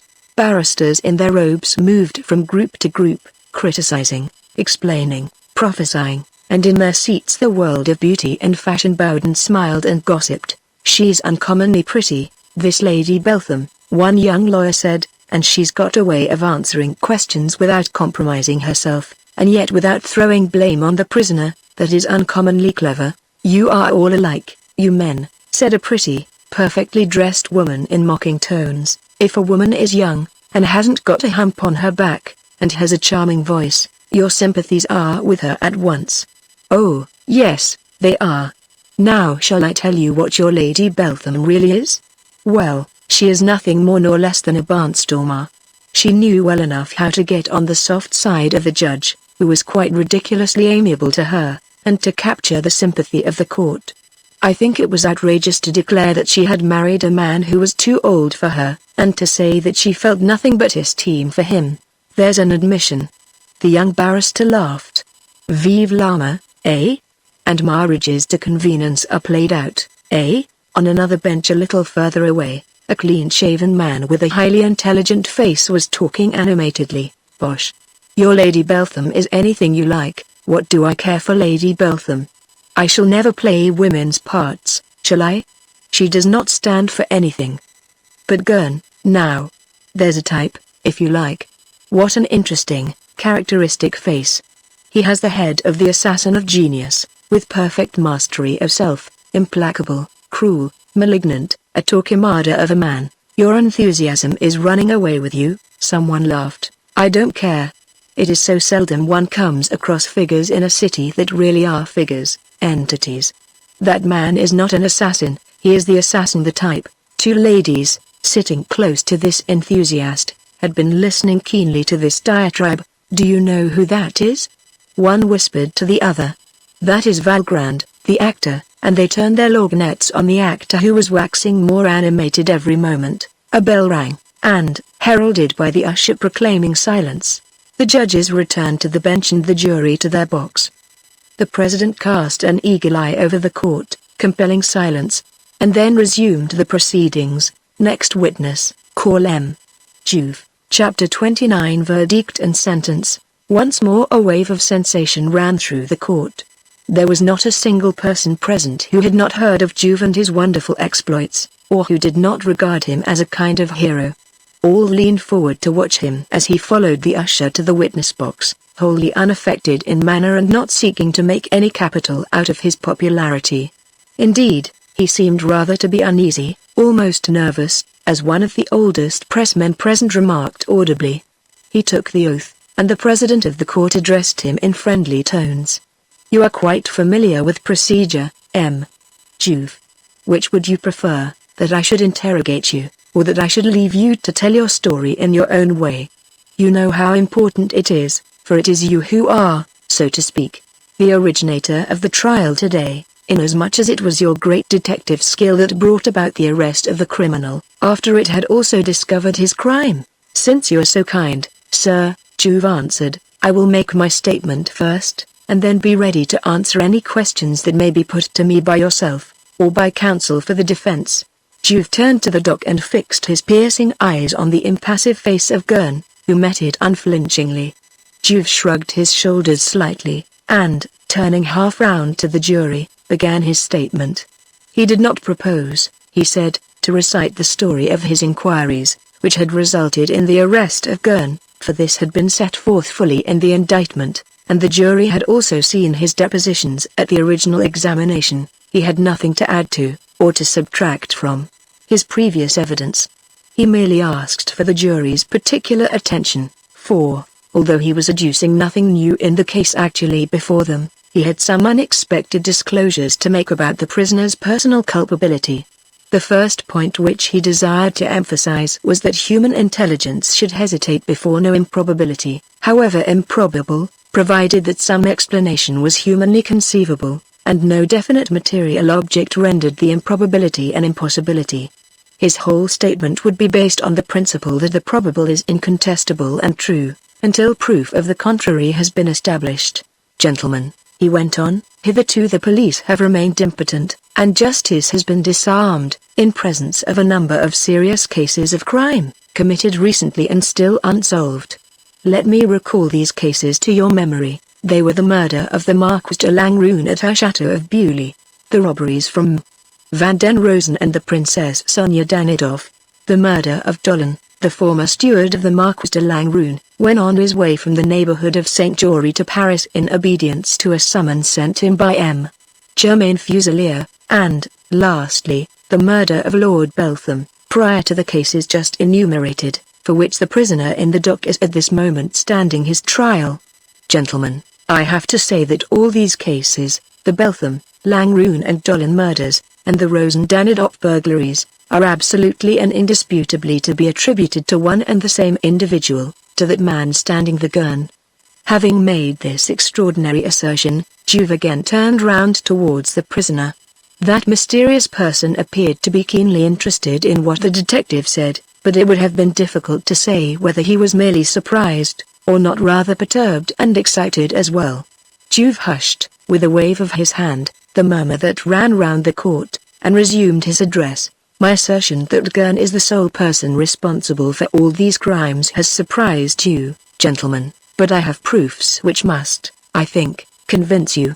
I will not go into the details of each of those cases, for the newspapers have made you quite familiar with them, but I will be as brief and as lucid as I can. My first point, gentlemen, is this: the murderer of the Marquis de Langrune and the man who robbed him, Van den Rosen and Princess Sonia Danidoff, are one and the same person. That is shown beyond dispute by tests made in the two cases with a Bertillon dynamometer, an instrument of the nicest exactitude, which proved that the same individual operated in both cases, but his one point made good. And next, the man who robbed him, Van den Rosen and Princess Sonia, is Gurn. That is proved to equal demonstration by the fact that the burglar burned his hand while engaged upon his crime, and that Gurn has a scar on his hand which betrays him as the criminal. The scar is faint now perhaps, but I can testify that it was very obvious at the time of a disturbance which occurred at a low cafe named the St. Anthony's Pig, where, accompanied by Detective Lemeroy, who is still in hospital for treatment for injuries received on that occasion, I attempted, and failed, to arrest this man Gurn. Thus, gentlemen, I prove that the Langrune and Danidoff cases are the work of but one man, and that man, Gurn. I come to another point. As you know, the murder of the Marquis de Langrune was attended by some strange circumstances. At the inquest it was proved that the murderer most probably got into the house from outside, opening the front door with a skeleton key, and that he obtained admission into the bedroom of the Marquis, not by burglarious means I lay insistence upon that, but by the simple means of her having opened the door to him, which she did on the strength of his name, and, finally, that if robbery was the motive of the crime, the nature of the robbery remained a mystery. Now I have ascertained, gentlemen, and if, as I shall ask you presently, you decide to have an adjournment and a supplementary investigation, I shall be able to prove two important facts. The first is that the Marquis had in her possession a lottery ticket which had just won a large first prize. This ticket had been sent to her by M.E. Shine Rambert. This ticket was not found at the time, but it was subsequently traced to a person, who for the moment has utterly disappeared, who declared that it was given to him by M.E. Shine Rambert. And it is further noteworthy that M.E. Shine Rambert seemed to be in greater funds from that time. The second fact I have ascertained is that, although M.E. Shine Rambert pretended to get into a first-class carriage of a slow train at the Gare d'Orsay, he most certainly was not in that train between Vierzon and Limoges. I can, if you wish, call a witness who inspected all the compartments of that carriage, and can prove that he was not there. The probable, almost certain, inference is that M.E. Shine Rambert got into that slow train at the Gare d'Orsay for the definite purpose of establishing an alibi, and then got out of it on the other side, and entered an express that was going in the same direction, and in front of the slow train. You may remember that it was shown that all trains stopped at the mouth of the Verrières tunnel, near Beaulieu, and that it was possible for a man to get out of the express, commit the crime and then return. I would remind you of the footprints found on the embankment and get into the slow train which followed the express at an interval of 3 hours and a half, and get out of that train at Verrières station. The passenger who did that, was the criminal, and it was M.E. Shine Rambert. As I have already proved that it was Gurn who murdered the Marquis de Langrune, it seems to follow necessarily that M.E. Shine Rambert must be Gurn. Juve paused to make sure that the jury had followed his deductions and taken all his points. He proceeded, in the most tense hush. We have just identified Gurn with Rambert and proved that Rambert Gurn is guilty of the Beltham and Langrune murders, and the robbery from Van den Rosen and Princess Sonia Danidoff. There remains the murder of the steward, Allain. Gentlemen, when Gurn was arrested on the single charge of the murder of Lord Beltham, you will readily believe that his one fear was that all these other crimes, for which I have just shown him to be responsible, might be brought up against him.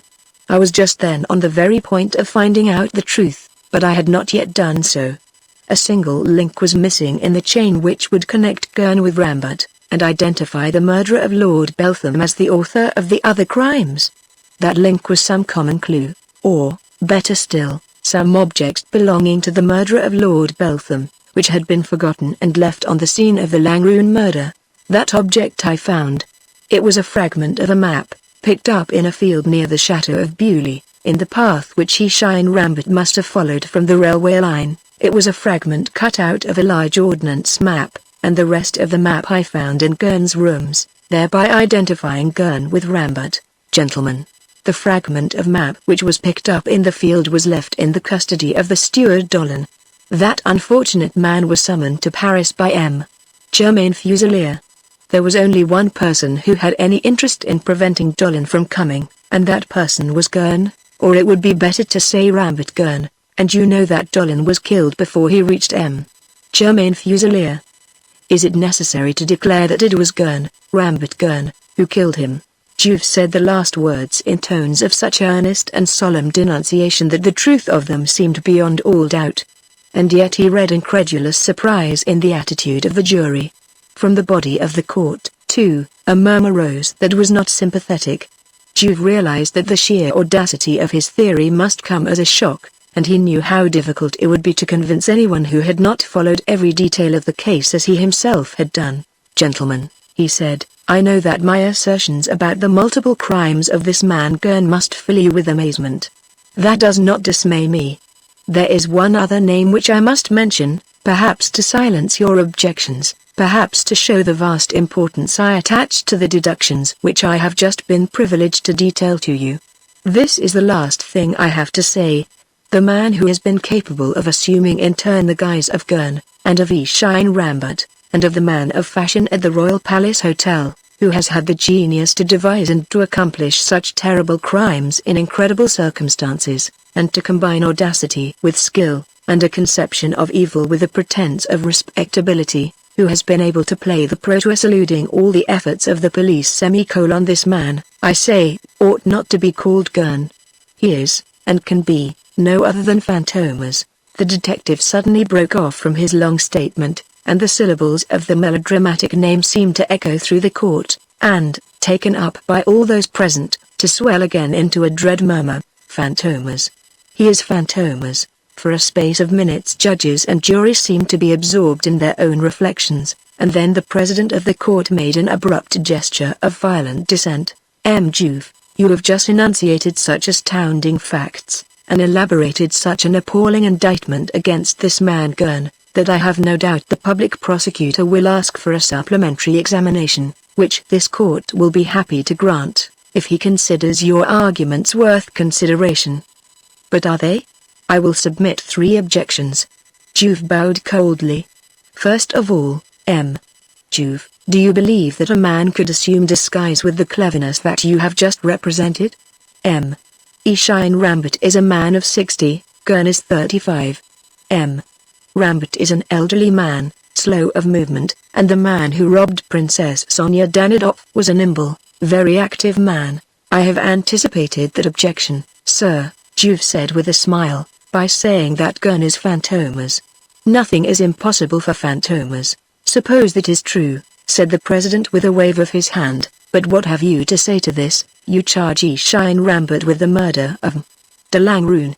But do you not know that Allain Rambert's son, Charles Rambert, who, according to the generally received, and most plausible, opinion was the real murderer of the Marks, committed suicide from remorse? If Allain Rambert was the guilty party, Charles Rambert would not have taken his own life. Juve's voice shook a little.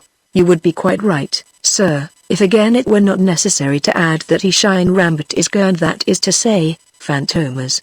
Is it not a possible hypothesis that Fantômas might have affected the mind of that lad, have suggested to him that it was he who committed the crime in a period of somnambulism, and at last have urged him to suicide? Do you not know the power of suggestion? Suppose that also is true, said the president with another vague wave of his hand. I will only put 2 incontestable facts before you. You accuse Allain Rambert of being Gurn, and Allain Rambert was lost in the wreck of the Lancaster. You also accuse Gurn of having murdered Dolan, and at the time that murder was committed Gurn was in solitary confinement in the Santi prison. This time the detective made a sign as if of defeat. If I have waited until today to make the statement you have just listened to, it was obviously because hitherto I have had no absolute proofs, but merely groups of certainties. I spoke today, because I could keep silent no longer. If I am still without some explanations in detail, I am sure I shall have them some day. Everything comes to light sooner or later. And as to the 2 facts you have just put before me, I would reply that there is no proof that M. Rambert was lost in the wreck of the Lancaster. It has not been legally established that he ever was on board that ship. Of course, I know his name was in the list of passengers, but a child could have contrived a device of that sort. Besides, all the circumstances attending that disaster are still an utter mystery. My belief is that a Fantômas would be perfectly capable of causing an explosion on a ship and blowing up 150 people, if thereby he could dispose of one of his identities, especially such a terribly compromising identity as that of Allain Rambert. The president dismissed the theory with a word, "pure romance," he said. "And what about the murder of Dolan? I should like, further, to remind you that the fragment of map which, according to you, was the real reason for this man's death, was found on his body, and does not correspond in the least with the hole cut in the map you found in Gurn's rooms. As for that," Juve said with a smile, "the explanation is obvious. If Gurn, whom I charge with the murder of Dolan, had been content merely to abstract the real fragment, he would so to speak have set his signature to the crime. But he was much too clever for that. He was subtle enough to abstract the compromising fragment and substitute another fragment for it, the one found on the body." "Perhaps," said the president, "that is possible, but I repeat, Gurn was in prison at the time." "True. True," said Juve, throwing up his hands. "I am prepared to swear that it was Gurn who did the murder, but I cannot yet explain how he did it, since he was in solitary confinement in the Santee." Silence fell upon the court. Juve refrained from saying anything more, but a sarcastic smile curled his lip. "Have you anything else to say?" the president asked after a pause. "Nothing, except that anything is possible to Fantômas." The president turned to the prisoner. "Gurn, have you anything to say, any confession to make? The jury will listen to you." Gurn rose to his feet. "I do not understand a word of what the detective has just been saying," he said. The president looked at Juve again. "You suggest that there shall be a supplementary investigation?" "Yes, Mr. Solicitor General, have you any application to make on that subject?" the president asked the public prosecutor. "No," said the functionary. "The witness's allegations are altogether too vague." "Very well. The court will deliberate forthwith." The judges gathered round the president of the court, and held a short discussion. Then they returned to their places and the president announced their decision. It was that after consideration of the statement of the witness Juve, their opinion was that it rested merely upon hypotheses, and their decision was that there was no occasion for a supplementary inquiry. And the president immediately called upon the public prosecutor to address the court. Neither in the lengthy address of that functionary, nor in the ensuing address of Maitre Barbaroux on behalf of the defendant, was the slightest allusion made to the fresh facts adduced by the detective. The theories he put forward were so unexpected and so utterly astonishing that nobody paid the least attention to them. Then the sitting was suspended while the jury considered their verdict. The judges retired and guards removed the prisoner, and Juve, who had accepted the dismissal of his application for a further inquiry with perfect equanimity, went up to the press box and spoke to a young journalist sitting there. "Shall we go out for a quarter of an hour, Fanda?" And when they were presently in the corridor, he smote the young fellow in a friendly way on the shoulder and inquired, "Well, my boy, what do you say to all that?" Jerome Fanda seemed to be overwhelmed. "You accuse my father? You really accuse Allain Rambert of being Gurn? Surely I am dreaming, my dear young idiot," Juve growled. "Do pray understand one thing, I am not accusing your father, your real father, but only the man who represented himself to be your father. Just think, if my contention is right that the Allain Rambert who killed the Marquis Gurn, it is perfectly obvious that Gurn is not your father, for he is only 35 years of age. He has merely represented himself to be your father. Then who is my real father?" "I don't know anything about that," said the detective. "That's a matter we will look into one of these fine days. You take it from me that we are only just at the beginning of all these things, but the court has refused a supplementary inquiry." "Gad," said Juve, "I quite expected it would.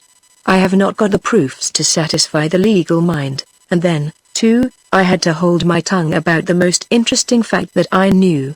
"What was that?" "Why, that you are not dead, Charles Rambert. I had to conceal that fact, my boy, for the melancholy reason that I am a poor man and depend on my job. If I had let out that I had known for a long time that Charles Rambert was alive when he was supposed to be dead, and that I had known him first as Jean and then as Paul, and yet had said nothing about it, I should have been dismissed from the service as sure as eggs are eggs, and it is equally certain that you would have been arrested, which is precisely what I do not wish to happen." In tense silence the foreman of the jury rose. "In the presence of God and man, and upon my honor and my conscience, I declare that the answer of majority of the jury is yes to all the questions submitted to them." Then he sat down. He had made no mention of extenuating circumstances.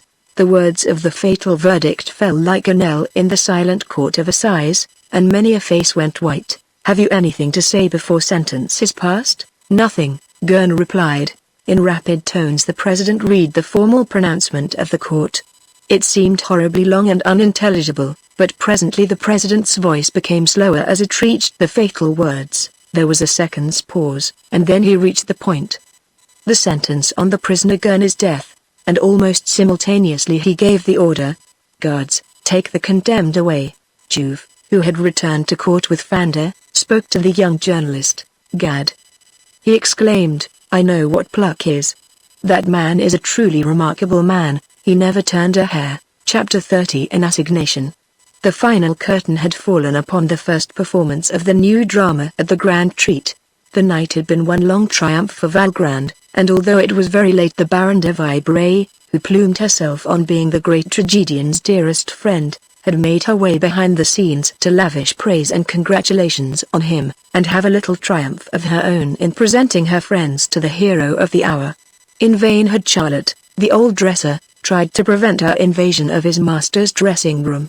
He was not proof against her perseverance, and ere long she had swept into the room with the proud smile of a general entering a conquered town. The Comte de Barrel, a tall young man with a single eyeglass, followed close in her wake. "Will you please announce us?" he said to the dresser. Charlotte hesitated a moment in surprise, then broke into voluble explanations. "M. Valgrand is not here yet." "What? Didn't you know?" "Why, at the end of the performance the Minister of Public Instruction sent for him to congratulate him. That's a tremendous honor, and it's the second time it has been paid to M. Valgrand." Meanwhile the other two ladies in the party were roaming about the dressing room. Simone Holbord, wife of a colonel of the Marines who had just covered himself with distinction in the Congo, and the Comtesse Marceline de Barrel. "How thrilling an actor's dressing room is!" exclaimed Holbord, inspecting everything in the room through her glass. "Just look at these darling little brushes. I suppose he uses those in making up? And, oh, my dear, there are actually 3 kinds of rouge." The Comtesse de Barrel was fascinated by the photographs adorning the walls. "To the admirable Valgrand from a comrade," she read in awestruck tones. "Come and look, dear, it is signed by Sarah Bernhardt. And listen to this one, at Buenos Aires, at Melbourne, and New York, wherever I am I hear the praises of my friend Valgrand. Something like a globe-trotter," said Holbord. "I expect he belongs to the Comédie Française," Colonel Holbord interrupted, calling to his wife.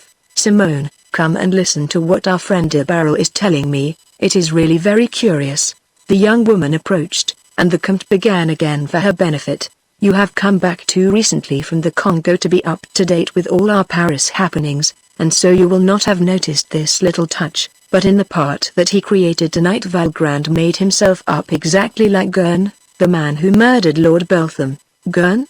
said Holbord, to whom the name did not convey much.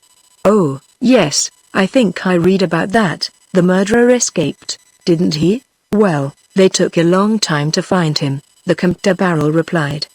"As usual, the police were giving up all hope of finding him, when one day, or rather one night, they did find him and arrested him, and where do you suppose that was? Why, with Lady Beltham." "Yes, really, in her own house at Nilly." "Impossible!"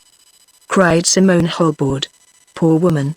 What an awful shock for her. Lady Beltham is a brave, dignified, and truly charitable woman," said the Comtesse de Barrel. "She simply worshipped her husband. And yet, she pleaded warmly for mercy for the murderer though she did not succeed in getting it." "What a dreadful thing," said Simone Holbord perfunctorily. Her attention was wandering to all the other attractions in this attractive room. A pile of letters was lying on a writing table, and the reckless young woman began to look at the envelopes. "Just look at this pile of letters," she cried. "How funny. Every one of them in the woman's hand. I suppose Valgrand gets all sorts of offers?" Colonel Holbourd went on talking to the Comte de Barrel in a corner of the room. "I am enormously interested in what you tell me. What happened then?" "Well, this wretch, Gurn, was recognized by the police as he was leaving Lady Beltham's, and was arrested and put in prison. The trial came on at the Court of Assize about 6 weeks ago. All Paris went to it, of course including myself. This man Gurn is a brute, but a strange brute, rather difficult to define. He swore that he had killed Lord Beltham after a quarrel, practically for the sake of robbing him, but I had a strong impression that he was lying. But why else should he have committed the murder?" The Comte de Barrel shrugged his shoulders. "Nobody knows," he said. "Politics, perhaps, nihilism, or perhaps again love. There was one fact, or coincidence, worth noting. When Lady Beltham came home from the Transvaal after the war, during which, by the way, she did splendid work among the sick and wounded, she sailed by the same boat that was taking Gurn to England. Gurn also was a bit of a popular hero just then. He had volunteered at the beginning of the war, and came back with a sergeant's stripes and a medal for distinguished conduct. Can Gurn and Lady Beltham have met and got to know each other? It is certain that the lady's behavior during the trial lent itself to comment, if not exactly to scandal. She had odd collapses in the presence of the murderer, collapses which were accounted for in very various ways. Some people said that she was half out of her mind with grief at the loss of her husband. Others said that if she was mad, it was over someone, over this vulgar criminal martyr or accomplice, perhaps. They even went so far as to allege that Lady Beltham had an intrigue with Gurn. "Come, come," the colonel protested, "a great lady like Lady Beltham, so religious and so austere? Absurd. People say all sorts of things," said the Comte de Barrel vaguely. He turned to another subject. "Anyhow, the case caused a tremendous sensation. Gurn's condemnation to death was very popular, and the case was so typically Parisian that our friend Valgrand, knowing that he was going to create the part of the murderer in this tragedy tonight, followed every phase of the Gurn trial closely, studied the man in detail, and literally identified himself with him in this character. It was a shrewd idea. You noticed the sensation when he came on the stage?" "Yes, I did," said the colonel. "I wondered what the exclamations from all over the house meant." "Try to find a portrait of Gurn in some one of the illustrated papers," said the Comte, "and compare it with I think this is Valgrand coming." The Baron de Vibray had tired of her conversation with the old dresser, Charlotte, and had left him to take up her stand outside the dressing room, where she greeted with nods and smiles the other actors and actresses as they hurried by on their way home, and listened to the sounds at the end of the passage. Presently a voice became distinguishable, the voice of Valgrand singing a refrain from a musical comedy. The Baron de Vibray hurried to meet him, with both hands outstretched, and led him into his dressing room. "Let me present M. Valgrand," she exclaimed, and then presented the two young women to the bowing actor, Comtesse Marcel de Barrel. "Holbourd, pardon me, ladies, for keeping you waiting," the actor said. "I was deep in conversation with the minister. He was so charming, so kind." He turned to the Baron de Vibray. "He did me the honor to offer me a cigarette. A relic. Charlotte. Charlotte. You must put this cigarette in the little box where all my treasures are. It is very full already, M. Valgrand," said Charlotte deprecatingly. "We must not keep you long," the Baron de Vibray murmured. "You must be very tired." Valgrand passed a weary hand across his brow, positively exhausted. Then he raised his head and looked at the company. "What did you think of me?" A chorus of eulogy sprang from every lip. "Splendid. Wonderful. The very perfection of art." "No, but really?" protested Valgrand, swelling with satisfied vanity. "Tell me candidly, was it really good? You really were wonderful, could not have been better," the Baron de Vibray exclaimed enthusiastically, and the crowd of worshippers endorsed every word, until the artist was convinced that their praise was quite sincere. "How I have worked!" he exclaimed. "Do you know, when rehearsals began, asked Charlotte if this isn't true, the piece simply didn't exist. Simply didn't exist. Charlotte corroborated him, like an echo. Didn't exist, Valgrand repeated, not even my part. It was insignificant, flat. So I took the author aside and I said, Franz, my boy, I'll tell you what you must do. You know the lawyer's speech? Absurd. What am I to do while he is delivering it? I'll make the speech for my own defense, and I'll get something out of it. And the prison scene. Just fancy, he had shoved a parson into that. I said to Franz, cut the parson out, my boy, what the dickens am I to do while he is preaching? Simply nothing at all, it's absurd. Give his speech to me. I'll preach to myself. And there you are, I don't want to boast, but really I did it all. And it was a success, eh? Again the chorus broke out, to be stopped by Valgrand, who was contemplating his reflection in a mirror. And my makeup, Colonel? Do you know the story of my makeup? I hear they were talking about it all over the house. Am I like Gurn? What do you think? You saw him quite close at the trial, Comte. What do you think? The resemblance is perfectly amazing, said the Comte de Barrel with perfect truth. The actor stroked his face mechanically. A new idea struck him. My beard is a real one, he exclaimed. I let it grow on purpose. I hardly had to make myself up at all. I am the same build, the same type, same profile. It was ridiculously easy. Give me a lock of hair from your beard for a locket, said the Baron de Vibray impudently. Valgrand looked at her, and heaved a profound sigh. Not yet, dear lady, I am infinitely sorry, but not yet, a little later on, perhaps, wait for the 100th performance. I must have one too, said Simone Holbord, and Valgrand with great dignity replied. I will put your name down for one, madame. But the Comte de Barrel had looked furtively at his watch, and uttered an exclamation of surprise. My good people, it is most horribly late. And our great artiste must be overcome with sleep. Forthwith they all prepared to depart, in spite of the actor's courteous protests that he could not hear of letting them go so soon. They lingered at the door for a few minutes in eager, animated conversation, shaking hands and exchanging farewells and thanks and congratulations.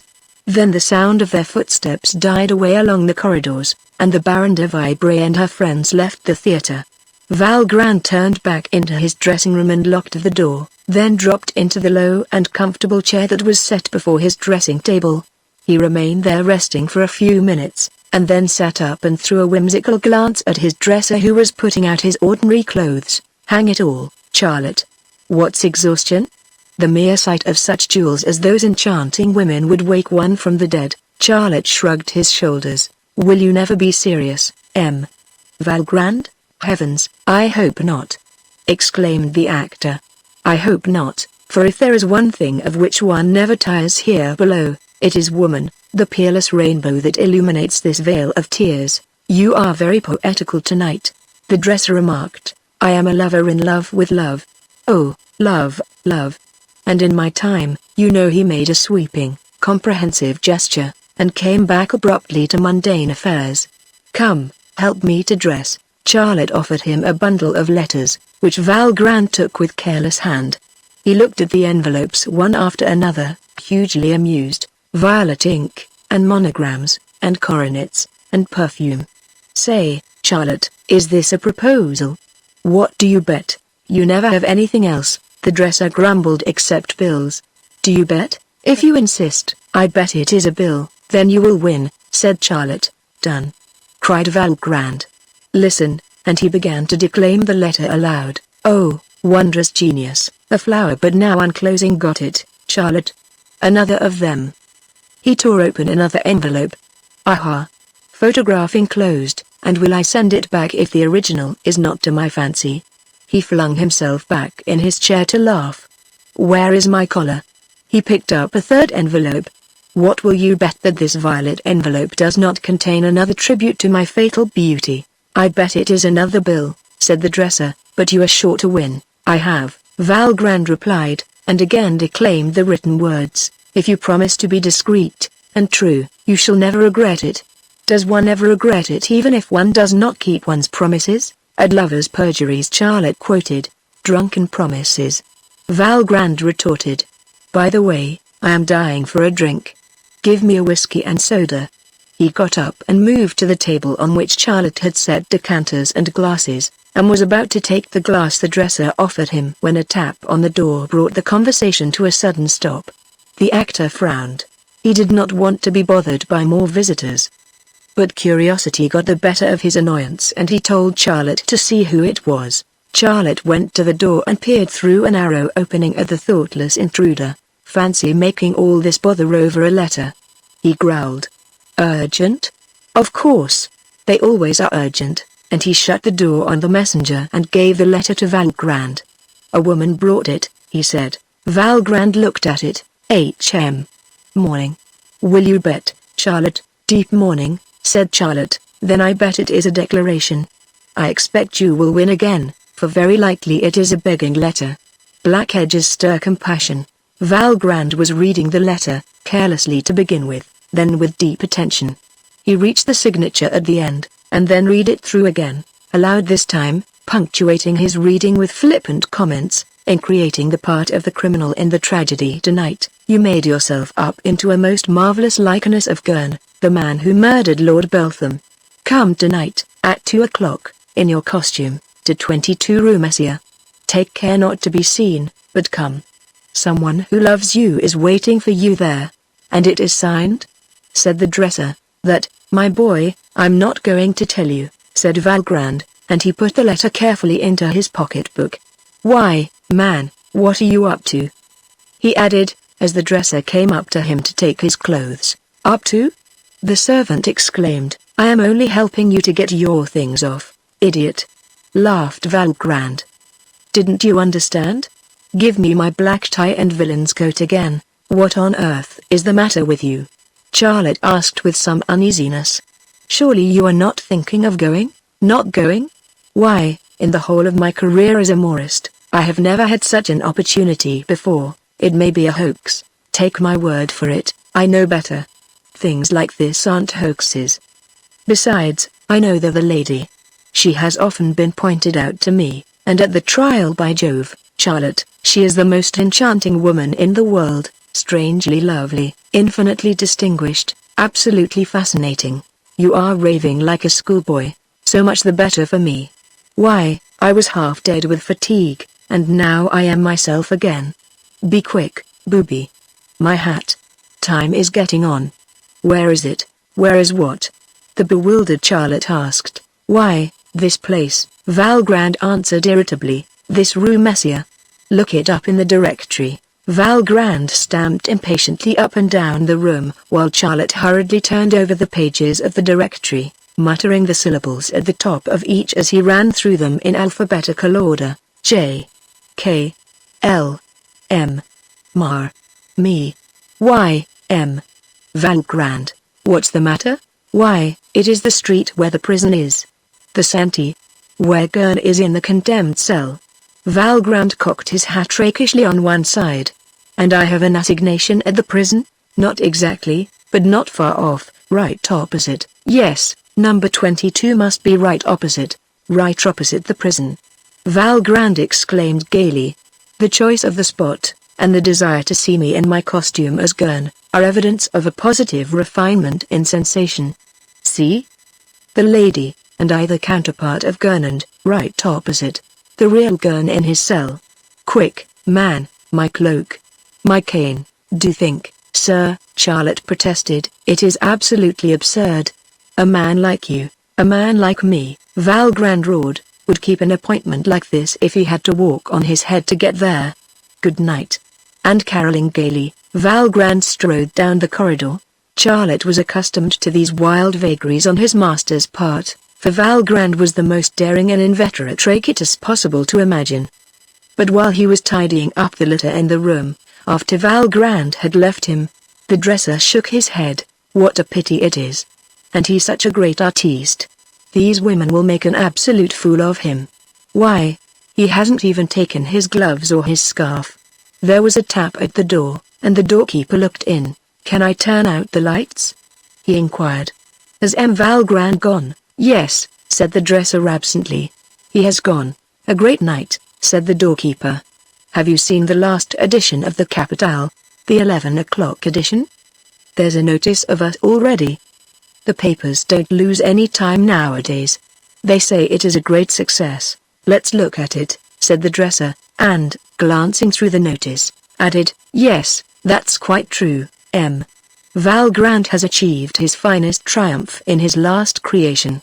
He looked casually through the newspaper, and suddenly broke into a sharp exclamation. Good heavens, it can't be possible. What's the matter? The doorkeeper inquired. Charlotte pointed a shaking finger to another column. Read that, Jean, read that. Surely I am mistaken. The doorkeeper peered over Charlotte's shoulder at the indicated passage. I don't see anything in that. It's that Gurn affair again. Yes, he is to be executed at daybreak on the 18th. But that is this morning presently, Charlotte exclaimed. Maybe, said the doorkeeper indifferently. Yes, last night was the 17th, so it is the 18th now. Are you ill, Charlotte? Charlotte pulled himself together. No, it's nothing, I'm only tired. You can put out the lights. I shall be out of the theater in 5 minutes. I only want to do 1 or 2 little things here. All right, said Jean, turning away. Shut the door behind you when you leave. If I have gone to bed. Charlotte sat on the arm of a chair and wiped his brow. I don't like this business, he muttered. Why the deuce did he want to go? What does this woman want with him? I may be only an old fool, but I know what I know. And there have been no end of queer stories about this job already. He sat there meditating, till an idea took shape in his mind. Can I dare to go round there and just prowl about? Of course he will be furious, but suppose that letter was a decoy and he is walking into a trap? One never can tell. An assignation in that particular street, with that prison opposite, and Gurn to be guillotined within the next hour or so? The man made up his mind, hurriedly put on his coat and hat, and switched off the electric lights in the exquisitely appointed dressing room. I'll go, he said aloud. If I see anything suspicious, or if at the end of half an hour I don't see M. Val Grant leaving the house, well. Charlotte turned the key in the lock. Yes, I will go. I shall be much easier in my mind. Chapter 31 Fell Treachery. Number 22 Rue Messier was a wretched once-storied house that belonged to a country vine-dresser who seldom came to Paris. It was damp, dirty, and dilapidated, and would have had to be rebuilt from top to bottom if it were to be rendered habitable. There had been a long succession of so-called tenants of this hovel, shady, disreputable people who, for the most part, left without paying any rent, the landlord being only too glad if occasionally they left behind them a little miserable furniture or worn-out kitchen utensils. He was finding it ever more difficult to let the wretched house, and for weeks together it had remained unoccupied. But one day, about a month ago, he had been astonished by receiving an application for the tenancy from someone who vaguely signed himself Durand, and still further astonished by finding in the envelope bank notes representing a year's rent in advance. Delighted with this windfall, and congratulating himself on not having gone to the expense of putting the hovel into something like repair unnecessary now, since he had secured a tenant, and a good one, for at least 12 months, the landlord promptly sent a receipt to this Durand, with the keys, and thought no more about the matter. In the principal room, on the first floor of this hovel, a little poor furniture had been put, a shabby sofa, an equally shabby armchair, a few cane-bottomed chairs, and a deal table. On the table was a teapot, a small kettle over a spirit stove, and a few cups and small cakes. A smoky lamp shed a dim light over this depressing interior, and a handful of coal was smouldering in the cracked grate, and here, in these miserable surroundings, Lady Beltham was installed on this 18th of December. The great lady was even paler than usual, and her eyes shone with a curious brilliance. That she was suffering from the most acute and feverish nervous excitement was patent from the way in which she kept putting her hands to her heart as though the violence of its throbbing were unendurable, and from the restless way in which she paced the room, stopping at every other step to listen for some sound to reach her through the silence of the night. Once she stepped quickly from the middle of the room to the wall opposite the door that opened onto the staircase. She pushed ajar the door of a small cupboard and murmured hush, making a warning movement with her hands, as if addressing someone concealed there. Then she moved forward again and, sinking onto the sofa, pressed her hands against her throbbing temples. No one yet. She murmured presently. Oh, I would give 10 years of my life to. Is all really lost? Her eyes wandered round the room. What a forbidding, squalid place. And again she sprang to her feet and paced the room. Through the grimy panes of the window she could just see a long row of roofs and chimneys outlined against the sky. Oh, those black roofs, those horrible black roofs, she muttered. The already wretched light in the wretched room was burning dimmer, and Lady Beltham turned up the wick of the lamp. As she did so she caught a sound and stopped. "Can that be he?" she exclaimed, and hurried to the door. Footsteps and a man's footsteps. The next moment she was sure. Someone stumbled in the passage below, came slowly up the stairs, was on the landing. Lady Beltham recoiled to the sofa and sank down on it, turning her back to the door, and hiding her face in her hands. Valgrand. Valgrand was a man with a passion for adventure. But invariable success in his flirtations had made him blasé, and now it was only the absolutely novel that could appeal to him. And there could certainly be no question about the woman who had sent him the present invitation being anything but a commonplace one. Moreover, it was not just any woman who had asked him to keep this assignation in the outward guise of Gurn, but the one woman in whose heart the murderer ought to inspire the greatest abhorrence, the widow of the man whom Gurn had murdered. What should his deportment be when he came face to face with her? That was what preoccupied the actor as he left the theater, and made him dismiss the taxi in which he had started, before he reached his destination. Valgrand came into the room slowly, and with a trained eye for effect. He flung his cloak and hat theatrically on the armchair, and moved towards Lady Beltham, who still sat motionless with her face hidden in her hands. "I have come," he said in deep tones. Lady Beltham uttered a little exclamation as if of surprise, and seemed even more anxious to hide from him. "Odd," thought Valgrand. "She seems to be really upset. What can I say to her, I wonder?" But Lady Beltham made a great effort and sat up, looking at the actor with strained eyes, yet striving to force a smile. "Thank you for coming, sir," she murmured. "It is not from you, madame, that the thanks should come," Valgrand answered magnificently. "Quite the reverse. I am infinitely grateful to you for having summoned me. Pray believe that I would have been here even sooner but for the delay inevitable on a first performance. But you are cold," he broke off, for Lady Beltham was shivering. "Yes, I am," she said almost inaudibly, mechanically pulling a scarf over her shoulders. Valgrand was standing, taking in every detail of the squalid room in which he found himself with this woman whose wealth, and taste, and sumptuous home admirably were notorious. "I must clear up this mystery," he thought, while he moved to the window to see that it was shut, and searched about, in vain, for a little coal to put upon the fire. While he was thus occupied, Lady Beltham also rose, and going to the table poured out 2 cups of tea. "Perhaps this will warm us, in the absence of anything better," she said, making an effort to seem more amiable. "I am afraid it is rather strong, M. Valgrand, I hope you do not mind?"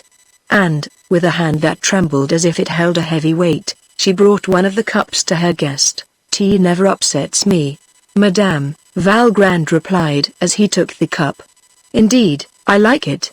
He came to the table and picked up the basin filled with caster sugar, making first as if to put some in her cup. "Thanks, I never take sugar in tea," she said. Valgrand made a little grimace. "I admire you, but I will not imitate you," he said, and unceremoniously tipped a generous helping of the sugar into his own cup. Lady Beltham watched him with haggard eyes. While they were sipping their tea, there was silence between them. Lady Beltham went back to the sofa, and Valgrand took a chair quite close to her. The conversation was certainly lacking in animation, he reflected whimsically. Would the lady succeed in reducing him to the level of intelligence of a callow schoolboy? And she most certainly did seem to be horribly upset. He raised his eyes to her and found that she was gazing into infinity. "One has got to draw upon psychology here," Valgrand mused. "It is not me, myself, in whom this lovely creature takes any interest, or she would not have desired me to come in these trappings that make me look like Gurn. It's his skin that I must stop in. But what is the proper attitude to adopt? The sentimental? Or the brutal? Or shall I appeal to her proselytizing mania, and do the repentant sinner act? I'll chance it. Here goes." And he rose to his feet. As he moved, Lady Beltham looked round, uneasy, frightened, almost anguished. It seemed as though she realized that the moment had come for extraordinary things to happen. Valgrand began to speak as he did upon the stage, restraining his effects at first and controlling his voice of set purpose to give full effect to it later on, modulating it cleverly. At your summons, Madame, the prisoner Gurn has burst his bonds, broken through the door of his cell, and scaled his prison walls, triumphing over every obstacle with the single object of coming to your feet. He comes, and he took a step nearer to her. Lady Beltham stayed him with a gesture of terror. Don't. Please say no more. She murmured. I've got a bite, Valgrand said to himself. Let's try another bait, and as if repeating a part he said dramatically, has your charitable heart turned towards the guilty soul that you fain would rescue from transgression? Men say you are so great a lady, so good, so near to heaven. Again Lady Beltham put up a protesting hand. Not that. Not that. She said imploringly. Oh, this is torture, go away. In her distress she was really superbly beautiful, but Valgrand knew too much about women of every temperament, neurotic, hysterical, and many another kind, not to suppose that here he was merely taking part in a sentimental comedy. He made a rough gesture and laid his hand on Lady Beltham's arm. Do you not know me? He said harshly. I am Gurn. I will crush you to my heart. And he tried to draw her close to him. But this time Lady Beltham threw him off with the violence of despair. Stand back. You brute! She cried, in tones that there was no mistaking. Valgrand recoiled in real dismay, and stood silent in the middle of the room, while Lady Beltham went to the wall farthest from him and leaned for support against it. Listen, Madame, Valgrand began presently, in dulcet tones that had the effect of making Lady Beltham try to control her emotion and murmur some faint words of apology. Of course you know I am Valgrand, Valgrand the actor. I will apologize for having come to you like this, but I have some small excuse in your note. My note? She murmured. Oh, yes, I forgot. Valgrand went on, seeming to pick his words. You have overestimated your strength, and now perhaps you find the resemblance too startling? Do not be frightened. But your letter came to me like healing balm upon a quivering wound. For weeks, long weeks the actor stopped, and mechanically rubbed his eyes. It's odd, he thought to himself, but I feel ever so much more inclined to go to sleep than to make love. He shook off his real desire for sleep and began again. I have loved you since the day I saw you first. I love you with an intensity. For some moments Lady Beltham had been looking at him with a calm air, and eyes that were less hostile. The older Morist observed it, and made a tremendous effort to overcome his most inopportune drowsiness. How shall I be silent, when at last kind heaven is about to grant the fondest desire of my heart? When, all afire with love, I am kneeling at your feet. Valgrand dropped to his knees. Lady Beltham drew herself up, listening. In the distance a clock struck 4. Oh, I can bear it no longer. She cried stammeringly. I can bear no more. Listen, 4 o'clock. No, no. It is too much for me. The woman seemed absolutely frantic. She paced up and down the room like a caged animal. Then she came close to Valgrand, and looked at him with an immense pity in her eyes. Go, sir, if you believe in God, go away. Go as quickly as you can. Valgrand struggled to his feet. His head was heavy, and he had an irresistible desire to hold his tongue and just stay where he was.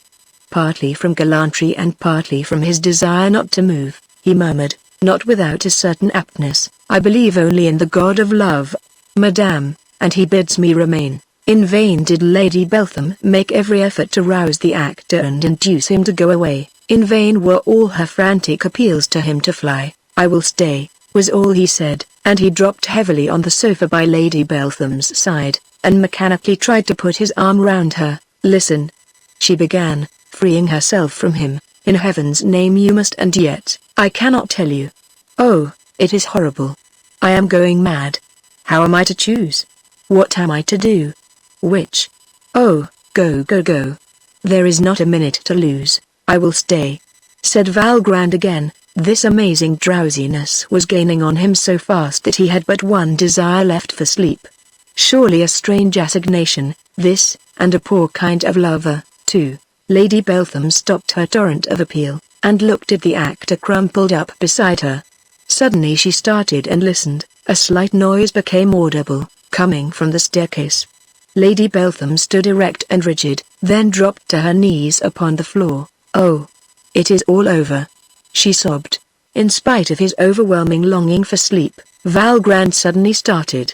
Two heavy hands fell on his shoulder, and then his arms were pulled behind him and his wrists rapidly bound together. "Good God!" he cried, in stupefied surprise, turning quickly round. Two men stood before him, old soldiers by the look of them, in dark uniforms relieved only by the gleam of metal buttons. He was going to say more, but one of the men laid his hand over his lips. "Hush," he said peremptorily. Valgrand made frantic efforts to prevent himself from falling. "What does this mean?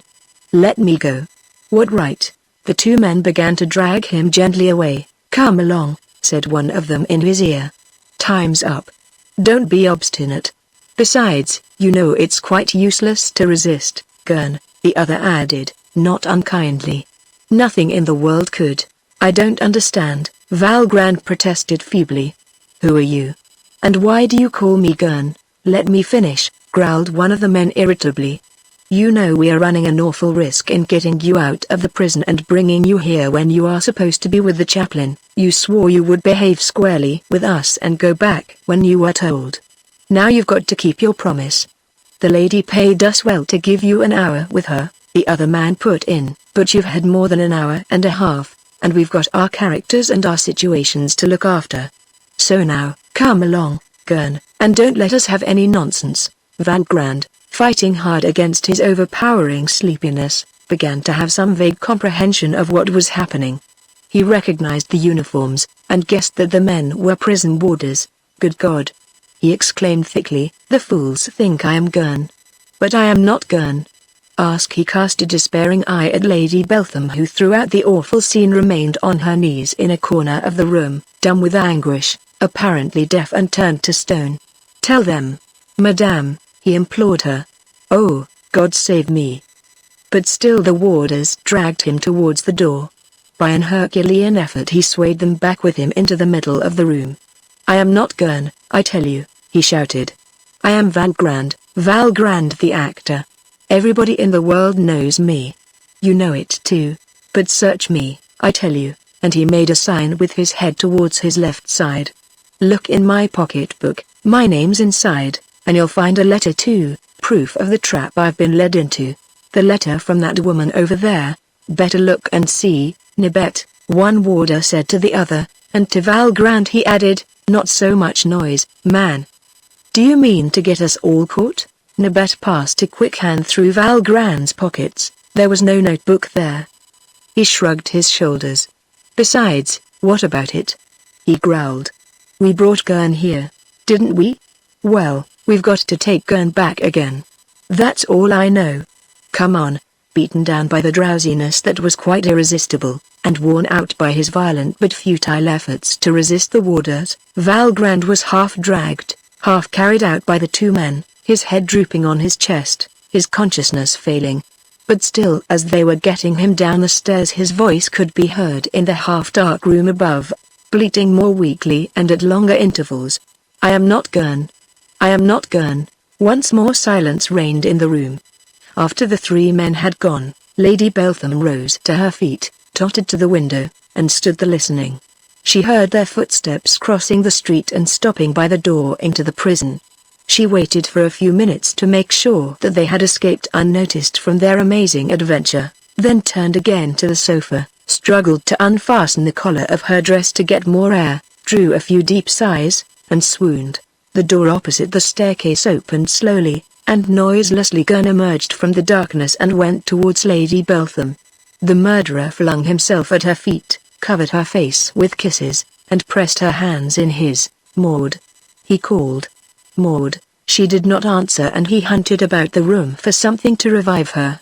Presently, however, she recovered consciousness unaided and uttered a faint sigh. Her lover hurried to her. "Oh, Gurn," she murmured, laying her white hand on the wretch's neck. "It's you, dear." Come close to me, and hold me in your arms. It was too much for me. I almost broke down and told everything. I could have borne no more. Oh, what an appalling time. She sat up sharply, her face drawn with terror. Listen, I can hear him still. Try not to think about it, Gurn whispered, caressing her. Did you hear him, how he kept on saying I am not Gurn? I am not Gurn. Oh, heaven grant they may not find that out. Gurn himself was shaken by the horror of the plot he had contrived with his mistress to effect this substitution of another for himself. It surpassed in ghastliness anything that had gone before, and he had not dared to give the least hint of it to Nabet. The warders were well paid, he said to reassure her now. They would deny everything. He hesitated a second, and then asked. He drank the drug, didn't he? Lady Beltham nodded assent. It will take effect. It was acting already, so rapidly, that I thought for a moment he would fall unconscious there, at my feet. Gurn drew a deep breath. Maud, we are saved, he exclaimed. See, he went on, as soon as it is light, and there are enough people in the street for us to mix with them unobserved, we will go away from here. While you were with him I burned my other clothes, so I will take these to get away in. He picked up the hat and cloak which Valgrand had thrown upon the chair, and wrapped the heavy cloak around himself. This will conceal me effectively. Let us go at once. Lady Beltham exclaimed, but Gurn stayed her. I must get rid of this beard, and my moustache, he said, and he took a pair of scissors from his pocket and was walking towards a looking-glass when suddenly they both heard the distinct sound of footsteps coming slowly and steadily up the stairs. Gurn had no time to get back to his former hiding place. All he could do was to sink into the one armchair that was in the room, and conceal his features as well as he could by turning down the brim of the hat and turning up the collar of the cloak which the actor had forgotten. The man went as white as a sheet, but Lady Beltham appeared to recover all her presence of mind, and strength, and daring, at the approach of danger, and she hurried to the door. But though she tried to keep it shut, it slowly turned upon the hinges, and a timid, hesitating figure appeared in the doorway and advanced towards the retreating woman. Who are you? What do you want? Lady Beltham faltered. I beg you to excuse me. Madame, the man began. I came to. He caught sight of Gurn and pointed to him. Valgrand knows me well. I am Charlotte, his dresser at the theatre, and I came to. I wanted to have a word. Stay. He took a small square parcel from his pocket. Valgrand went off so hurriedly that he forgot his pocketbook, and so I came to bring it to him. The dresser was trying to get near the murderer, whom he supposed to be his master, but Lady Beltham, in the most acute anxiety, kept between the two men. Charlotte misunderstood her intention. I also came to. He stopped again and whispered to Lady Beltham. He does not speak. Is he very angry with me for coming? I didn't come out of curiosity, or to cause you any trouble. Madame, will you ask him not to be very angry with his poor old Charlotte? Lady Beltham felt like swooning again. She could endure very little of this old man's garrulity. Go, for goodness sake, go, she said peremptorily. I am going, Charlotte said. I know I am in the way, but I must explain to him, and he raised his voice and spoke to Gurn, who sat quite still, sinking as far as he could into the shadow of the chair. You are not very angry with me, Valgrand, are you? And getting no reply he looked apologetically at Lady Beltham. It was all these stories, and then the street, and the prison opposite, but perhaps you do not know. You see, I read in the paper yesterday, or rather tonight, a couple of hours ago, that man Gurn, who murdered the rich English gentleman, was to be executed this morning. And so I was rather what you might call uneasy. At first I only meant to follow Valgrand and wait for him down below, but I lost my way and I have only just arrived. I found the door open, and as I did not know whether he had gone or was still here, I took the liberty to come upstairs. But I am going now, quite easy in my mind, since he is quiet and happy here with you. And I beg your pardon, Madame. He threw a last appeal to where Gurn sat. I hope you will forgive me, Valgrand? He sighed as no answer was forthcoming, and made a pathetic little appeal to Lady Beltham. You will explain to him, Madame, won't you? He is a kind master, and he will understand. One does get fancies like that, you know. But now I will go away easy, quite easy in my mind, since I have seen him." Charlotte turned away slowly, with bent shoulders. As he passed the window he glanced outside and stopped short. Day was just beginning to break, making the wan light of the street lamps still more wan. From the window a view could be obtained of a kind of platform at the corner of the Boulevard Arago, which was bounded by the high wall of the Santi prison. This spot, usually deserted, was crowded with people, a moving mob, swarming and struggling behind some hastily erected barriers. Charlotte stretched a trembling hand towards the spectacle, in sudden comprehension. "Good heavens!" he cried, "that must be where they are putting up the scaffold. Yes, I can see the planks and uprights. It is the guillotine. The old man's words ended in a sudden cry, and almost simultaneously there was a heavy thud. Struck from behind, Charlotte fell like a log to the floor, while Lady Beltham recoiled in terror, clenching her fists to prevent herself from screaming. Seizing the opportunity presented by Valgrand's faithful servant standing so still, hypnotized by the gruesome spectacle being prepared outside, Gurn had drawn a knife from his pocket, and, springing on the unfortunate old man, had driven the blade up to the hilt behind his neck. Charlotte fell prone and rigid, the weapon remaining in the wound and stopping the flow of blood. Lady Beltham was staring at the victim in horror, but Gurn seized her roughly by the arm. Without troubling to alter the appearance of his face, but horrified as she was by the tragedies which had succeeded one another in such appalling and rapid succession during this awful night, Gurn drew the half-fainting woman to him, and hurried her away. "Come quick," he muttered hoarsely. "Let us get out of this." Chapter 32. On the scaffold. It was still dark. In the keen morning air a crowd came hurrying along the pavements, flowing over into the roadways. The boulevards were black with people, all marching briskly towards one common goal. And it was a light-hearted, singing crowd, chanting the choruses of popular songs and swarming into the open restaurants and wine shops and drinking dens. And it was noticeable that all these late birds belonged to one of two sharply divided classes. They were either rich, or miserably poor. They either came from the nightclubs, or they were the poor devils with no homes or hearths who roam about the city from one year's end to another. There were crooks whose faces shone with the evil excitement of alcohol, out of works of all kinds, beggars, and young men, all young men with sleek oiled hair and shiny boots, in whose eyes and demeanor theft and crime could be seen. By a curious coincidence the great news seemed to have reached all, toughs and crooks alike, at exactly the same time. About midnight the rumor had run round the town. It was certain, definite this time. The official steps had been taken, and the guillotine was going to raise her blood-stained arms towards the sky. At earliest dawn, Gurn, the man who had murdered Lord Beltham, was to undergo the supreme punishment, and expiate his murder with his life. No sooner had the great news become known than all prepared, as for a holiday, to go to see the man's head fall. At Montmartre carriages were requisitioned and taxicabs were at a premium. Women in gorgeous toilets and sparkling with jewels streamed from the open doors into the carriages which should bear them swiftly towards the Santi prison, and the place of execution. In the Faubourgs likewise, the bars were emptied of their customers, and men and women, linked arm in arm, set forth on foot, with songs and ribaldries upon their lips, for the spectacle of blood and the Boulevard Arago. Around the Santi prison an atmosphere of pleasure reigned as the people, massed together in tight ranks, produced bottles of wine, and ate sausages, and gaily enjoyed an improvised supper in the open air, while speculating about the details of the sight they had come to see. And so the crowd amused itself, for Gurn's head was going to fall. Worming his way through the crowd, François Bonbon, the landlord of the St. Anthony's Pig, led a little company of friends who took advantage of his great stature to find the best path to take. The landlord was half drunk already in honor of the occasion. "Come along, Billy Tom," he shouted. "Catch hold of the tail of my coat and then you won't lose us. Where is Hogshead Geoffroy? He's coming along with Bouzille. Good. Just fancy if Bouzille had tried to get through here with his train. There are some people about, eh?"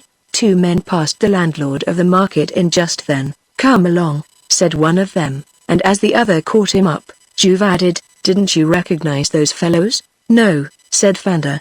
Juve told him the names of the men whom they had passed. "You will understand that I don't want them to recognize me," he said, and as Fanda smiled Juve went on, It's a queer thing, but it is always the future customers of the guillotine, Apaches and fellows like that, who make a point of seeing this ghastly spectacle. The detective stopped and laid a hand upon the journalist's shoulder. "Wait," he said, "we are right in front now, only the men who are holding the line are ahead of us. If we want to get through and avoid the crush, we must make ourselves known at once. Here is your pass." Jerome Fanda took the card which Juve held out to him, and had got for him as a special favor. "What do we do now?" he asked. "Here come the municipal guards," Juve replied. "I can see their sabers flashing. We will get behind the newspaper kiosks and let them drive the crowd back, and then we will go through." Juve had correctly anticipated the maneuver which the officer in command of the squadron immediately proceeded to execute. Grave and imposing, and marvelously mounted on magnificent horses, a large number of municipal guards had just arrived on the Boulevard Arago, by the side of the Santi prison, and just where the detective and the journalist were standing.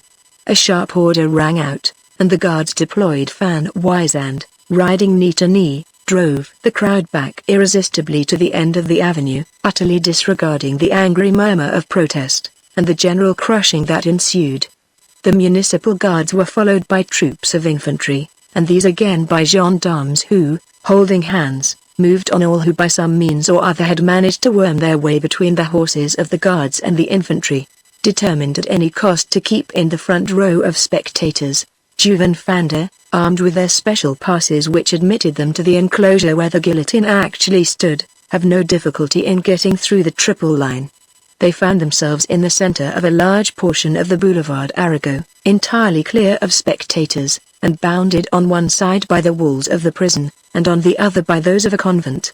In this clear space about a dozen individuals in black coats and silk hats were walking about, affecting a complete indifference to what was going to happen, although really they were profoundly affected by it. "Chief Detective Inspectors," Juve said, pointing them out, "my colleagues. Some of yours too, do you see them? Chief reporters of the big dailies. Are you aware that you are uncommonly lucky to have been selected, at your extremely youthful age, to represent your paper at this lugubrious function?" Jerome Fanda made an odd grimace.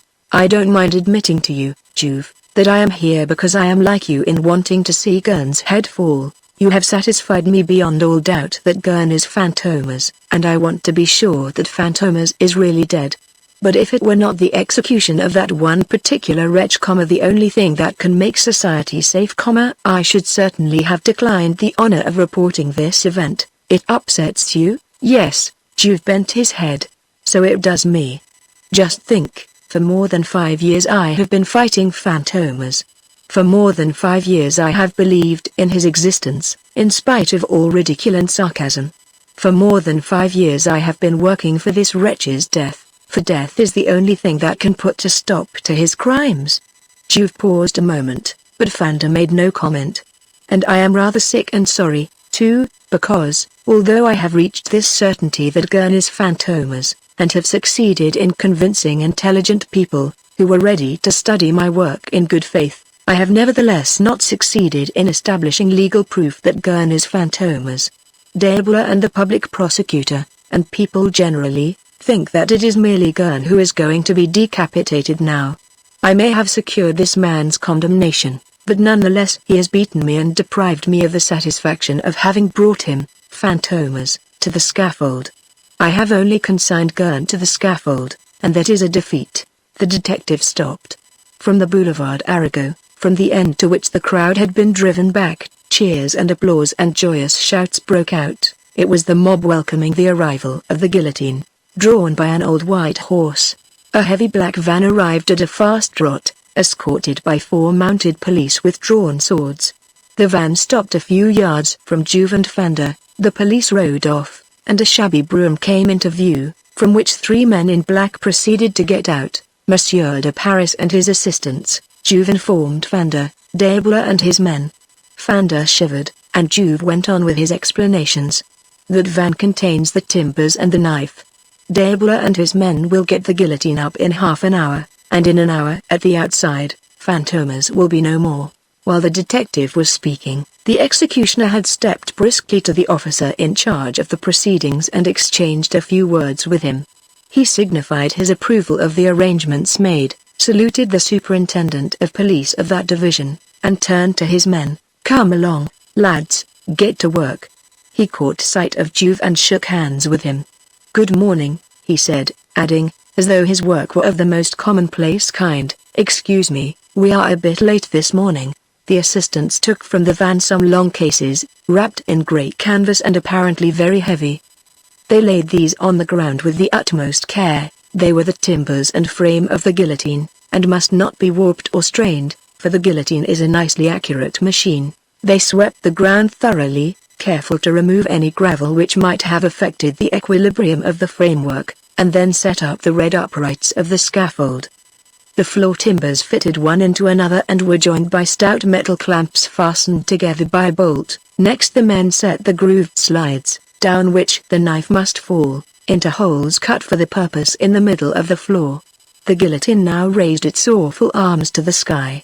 Hitherto D'Abella had merely watched his men at work. Now he took a hand himself. With a spirit level he ascertained that the floor was absolutely horizontal. Next he arranged the two pieces of wood, from each of which a segment is cut so as to form the lunette into which the victim's neck is thrust. Then he tested the lever, to make sure that it worked freely, and gave a curt order, "The knife." One of the assistants brought a case which D'Abella opened, and Fanda instinctively shrank as a flash from the bright steel fell full in his eyes, that sinister triangular knife that presently would do the work of death. D'Abella leant calmly against the guillotine, fitted the shank into the grooves in the two uprights, and, setting the mechanism to work, hoisted up the knife, which glittered strangely. He looked the whole thing over and turned again to his assistants. A truss was arranged in the lunette, and D'Abella came up to the instrument and pressed a spring. Like a flash the knife dropped down the uprights and severed the truss in two. The rehearsal was finished. Now for the real drama. While the guillotine was being set up, Juve had stood by Fanda nervously chewing cigarettes. "Everything is ready now," he said to the lad. "D'Abella has only got to put on his coat and take delivery of Fantômas." The assistants had just arranged two baskets filled with bran along each side of the machine. One was destined to receive the severed head, the other the body when that was released from the plier. The executioner pulled on his coat, rubbed his hands mechanically, and then strode towards a group of officials who had arrived while the guillotine was being erected, and were now standing by the entrance to the prison. "Gentlemen," said D'Abella, "it will be sunrise in a quarter of an hour. We can proceed to awaken the prisoner." Slowly, in single file, the officials went inside the prison. There were present the Attorney General, the public prosecutor, his deputy, the governor of the prison, and behind these, M. Havard, D'Abella, and his two assistants. The little company passed through the corridors to the third floor, where the condemned cells are. The warden Abet came forward with his bunch of keys in his hand. D'Abella looked at the public prosecutor. "Are you ready, sir?" And as that gentleman, who was very white, made a sign of assent, D'Abella looked at the governor of the prison. "Unlock the cell," the governor ordered. Nabet turned the key noiselessly and pushed open the door. The public prosecutor stepped forward. He had hoped to find the condemned man asleep, and so have had a moment's respite before announcing the fatal news. But he drew back, for the man was awake and dressed, sitting ready on his bed with mad, haggard eyes. "Gurn," said the public prosecutor. "Be brave. Your appeal has been rejected." The others, standing behind him, were all silent, and the words of the public prosecutor fell like a knell. The condemned man, however, had not stirred, had not even seemed to understand. His attitude was that of a man in a state of somnambulism. The public prosecutor was surprised by this strange impassivity and spoke again, in strangled tones. "Be brave. Be brave." A spasm crossed the face of the condemned man, and his lips moved as though he were making an effort to say something. "I'm not," he murmured. But D'Abella laid his hands upon the man's shoulders and cut the horrid moment short. "Come now." The chaplain came forward in his turn. "Pray, my brother," he said, "do you wish to hear mass?" At the touch of the executioner the prisoner had trembled. He rose, like an automaton, with dilated eyes and twitching face. He understood what the chaplain said and took a step towards him. "I not," M. Havard intervened, and spoke to the chaplain. "Really, sir, number it is time." D'Herblay nodded approval. "Let us be quick, we can proceed, the sun has risen." The public prosecutor was still bleating, "Be brave. Be brave." D'Herblay took the man by one arm, a warder took him by the other, and between them they half carried him to the office for his last toilette. In the little room, dimly lighted by a winking lamp, a chair had been set close to a table. The executioner and his assistant pushed the condemned man into the chair, and D'Herblay took up a pair of scissors. The public prosecutor spoke to the prisoner. "Would you like a glass of rum? Would you like a cigarette? Is there anything you wish to have done?" Maitre Barberoux, who had not arrived in time for the awakening of the prisoner, now approached his client. He, too, was ghastly white. "Is there anything else that I can do for you? Have you any last wish?" The condemned man made another effort to rise from the chair, and a hoarse groan escaped from his throat. "Aye." The prison doctor had joined the group, and now drew the public prosecutor's deputy aside. "It is appalling," he said. "The man has not articulated a single word since he was awakened. He is as though sunk in a stupefied sleep. There is a technical word for his condition. He is in a state of inhibition. He is alive, and yet he is a corpse. Anyhow, he is utterly unconscious, incapable of any clear thought, or of saying a word that has any sense. I have never seen such complete stupefaction." D'Herblay waved aside the men who were pressing round him. "Sign the jail book, please, M. Havard," he said, and while that gentleman affixed a shaky signature to the warrant authorizing the delivery of gun to the public executioner, D'Herblay took the scissors and cut a segment out of the prisoner's shirt and cut off a wisp of hair that grew low down on his neck. Meanwhile an assistant bound the wrists of the man who was about to die. Then the executioner looked at his watch and made a half bow to the public prosecutor. Come. Come. It is the time fixed by law." Two assistants took the wretch by the shoulders and raised him up. There was a horrible, deep, unintelligible rattle in his throat. Aye. But no one heard him, and he was dragged away. It was practically a corpse that the servants of the guillotine bore down to the Boulevard Arago. Outside, the first rosy tints of early dawn were waking the birds, and playing on the great triangular knife, drawing gleams from it. The time was 10 minutes past 5. And now the supreme moment was at hand. The crowd, momentarily growing denser, was crushed behind the cordon of troops that had difficulty in keeping it at a distance from the guillotine. The soldiers, unheeding the oaths and curses and entreaties with which they were assailed, carried out their orders and permitted no one to take up his stand anywhere in the near neighborhood of the guillotine, except the few rare individuals who had a special pass. A sudden murmur ran through the crowd. The mounted police, stationed opposite the guillotine, had just drawn their sabers. Fanda gripped Juve's hand nervously. The detective was very pale. "Let us get over there," he said, and led Fanda just behind the guillotine, to the side where the severed head would fall into the basket. "We shall see the poor devil get out of the carriage," and being fastened onto the bascule, and pulled into the lunette. He went on talking as if to divert his own mind from the thing before him. "That's the best place for seeing things. I stood there when Punez was guillotined, a long time ago now, and I was there again in 1909 when Duchymin, the parricide, was executed." But he came to an abrupt stop. From the great door of the anti-prisoner carriage came rapidly out. All heads were uncovered, all eyes were fixed, and a deep silence fell upon the crowded boulevard. The carriage passed the journalist and the detective at a gallop and pulled up with a jerk just opposite them, on the other side of the guillotine, and at the very foot of the scaffold. M. D'Herblay jumped down from the box, and opening the door at the back of the vehicle let down the steps. Pale and nervous, the chaplain got out backwards, hiding the scaffold from the eyes of the condemned man, whom the assistants managed somehow to help out of the carriage. Fanda was shaking with nervousness and muttering to himself, but things moved quickly now. The chaplain, still walking backwards, hid the dread vision for yet a few seconds more, then stepped aside abruptly. The assistants seized the condemned man, and pushed him onto the bascule. Juve was watching the unhappy wretch, and could not restrain a word of admiration. "That man is a brave man. He has not even turned pale." Generally condemned men are livid. The executioner's assistants had bound the man upon the plank. It tilted upwards. D'Herblay grasped the head by the two ears and pulled it into the lunette. Despite one last convulsive struggle of the victim, there was a click of a spring, the flash of the falling knife, a spurt of blood, a dull groan from 10,000 breasts, and the head rolled into the basket, but Juve had flung Fandor aside and sprang towards the scaffold.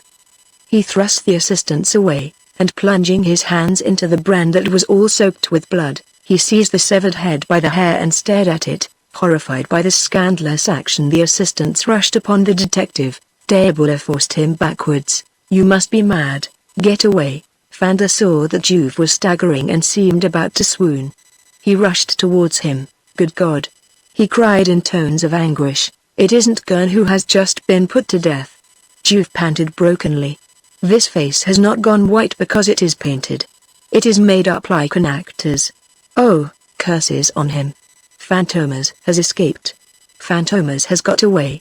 He has had some innocent man executed in his stead. I tell you, Fantômas is alive.